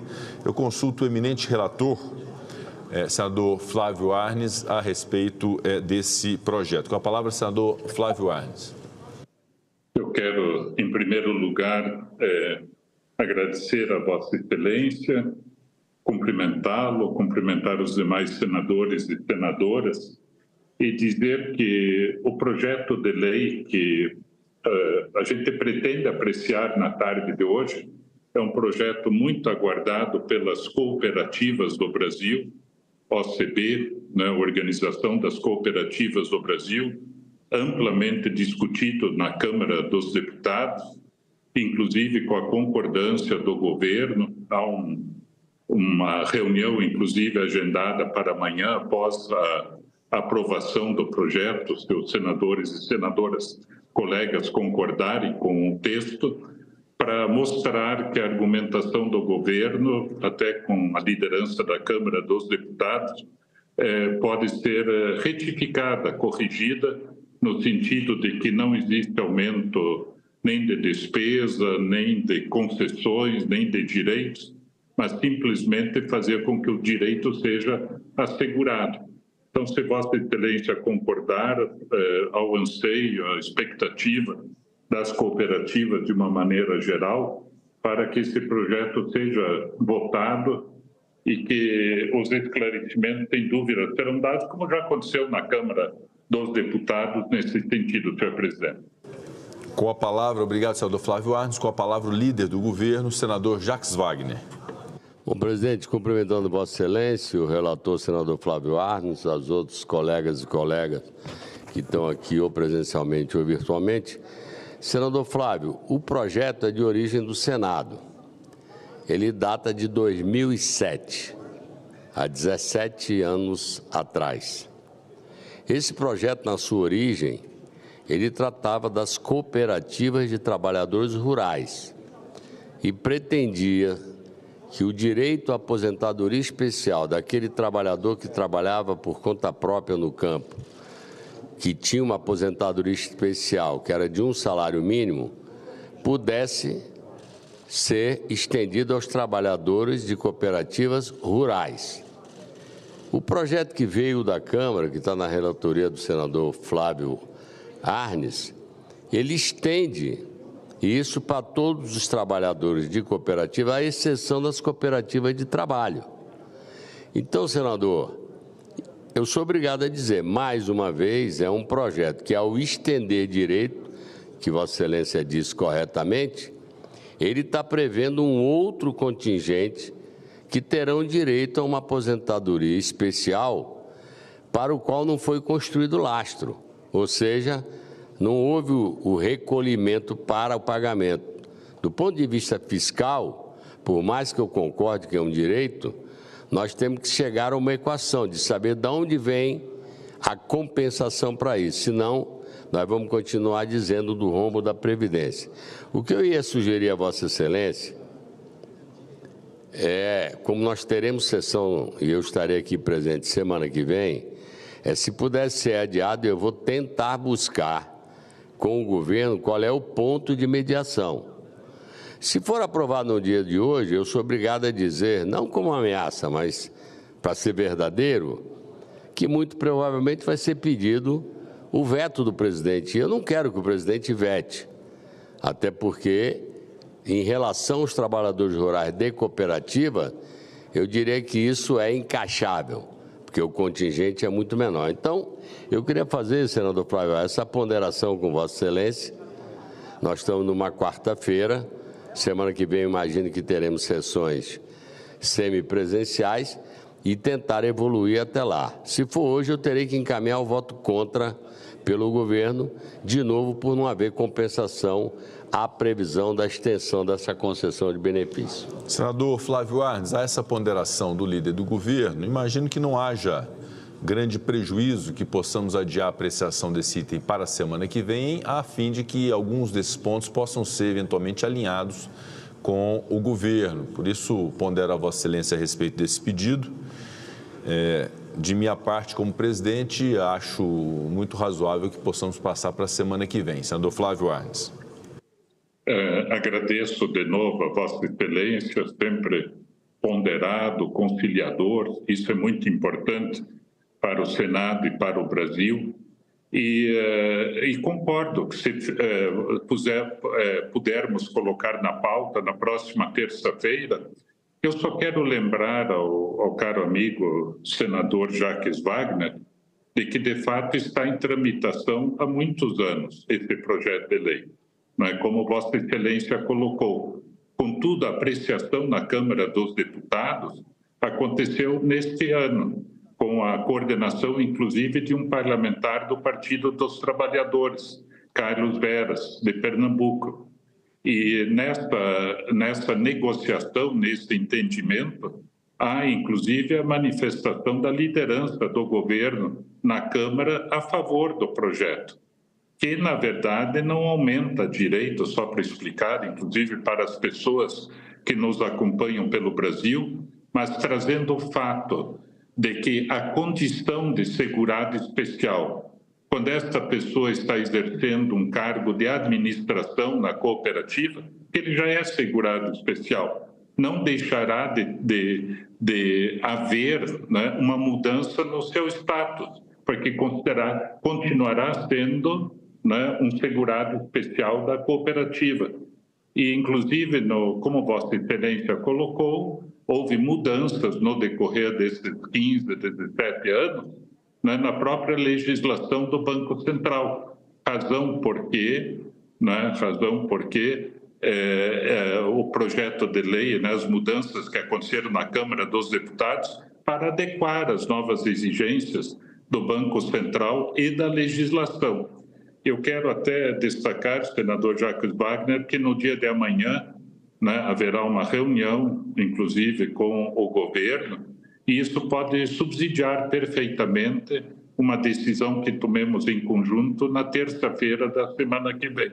Então, senhor presidente, concordo com esse adiamento, né, para a semana que vem, né, de preferência terça-feira, né, se puder ser dentro do que Vossa Excelência dispuser, né, para que o projeto retorne à pauta. Obrigado. Perfeito. Agradeço, senador Flávio Arnes, a compreensão de Vossa Excelência. Fica, portanto, adiada a apreciação desse item para a próxima terça-feira, na sessão semipresencial do Senado Federal. Anuncio o item 3 da pauta, o projeto de lei 3.148 de 2024, do deputado Felipe Carreiras, que inscreve o nome de Eduardo Henrique Ascioli Campos no livro dos Heróis e Heroínas da Pátria. Parecer favorável, número 99 de 2024, da Comissão de Educação e Cultura, relator senador Cid Gomes, relator ad hoc senador Alessandro Vieira. Não foram oferecidas emendas perante a mesa. Foi apresentado o requerimento número 82 de 2024 da Comissão de Educação e Cultura, que solicita urgência para a matéria. Votação do requerimento. As senadoras e os senadores que o aprovam permaneçam como se encontram. Aprovado o requerimento. Passa-se a discussão da matéria. Não havendo quem queira discutir, declaro encerrada a discussão, passamos à apreciação. A presidência submeterá a matéria à votação simbólica, votação do projeto em turno único nos termos do parecer. As senadoras e os senadores que o aprovam permaneçam como se encontram. Aprovado o projeto, a matéria vai à sanção, será feita a devida comunicação à Câmara dos Deputados. Senador Flávio Arnes pede a palavra.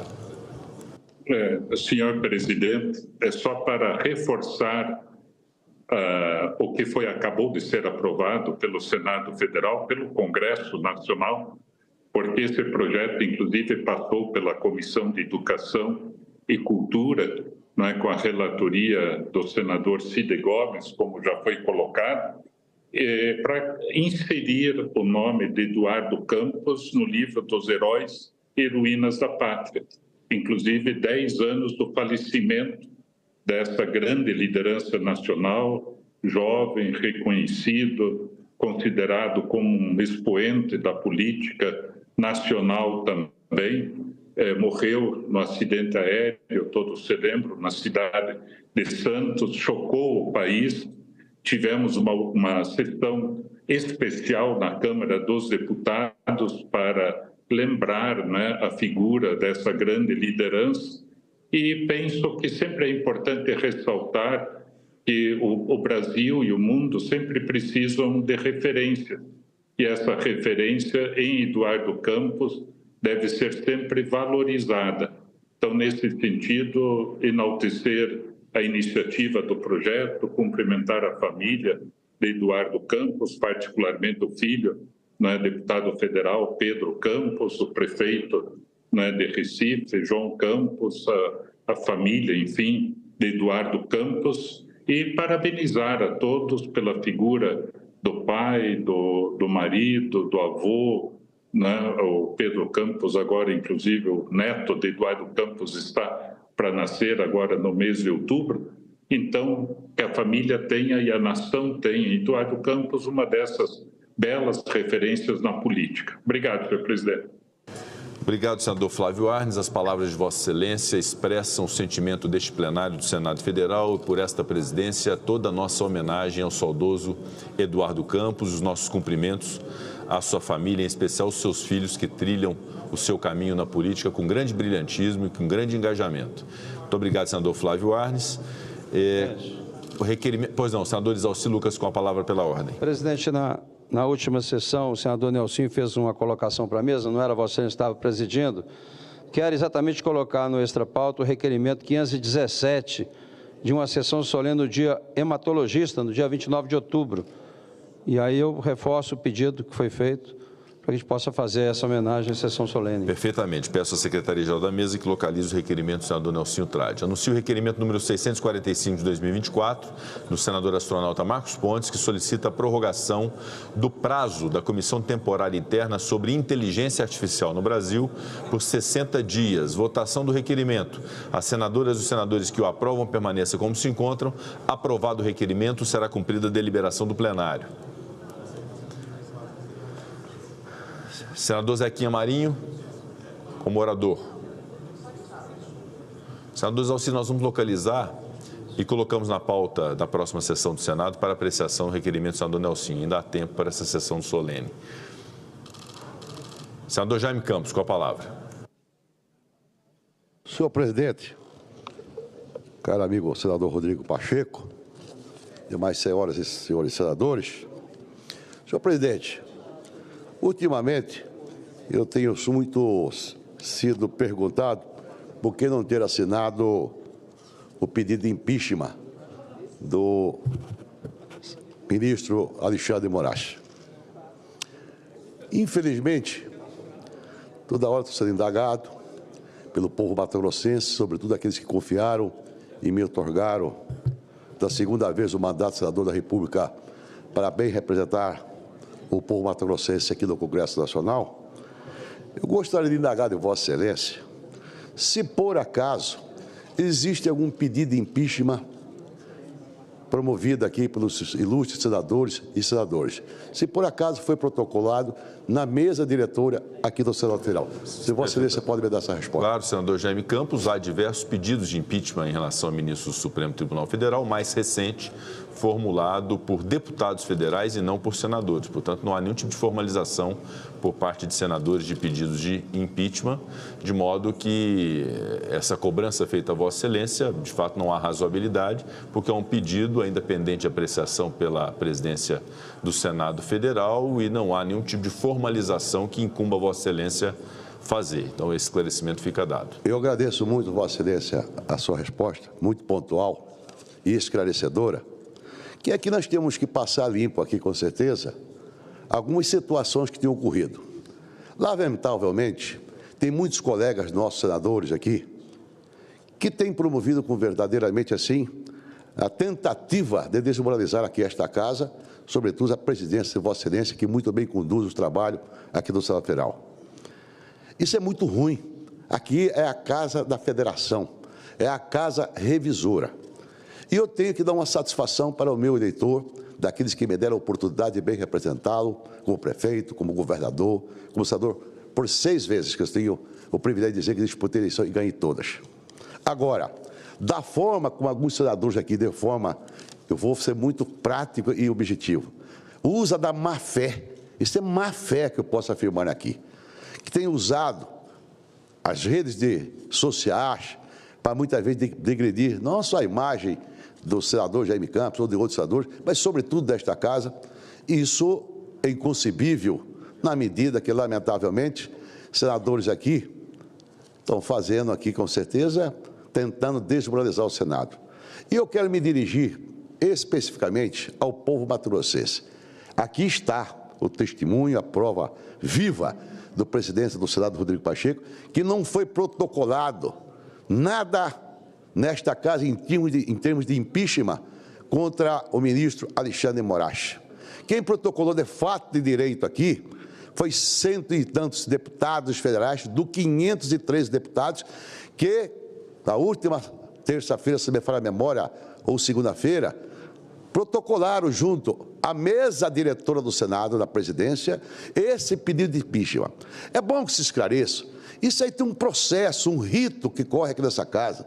O presidente, por si só, tem a certeza absoluta, pela forma correta, a forma como ele sempre atuou aqui como estadista. Isso vai para a mesa diretora, que aí vai ser decidido se tem fundamento legal, constitucional, baseado na Constituição Federal do nosso país. Evidentemente, terá que ser encaminhado ao setor competente, que é o quê? A Advocacia Geral do Senado, para fazer a sua manifestação.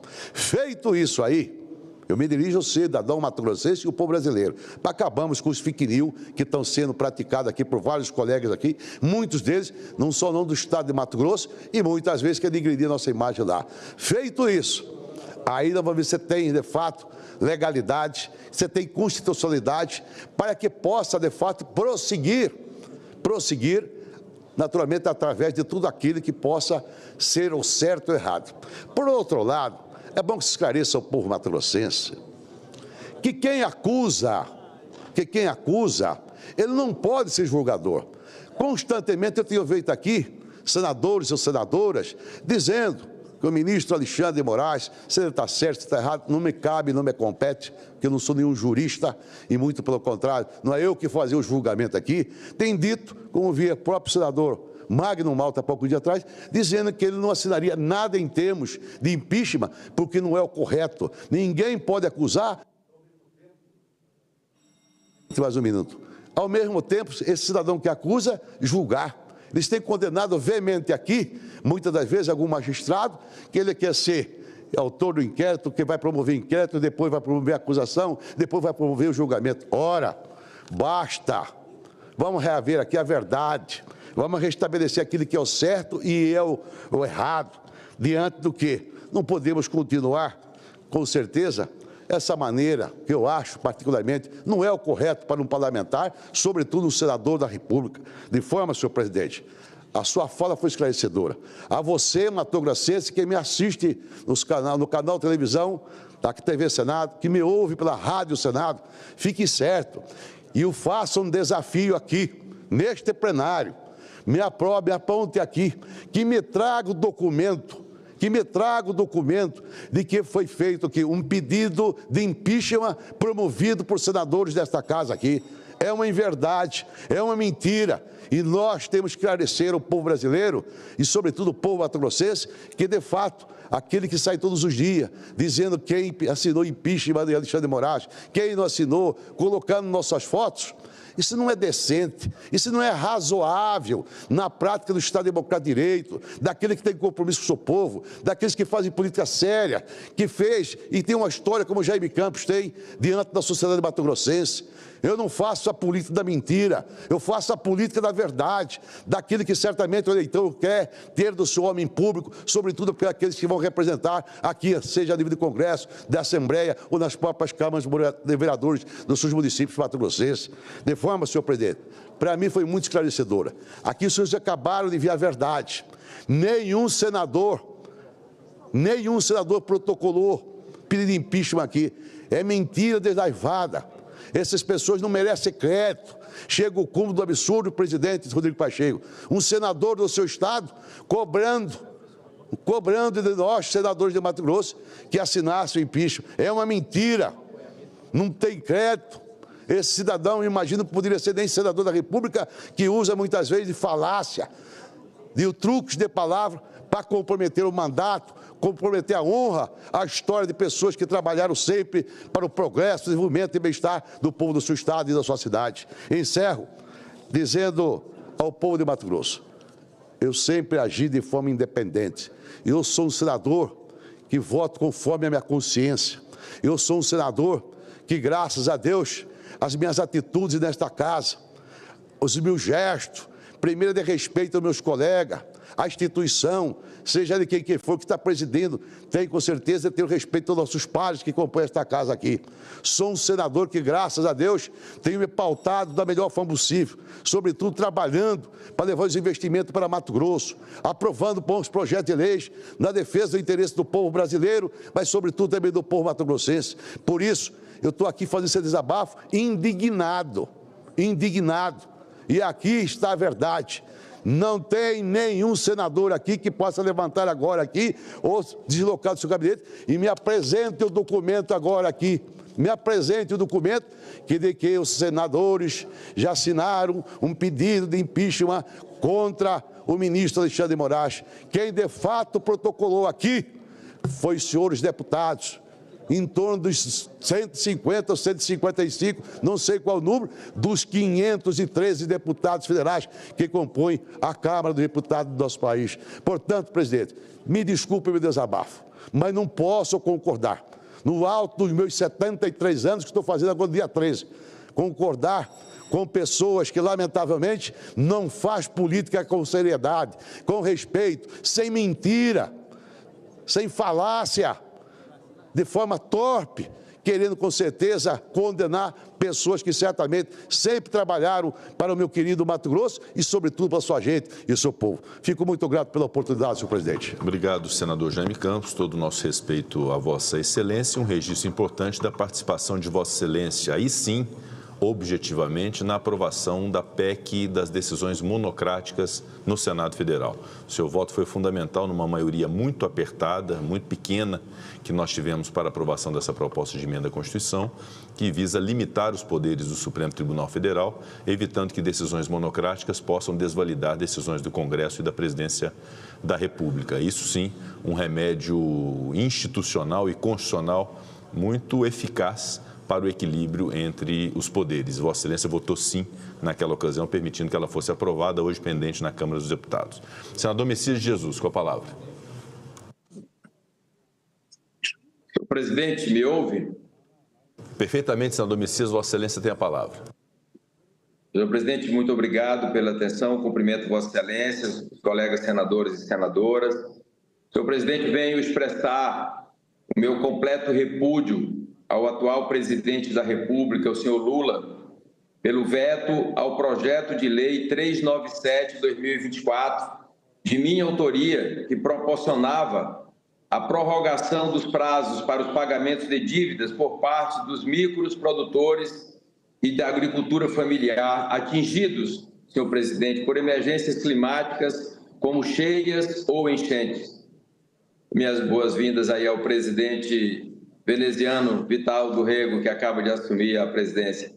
Presidente veneziano, continuando aqui a minha fala, a justificativa do presidente Lula para esse veto criminoso ao projeto de lei seria que o projeto era inconstitucional, porque causava prejuízo para a arrecadação da União. Mentira, absoluta mentira.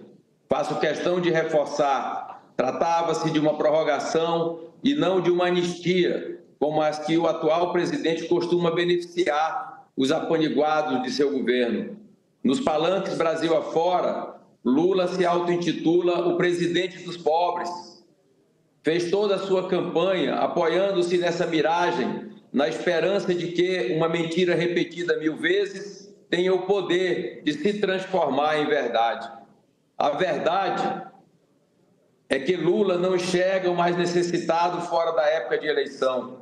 Usa o pobre para ganhar, mas governa para o rico. Lula negou a prorrogação do prazo para o pagamento das dívidas de pequenos produtores e da agricultura familiar, mas perdoou 7 bilhões de reais de empreiteiras ligadas à corrupção da Lava Jato. Repito, senhor presidente, Lula vetou o projeto de lei que prorrogava a dívida dos pequenos produtores rurais, mas perdoou 7 bilhões de reais de empreiteiras ligadas à corrupção da Lava Jato. Lula quer arrancar cada centavo dos bolsos das famílias brasileiras, que já perderam tudo para a seca ou a enchente, mas concordam em esquecer uma dívida de 400 milhões de reais do governo do Congo, uma ditadura apoiada por ele e pelo PT, assim como ignora os mais de 12 bilhões de reais que o ditador Nicolás Maduro deve ao Brasil. Lula não suporta a ideia de oferecer mais alguns meses para que o trabalhador humilde do campo possa se reerguer para honrar seus compromissos, mas não vê problemas em assinar um indulto que perdoe as dívidas de criminosos condenados e presos. Nessa lógica perversa, quem são os pobres de Lula, para os quais ele oferece todas as facilidades e benefícios? Para as multinacionais da indústria automobilística, ou seja, para o bolso de acionistas estrangeiros?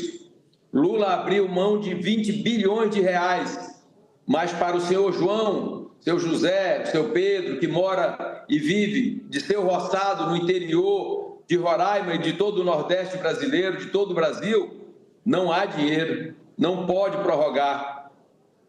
Para os gigantes poluidores da indústria e do petróleo, Lula abriu mão de 31 bilhões de reais em impostos. Mas para a dona Mariazinha, para a dona Josefa, que às duras penas sustenta a família de 6 filhos no sertão do Nordeste, Lula quer tudo com juros e correção monetária.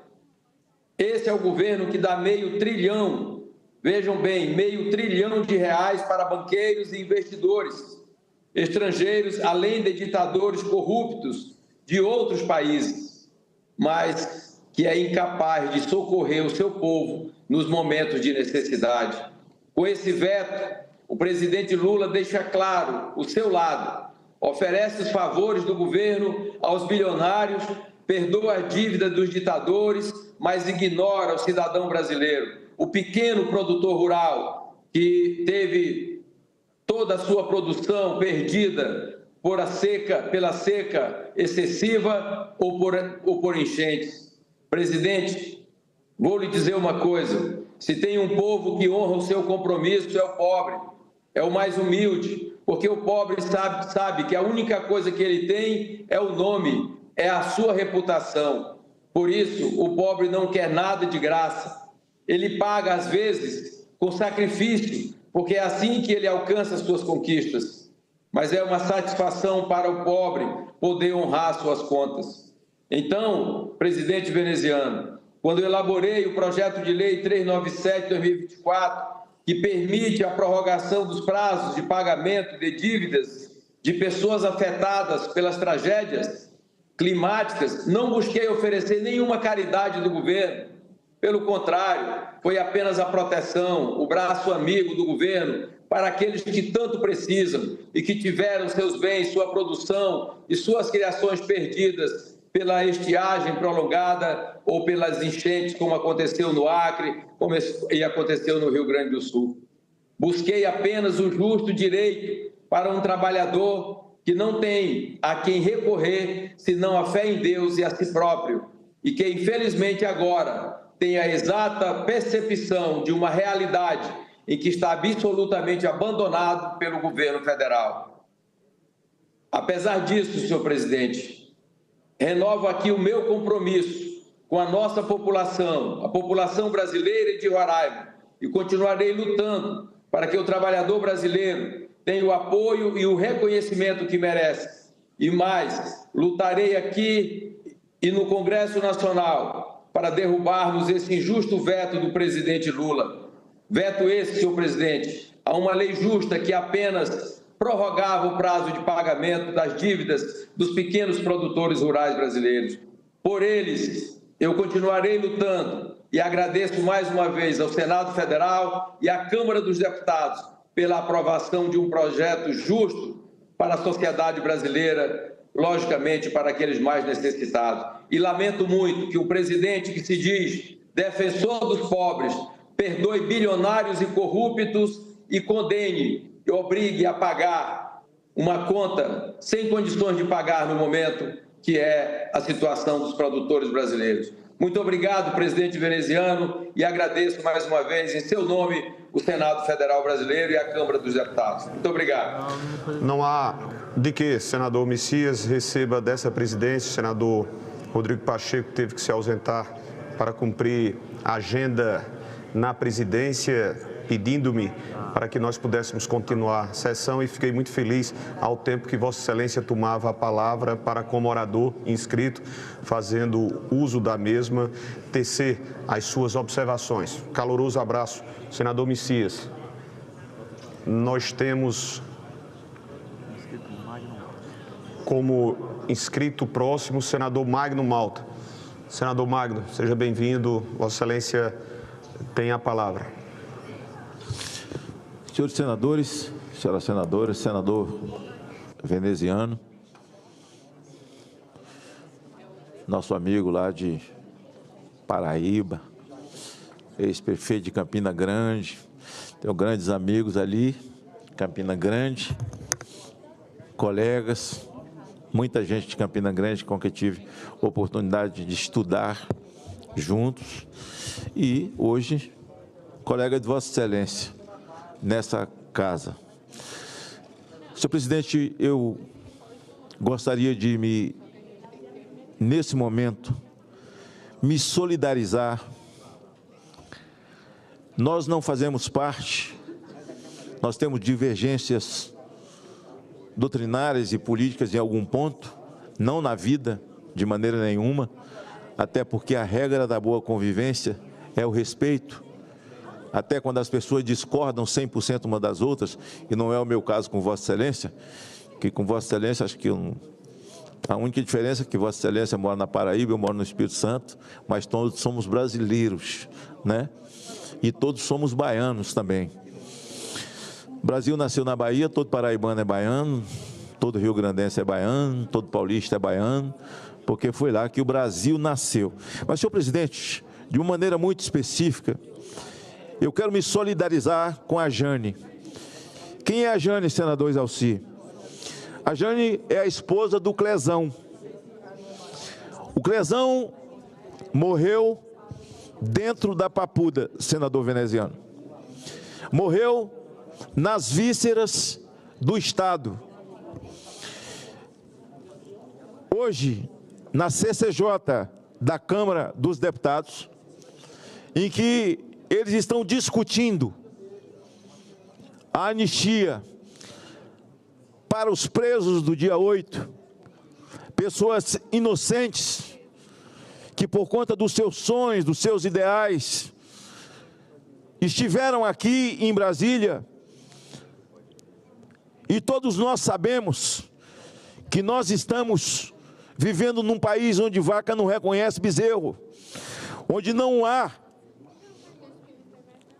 um ordenamento jurídico em voga, e onde a afinada Constituição já faz um tempo que faleceu.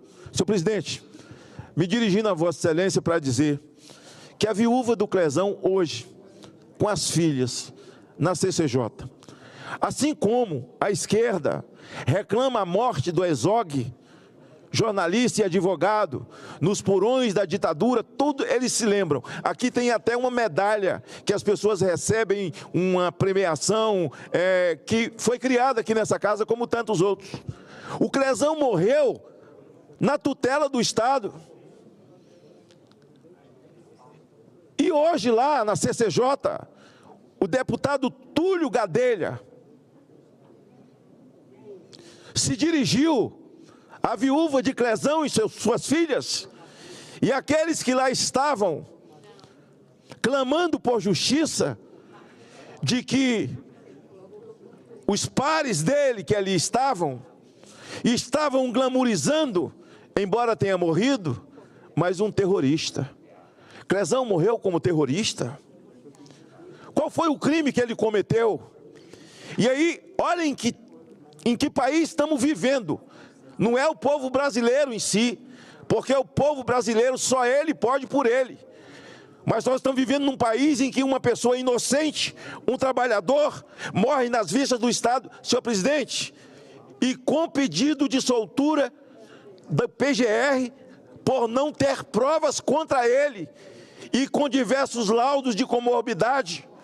Ele foi mantido lá de forma perversa pelo ministro Alexandre de Moraes, e só isso é um fato determinado para pedir-se o impeachment de Alexandre de Moraes. Impeachment esse que tem que vir da sociedade e da Câmara dos Deputados, para que as pessoas entendam que essa casa funciona como juiz. Funciona como juiz. E isso é até difícil as pessoas entenderem, eu estou aqui tentando explicar, porque se um deputado assina o pedido, ele então cria inviabilidades jurídicas, porque essa casa será o juiz de um impeachment.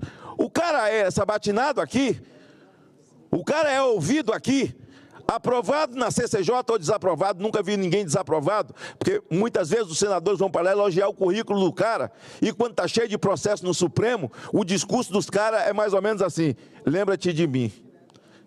Das vezes que eu participei de sabatina aqui, eu não consigo me lembrar de outros, mas parece que só eu sabatinei.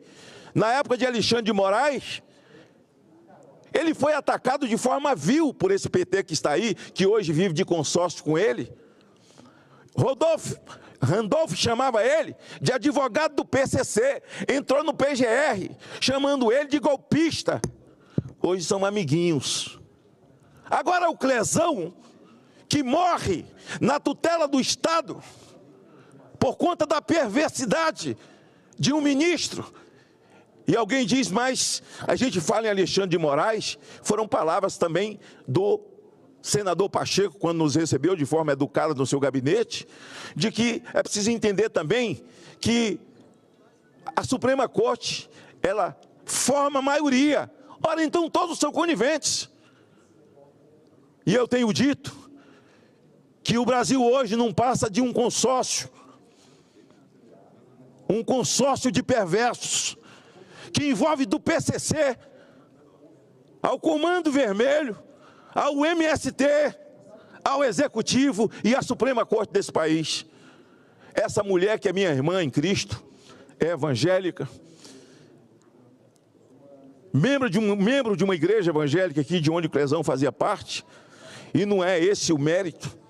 Qualquer pessoa, eu visitei, eu estive na colmeia todos os dias, eu implorei a CPMI, senhor presidente, eu chorei e implorei à Comissão de Direitos Humanos, que direitos humanos não tem nada, é só audiência pública, para que fosse a colmeia ouvir aquelas mulheres com câncer, com comorbidade, pressão alta, com depressão, diabéticas, que estavam presas, e uma das quais eu visitei quase toda semana, a todas, e escreveu na estátua com um batom, perdeu, mané. Eu não vou perguntar a Vossa Excelência de quem é essa frase, mas o Brasil sabe de quem é a frase, de Barroso, presidente da Suprema Corte. Alguém agiu com ele? O CNJ tomou alguma providência? Não, porque o CNJ agora é um outro poder. Foi um monstro que esse Senado criou e que eu fazia parte. Mas não foi nesse sentido. Nós criamos uma comissão de ética para que pudesse policiar as ações do Suprema Corte. Mas nós erramos, senhor presidente. Nós colocamos que o presidente da Suprema Corte se tornaria presidente do CNJ. Nós demos 2 colegiados para um homem só fazer o que está fazendo. O Suprema Corte manda, prende. Essa mulher pegou 14 anos de cadeia porque escreveu perdeu o mané. Quem foi que falou perdeu o mané? Barroso. Ah, agora eu sou criminoso, eu sou antidemocrático porque eu estou dizendo que foi Barroso. Foi Barroso. Quem é culpado da morte de Clezão? Alexandre de Moraes. Perverso, sem sentimento, sem alma, sem qualquer senso de misericórdia. Eu fui à presidente do Supremo, Rosa Weber, abortista. Fui visitá-la com o Marinho e com o Mourão. E eu disse a ela, ministra, a senhora é presidente dessa corte, gostaria que a senhora fosse à colmeia. É um pavilhão com 300 mulheres em cada pavilhão, com 2 banheiros, senador veneziano, 2 banheiros. Eu não vi a Comissão de Direitos Humanos desse Senado, comandada pelo senador Paim, moveu uma palha para visitar essas pessoas. A CPMI não visitou, o presidente não visitou, a relatora não visitou. Como que você é acusado de um crime? Vossa Excelência já foi ordenador de despesa, foi prefeito. Como que teus adversários lá te acusam de uma coisa e o Ministério Público não vai te ouvir, o juiz não vai te ouvir? Isso não existe. Ninguém foi ouvido. Os advogados foram desrespeitados. O AB não saiu na defesa. O ministro Alexandre de Moraes humilhou os advogados.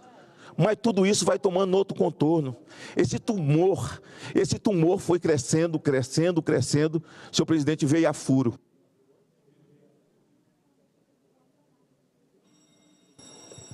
Ele veio a furo e o pus está saindo e está fedendo. O mundo inteiro tomou conhecimento. Dia 7 de setembro agora, o povo estava na rua sem medo para pedir o impeachment de Alexandre de Moraes. Aliás, nós temos que fazer isso em todo o Brasil. Nós temos que fazer isso em todas as capitais, em todas as cidades do Brasil. Fora Moraes. senhor presidente, não vai ser um macho que tem 2 braços igual a mim, 2 pernas, que vai me intimidar, não. Medo eu conheço de ouvir falar, nunca fui apresentado. Acho que essa casa, na sua posição de juiz, o presidente Pacheco recebeu o pedido de impeachment, que foi entregue pelos deputados.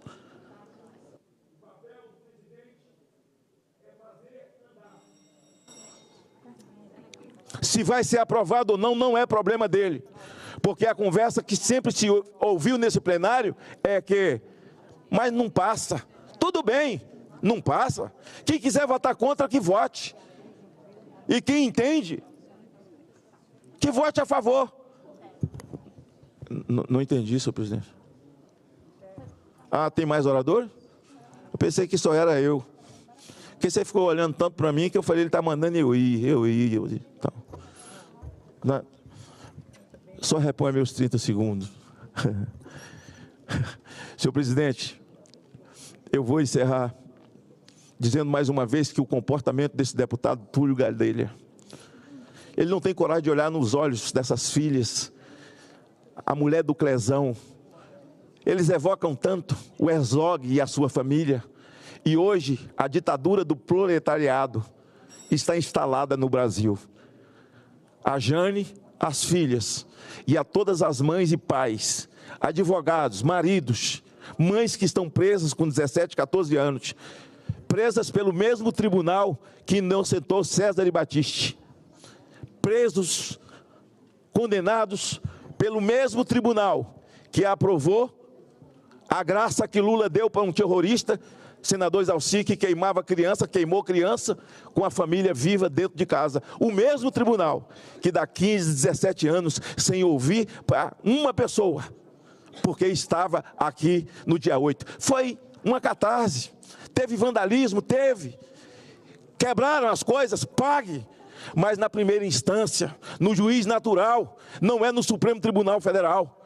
Onde há vandalismo, e esse foi sempre o meu levante contra o MST, Black Blockers, mas esses não são punidos de nada.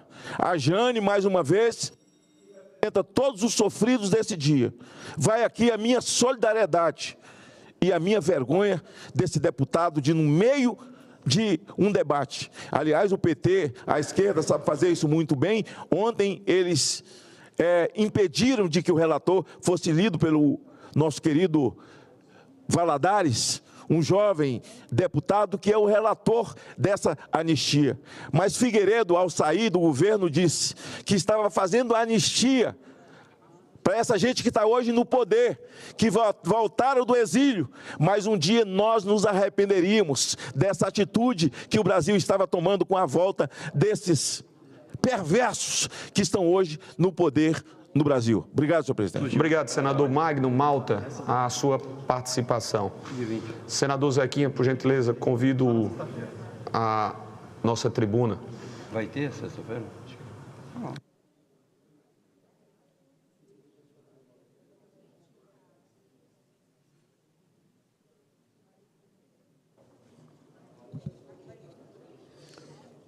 Muito obrigado, presidente. Eu volto à tribuna hoje para fazer um comentário sobre nosso querido arquipélago do Marajó. O arquipélago do Marajó tem quase 600 mil habitantes, uma área de 95 mil quilômetros quadrados, e é um verdadeiro emaranhado de rios e ilhas, né, onde a vida é muito difícil.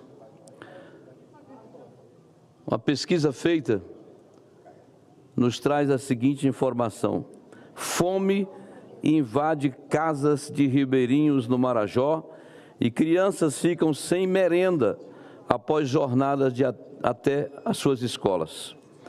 Na ilha do Marajó, ou melhor dizer, no arquipélago do Marajó, quase 15 mil estudantes frequentam escolas sem água nem banheiro, aponta essa pesquisa.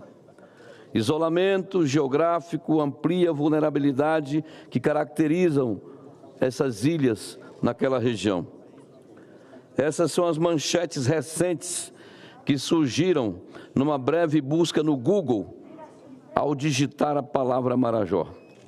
Gostaria de sugerir aqui a um colega parlamentar, não aqui do Senado, mas da Câmara Federal, e aqui sugiro, de forma muito gentil, que não me entenda mal, ao deputado Augusto Púpio, do MDB do estado do Amapá, que fica em frente ao Marajó pelo lado de lá. E olha a proximidade, região chamada Ilhas do Pará, compreendendo ali os municípios de Chaves e Afuá. Que esse deputado, que foi aqui escolhido como relator de um projeto nosso lá na Câmara, possa fazer o mesmo, olhar o Marajó, pesquisar pelo menos no Google, para saber como é a vida no Marajó. Sendo ele um deputado do Amapá, vizinho do Marajó, já deve conhecer bastante o arquipélago, mas nunca é demais se aprofundar na realidade da região, que possui o pior índice de desenvolvimento humano do Brasil. O deputado é relator do meu projeto na Comissão de Agricultura, Pecuária, Abastecimento e Desenvolvimento Rural da Câmara dos Deputados.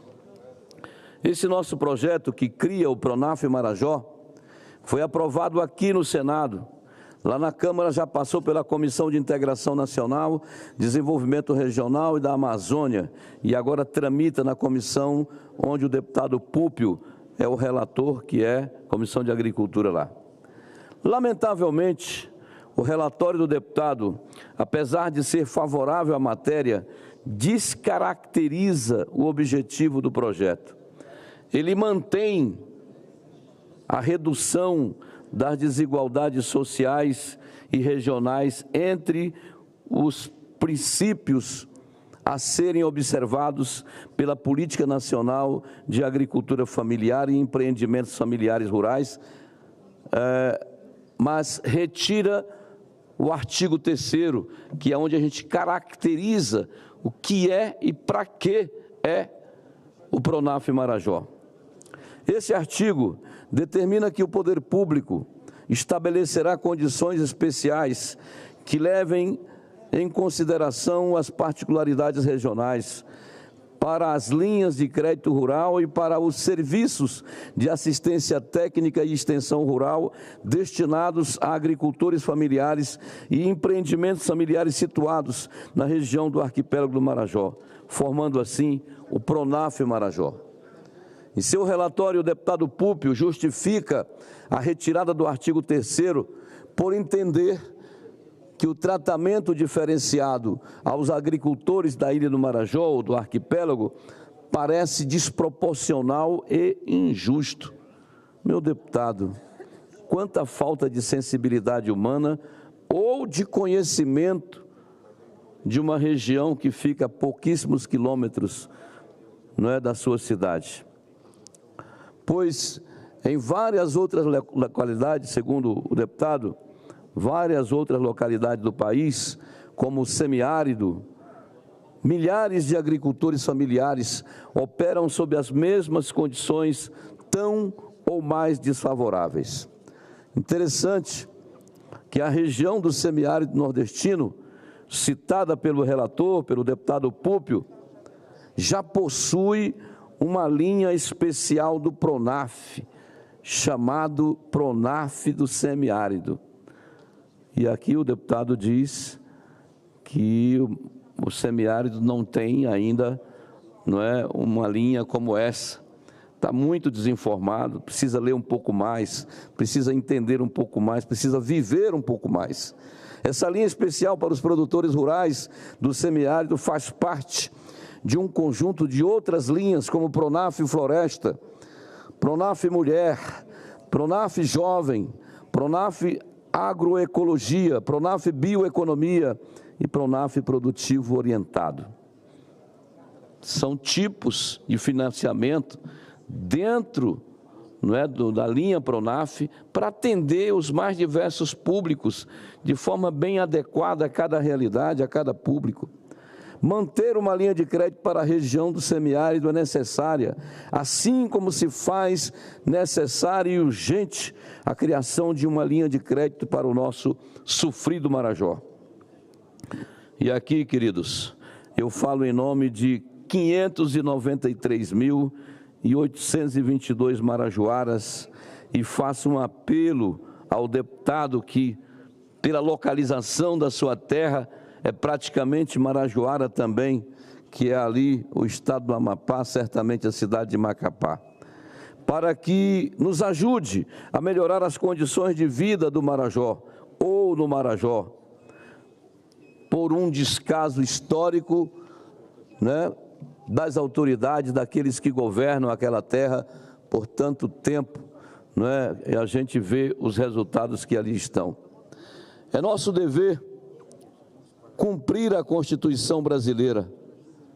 E aqui lembro o artigo 3º, que define como objetivos fundamentais da República Federativa do Brasil: erradicar a pobreza e a marginalização e reduzir as desigualdades sociais e regionais. Então, minha querida senadora Damares Alves, Vossa Excelência que conhece o Marajó, mesmo nem morando no Pará ou no Amapá, morando aqui, trabalhando aqui, foi ministra de um governo e por se sensibilizar daqui com aquela região, criou um grande programa que ajudou tanto, o chamado Abrace Marajó. Que esse espírito de sensibilidade, de compreensão e de conhecimento de causa possa chegar à Câmara dos Deputados e ao nosso querido deputado Púpio. Senador, me permita uma parte. Senador, se a gente for num site de pesquisa e busca e colocar Marajó aqui no Senado, nós vamos encontrar tantos pronunciamentos do senhor, nesses anos todos de mandato, falando do Marajó, o que demonstra todo o seu amor e respeito por aquela região. E algumas vezes que eu estive no Marajó, eu estive acompanhado do senhor. O senhor me ensinou que é um paraíso que precisa ser cuidado tão somente. Andar nas ruas do Marajó, e tem gente, senador, que pensa que nós estamos falando de uma ilha. Nós não estamos falando de uma ilha, nós estamos falando de um continente. O Marajó é tão grande, as pessoas não têm ideia de como aquilo é grande, que cabe dentro do Marajó 2 Suíças e meia. 2 países e meio, 2 Suíças e meia lá dentro. É muito grande. De uma cidade para outra, a gente gasta 3, 4 dias de barco para chegar de uma cidade a outra. Um povo lindo, incrível, extraordinário, que precisa exatamente disso, senador, de oportunidade. Eu falo que os campeões mundiais de remo nasceram no Marajó, estão lá. Aqueles meninos já nascem remando, já nascem nadando. Teste de resistência, de inteligência, os meninos sobrevivem às maiores adversidades. Aquelas mulheres são criativas. Quando eu vejo uma mulher subir num pé de açaí para pegar o açaí, você sabe como é que se sobe num pé de açaí, gente? Aquilo é incrível, como aquele povo é incrível.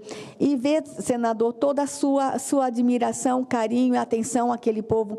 Quando eu ando no Marajó com o senhor anda à vontade, e não é qualquer político que pode andar nas ruas do seu estado como o senhor anda. Presidente, só mais um minutinho. E como as pessoas lhe abraçam, e como elas alimentam esperança no senhor. E seu discurso hoje, muito oportuno, muito necessário. E parabéns, senador, e sabe que poderá contar comigo. Eu acabei de ter uma reunião agora com 3 promotoras de estados diferentes. O CNJ está indo ao Marajó.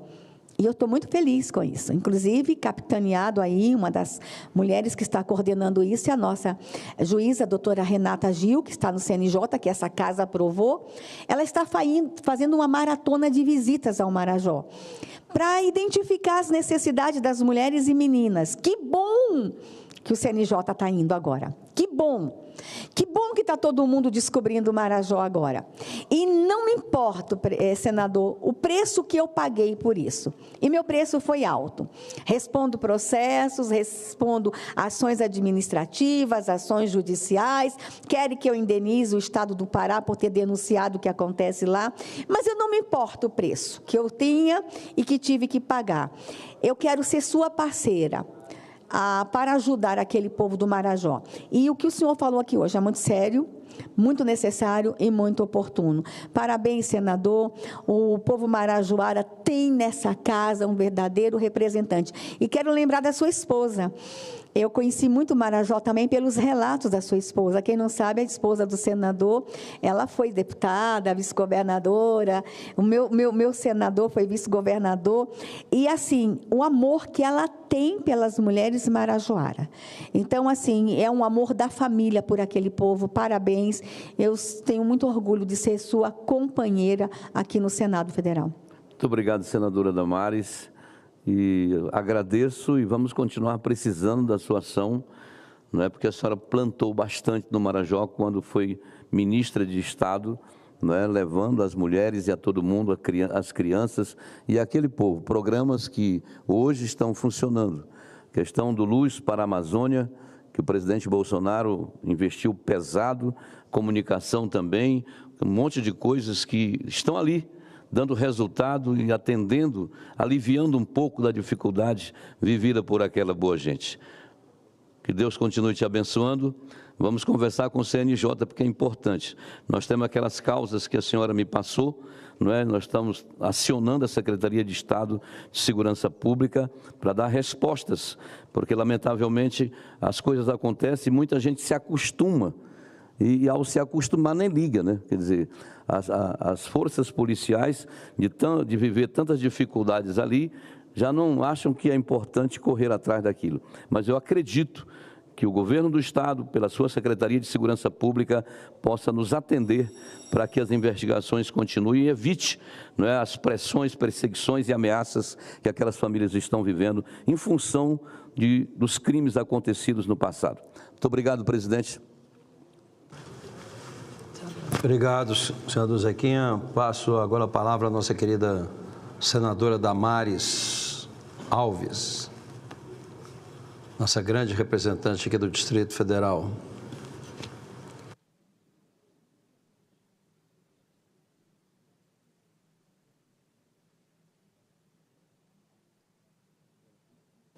Presidente, obrigada. Quero cumprimentá-lo, presidente, hoje por mais uma audiência pública do grupo de trabalho sobre a reforma tributária e a forma como o senhor está conduzindo aquele trabalho. Hoje foi discutido os impactos da reforma no setor de turismo, no setor de eventos, no setor de hotelaria do país. É um setor que está gerando tantos empregos na minha nação e que merece e deve ter uma atenção especial. Parabéns, e parabéns ao nosso presidente da CAI, da Comissão de Assuntos Econômicos, senador Vanderlan, quando sentiu a necessidade da criação desse grupo de trabalho. A reforma está lá na CCJ, mas a CAI está se debruçando sobre a reforma. Muitas iniciativas vão, com certeza, surgir a partir desse grupo de trabalho, inclusive muitos encaminhamentos. Presidente, o que me traz a essa tribuna hoje é que a nossa Constituição Federal é clara. O artigo 129 da Carta Magna elenca as funções institucionais do Ministério Público e, logo, no primeiro inciso, destaca que àquela instituição cabe promover privativamente a ação penal pública, na forma da lei. Mas, em março de 2020, ao arrepio do mesmo texto constitucional, do qual deveria ser o guardião, o então presidente do Supremo Tribunal Federal, o ministro Dias Toffoli, inaugurou algo até então inédito em nossa legislação: os inquéritos promovidos, abertos pela nossa mais alta corte. Mas como podemos assistir e permitir que isso ocorresse sem que ninguém gritasse que estava errado? Parecia ser apenas um inquérito, uma iniciativa de um único magistrado. Mas onde estavam os procuradores da República para defenderem suas próprias prerrogativas lá em 2020? Onde estava a Ordem dos Advogados do Brasil, a OAB, a nobre, valorosa OAB, para falar o óbvio, que nem a Constituição, nem a lei autorizam o STF a promover inquéritos? Afinal de contas, seriam eles, os advogados, os maiores prejudicados nessa nova empreitada política de nossas excelências? Não? E ninguém ousou discutir, ao menos, como tudo isso foi instituído. Não houve um projeto de lei tramitando no Congresso Nacional, não houve proposta de emendas à Constituição. Os inquéritos 4381 de 2019, o famoso inquérito das fake news, e o 4879, de 2019, das milícias digitais, seguem absurdamente por quase 2.000 dias, com ares de legalidade. Alguém realmente lembra o que sustenta esses inquéritos? Quando a gente pergunta o que deu origem a esses inquéritos, o que está sendo discutido nesses inquéritos? Todo mundo lembra de uma coisa, porque virou assim, virou uma coisa absurda. Um inquérito que está arrolando todo mundo, trazendo todo mundo, discutindo todos os tipos de assuntos. Mas qual foi o objeto inicial desses dois inquéritos? Na Suprema Corte, repito, iniciados na Suprema Corte. Foi uma interpretação de regimento interno do Supremo Tribunal Federal. Isso mesmo. Não há previsão em lei. Tudo começou por uma interpretação do regimento interno do Supremo Tribunal Federal. Nada diz o Código Penal sobre inquéritos presididos por ministros do Supremo. Pergunte para qualquer aluno de direito. Eles vão dizer para vocês. Não está previsto isso no Código Penal. Trata-se de uma interpretação do 43 do regimento interno da Corte. Este diz o seguinte: ocorrendo infração à lei penal na sede ou dependência do tribunal, o presidente instaurará inquérito, se envolver a autoridade ou pessoa sujeita à sua jurisdição, ou delegará esta atribuição a outro ministro. E aí veio o ministro Toffoli e disse, pasmem, a grosso modo, ora, a jurisdição do STF é o país, portanto, podemos instaurar inquéritos.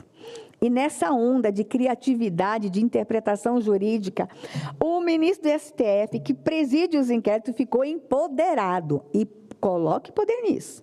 Agora ele faz o papel do juiz, do Ministério Público, do delegado e até de vítima. Quem agora poderá pará-lo? Tudo referendado pelos demais colegas. Houve quem tentou frear essa sanha por poder ilimitado. O senador sergipano Alessandro Vieira, por quem eu tenho muito carinho, admiração e respeito à inteligência desse colega, apresentou ainda em 2020 o projeto de lei 3451, que pretende inserir, sem necessidade, pois a Constituição já é clara, mas ele pretende, mesmo assim, para deixar bem claro, para desenhar, ele pretende inserir o óbvio. O Supremo não tem autorização legal, infralegal ou constitucional de presidir inquéritos. Sabe em que pé está esse projeto de lei? Ficou parado na Comissão de Constituição e Justiça, sequer um relator foi designado. Parece haver algum interesse que ainda não conseguimos entender para que continue. A pleno vapor, procedimentos judiciais totalmente fora do nosso arcabouço jurídico. E esse é um questionamento que precisamos levar às lideranças de nossa Casa Alta.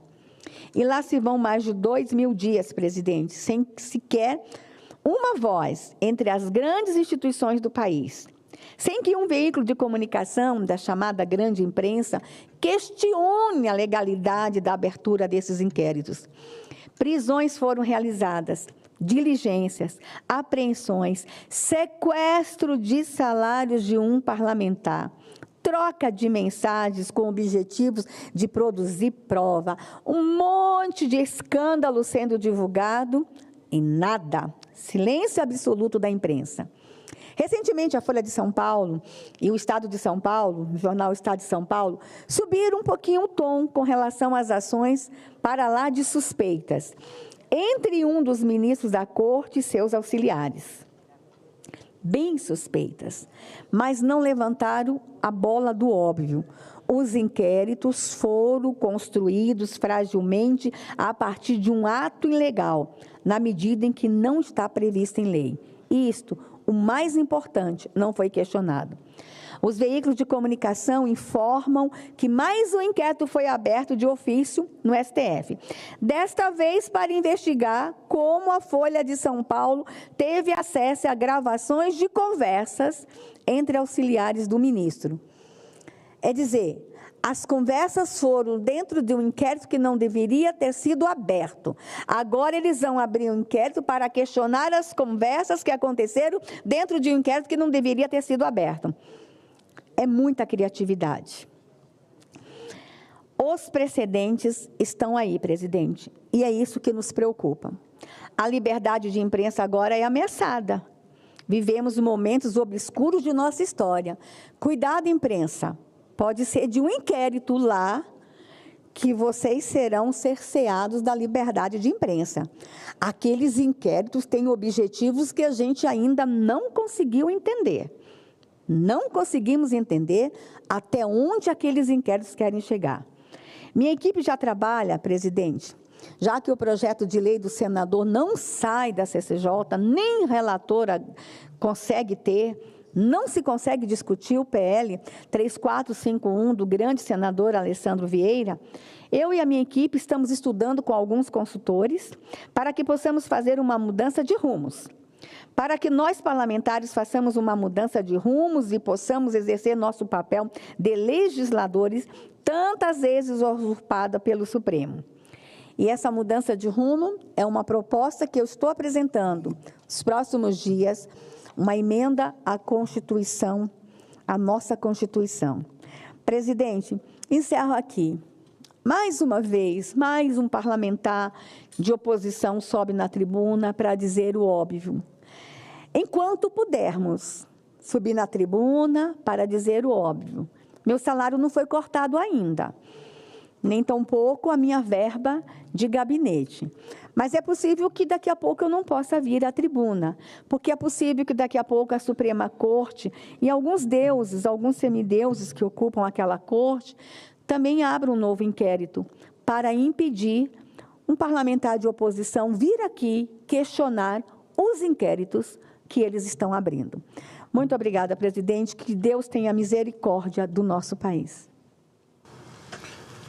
Obrigado, senador Damares. Vossa Excelência tem toda a razão. Conte com o meu apoio a essa emenda constitucional tão necessária neste momento.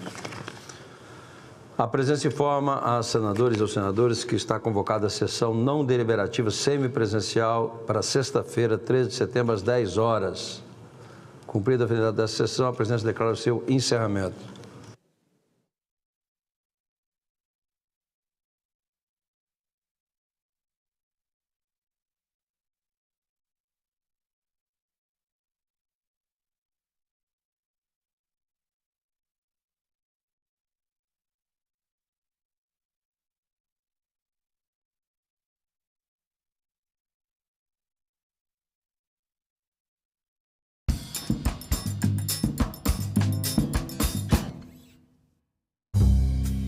A política acontece muito nos bastidores, e os bastidores, a mulher é totalmente excluída.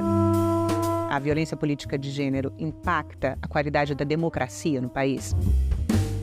A violência política contra a mulher, ela é totalmente misógina, ela vai agredir a moral da mulher, seja lá em que for. Salão Nobre, hoje, 8 horas da noite, aqui na TV Senado. No distrito de Miritituba, todos os dias, centenas de caminhões atravessam bairros com precária infraestrutura. Porém, esse tipo de progresso não apaga o que sempre existiu. Antes dos portugueses chegarem, Itaituba era a terra dos mundurucus. O tempo passou, eles permanecem.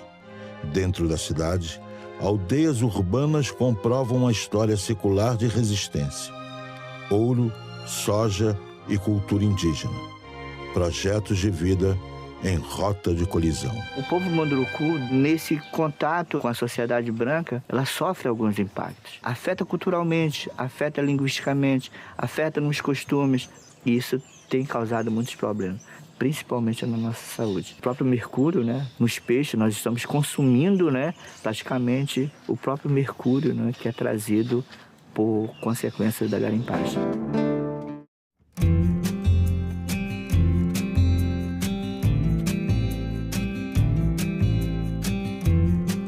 Estar aqui nesse momento, poder estar presidindo esse projeto tão lindo, tão gratificante.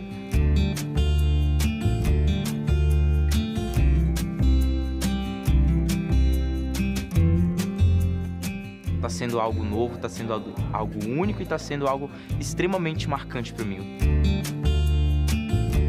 Realmente estar nesse local demonstra a importância que é o jovem estar engajado com a política, um local onde a democracia reina e deve permanecer reinando.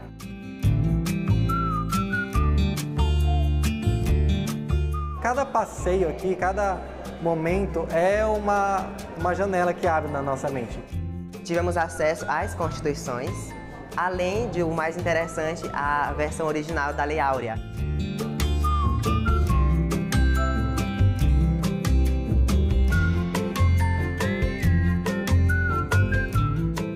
A presença de vocês aqui representa uma oxigenação, sobretudo a oxigenação de ideias.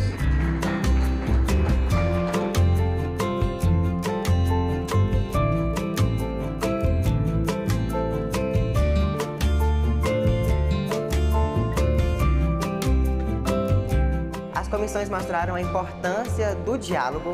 Todas as ideias foram aprimoradas ali e todo mundo discutindo, concordou até que a gente montou o nosso projeto de lei. Que o Senado, em seus próximos 200 anos, continue a ser um símbolo de democracia e progresso. Então, uma salva de palmas à democracia e à educação.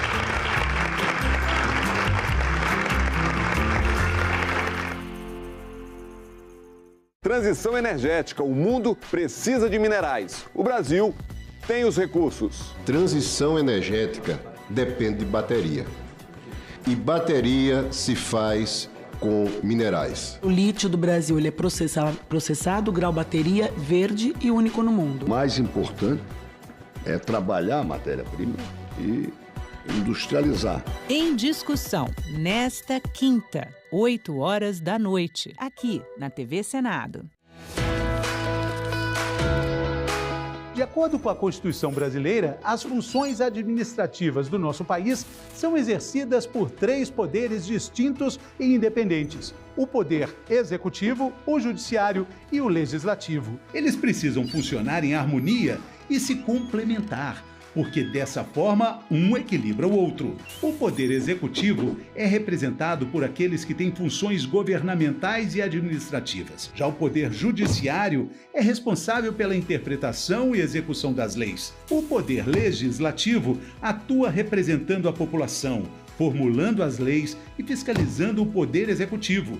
No Brasil, ele é dividido em 3 níveis. O nível federal, representado por senadores e deputados federais. O nível estadual, representado por deputados estaduais e distritais. E o nível municipal, representado por vereadores. No nível federal, quem exerce o poder legislativo é o Congresso Nacional, composto pela Câmara dos Deputados e o Senado Federal. O Senado é composto por 81 senadores, 3 para cada um dos 26 estados e para o Distrito Federal, em uma divisão igualitária. Já na Câmara, composta por 513 deputados, o critério para a divisão do número de cadeiras é o da proporcionalidade. Quanto mais habitantes a unidade federativa tiver, maior será o número de representantes. Quando um projeto de lei é debatido e votado pelos deputados, os senadores fazem a revisão. Quando o projeto tem origem no Senado, a revisão é feita pelos deputados. Essa necessidade de revisão de um projeto de lei, passando necessariamente pelo Senado e pela Câmara, é o que chamamos de sistema bicameral. Toda a estrutura do nosso poder legislativo é garantida pela Constituição e também por algo muito importante, que é o seu voto.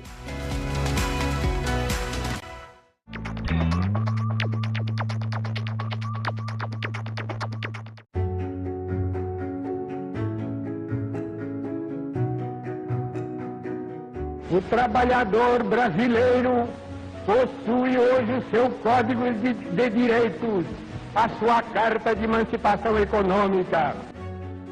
Os direitos trabalhistas serão, a partir de agora, de todos. É o enterro de mais um preconceito, de mais uma intolerável discriminação. Foram necessários muitos anos para que o direito à previdência, o direito básico ao descanso na velhice, após uma vida inteira de trabalho, se estabelecesse de forma ampla no nosso país. Colegas profissionais da enfermagem, esse é o tempo de vocês, esse é o tempo da valorização da enfermagem do Brasil. Prevalece a sensação de que ainda nos resta muito chão a marchar em nome dos trabalhadores brasileiros. TV Senado. Democracia todo dia.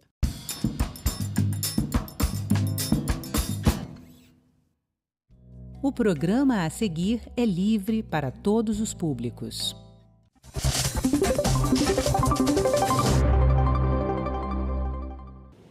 Olá, começa agora mais um assunto de Estado especial Eleições. Está chegando a hora de votarmos nas eleições municipais e hoje a gente vai falar aqui no programa sobre os desafios dos novos gestores públicos que serão eleitos nesse pleito de outubro. E para conversar comigo, o nosso convidado é Paulo Zielkowski, presidente da Confederação Nacional dos Municípios. Bem-vindo, Paulo. Obrigado pela oportunidade, estou à disposição. De uma forma bem ampla, Paulo, quais que serão os desafios desses novos prefeitos que serão eleitos em outubro? Primeiro, nós temos hoje no Brasil 2.440 prefeitos ou prefeitas que já cumpriram o segundo mandato, não concorrerão mais. Portanto, nós temos cerca de 3.300 que têm a oportunidade de se candidatar à reeleição, porque estão no primeiro mandato. Um número de 80% deverá ir e muitos também não vão se eleger. Então, nós vamos ter uma renovação, na nossa estimativa, de em torno de 3.000 novos prefeitos e prefeitas no Brasil a partir de janeiro deste ano que vem. Os desafios são gigantescos, né? Toda a sociedade brasileira conhece, a TV Senado debate muito esses temas, né? Os senadores, muito também com a Casa da Federação, mas eu poderia resumir assim desafios, vamos pensar assim para o cidadão que está nos acompanhando, desafios concretos. Como é que o prefeito vai poder cumprir? E veja bem, é lei que diz isso, não é que é obrigação dele, a lei determina nessa linha. Saneamento básico. Como é que nós vamos recolher lixo do Brasil inteiro? Terminar com os lixões, que hoje ainda tem 40% dos municípios do Brasil que tem lixão e não tem aterro sanitário. Isso é uma questão gravíssima, é um grande desafio que tem. Tratamento de água. É um tratamento ainda que precisa muito em muitas partes do Brasil. Tudo recai sobre os ombros das prefeituras do Brasil inteiro. Questões como tratamento do esgoto e por aí afora vai no saneamento. É um desafio gigantesco. Na educação, como é que os prefeitos vão poder executar o que o Supremo decidiu da nossa forma, respeitando, mas de forma equivocada, para respeitar uma decisão, de colocar 3 milhões já imediatamente de crianças nas creches, sabendo que uma creche custa hoje para o município cerca de R$ 2.300 por mês para poder acolher essas crianças que é necessário. Só que o Fundeb, que é o fundo que financia, remete R$ 700, que já é dinheiro do município e do Estado, não é da União. Então, esse é um desafio gigantesco. Isso vai a mais de 50 bilhões de reais. Como é que nós vamos cumprir o piso do magistério, que, infelizmente, a forma que Brasília adotou tornou os municípios inviabilizados. Na saúde, o problema é maior ainda. Como é que nós vamos aumentar o grau de vacinação, a cobertura vacinal no Brasil, quando ela caiu muito? Nós estamos na iminência de catástrofes que poderão ocorrer pela falta de vacinação, mas isso precisa de pessoas para vacinar, não a máquina que vacina. Então, é um desafio gigantesco. Como é que nós vamos tratar a falta de remédio para aquele diabético, aquela outra pessoa doente? Então, os desafios na saúde, na assistência social, que é muito maior nos CRAS, centros de referência, nas estradas vicinais destruídas muitas vezes pela seca ou pelas enchentes. Então, o desafio é gigantesco. E dinheiro nós não temos. Os municípios têm uma arrecadação própria e a União, sistematicamente, com apoio, às vezes, do próprio Congresso, cria obrigações para os municípios sem indicar o dinheiro para pagar. Então, é um desafio gigantesco. Eu enumerei apenas alguns deles para mostrar o tamanho dessa realidade. O senhor comentou o problema da limitação orçamentária, a verba pública para realizar todos esses serviços essenciais. Como que o senhor imagina que esses novos gestores, incluindo aqui até os vereadores que serão eleitos, como que eles vão lidar com essa limitação orçamentária para garantir a execução desses serviços essenciais para os municípios? Os prefeitos no Brasil inteiro e prefeitos têm resistido muito. São os verdadeiros, eu diria, heróis. Por quê? Esse mandato, por exemplo, foram 2 anos e meio de pandemia. Os prefeitos não puderam fazer nada. Depois veio a seca gigantesca, veio as inundações no sul, queimadas no centro-oeste, no norte. Enfim, pouco tempo sobrou. O recurso é o que tem no orçamento. Nós não inventamos o dinheiro, não nasce na árvore. Então, não adianta dizer que é o município. Se nós olharmos que tudo depende do cidadão que está na ponta, então o dinheiro tinha que ficar todo no município e não vir para cá, para a União, 65%, e depois ficar a conta-gota quando chegando lá e cada vez mais atribuindo para os municípios a responsabilidade. Na saúde, há 20 anos atrás, não tinha um posto de saúde que era da Prefeitura, era do Estado ou da União. Hoje não tem nenhum do Estado nem da União. Hoje nós temos mais de 7 milhões de servidores, porque são programas do governo federal que eles foram criando, 198 programas subfinanciados, não há recurso, um programa de saúde da família, para o telespectador ter uma ideia, o município recebe R$ 7.200 por mês para um médico, enfermeiro, auxiliar de enfermagem, para o veículo, para atender as pessoas. Isso é razoável, não é corrigido. Qualquer programa assim, merenda escolar, é R$ 4,00 por refeição. R$ 4,00 você compra 2 pãezinhos, um copo d'água. Então, como é que tu dá merenda para aqueles estudantes? Como é que tu transporta o estudante para combater a evasão escolar? Esse é o dia a dia da gestão. Então, é uma coisa terrível e que os prefeitos vão ter que fazer o que é possível fazer. Agora falam também em segurança, passar para os municípios, estão levando tudo para o município. O município é essa prefeitura, não o município com um ente federado. A prefeitura, que não recebe nada. O caso do Rio Grande do Sul, por exemplo, dessas enchentes que houveram agora, é uma vergonha. A União passou para as prefeituras do Rio Grande do Sul, cerca de 497 prefeituras, 830 milhões de reais. Isso não atende um município pelo dano que foi causado. É uma propaganda incessante em cima disso, anunciando bilhões e bilhões, e na hora não acontece. Aí dá desculpa da burocracia. Não é burocracia. O governo federal também está, em certa forma, ele está quebrado, porque ele deve muito e não tem dinheiro, só cria cada vez mais leis, obrigando o prefeito a cumprir lá na ponta o município. É terrível a situação. O senhor comentou sobre a segurança pública. E nos últimos anos a gente pôde observar um aumento de investimentos dos municípios em segurança, a despeito de até uma falta de autonomia nessa área. Eu tenho aqui uma arte para a gente avaliar alguns dados. Os municípios nem possuem recursos específicos para a área, mas ainda assim, de 2019 a 2023, segundo o Fórum Brasileiro de Segurança Pública, houve um aumento de 32% de investimento dos municípios nessa área, que no último ano ficou em 11 bilhões investidos por municípios. Se a gente pegar de 2014 para cá, são 1.467 cidades hoje com guarda municipal. Aumentou em 35%, 35,7%. Então, esses investimentos são para guardas municipais, que protegem o patrimônio público daquela cidade, e também planejamento em prevenção e o próprio apoio a polícias estaduais. Como o senhor enxerga esse desafio da segurança para os municípios? Ora, eu, lamentavelmente, tenho que reconhecer aqui que a maioria dos candidatos a prefeito, neste momento, talvez na ânsia, no afã de pegar voto, estão lá dizendo que vão assumir segurança também. Quando pela Constituição de 88, eu penso que o Brasil deve se pautar pela Constituição que está vigindo. Senão nós estaremos totalmente fora do, como diz, do quadrado, né? Então, e a Constituição é clara, né? Lá no artigo 23 ou no 44 das competências. A segurança externa é da União, segurança interna é dos governadores. O município tem a previsão das guardas municipais, como você falou. Guarda municipal é apenas para proteger o patrimônio do município. A escola, né, o posto de saúde, a prefeitura, as máquinas, os veículos. É para isso que existe a segurança. Como a União e os estados estão se omitindo cada vez mais e largando nas costas das prefeituras do Brasil, por isso essa evolução. Esses 11 bilhões saíram da onde? Repito, não nasceram da árvore, nem foi dinheiro do Estado, dos governadores, nem da União. Dinheiro do Receita Livre, que o município já não tem para a saúde, para a educação, para a assistência social, que está colocando lá pela omissão dos governadores, em sua maioria. Porque olha o que aconteceu, a União, de 2019 para cá, aumentou em 8% só o dinheiro investido em segurança interna. 8%. Os governadores em 31%. E os municípios aumentaram para 88% a despesa que eles já não têm. Só que agora tem proposta aqui no Congresso tramitando para transferir tudo para a Prefeitura. Será que a Guarda Municipal está preparada para usar uma arma para prender alguém? Esse é o objetivo dela, não é contrário à Constituição. Mas como a União se omite de tudo, cada vez mais, e os estados também, e lamentavelmente se é aprovado por maioria do Congresso, leva para lá e vira essa anarquia que nós estamos vivendo. Falta de segurança, a saúde na situação que está, a educação da maneira que está, a assistência social, as estradas, a infraestrutura. É isso que nós estamos querendo, só criam direitos. Onde é que está o dinheiro para pagar esse direito? Tem que ter dinheiro. Sem dinheiro não se faz nada.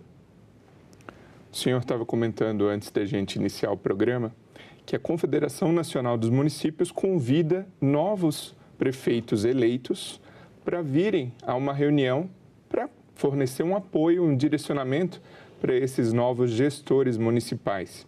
Então, como a Confederação vem atuando para facilitar o exercício das políticas públicas de uma maneira eficaz? Olha, diariamente no nosso site nós informamos os prefeitos do Brasil inteiro o andamento de toda a pauta que tramita no Congresso, programas que o governo vem fazendo, informando, mas mostrando o outro lado. Porque a lei de responsabilidade ela tem que ser cumprida. Se hoje nós olharmos na mídia nacional, o ministro Haddad sistematicamente está lá, por exemplo, desoneração da folha. Por que o ministro do Supremo deu a liminar cancelando a desoneração? Porque faltou indicar a fonte do dinheiro para onde está diminuindo aquela arrecadação da União. Então, para a União, isso é bom, vale, tem que valer para nós também. Como é que o governo cria um programa e não diz onde está o dinheiro para pagar? Então, seria tudo ilegal. E é ilegal. Só que, como isso é grande e interessa a sociedade e a setores da mídia, isso é propagandeado como um acontecimento. Então, nós precisamos organizar melhor toda essa estruturação e mostrar para esses novos prefeitos que estão assumindo, que os atuais já sabem mais ou menos, quem é que eles vão escolher de secretário da saúde, da educação. Normalmente escolhe um professor honesto, companheiro dele de partido, até candidato, mas o que ele sabe do Fundeb? Que é um fundo hoje de quase 300 bilhões. Como é que isso chega lá? Como é que isso se financia? Quando você pega a saúde, o secretário é um médico, uma pessoa conhecida da comunidade, sério, honesto. Mas o que ele sabe da Lei 8080, que é a lei do SUS? Como é que funciona a gestão? A gestão não é uma coisa específica, é um conjunto como o nosso corpo. Qualquer um dedo que estiver atingido por uma infecção vai atingir o coração da pessoa se não for combatido. Então, é um conjunto de ações que tem que ter. O que a gente vai informar? Olha, nós somos uma entidade, a nossa confederação é uma entidade privada, né? Ela tem recurso público e é fiscalizado. Nós prestamos conta, né, para os tribunais, para os municípios, daquela pequena contribuição de R$1.000 que eles fazem, mas nós estamos orientando, nós não temos poder nenhum de determinar para o prefeito ter uma conduta X ou não. Ele tem que cingir ao que está ali colocado. Então, a gente vai alertar sobre todas essas políticas que tem. Como é que ele pode fazer na questão da segurança? O que ele pode encaminhar? Será que vale a pena dizer para ele vir a Brasília buscar um projeto na segurança que ele vai gastar muito mais? Será que a merenda que hoje vai para o município, né, em que ele recebe lá R$4 por dia, ele não tem muito mais despesa porque a lei exige aqui de Brasília a prestação de contas que não é nem apreciada? O ministro da Educação outro dia dizia na frente do presidente Lula, numa reunião que eu estive junto, que tem 200 mil processos aqui há anos que estão parados e de prestação de contas que não são avaliados. Daqui a pouco avaliam um lá de 2 mil, que eu conheço o prefeito que foi avaliado, que até já faleceu, e a família vai responder por aquilo, pela omissão do governo federal, de todos os governos, de direita, de esquerda, de centro, todos são iguais. Depende lá do balcão que eles estão e no momento político que estão. Paulo, a gente está falando aqui sobre desafios desses novos gestores municipais, e um dos desafios é a falta de autonomia. Um dos objetivos até da Confederação Nacional dos Municípios é lutar por mais autonomia para os municípios. O senhor considera que esse objetivo tem sido alcançado ou prevê, num futuro próximo, sucesso no alcance desse objetivo?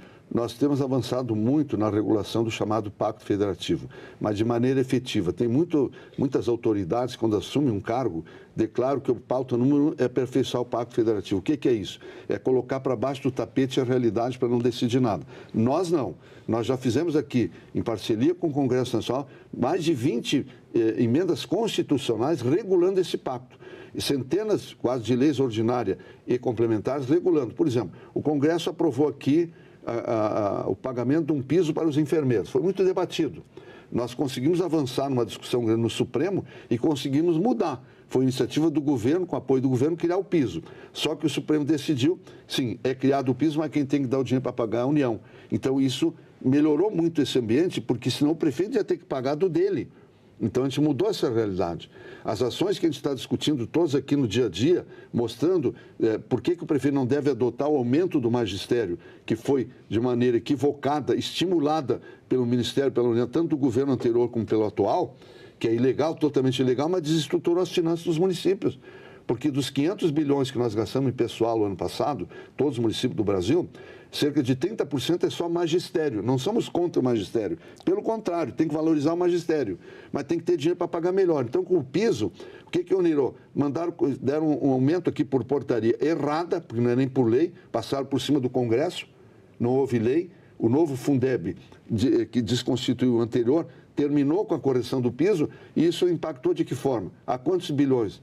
Mais de 40 bilhões nas prefeituras que adotaram, induzidos equivocadamente no ano eleitoral para fazerem votos, foram lá, propagaram com portarias que não houve. Então, são coisas desse tipo que a gente vem debatendo e aperfeiçoando. Então, a Confederação tem esse papel, fazer os estudos, mostrar para o prefeito e ele tem a liberdade e autonomia para seguir no rumo que quiser. Não adianta só ter autonomia formal. Nós temos que ter autonomia de direito e financeira, principalmente, também, para que isso ocorra. Não é possível Brasília governar daqui, os municípios lá na ponta. O cidadão tem que ser valorizado. Ele tem que ser o primeiro a ser ouvido. No desastre do Rio Grande do Sul, o primeiro que estava na pontinha lá salvando pessoas era uma pessoa, um cidadão com um barquinho. O segundo é a família dele que estava envolvida. Depois os amigos dele estavam envolvidos. Depois era a comunidade, depois era a prefeitura, depois vem o Estado, depois vem a União. O que está na ponta é que tem que estar buscando a solução. Só que tem um equívoco aqui em Brasília, histórico, pensando que tudo que vai de gente daqui tem que ter fiscalização, porque lá na ponta desvio. Eu não sei onde é que ocorre mais desvio. Não estou dizendo que não haja desvio em muitas prefeituras do Brasil. Mas aqui em Brasília a gente sabe das histórias que temos aqui recentes. Não dá nem para falar o que ocorre aqui. E em muitos estados também, a vergonha que é. Então, não é assim, tem que ter autonomia, não só na Constituição, no artigo 1º, que está lá, município, União, Estado e Município, em caráter indissolúvel, e a Federação Brasileira. Está no nosso dinheiro escrito a Federação. Só que na prática isso não existe. Existe só atribuição sem o recurso para pagar. E aí cria essa expectativa, e aí não acontece a coisa, e quem leva o tacho lá na ponta é o prefeito. Paulo, falando da participação, como o senhor mencionou, do cidadão lá na ponta, o cidadão que foi apoiar lá os necessitados da tragédia do Rio Grande do Sul, suas famílias. Na sua opinião, como que esses novos gestores públicos podem fortalecer a participação popular e a transparência nas gestões municipais? Isso nós estamos simulando, inclusive nós estamos entrando com a emenda constitucional, já estamos com o número de assinaturas, já subscrição aqui no Congresso, criando a figura da autoridade climática e criando um fundo constitucional. Porque esses fundos que são criados por lei é um saco sem fundo, é um fundo que nunca vai funcionar. Nós precisamos enumerar vários fundos criados que é só para inglês ver. Não funciona na prática. Nós temos que colocar na Constituição, assim como na segurança, querem passar para nós, põe o dinheiro lá. Na Constituição, porque aí você tem que cumprir a lei, senão a União não cumpre a lei. É o estado de fundo, que nós falamos antes da segurança, que tem 3 ou 4 bilhões e ainda inverte dizendo que o prefeito é que não buscou o dinheiro. Quando quem cria o problema é o próprio governo federal. Eu não estou falando do atual. Dos governos, todos são iguais nisso aí. Porque estão sem dinheiro, precisam fazer ajuste fiscal, criam benefícios, depois não tem dinheiro para pagar. E a sociedade que é impactada. Então, isso tudo aqui tem que valorizar o cidadão lá na ponta. É muito mais econômico deixar passar para o fundo municipal, por exemplo, o recurso e o cidadão fiscalizar com a prefeitura. Porque no município menor do Brasil, onde tem maior fiscalização, onde não tem fiscalização nos grandes municípios. Inverteu-se a lógica de décadas atrás das chamadas oligarquias rurais que tinham no interior, que não tinha fiscalização. Hoje é o contrário. Esse programa aqui que nós estamos fazendo, ele vai chegar em todo o Brasil. Todos os programas, ninguém é mais... Um evento que ocorre, num segundo já isso transitou e todo mundo sabe. E lá na ponta, se um prefeito colocar, eventualmente fazer uma mudança particular para uma pessoa, para uma empresa, alguém viu o caminhão passar e vai lá e denuncia. Porque hoje tem legislação para denunciar e tem que denunciar. Então, o combate à corrupção é muito efetivo lá na ponta. Aqui não. Aqui ninguém sabe como é que ocorre a maioria das coisas. Então, nós precisamos mudar esse Brasil. Valorizar o que está na Constituição. E não há democracia. Se fala muito em democracia, o episódio lamentável de janeiro que houve aqui em Brasília, mas a democracia só vai ser forte se o cidadão estiver participando de onde é que ele está, onde ele mora. O cidadão nasce, vive e morre no município, paga imposto no município, a demanda é no município. Só que aqui em Brasília dizem que o dinheiro tem que vir para cá, porque aqui estão os entendidos em orçamento. Lá na ponta estão os incompetentes, aqui estão os áulicos da República. Esse é o nosso Brasil. Então o senhor considera que falta uma integração entre os entes federativos? O senhor lutaria por algo mais sinérgico entre prefeitos, governadores e representantes aqui do governo federal? Essa é a nossa luta maior da Confederação. Nós temos tido ultimamente, até porque há um debate hoje aqui no Congresso sobre emendas parlamentares, sobre PIX, tudo, né? Por um lado, as coisas não andaram como deveriam andar, mas por outro foi importante porque os parlamentares passaram a ter mais autonomia. Então nós estamos conseguindo votar algumas questões aqui, até porque o parlamentar que antes, e eu não estou defendendo a emenda, estou colocando uma realidade, que ele toma lá da cá, votava em troca de um valor, hoje ele acaba mandando para lá. Então ele tem mais autonomia, por isso que muita coisa tem evoluído melhor aqui no Congresso. Nós estamos discutindo no Senado uma emenda 66, que é gigantesca, ela versa sobre 450 bilhões de reais, que é a dívida previdenciária dos municípios, que é os precatórios dos municípios e a reforma da Previdência. E isto nós estamos tendo aqui, vamos dizer, e o próprio Congresso, o próprio presidente do Senado Federal, senador Pacheco, foi um dos que bancou conosco a desoneração, por exemplo, da folha dos municípios. Então, muita coisa boa tem acontecido. Outras, infelizmente, não. Mas é a luta. Nós vamos continuar nessa luta. Ao longo do programa, a gente comentou em diversas ocasiões da dificuldade com o orçamento dos municípios, a falta de dinheiro.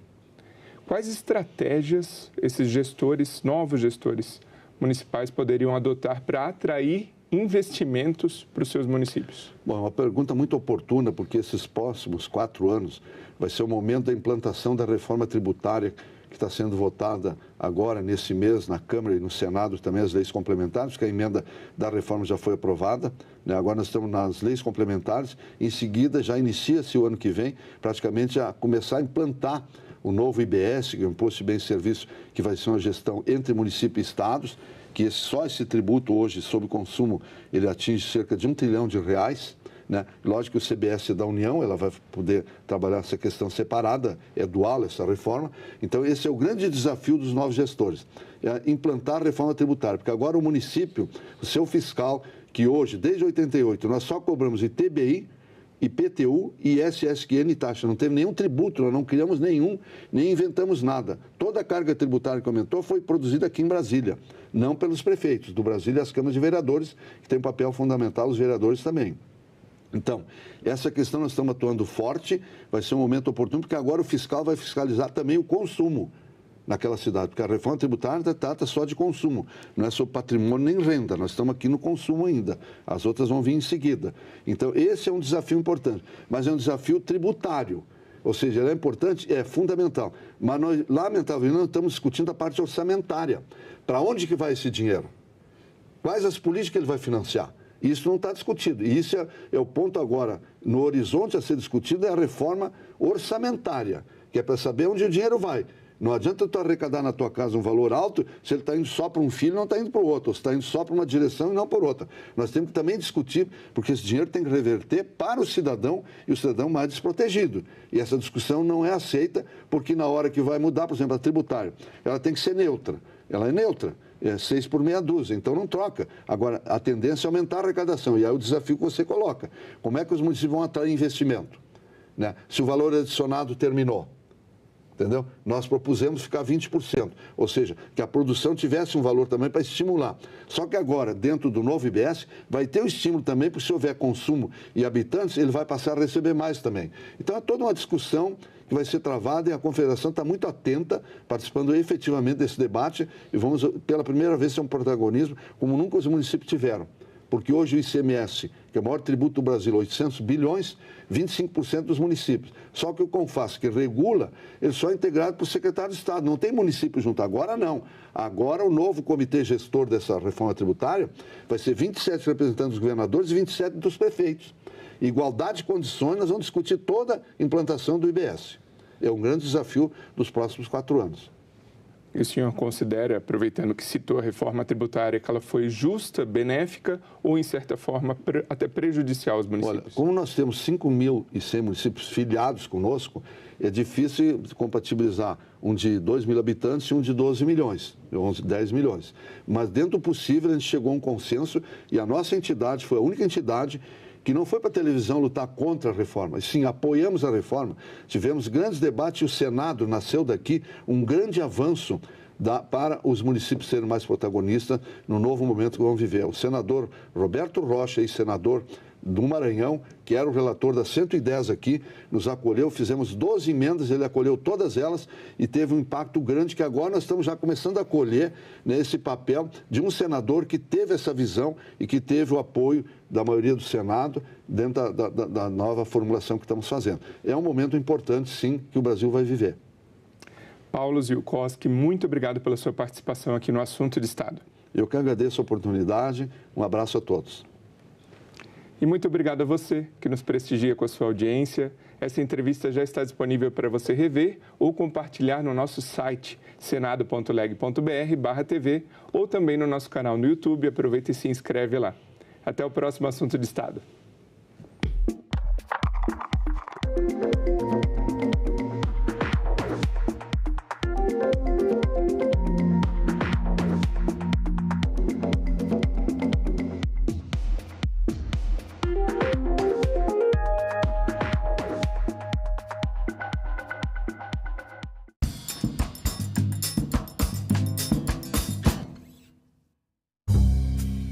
A política acontece muito nos bastidores e os bastidores, a mulher é totalmente excluída. A violência política de gênero impacta a qualidade da democracia no país? A violência política contra a mulher, ela é totalmente misógina, ela vai agredir a moral da mulher, seja lá em que for. Salão Nobre, hoje, 8 horas da noite, aqui na TV Senado. No distrito de Miritituba, todos os dias, centenas de caminhões atravessam bairros com precária infraestrutura. Porém, esse tipo de progresso não apaga o que sempre existiu. Antes dos portugueses chegarem, Itaituba era a terra dos mundurucus. O tempo passou, eles permanecem. Dentro da cidade, aldeias urbanas comprovam uma história secular de resistência. Ouro, soja e cultura indígena. Projetos de vida em rota de colisão. O povo munduruku, nesse contato com a sociedade branca, ela sofre alguns impactos. Afeta culturalmente, afeta linguisticamente, afeta nos costumes. E isso tem causado muitos problemas, principalmente na nossa saúde. O próprio mercúrio, nos peixes, nós estamos consumindo, praticamente o próprio mercúrio, que é trazido por consequência da garimpagem. Eu sou o filho mais novo de uma família de 3 irmãos. Bom dia, a gente vai trabalhar muito hoje. Minha mãe me teve aos 42 anos. Meu pai foi deputado estadual, era um comerciante, mas depois foi sequelado por um problema de saúde, um AVC. Portanto, ela foi o carro-chefe da nossa família. E eu digo com muita humildade, mas com muito reconhecimento, que ela nos fez gente. Esse nosso espaço aqui de trabalho, ele tem uma presença pernambucana muito grande. Nós temos aqui, por exemplo, a manta do Caboclo de Lança. Isso me foi presenteado pelo prefeito de Nazaré da Mata. Pernambuco é cultura, transpira cultura. Ele fazia da política um espaço de fala, um espaço... Eu estava convivendo desde o início no bastidor da política. Até que o José Jorge, ele é chamado mais adiante para voltar a ser secretário de Educação. Trabalhei 2 anos com ele. O tempo passou. O governador eleito, com quem eu não tinha muita aproximação, me convidou para eu ser o secretário dele da área de infraestrutura.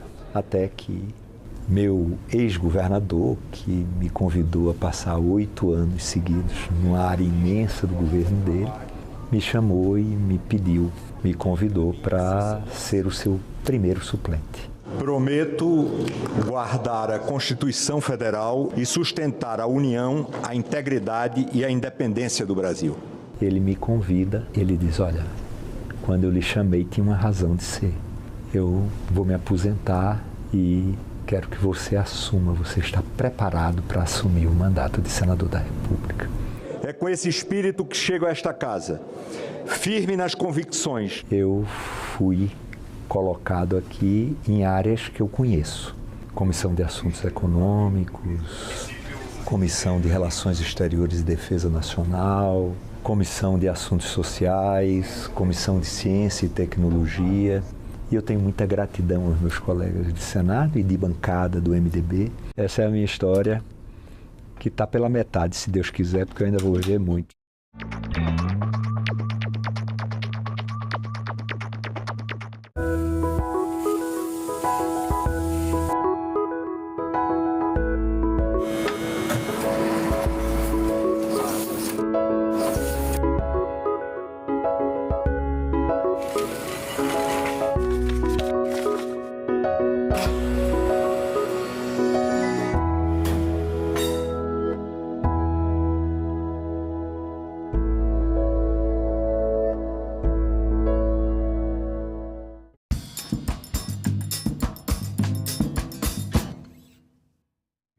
O programa a seguir é livre para todos os públicos.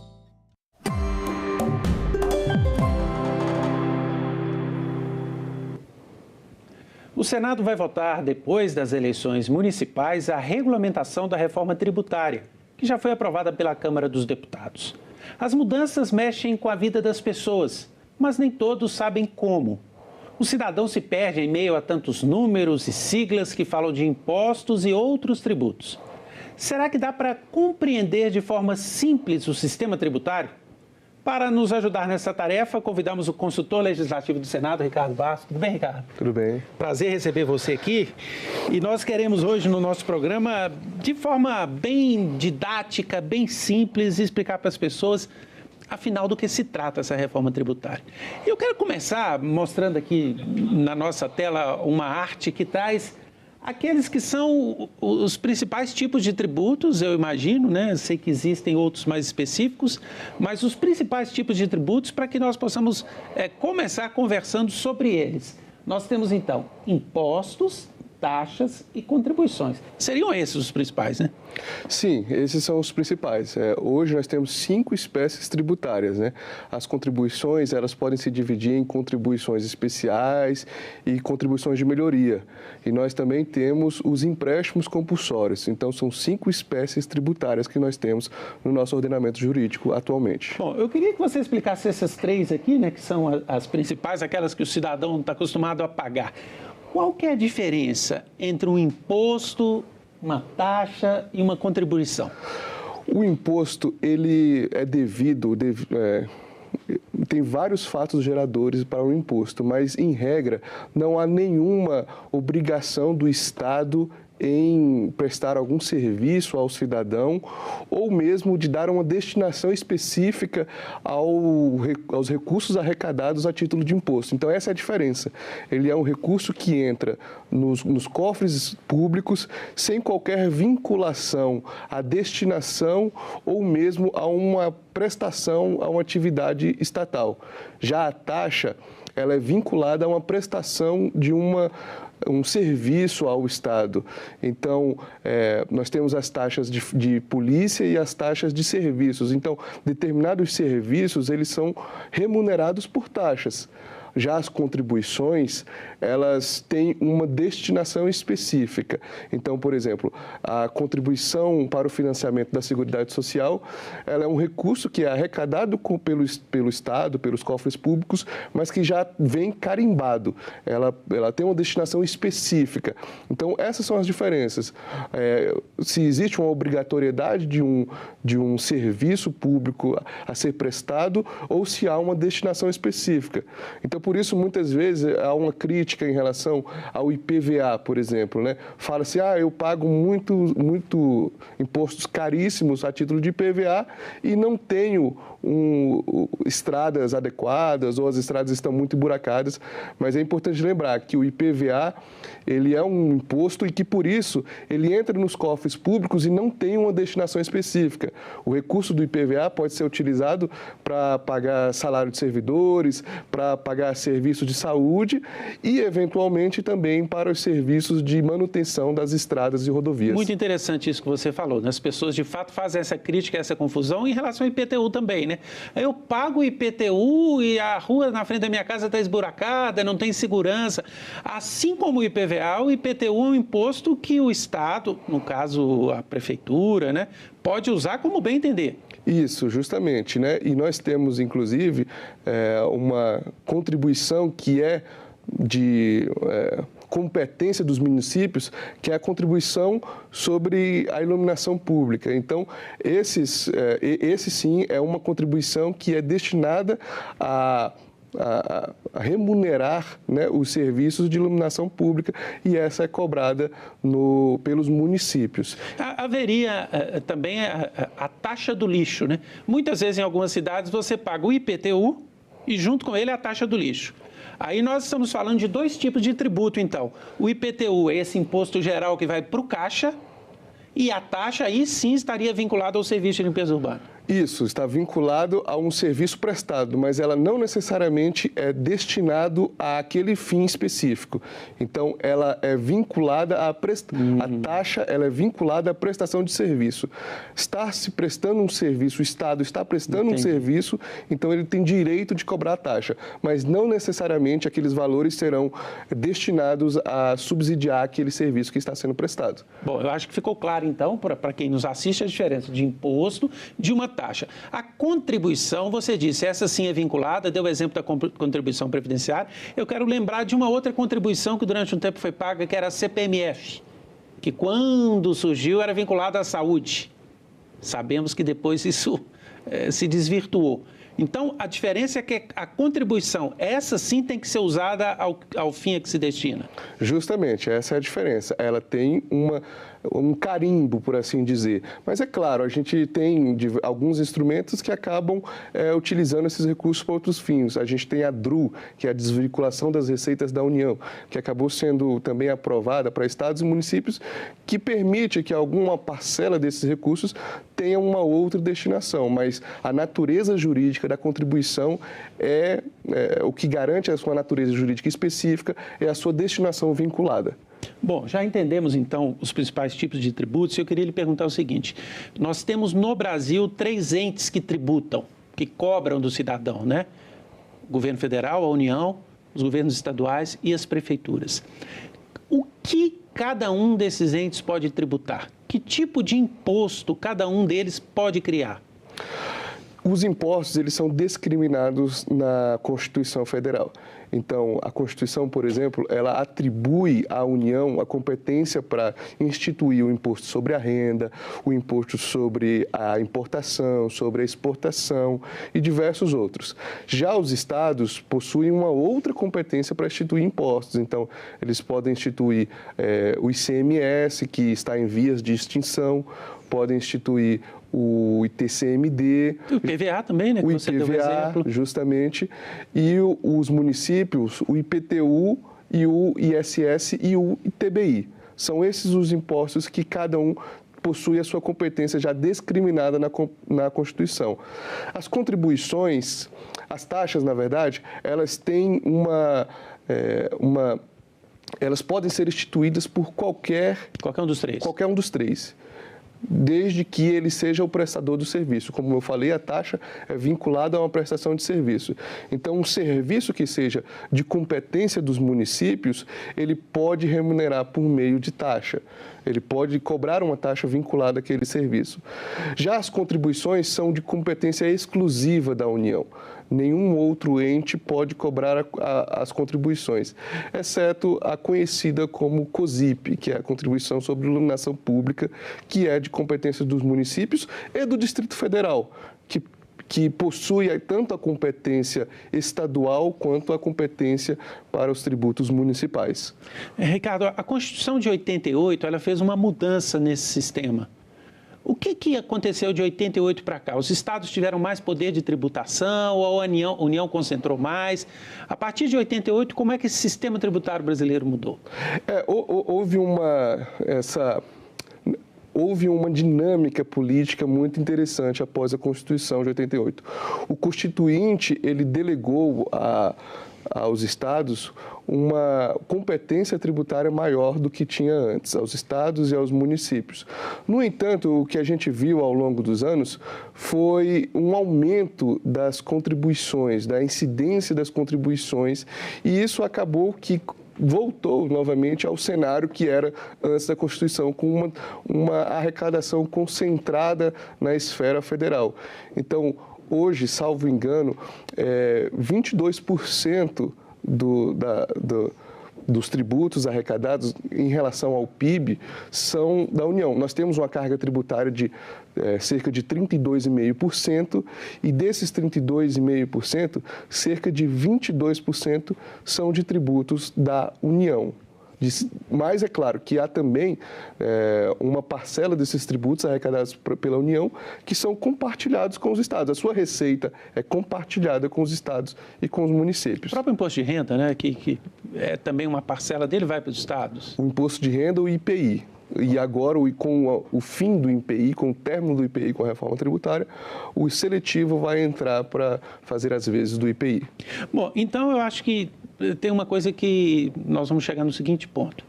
O cidadão, quando ele vai comprar algo, vamos um exemplo hipotético, ele vai no supermercado no interior do Ceará, compra 1 quilo de arroz, ou compra 1 quilo de feijão lá em Belo Horizonte, na capital de Minas Gerais, ele está pagando impostos para esses entes todos, ou pelo menos para Estado e União. Então, quando eu compro 1 quilo de um produto qualquer, que tipo de imposto eu estou pagando ali e que tipo de imposto que é estadual, que tipo de imposto que é federal? Em geral, ali, na aquisição de um arroz, ele está contribuindo com ICMS. Esse é o tributo que mais onera essa operação de compra. Mas é claro que a empresa, por exemplo, quando a receita que ela aferir da aquisição, da venda daquele produto, ela vai pagar PIS/COFINS também sobre aquela receita aferida. Então, o PIS/COFINS, ele não é um tributo que incide sobre aquela operação específica. Não está no produto. Não está no produto, mas ele vem sobre a receita daquele produto. Então, indiretamente, o cidadão está pagando também. Justamente. E durante a cadeia tributária, muitas vezes, sobram os chamados resíduos tributários que acabam aumentando o preço. Então, por exemplo, o IPI utilizado para a produção desse arroz, para a industrialização desse arroz, para que ele chegue, muitas vezes, por mais que ele não esteja de forma aparente ali naquela operação, muitas vezes ele está embutido naquele preço, porque ele não conseguiu ser aproveitado durante a cadeia tributária e ele acabou onerando o preço daquele produto. Queria que você explicasse para quem nos assiste um conceito que é muito importante quando analisamos o sistema tributário, que é a diferença entre um sistema progressivo e um sistema regressivo. E qual seria o atual sistema brasileiro? Ainda estamos falando de reforma, mas ela ainda não está em vigor, né? Então, o atual sistema brasileiro. Primeiramente, sobre a distinção entre um sistema tributário progressivo e um sistema tributário regressivo. Um sistema tributário progressivo, ele aumenta o fardo tributário, o encargo tributário, conforme aumenta a riqueza. Então, pessoas que ganham mais pagam proporcionalmente mais do que aqueles que ganham menos. Já o sistema regressivo, as pessoas que ganham mais pagam proporcionalmente menos do que aquelas que ganham menos. Esse proporcionalmente é importante porque muitas vezes, se você olhar o número bruto, vai parecer que está pagando mais. No entanto, é preciso fazer essa calibração, de modo que você calcule isso proporcionalmente à quantidade de riqueza que aquelas pessoas possuem e a quantidade de contribuição para a arrecadação pública que elas fazem, em comparação com as pessoas mais pobres. Então, podemos simplificar da seguinte maneira: no sistema progressivo, o rico vai pagar mais. O rico paga mais. E no sistema regressivo, o pobre está pagando mais. Justamente, proporcionalmente. Não, proporcionalmente, né? É um percentual da renda dele. Isso. Nós poderíamos dizer, então, que o sistema brasileiro, que tributa mais os produtos do que a renda, ele é um sistema regressivo e, proporcionalmente, os pobres acabam pagando mais? Podemos. Na verdade, assim, o que acontece é que a nossa história, a história tributária de muitas nações, a gente consegue visualizar uma progressão na mudança de bases tributárias. A maioria das nações começou tributando muito a exportação de produtos na época que a balança comercial fazia a diferença, aquela questão de você concentrar os produtos, a produção no país e tributar muito fortemente aquilo que é exportado. Isso aconteceu muito na década, no século XIX. Mas após a industrialização, o crescimento da economia, passou-se a tributar mais produtos e serviços. E as nações mais desenvolvidas, elas mudaram a sua base tributária para tributar a renda e o patrimônio. Nós estamos começando a discutir essa transição. Nós tributávamos muito fortemente até o início do século XX as exportações. A partir daí, a gente fez uma mudança para tributar fortemente o consumo e os serviços. E agora está em discussão uma mudança nessa composição da nossa base tributária. Isso é natural para as nações, conforme as nações vão se desenvolvendo. Então, acaba que o sistema tributário que tributa mais fortemente o consumo, e ele acaba que é um sistema que se torna naturalmente regressivo, porque quem consome mais, quem despende mais, uma parcela maior da sua renda com a aquisição de bens e serviços, naturalmente, são as famílias mais pobres. E a tendência é que isso se altere, que essa composição da base tributária se altere em algum momento da nossa história. Eu queria dar um exemplo sobre isso e ouvir o seu comentário. Eu me lembro de estar acompanhando há algum tempo, aqui no próprio Senado, numa dessas discussões de reforma tributária que aconteceram nos últimos anos, um evento, uma audiência pública com a embaixadora da Suécia no Brasil, e ela dizia, nós temos uma preocupação tão grande de construir um sistema progressivo em que o rico pague mais, que, por exemplo, a taxa de imposto de automóvel lá, ou a multa de trânsito, ela tem uma relação com o valor do automóvel. Então, se eu cometo a infração e você também, o valor dessa infração é proporcional ao valor do seu carro. Porque eles compreendem que a pessoa que tem um carro muito mais caro, ela tem uma renda maior. Então, eu vou cobrar dela uma infração maior para o mesmo delito. Isso, é importante deixar claro que a multa, a infração de trânsito, ela não tem relação com o sistema tributário, né? Ela não é um imposto, ela não é uma taxa e não é uma contribuição. Sim, mas é um exemplo de justiça na arrecadação de um valor do Estado. E que pode naturalmente ser transferido para o IPVA, né? O IPVA pode ser graduado conforme com percentuais maiores. O que não é no Brasil, né? Porque o IPVA é um valor fixo percentual do carro.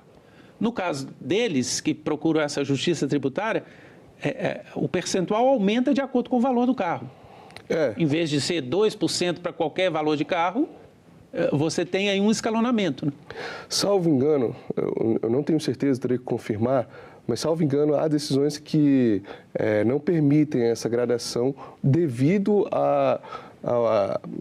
no Brasil, né? Isso, há um dispositivo que havia na Constituição que em tese não autorizava.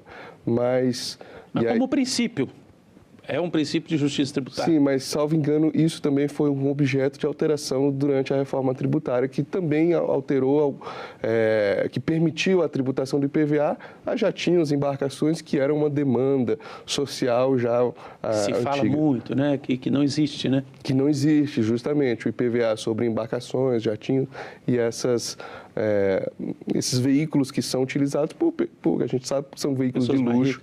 E agora, helicóptero?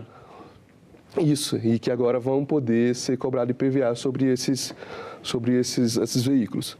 Nessa discussão da reforma tributária, as pessoas dizem muito que nós temos um sistema complexo e esse sistema complexo é caro para se pagar imposto, nós precisamos simplificá-lo. Em que a reforma tributária vai simplificar o nosso sistema e como essa simplificação pode trazer resultado para diminuir até o custo de se pagar imposto hoje? Isso. Eu conheço um advogado, muito conhecido, na verdade, e que ele falava que o problema do empresário não é simplesmente pagar o imposto, não é a carga tributária, mas é você pagar para pagar imposto. Então, é você ter um custo muito alto para poder apurar os impostos devidamente para poder pagar o que é o valor correto. Então, eu digo que há várias origens para esse problema, mas tem algumas que são principais. Em primeiro lugar, eu colocaria a distribuição da mesma base tributável por diversos entes federativos. É todo mundo cobrando do mesmo produto e na mesma operação. Como você citou, numa operação aquisição de arroz, que a gente faz no supermercado, há tributos que se incidem sobre essa operação, que são de competência de estados e municípios, que são de competência da União, e isso acaba que traz uma complexidade enorme para apurar devidamente esse tributo. Então, esse é o primeiro fator que eu diria que causa bastante complexidade. Há diversos outros, como, por exemplo, as regras de creditamento. A gente tem um ICMS que nasceu para ser completamente não cumulativo. O que é isso? O que é a não cumulatividade do ICMS? É que durante uma cadeia tributária, o imposto a título de ICMS, aquele valor de ICMS cobrado naquela operação, pudesse ser compensado na venda para a operação seguinte. Então, o agricultor que vende o seu produto para o industrial, ele paga ICMS. Quando o industrial vendeu o produto industrializado para o atacadista, ele paga ICMS, mas ele paga apenas a diferença daquilo que incidiu sobre o seu produto vendido com o que já foi pago pelo agricultor na etapa produtiva anterior. Então, essa é a ideia da não cumulatividade. No entanto, o que a gente viu foi uma série de regras e limitações que vieram ao longo dos anos para obstaculizar, para impedir esse creditamento, e isso acabou que gerou uma enorme complexidade. Então, são esses os fatores. E como que a reforma tributária endereça esses fatores?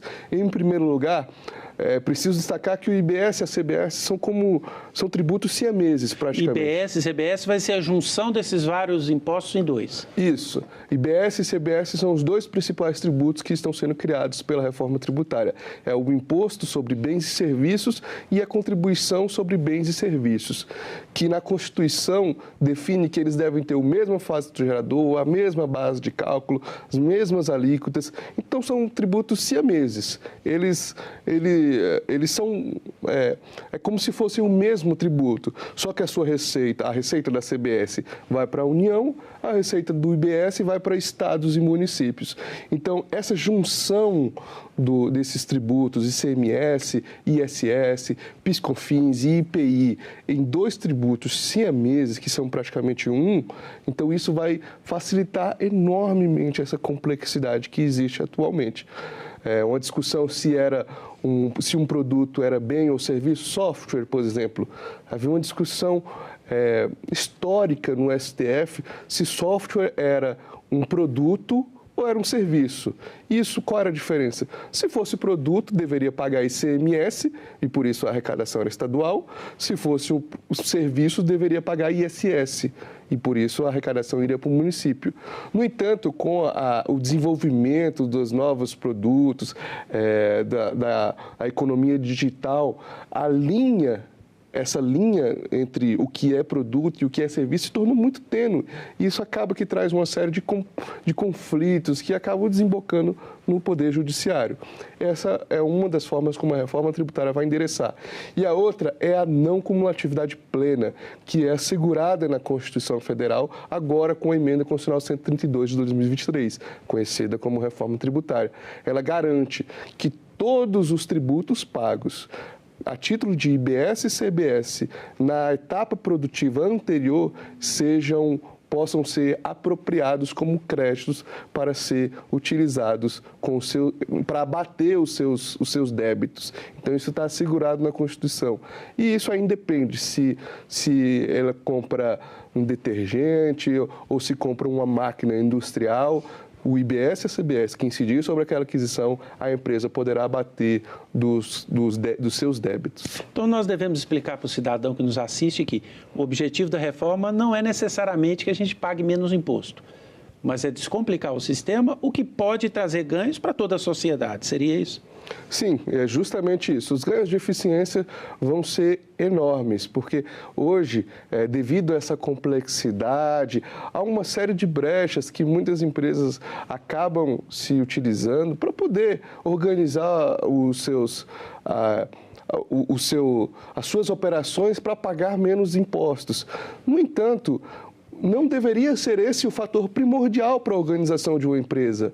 O fator primordial para a organização de uma empresa deveria ser eficiência, proximidade com uma infraestrutura que o atenda nas suas operações, proximidade com o local onde possua trabalhadores qualificados para trabalhar nas suas operações, ou a proximidade com o mercado consumidor. Esses são fatores que realmente devem ser ponderados pelos investidores, pelos empreendedores, para poder alocar os seus investimentos, para poder decidir onde vai ficar a sua fábrica, a sua indústria, e não simplesmente devido a benefícios tributários. Por outro lado, nós podemos tranquilizar as pessoas de que a reforma também não vai gerar uma carga de tributos maior para o cidadão? Sim, sim. Há uma trava, a Constituição, a emenda constitucional previu uma trava de carga tributária baseado no percentual arrecadado por esses tributos que estão extintos ao longo de alguns anos. Então, vai se apurar quanto que foi arrecadado em percentual em relação ao PIB e mantém-se essa carga tributária com os novos tributos. Essa trava tributária, essa trava da carga tributária, na verdade, é um legado do Senado Federal. Isso foi aprovado aqui por esta casa e que entrou na reforma tributária. Ricardo, muito obrigado. Eu que agradeço a oportunidade. Conversei com Ricardo Barros, consultor legislativo do Senado.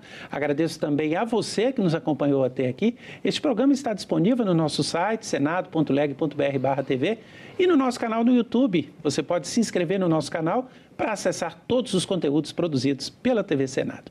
Muito obrigado pela companhia e até o próximo Agenda Econômica.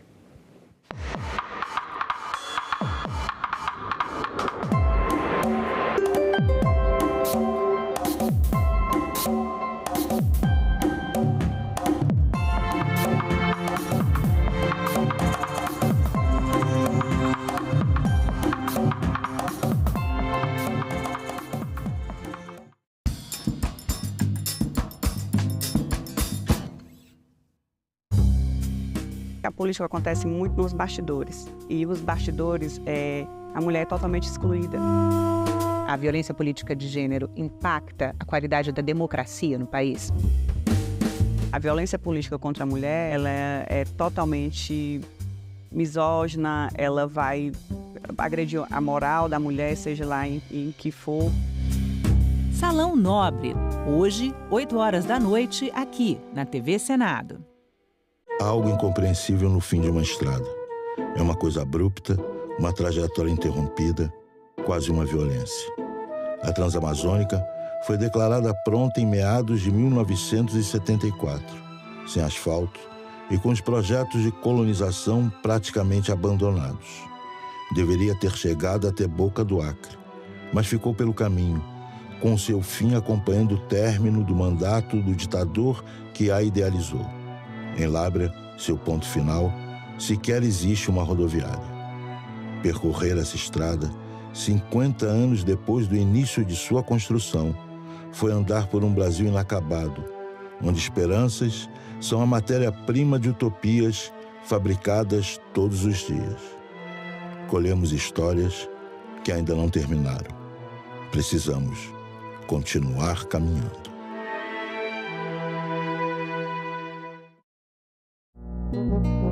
Agora é lei. Empresas reconhecidas como promotoras de saúde mental vão ganhar um certificado concedido pelo governo federal.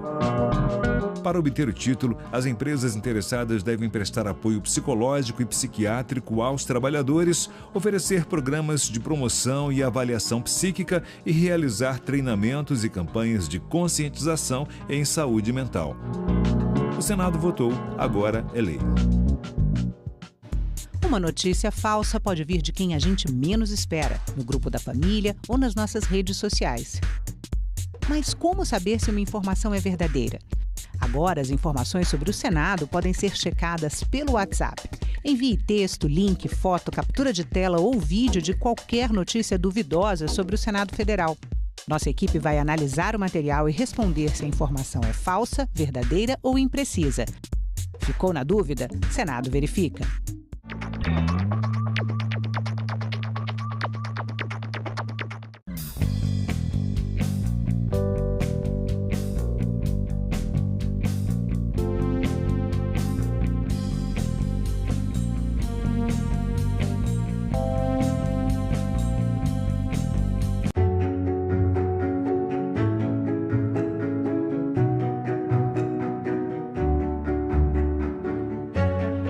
Poucas mulheres se aventuravam na carreira política, não era considerado de bom tom.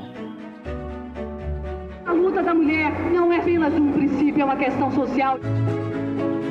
Temos os mesmos direitos, devemos também ocupar os mesmos espaços.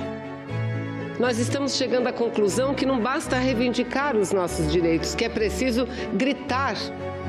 Nós somos 52% da população e temos uma representatividade no Senado de 13%.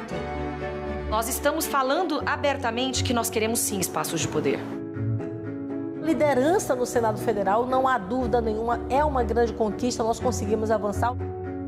A gente não quer privilégio, a gente quer justiça, né? TV Senado. Democracia todo dia.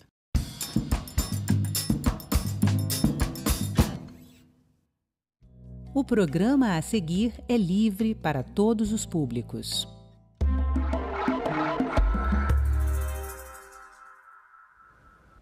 Olá.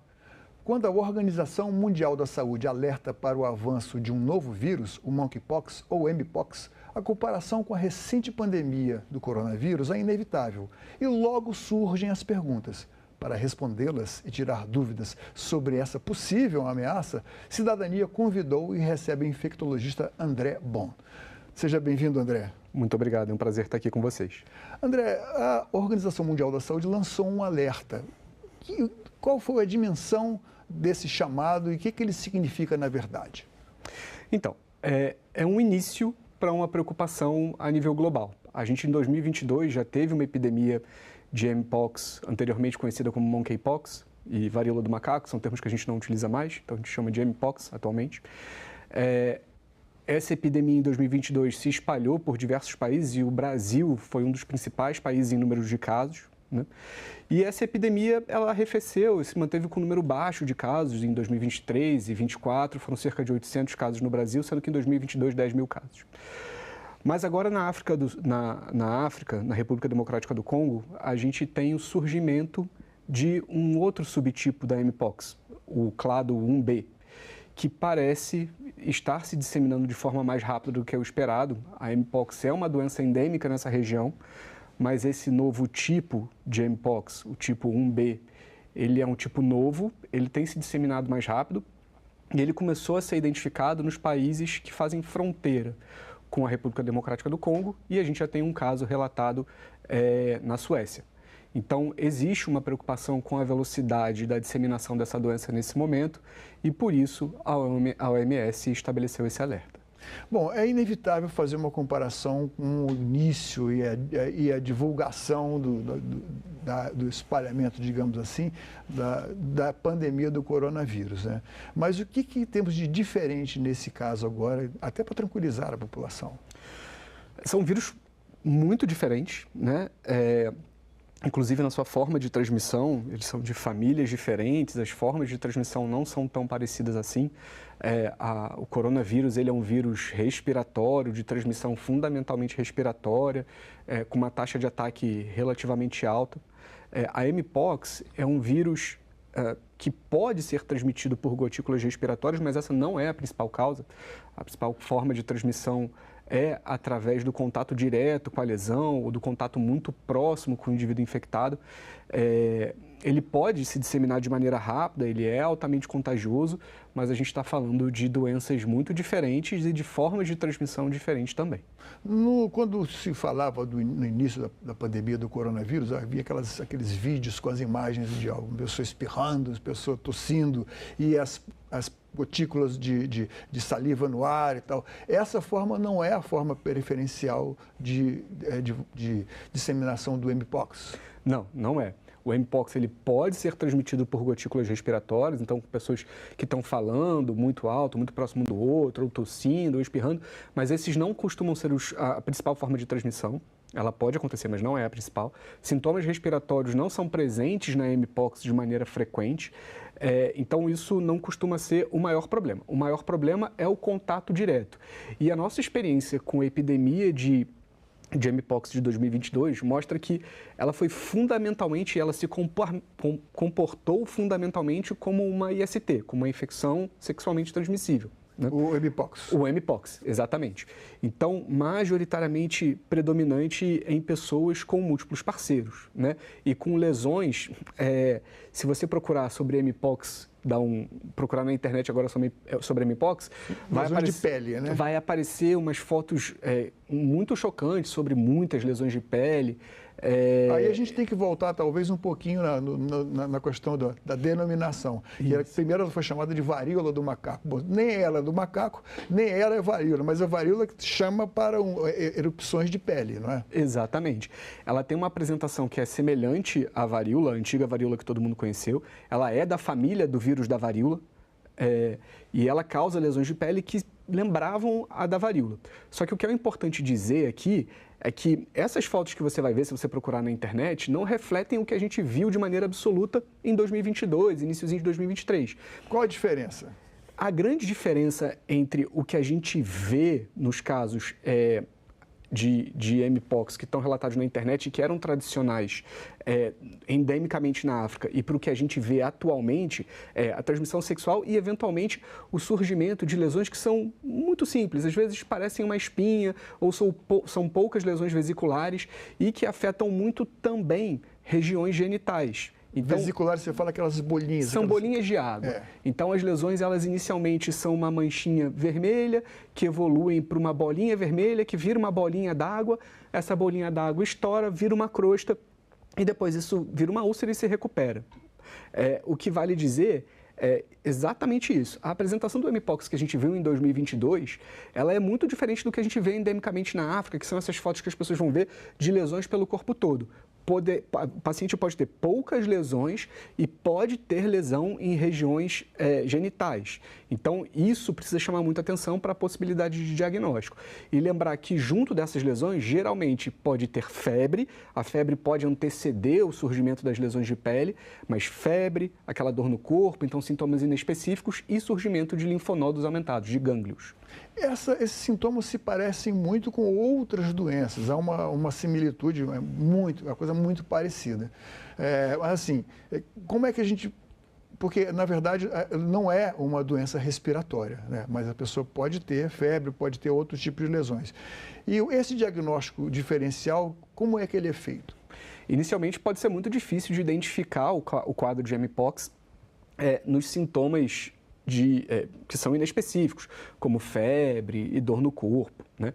O que é característico da suspeita de mpox é o surgimento das lesões de pele, é o rash. Então, que começa com essa manchinha vermelha, que vira um calombinho, que então vira uma vesícula, que é a bolinha d'água, essa bolinha d'água estoura, vira uma crosta, depois ela some. Então, o surgimento dessa lesão é o que vai fazer a pessoa suspeitar de mpox. Vale dizer que existem muitos diagnósticos diferenciais para isso. Então, catapora pode causar esse mesmo tipo de lesão. Mas a apresentação clínica é discretamente diferente. O principal diagnóstico diferencial de mpox é catapora. Então, na suspeita e havendo contato com pessoas com diagnóstico de mpox, o teste precisa ser feito.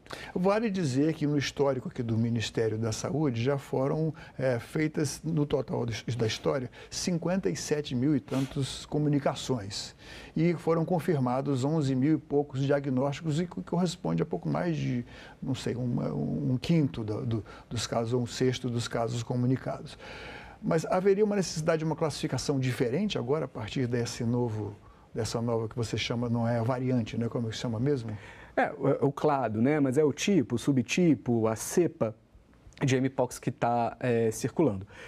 As orientações que existem hoje do Ministério da Saúde são as vigentes e estão corretas, né? É o que a gente deve seguir. Não houve mudança de quadro clínico, a apresentação clínica é a mesma.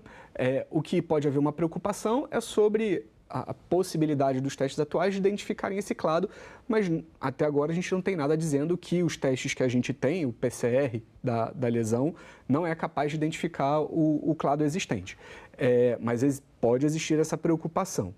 Mas, de todo modo, não houve grande mudança na apresentação clínica e nas recomendações. Então, a recomendação é, na suspeita, havendo apresentação clínica compatível, é necessário fazer a notificação e a realização do exame para confirmação. Bom, na época da pandemia, é inevitável essa comparação, a gente ficou assim, muitos voos estão chegando todos os dias de várias partes do mundo e tal, e chegou, o primeiro caso, criou-se uma grande expectativa. E, recentemente, houve uma suspeita de um caso de um imigrante retido lá numa determinada área do aeroporto de Guarulhos, que depois foi afastado da suspeita, né?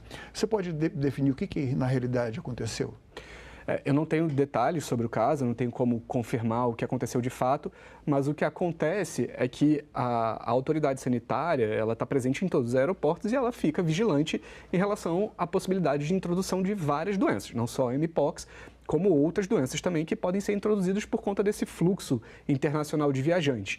Isso é uma vigilância contínua que é feita para diversas doenças, não só para mpox, mas na época que a gente teve surto de ebola, por exemplo, isso era uma preocupação. Na época da Covid-19, da introdução da Covid-19, isso era uma preocupação.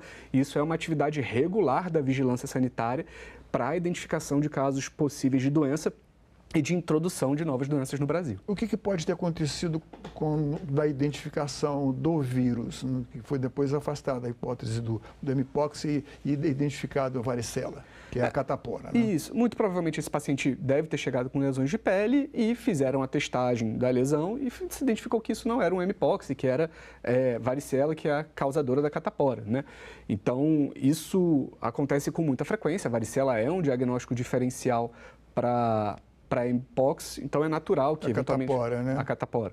É um diagnóstico diferencial para mpox, pode acontecer, e muitas vezes vai acontecer de alguém estar com catapora e ser suspeito eventualmente de mpox. Isso acontece em várias ocasiões.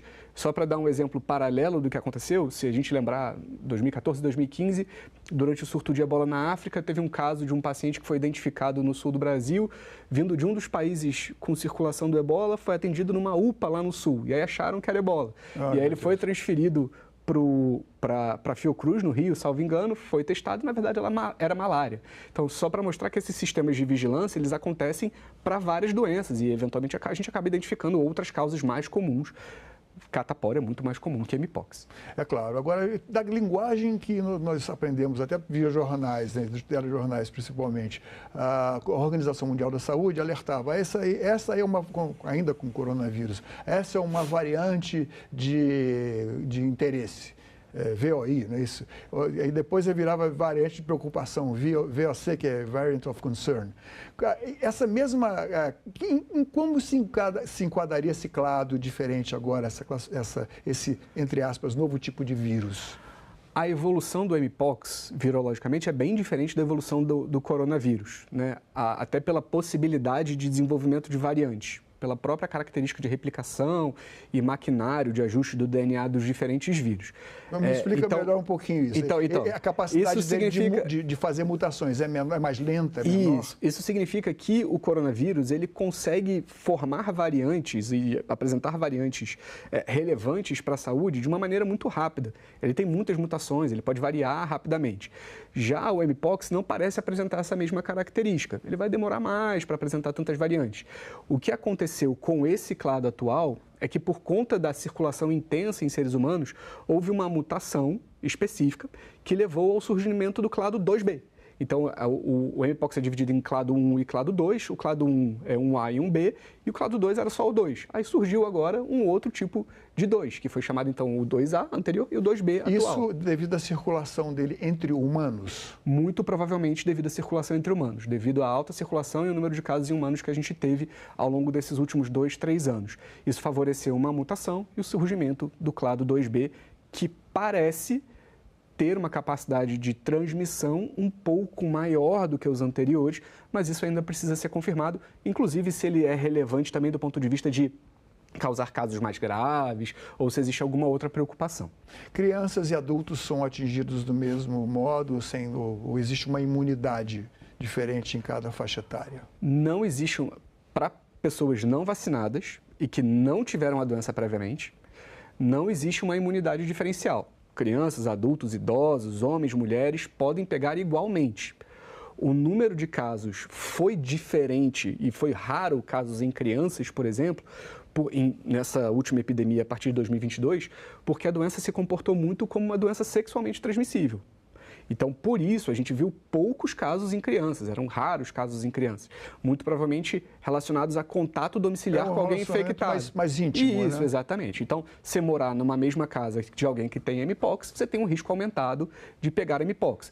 Você tem relações sexuais desprotegidas com parceiros ocasionais, parceiros ou parceiras ocasionais, você tem um risco aumentado de pegar mpox. Você é profissional de saúde e trabalha no atendimento direto a pacientes que têm risco de ter mpox, você tem um risco aumentado de pegar mpox.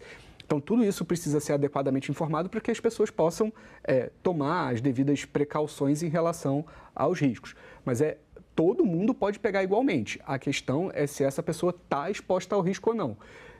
Dado que esses são os principais fatores de risco, é infrequente uma criança pegar, porque a criança não é profissional de saúde, geralmente não está na mesma casa de alguém com mpox, mas se está na mesma casa, fica afastada.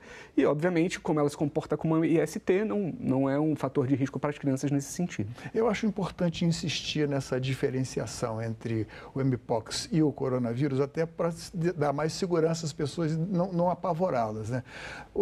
No caso, assim, por exemplo, o coronavírus, a gente parece que tinha uma ideia, ele passou para nós uma ideia de, bom, essa pessoa tem uma comorbidade, tem alguma coisa de errado no sistema, no organismo, um câncer, um diabetes, alguma fragilidade em outro sistema do organismo.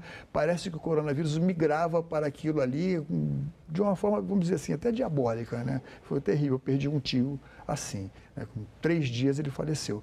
Mas, enfim, isso não ocorre, nós não temos que ter o mesmo cuidado com as comorbidades, com mpox? Não todas as comorbidades como no coronavírus.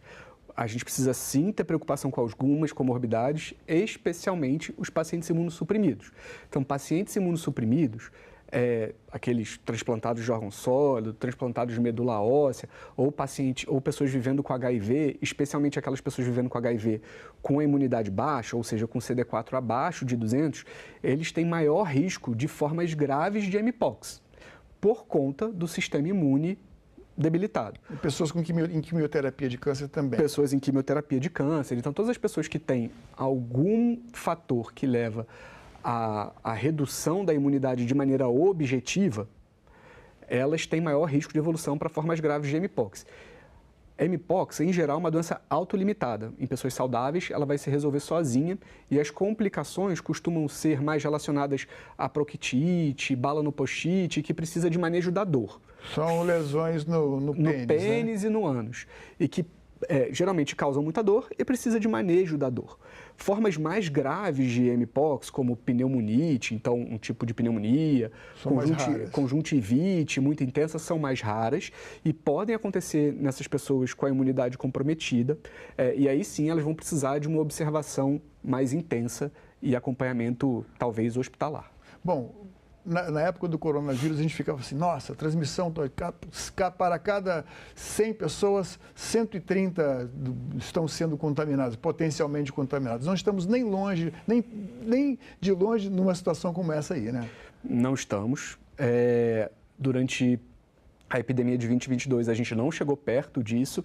Existia uma grande preocupação sobre o risco e a disseminação da doença como uma doença sexualmente transmissível, porque a gente vive problemas relacionados à transmissão de doenças sexualmente transmissíveis, como sífilis, por exemplo. Então, se a gente tem muita sífilis e ela estava se comportando como uma doença sexualmente transmissível, é muito provável que ela também tenha uma disseminação muito intensa, né?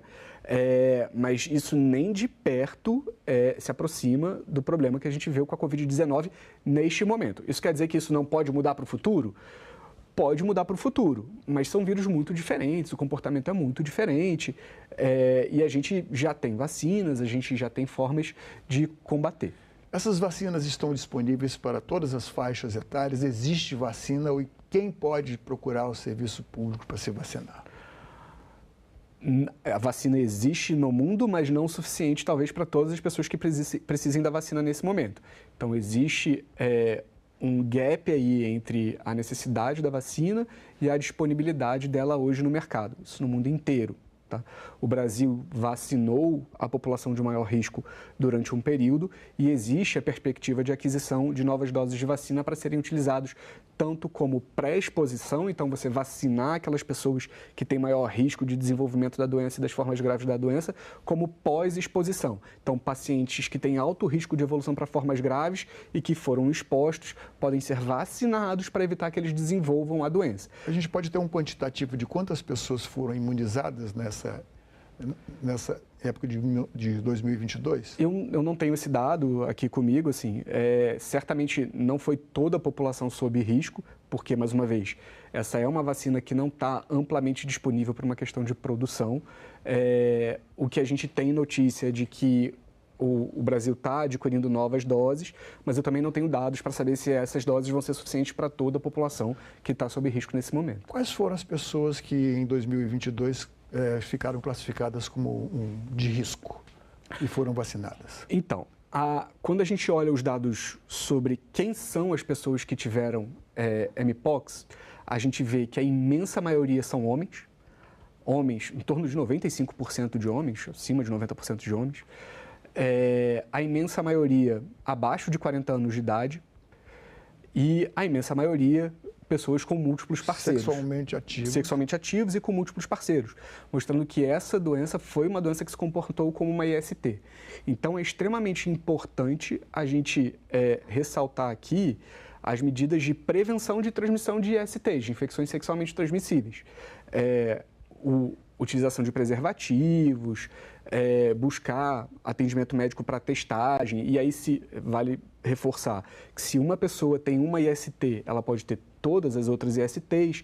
Então, uma vez suspeito para Mpox, precisa ser testado para HIV, hepatite B, hepatite C, sífilis, clamídia, gonorreia, para se fazer o rastreio das outras ISTs também, por a transmissão acontecer exatamente da mesma forma. Mas o que a gente observou na evolução da Mpox ao longo desses últimos 3 anos, principalmente homens, jovens com múltiplos parceiros. Bom, não existe medicação para curar, quer dizer, para banir o vírus. Existe a vacinação, que é uma forma de fazer com que o organismo reaja às ações do vírus. Essa vacina impede que a pessoa contraia ou não? Os efeitos são os mesmos da coronavírus, que não impede que a pessoa contraia o vírus, mas faz com que os efeitos da doença sejam menores. A gente precisa de dados mais robustos em relação à vacina contra a Mpox, até porque essa é uma doença recente, com um número elevado de casos recentemente, mas a princípio ela é uma vacina que reduz a incidência e o número de formas graves relacionadas à doença. Então, ela é uma vacina eficaz. Em relação à medicação, existia uma medicação que se tinha uma alta expectativa em relação a ela, chamada Tecovirimat.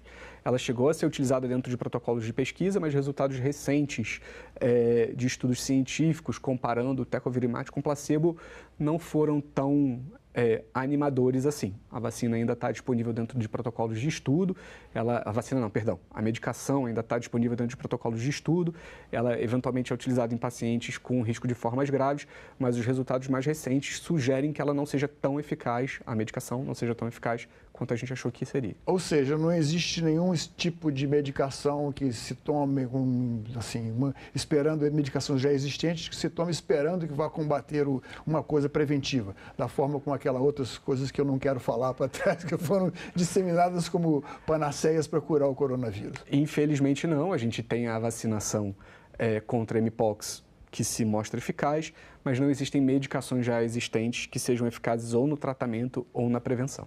Da sua experiência do que aconteceu na pandemia e o que aconteceu em 2022, a gente aprendeu alguma coisa? A população, o que pode ter se aprendido? Eu acho que a gente aprendeu muita coisa. A pandemia serviu para muito aprendizado. Acho que a gente criou uma capacidade de resposta a novas doenças um pouco melhor do que a gente tinha. Então, com a introdução da mpox, os serviços de saúde já tinham um know-how de se preparar para o surgimento de doenças que poderiam trazer alta demanda muito rapidamente. Grande parte dos serviços já estavam preparados para receber pacientes de mpox. Os próprios laboratórios centrais, regionais, vinculados aos governos estaduais e ao Ministério, também já passaram a ser equipados com testagem para mpox, então isso facilitou de maneira importante o diagnóstico e a identificação desses casos. Então, o que serviu de aprendizado da pandemia, e que eu acho que foi replicado, foi essa capacidade de preparo dos serviços de saúde e disponibilidade de recursos diagnósticos em tempo para que a epidemia de mpox pudesse ser identificada e controlada. Eu vou abrir a chance agora dos telespectadores aproveitarem os seus conselhos quanto à possibilidade de estar com mpox. Então, por favor. Claro. Então, é muito importante que os pacientes que tenham suspeita de mpox busquem atendimento médico adequado para poder fazer o diagnóstico em tempo. Quanto mais tempo a gente demora para fazer o diagnóstico de mpox, maior a chance de disseminação e maior a chance de aumento de casos no país. Então, uma vez havendo suspeita de mpox, febre, dor no corpo, aparecimento de gânglios, surgimento de lesões, as bolinhas d'água, né, as vesículas, que podem ser em qualquer parte do corpo, mas que chamam muita atenção quando são na região genital ou na região anal, esses pacientes precisam buscar atendimento médico para o diagnóstico adequado, porque infelizmente não existe tratamento. Felizmente a doença é uma doença autolimitada, mas se esses pacientes não forem adequadamente isolados, não permanecerem em isolamento, a gente pode ter um aumento de número de casos importante, acabando de afetar pessoas que são mais suscetíveis ao desenvolvimento de formas graves da doença. Então, uma vez suspeita, busque atendimento médico. Doutor André, muito obrigado pela sua gentileza aqui. Foi extremamente profícua essa nossa entrevista aqui e volte sempre. Muito obrigado, é um prazer. Esta entrevista e todos os nossos outros programas estão disponíveis para você rever ou compartilhar no nosso site senado.leg.br/tv ou então pelo nosso canal no YouTube. Inscreva-se lá e marque o sininho para receber as notificações. Obrigado pela companhia e até o próximo Cidadania.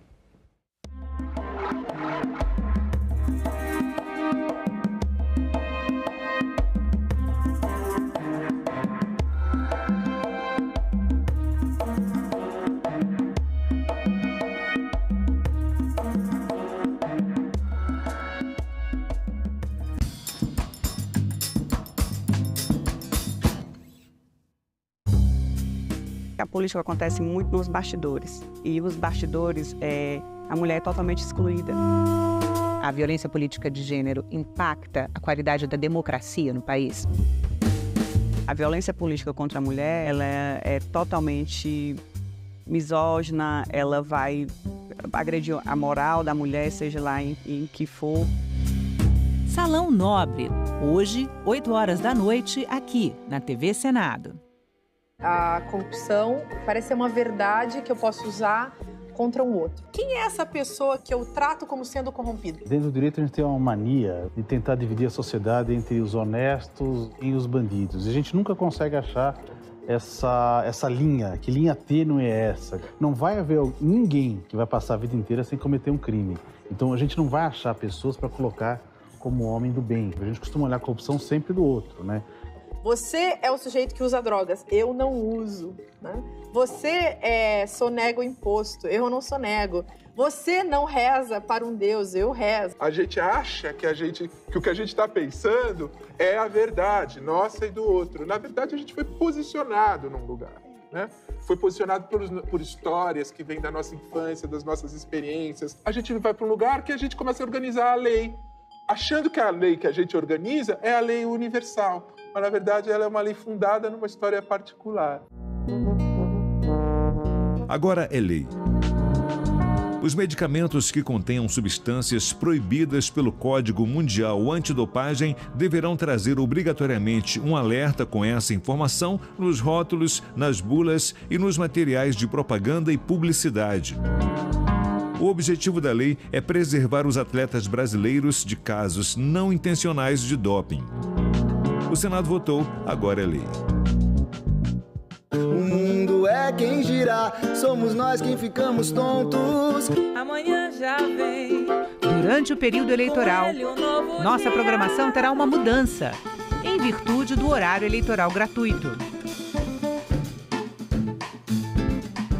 O marinheiro, marinheiro. Estúdio A, sábado às 7h30 da noite. Foi o tombo do navio?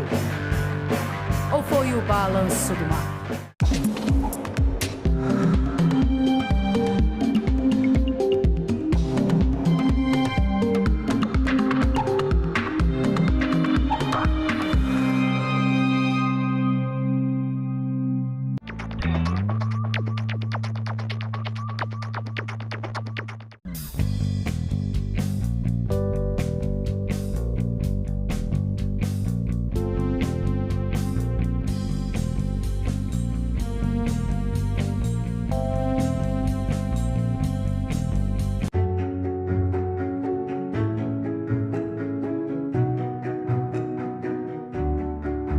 A lei de diretrizes e bases, ela devolve aos secretários de Educação dos Estados e aos professores o direito de fazer experiências.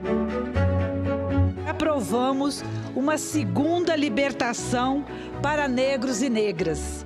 A lei de cotas raciais e sociais nas universidades públicas federais.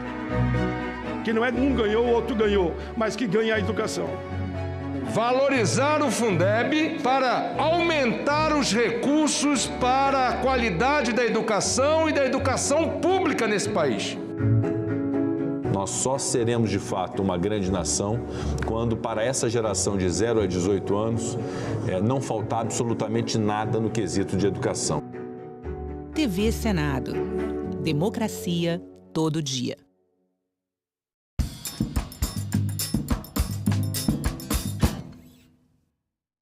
O programa a seguir é livre para todos os públicos. O pedestre tem responsabilidade, ciclista... Uma cadeira na academia me foi negado pela história e pelo meu país. Hoje nós podemos, com o nosso megafone, que é o diploma na mão, nós não podemos recuar nesse debate. Declaro aberta a 7ª reunião da Comissão Senado.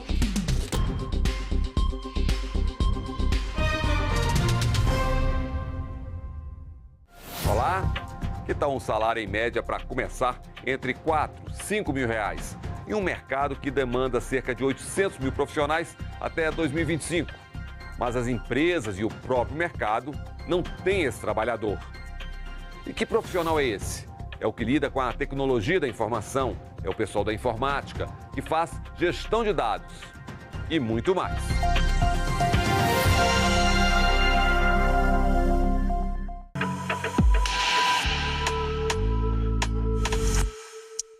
A Comissão de Ciência, Tecnologia, Inovação e Informática do Senado está debatendo a escassez de profissionais de TI, da tecnologia da informação, no país. A pergunta é: como superar os obstáculos à inovação no Brasil?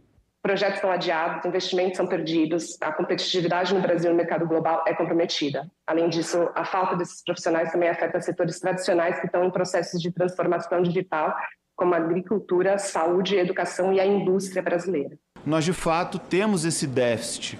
A gente tem um déficit de profissionais alocados nas mais variadas ações de desenvolvimento tecnológico e de progressão e garantia da inovação no mercado do varejo, no mercado do atacado, no mercado do desenvolvimento tecnológico. Quando eu entrei nessa área 34 anos atrás, senador, os nossos profissionais eram dedicados somente a nós, às nossas empresas de tecnologia, né?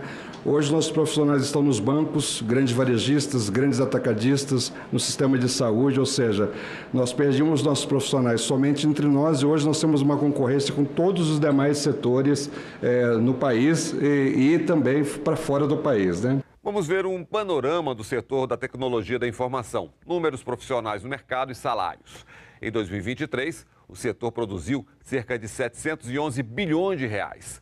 Entre 2021 e 2025, a projeção por novos talentos é de quase 800 mil profissionais, com salários variando entre 4 e 5 mil.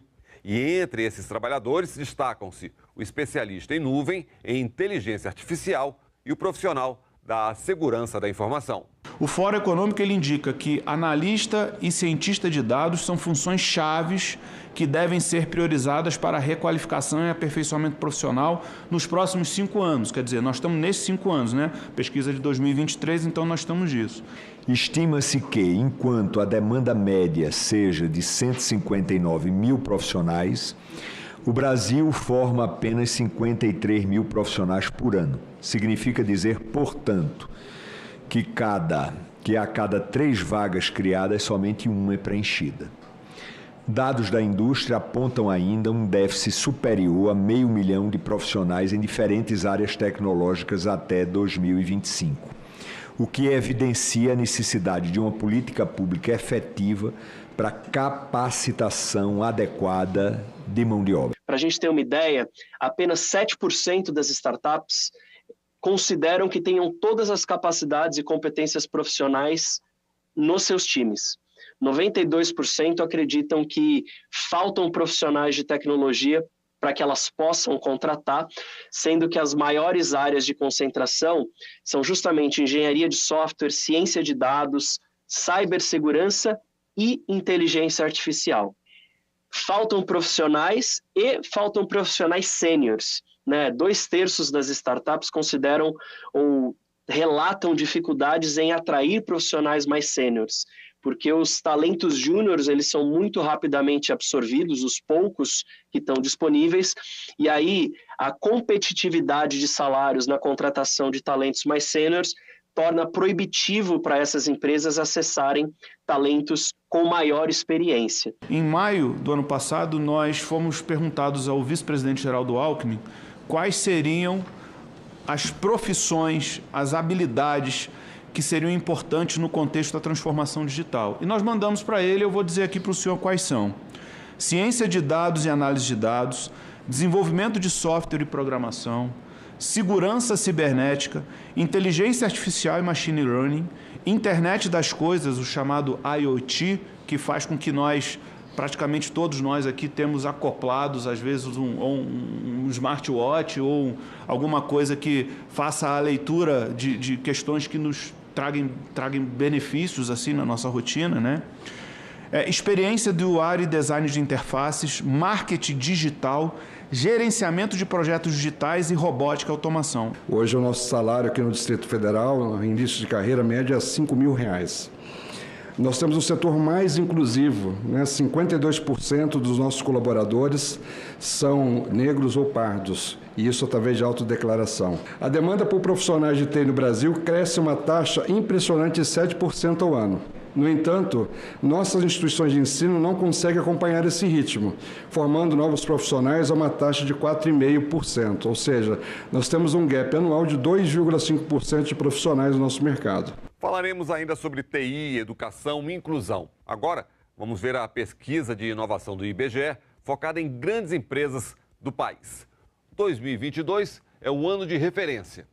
Entre as dificuldades encontradas pela indústria para a adoção de tecnologias digitais avançadas, cerca de 55% das empresas alegaram falta de pessoal com qualificação e 49% a limitada oferta desse profissional no mercado. O que a gente precisa compreender é quais são os incentivos que nós estamos dando para que essas pessoas busquem essa qualificação, que vão fazer frente a essa realidade que o mercado está precisando.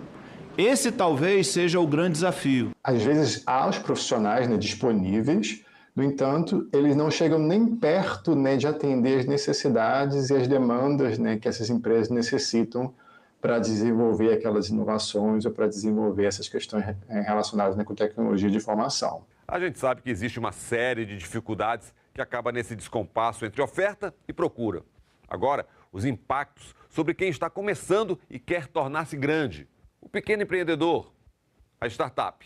A maior parte da economia brasileira é gerada a partir de pequenos e médios empreendedores que nos diferentes espaços brasileiros estão entregando soluções tecnológicas no interior, ou estão entregando soluções tecnológicas, muitas delas tendo por base grandes modelos de, por exemplo, inteligência artificial que estão postos no mercado, mas são empreendedores. Então, fomentar a capacidade empreendedora brasileira por intermédio desses mecanismos de incentivo na área de tecnologia da informação é absolutamente importante para que a gente possa gerar um motor de sustentabilidade social, econômica e tecnológica para o Brasil. O Google for Startups lançou um estudo específico para mapear qual é o potencial e como desbloquear esse potencial da inteligência artificial generativa no Brasil, e o tema da educação salta aos olhos como sendo um dos principais.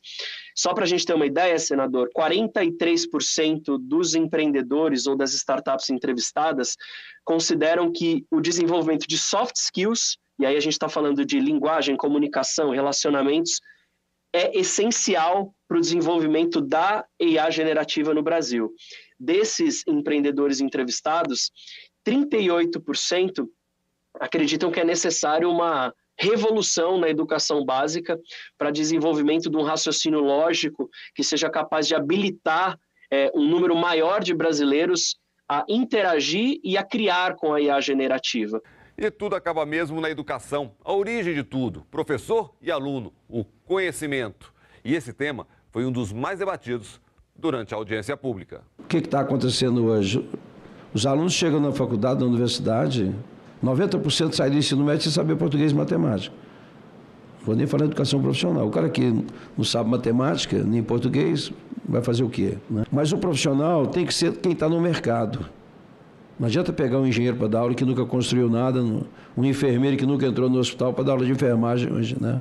Existe hoje no Brasil uma falta de ensino de pensamento lógico e computacional nas escolas brasileiras, fazendo com que essa escassez ela acabe produzindo mitos, né, de que a carreira em tecnologia é para poucos ou para pessoas com habilidades excepcionais, quando, na verdade, a gente deveria ampliar a possibilidade e o alcance para que mais pessoas com perfis diferentes acessassem esse mercado. E tem uma coisa que tem nos assustado muito, e nós temos conversado muito com o mundo acadêmico, que é a baixa formação de educação em STEAM, ciência, tecnologia, engenharia, artes e matemática. A falta de programas de requalificação contínua e a competição com mercados internacionais que oferecem condições muito mais atrativas do que a nossa. Tem que direcionar as bolsas do ProUni, do FIES, para aquilo que interessa para o mercado. Não adianta eu ficar financiando aí FIES para curso de administração e economia, depois todo mundo termina o curso e fica desempregado. A gente precisa criar um programa específico de formação profissional para atender o emergencial, que é o caso de tecnologia da informação. Não tem lógica. O número de profissionais que nós precisamos não tem qualificação. Há uma defasagem entre o que é ensinado na universidade e habilidades exigidas pelas empresas, como já bem exposto aqui. A gente precisa de currículos mais alinhados às necessidades reais do mercado de trabalho. A OCDE tem um estudo, senador Exalci, dos chamados NEM, né? Então, a pesquisa que chama a atenção, a gente não pode esquecer dela. Essa pesquisa já tem mais de 10 anos, então eles provocam a gente que desde 2012, o dado de 2012 ele não altera em 2022, a gente tem jovens de 15 a 29 anos, 20% da nossa população no Brasil estão classificados como neném, ou seja, nem trabalham e nem estudam. Isso é grave e a gente não pode esquecer desse dado. Não é possível a gente conceber uma realidade empresarial distante da realidade acadêmica. Isso tem que ter uma simbiose absoluta, porque se retroalimentam. A gente precisa conjugar esses interesses para que a gente possa ter profissionais sendo formados para a satisfação da necessidade de mercado e vice-versa. Então, eu acho que essa é uma das questões que me chamam bastante atenção, seja no âmbito técnico, seja no âmbito profissional, a gente precisa acelerar esses mecanismos. Tem educação e, claro, tem as parcerias, governos, empresas, universidades, todos juntos incentivando quem quer entrar nesse mundo tecnológico. Acompanhe.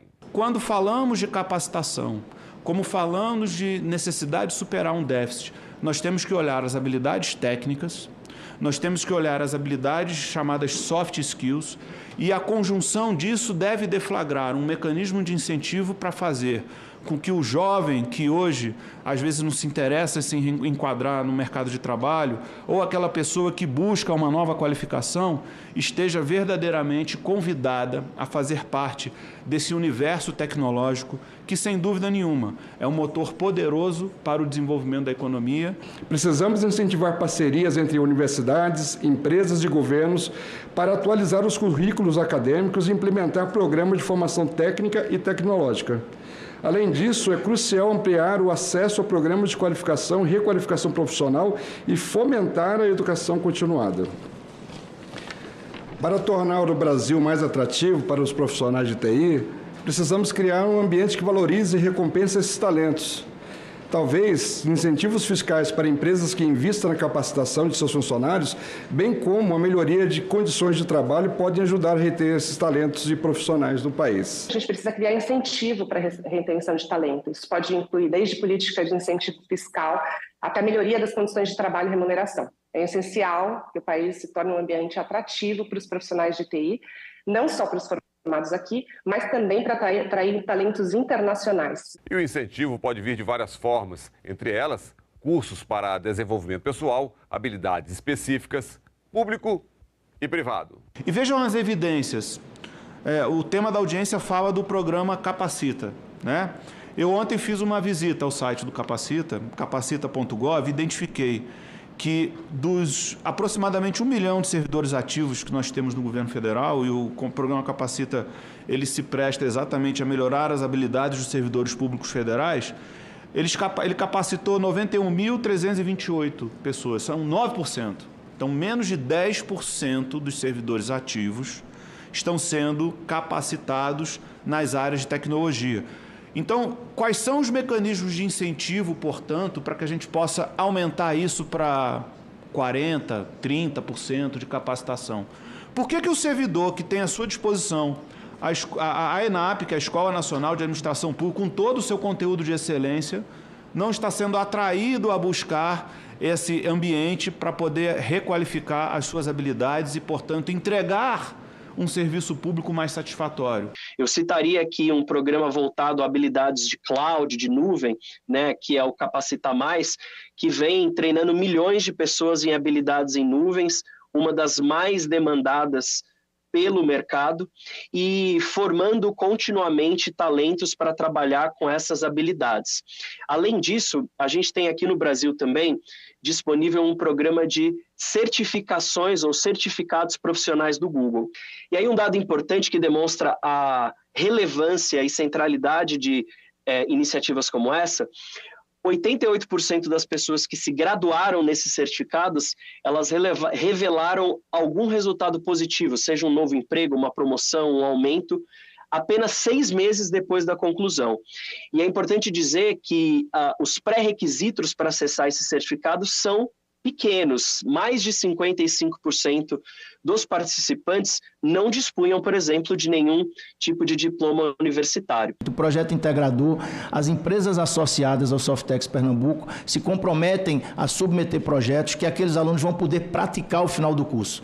Então, do quarto, é uma formação de 6 meses, então do quarto ao 6º mês, os alunos estão fazendo formação prática em problemas reais desenvolvidos pelas empresas. Obviamente, muitos deles vão ficar na sequência nessas empresas. E todo ano o planeta conhece o Índice Global de Inovação, divulgado pela Organização Mundial da Propriedade Intelectual.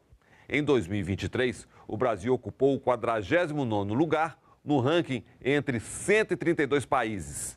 Suíça, Suécia e Estados Unidos ocuparam as 3 primeiras posições. A gente vê os resultados péssimos do Brasil no PISA, né, nas matérias básicas, português, matemática. Lembra que educação fundamental tem esse nome, não é à toa.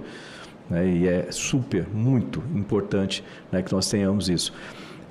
Mas também agora isso é um critério novo de criatividade. Criatividade, 55% dos nossos alunos com 15 anos, né, foram considerados em 44º em 56 países. Ou seja, também em criatividade a gente está muito ruim. Criatividade. Ou seja, isso, você vê quantos parâmetros a gente tem aí para medir as coisas. Quando a gente fala de engenharia de computação, programação, criatividade certamente é um item importante dentro dessa competência, né? Acho que o Brasil é o país mais criativo e mais inovador do mundo, só que esses rankings, eles muitas vezes servem a quem a gente não sabe e colocam como características, critérios para você fazer esses rankings, coisas como patente. Minha concepção é que patente não é um critério que consegue diagnosticar se um país é inovador e criativo.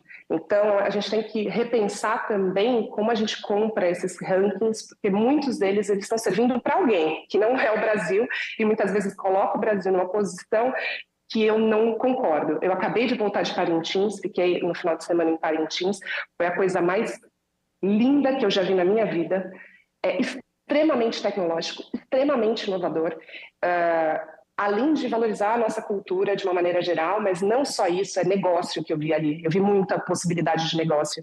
E cadê esse tipo de coisa sendo ranqueada mundialmente com relação à tecnologia, inovação e criatividade? Então, eu tenho bastante conforto em dizer que eu acredito que o Brasil não está nessa posição de criatividade, são esses critérios que precisam ser revistos. Falamos de incentivo, educação e agora inclusão. O ambiente da tecnologia da informação é branco e masculino. Por quê? Como mudar? O mercado de tecnologia ele ainda é excludente a determinados grupos sociais, principalmente mulheres, pessoas negras, e aí este desafio também se reflete na questão de formação e disponibilidade de talentos. Outro desafio é a inclusão. A área de tecnologia ainda é predominantemente masculina e branca. A gente precisa, urgente, promover essa diversidade e inclusão, incentivando a participação de mulheres, negros e outros grupos minorizados. Muitas vezes, muitos grupos minorizados não entram no setor de tecnologia porque parece muito complexo, muito difícil, muito caro e que não é para eles porque é predominantemente masculino e branco. Então, quando você abre, de fato, essa diversidade, você fica mais convidativo para esses grupos minorizados se interessarem. Um outro ingrediente importante, senador, é a questão da distribuição regional, né? Existe uma clara concentração de empregos de tecnologia no Sudeste, especialmente em São Paulo, o que limita muito o desenvolvimento de talentos e de empresas em outras regiões do Brasil, fazendo com que um potencial nacional e diversificado regionalmente, que talvez seja um dos grandes atributos do Brasil, acabe encontrando barreiras muito fortes ao seu desenvolvimento. E se tem uma área que a chamada fuga de cérebros é expressiva, é a de tecnologia da informação. O conhecimento atrai e, quem sabe, vai ganhar em moeda estrangeira. Só para a gente ter uma ideia, né, no estudo a gente mapeou um dado de uma consultoria especializada no assunto que disse que entre janeiro e dezembro de 2022 o Brasil teve um recorde de fuga de talentos. Então, 200% a mais de crescimento para Portugal, 115% a mais para os Estados Unidos, quase 550% para a Austrália e Nova Zelândia. Ou seja, o talento, ele hoje em dia não encontra barreiras físicas e geográficas e, consequentemente, a atração e retenção desse talento se torna cada vez mais importante. Além disso, essa competição que tem hoje no mercado internacional, as pessoas hoje fazem de casa, recebendo em dólar, não é? Os bons profissionais hoje estão trabalhando para as multinacionais, ganhando em dólar e competindo aqui com as empresas nacionais. Muitos dos nossos profissionais altamente qualificados, eu tenho um exemplo muito próximo na minha família, estão sendo atraídos por oportunidades no exterior, onde salário e condição de trabalho são mais competitivos. E isso é uma perda significativa para o nosso país e para o nosso ecossistema de inovação. Gente que vai, gente que vem, é isso mesmo. A ideia é criar um ambiente de negócios para quem está lá fora queira investir, trabalhar aqui. E quem está no país queira ficar, se sentir seguro no seu ambiente de trabalho. Se você cria um ambiente de negócios competitivo, acreditem, tem muita gente interessada, muito estrangeiro interessado em vir empreender no Brasil, em trabalhar com tecnologia no Brasil, porque aqui a gente tem um grande mercado consumidor e extremamente engajado com tecnologia. Somos um dos países mais early adopters do mundo. O que significa isso? Um dos países que mais adotam muito rápido novas tecnologias. E isso é um grande atrativo para que esses profissionais de tecnologia venham para o país, mas a gente precisa criar esse ambiente que seja de fato atrativo e facilite esse intercâmbio, porque isso vai acelerar o nosso processo de tecnologia, de formação de outros profissionais, inclusive pelo exemplo. A desigualdade brasileira e o mercado de tecnologia, o desencontro entre procura e oferta, a busca pela competitividade. Os impactos dessa escassez são profundos e abrangentes. A inovação, um dos principais motores do desenvolvimento econômico e social, é diretamente afetada. Sem profissionais qualificados, a adoção de novas tecnologias é retardada. A competitividade de nossas empresas diminui e as desigualdades regionais, obviamente, se acentuam. Esse é um tema que eu tenho bastante interesse desde o tempo lá no Ministério de Ciência, Tecnologia e Inovações. Pela necessidade que nós temos desses profissionais, existe um gap muito grande na quantidade de profissionais com qualificação e muita gente, né, precisando de emprego. Isso é uma coisa interessante. Muita gente precisando de emprego de um lado, muitos empregos abertos do outro. Precisa fechar esse gap com formação profissional. Capacitar as pessoas para que elas se enquadrem no mercado de trabalho, a gente tem absoluta certeza que a gente contribui para a diminuição da desigualdade brasileira, que é uma mazela que invariavelmente transversaliza não só o mercado da tecnologia, mas todo o mercado formalmente estabelecido no Brasil. É isso, usar a tecnologia a nosso favor, melhorar vidas, mais emprego, menos desigualdade. A discussão fica por aqui. Até o nosso próximo programa.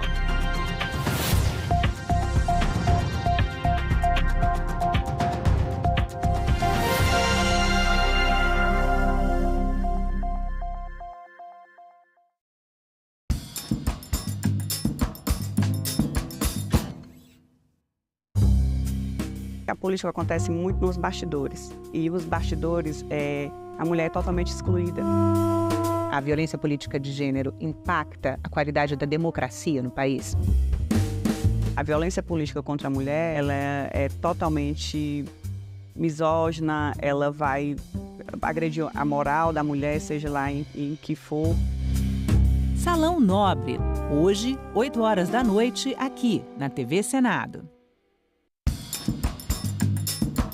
A democracia é a existência e o funcionamento com saúde do Estado democrático de direito. A democracia é, sim, sinônimo de convívio de diferentes, ideias antagônicas, visões contrárias, opiniões conflitantes. A democracia se constrói também com as divergências e divergir no campo das ideias com respeito ao outro. A democracia e os direitos humanos são fundamentais para combater injustiças, discriminações e promover o respeito. Atentar contra a democracia e contra o Estado Democrático de Direito é crime. Aliás, um dos poucos crimes inafiançáveis e imprescritíveis. O Brasil vai continuar e a luta pela democracia é eterna. TV Senado. Democracia todo dia. De acordo com a Constituição brasileira, as funções administrativas do nosso país são exercidas por 3 poderes distintos e independentes: o poder executivo, o judiciário e o legislativo. Eles precisam funcionar em harmonia e se complementar, porque dessa forma um equilibra o outro. O poder executivo é representado por aqueles que têm funções governamentais e administrativas. Já o poder judiciário é responsável pela interpretação e execução das leis. O poder legislativo atua representando a população, formulando as leis e fiscalizando o poder executivo. No Brasil, ele é dividido em 3 níveis: O nível federal, representado por senadores e deputados federais. O nível estadual, representado por deputados estaduais e distritais. E o nível municipal, representado por vereadores. No nível federal, quem exerce o poder legislativo é o Congresso Nacional, composto pela Câmara dos Deputados e o Senado Federal. O Senado é composto por 81 senadores, 3 para cada um dos 26 estados e para o Distrito Federal, em uma divisão igualitária. Já na Câmara, composta por 513 deputados, o critério para a divisão do número de cadeiras é o da proporcionalidade. Quanto mais habitantes a unidade federativa tiver, maior será o número de representantes. Quando um projeto de lei é debatido e votado pelos deputados, os senadores fazem a revisão. Quando o projeto tem origem no Senado, a revisão é feita pelos deputados. Essa necessidade de revisão de um projeto de lei, passando necessariamente pelo Senado e pela Câmara, é o que chamamos de sistema bicameral. Toda a estrutura do nosso poder legislativo é garantida pela Constituição e também por algo muito importante, que é o seu voto. Transição energética. O mundo precisa de minerais. O Brasil tem os recursos. Transição energética depende de bateria. E bateria se faz com minerais. O lítio do Brasil ele é processado, grau bateria, verde e único no mundo. O mais importante é trabalhar a matéria-prima e industrializar. Em discussão, nesta quinta, 20h, aqui na TV Senado.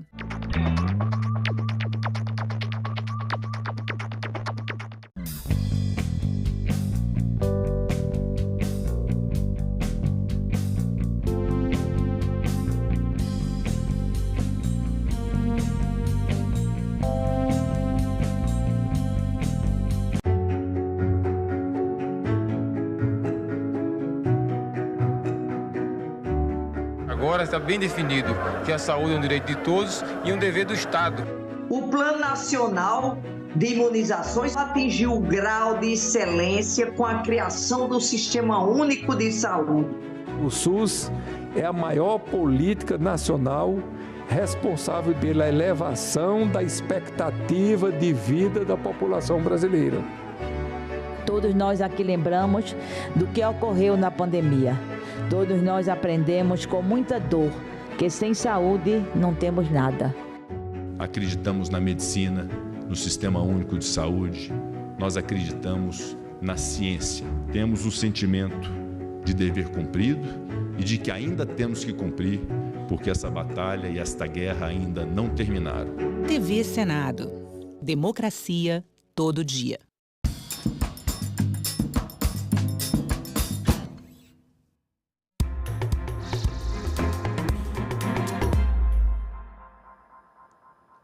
Boa noite. Hoje é quarta-feira, 11 de setembro, e o Senado Notícias está no ar.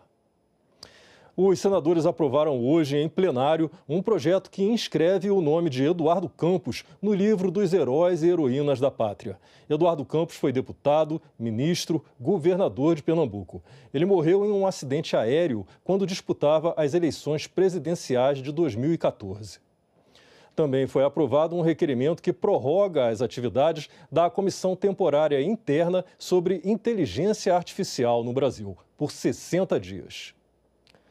Quais os impactos da reforma tributária sobre a cultura, o setor de hotelaria, parques de diversões e parques temáticos? Esse foi o tema de audiência pública realizada na Comissão de Assuntos Econômicos. O turismo foi uma das atividades que mais sofreram durante a pandemia do coronavírus. Ainda em período de recuperação, hotéis, restaurantes, parques temáticos e parques de diversões se veem agora às voltas com a reforma tributária.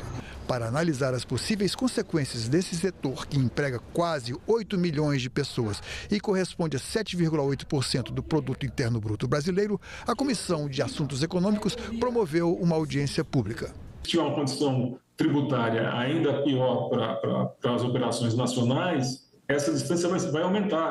O que acontece é que o nosso turista brasileiro vai para o exterior, vai levar recursos brasileiros para o exterior. Acho que é o ponto principal e reforçar essa importância do 60% né, da redução da alíquota em 60% para ficar adequado com o que a gente tem e ficar mais simples do que o que está na redação atual. Representantes do setor hoteleiro, setor de eventos e festas, setor de artes visuais e de parques e atrações turísticas criticaram pontos específicos da reforma aprovada na Câmara, pleiteando regime diferenciado diante de possível perda de competitividade e eventual aumento da carga tributária. Para nós, a regra que veio da Câmara dos Deputados não está clara.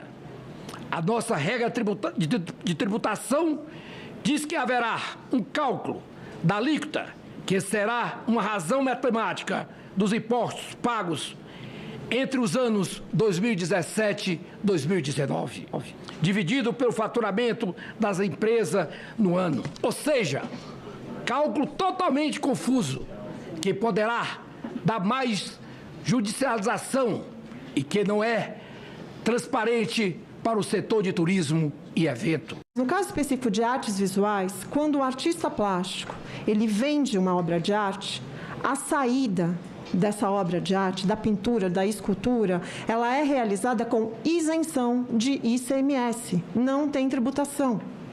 Se a venda é realizada diretamente para quem está adquirindo, para um colecionador, não tem ICMS, ou seja, não tem tributação do consumo. Essa receita ela vai ser tributada pelo artista, mas vai ser tributada no âmbito do imposto de renda. Com a reforma tributária, esses incentivos fiscais e as isenções, eles estarão extintos. Linfangioleiomiomatose. Esse é o nome de uma doença respiratória rara e sem cura, também conhecida como LAM, que causa a perda da capacidade respiratória e afeta principalmente mulheres entre a puberdade e a menopausa. A Comissão de Assuntos Econômicos debateu hoje com especialistas a importância da conscientização para diagnóstico e o papel do Congresso no combate a esse mal. Durante a audiência pública na Comissão de Assuntos Sociais, que debateu os aspectos da linfangioleiomiomatose, doença pulmonar rara e incurável, conhecida como LAM, os especialistas explicaram como funciona o diagnóstico e os possíveis tratamentos. Hoje ela é considerada um tipo de tumor em que ocorre uma proliferação de várias células musculares, são músculos mesmo atípicos dentro do pulmão e que, em última análise, acaba levando à formação de uns cistos dentro do pulmão, que são aquelas bolinhas pretas marcadas ali em amarelo. E ela tem potencial de metástase, é um tumor que cresce devagar, mas ele pode se espalhar para outros órgãos. Há pouco tempo, há não muito tempo, a gente tem o sirolimo, o primeiro trabalho é de 2010, né, e a coisa foi melhorando, e apareceu a esperança do tratamento. Isso fez uma mudança fundamental na doença. Né, isso fez com que a doença tivesse um norte diferente. Né. A doença avançada, levar aquela paciente ao transplante, ter centro de transplante, como o Dr. Bruno coloca, com mais disponibilidade. Hoje a gente usa muito São Paulo e Rio Grande do Sul, mas a gente precisa, né, ter mais transplante de pulmão no Brasil, é um dos transplantes mais complicados. A LAM é uma doença que afeta principalmente mulheres entre a puberdade e a menopausa e provoca a perda gradual da capacidade respiratória. Os senadores falaram sobre o papel do Congresso para garantir o tratamento de doenças raras.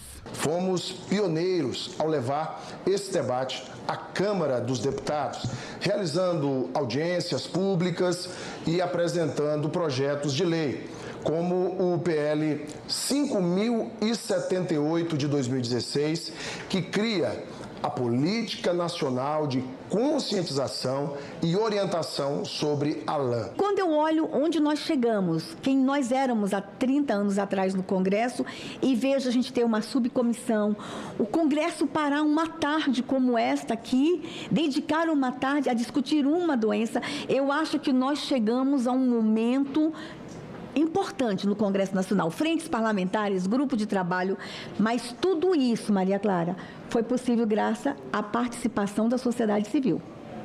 Nós chegamos onde chegamos, projetos de lei, leis aprovadas, políticas públicas instituídas, por causa da sociedade civil organizada. A representante da Associação dos Portadores da Doença destacou o papel de instituições sem fins lucrativos para auxiliar na divulgação de informações sobre a LAM no Brasil.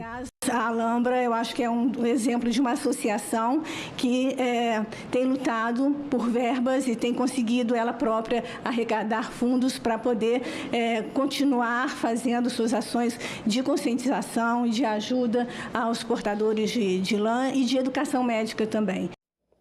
Hoje é Dia Nacional do Cerrado, data lembrada com tristeza na Comissão de Meio Ambiente por causa das queimadas que assolam todos os biomas do país. A comissão aprovou uma proposta de controle das substâncias químicas utilizadas em território nacional. O projeto agora vai para a análise da Comissão de Assuntos Sociais.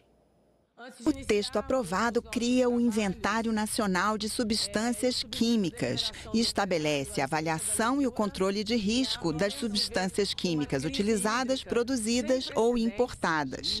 O objetivo é minimizar os impactos adversos à saúde e ao meio ambiente. Apesar de desempenhar importante papel econômico representando importante parcela do PIB brasileiro e ocupando local de destaque internacional, a indústria química não deixa de ser uma atividade sujeita a grandes riscos, cujas consequências demandam recursos e tempo para serem solucionadas.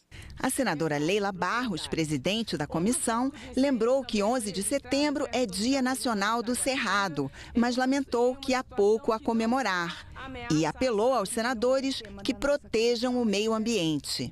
A fumaça das queimadas tem encoberto cidades pelo país, comprometendo a qualidade do ar que respiramos e a nossa qualidade de vida. Diante desse cenário, não podemos nos permitir a inação. Precisamos de atitudes concretas e eficazes para reverter esse panorama. Este é um chamado à responsabilidade, à ação e ao compromisso com o futuro do nosso país.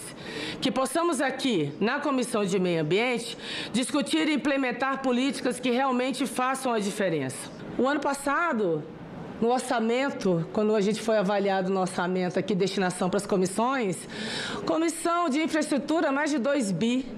Comissão de Meio Ambiente, R$100 mil. Uma vergonha. A falta de informações competentes pode contribuir para que muitas pessoas deixem de concorrer em condições de igualdade nas eleições.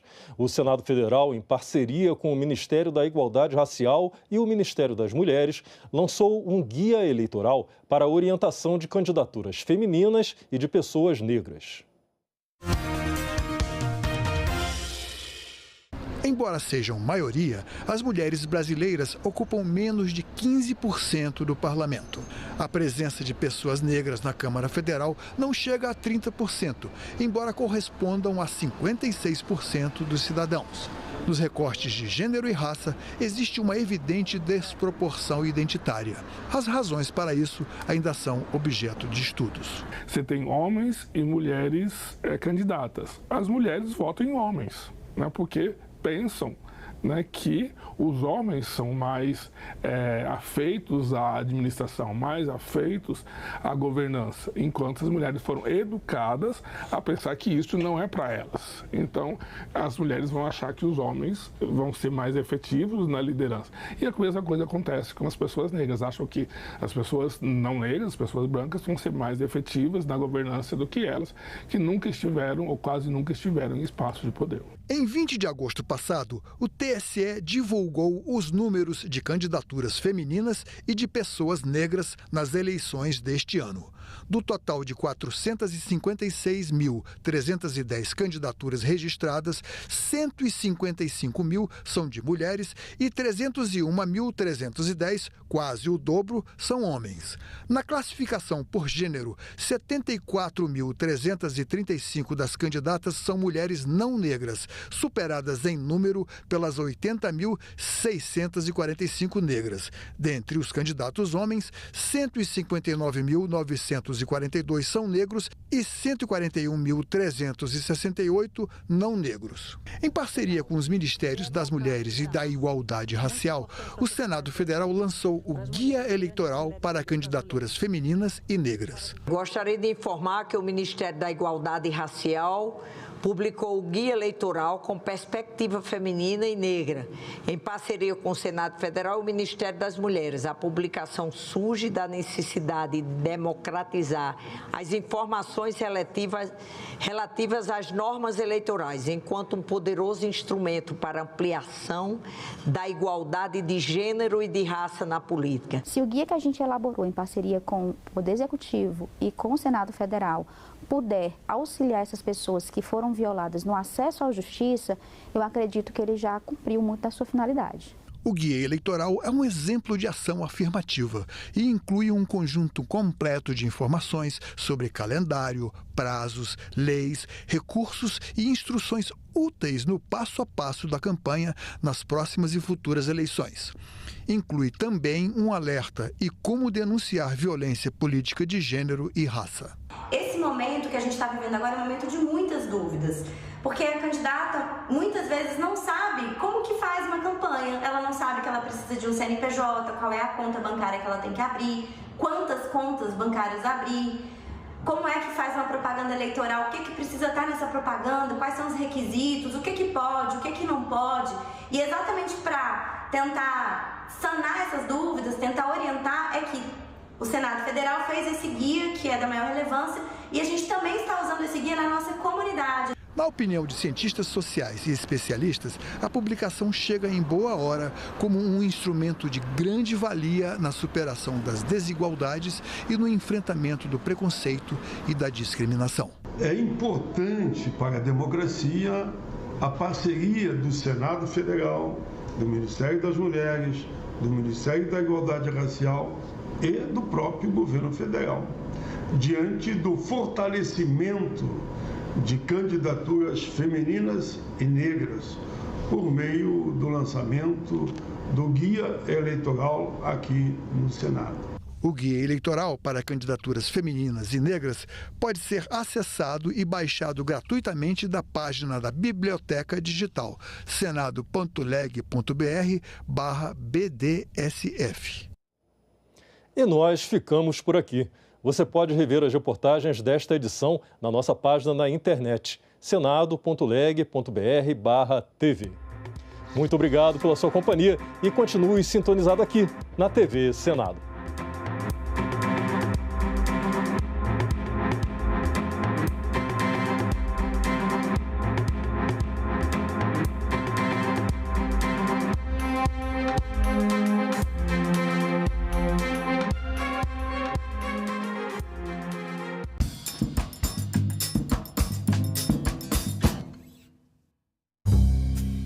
A política acontece muito nos bastidores e os bastidores, a mulher é totalmente excluída. A violência política de gênero impacta a qualidade da democracia no país? A violência política contra a mulher, ela é totalmente misógina, ela vai agredir a moral da mulher, seja lá em que for. Salão Nobre, hoje, 20h, aqui na TV Senado. No Distrito Federal, a Terracap, Agência de Desenvolvimento, está executando o Drenar DF, programa de escoamento e captação de águas pluviais, que prevê a duplicação da rede pluvial e a construção de bacias de contenção para reduzir o risco de inundações. Antes de lançar a água captada nos cursos d'água, a ADASA, a Agência Reguladora de Águas, Energia e Saneamento do Distrito Federal, determina que é preciso amortecer a força para não causar danos. Além disso, também é necessário melhorar a qualidade da água. Nós estamos num dispositivo que a gente chama de dissipação de energia. A água chega com muita força, muita velocidade. Aqui ela perde essa energia, acalma. Isso é uma bacia, então a água vai decantar, as impurezas vão decantar no fundo da bacia e o que estiver boiando também vai poder ser separado e aí a água vai com mais calma e com mais qualidade para o Lago Paranoá. Há 200 anos, o Brasil dava seu primeiro passo na criação do Senado.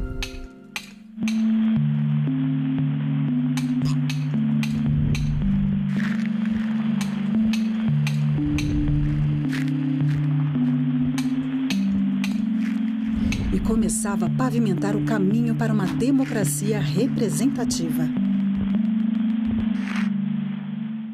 O Senado teve um papel decisivo para a manutenção da estabilidade política da maior parte do período monárquico do Império Brasileiro.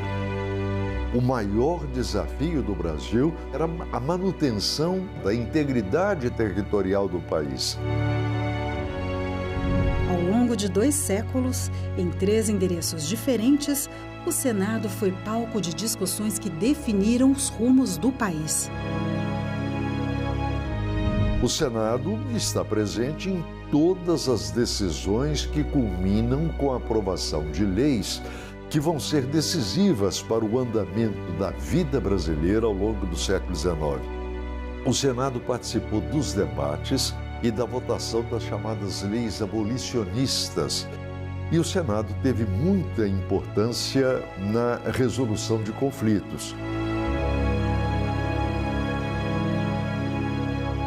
Ao longo de toda a República, todas as grandes crises políticas que aconteceram no Brasil foram resolvidas no parlamento.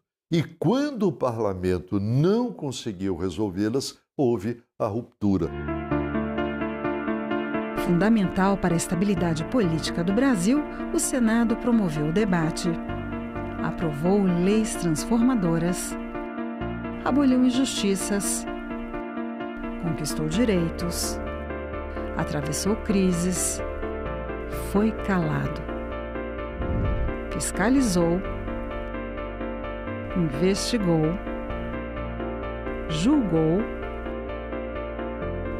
reformou, inovou. O conceito de democracia que nós temos hoje não existia no século XIX. Nas últimas décadas, o Senado começa a se transformar,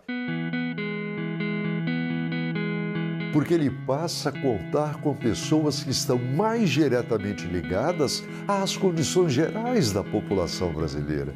Ela não deixa de ser representativa, mas vai tentando ser cada vez mais participativa. Quanto mais o tempo avança e se amplia a participação política da sociedade brasileira, mais o Senado se aproxima da real fisionomia da sociedade brasileira. Casa da Pluralidade Política. Espaço de diálogo. Berço de leis que expandiram os horizontes do Brasil. Guardião da democracia.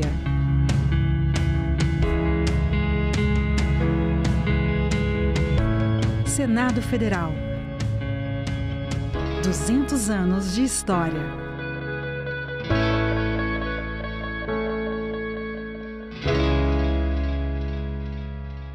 O mundo é quem gira, somos nós quem ficamos tontos. Amanhã já vem. Durante o período eleitoral, nossa programação terá uma mudança, em virtude do horário eleitoral gratuito. O marinheiro, marinheiro. Estúdio A, sábado às 7h30 da noite. Foi o tombo do navio? Ou foi o balanço do mar? De acordo com a Constituição brasileira, as funções administrativas do nosso país são exercidas por 3 poderes distintos e independentes: o poder executivo, o judiciário e o legislativo. Eles precisam funcionar em harmonia e se complementar, porque dessa forma um equilibra o outro. O poder executivo é representado por aqueles que têm funções governamentais e administrativas. Já o poder judiciário é responsável pela interpretação e execução das leis. O poder legislativo atua representando a população, formulando as leis e fiscalizando o poder executivo. No Brasil, ele é dividido em 3 níveis. O nível federal, representado por senadores e deputados federais. O nível estadual, representado por deputados estaduais e distritais. E o nível municipal, representado por vereadores. No nível federal, quem exerce o poder legislativo é o Congresso Nacional, composto pela Câmara dos Deputados e o Senado Federal. O Senado é composto por 81 senadores, 3 para cada um dos 26 estados e para o Distrito Federal, em uma divisão igualitária. Já na Câmara, composta por 513 deputados, o critério para a divisão do número de cadeiras é o da proporcionalidade. Quanto mais habitantes a unidade federativa tiver, maior será o número de representantes. Quando um projeto de lei é debatido e votado pelos deputados, os senadores fazem a revisão. Quando o projeto tem origem no Senado, a revisão é feita pelos deputados. Essa necessidade de revisão de um projeto de lei, passando necessariamente pelo Senado e pela Câmara, é o que chamamos de sistema bicameral. Toda a estrutura do nosso poder legislativo é garantida pela Constituição e também por algo muito importante, que é o seu voto.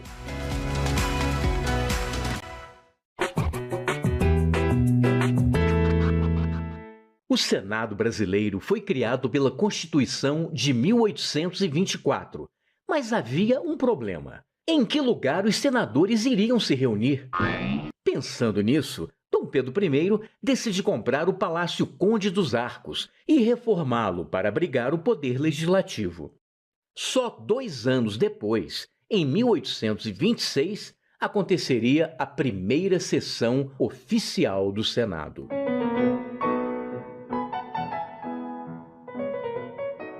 Depois de quase 100 anos, os senadores ganhariam uma nova casa, o Palácio Monroe. Construído originalmente para a Exposição Universal de 1904 nos Estados Unidos, o prédio, todo feito em estrutura metálica desmontável, foi transferido num navio para o Rio de Janeiro e remontado no local mais nobre da cidade. O Monroe acabou se tornando um cartão postal do Rio e uma referência histórica de um período político bastante conturbado.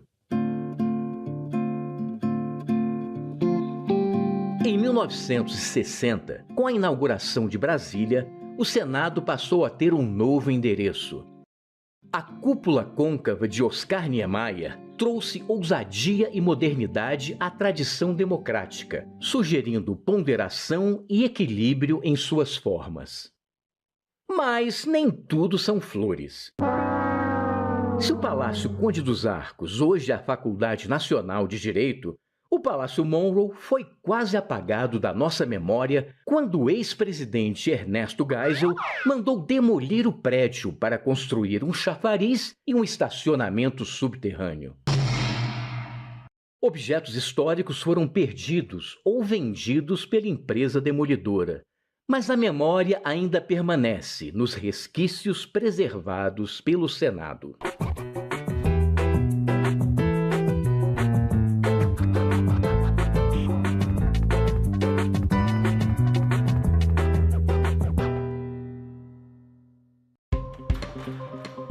Quais as regras para o uso de inteligência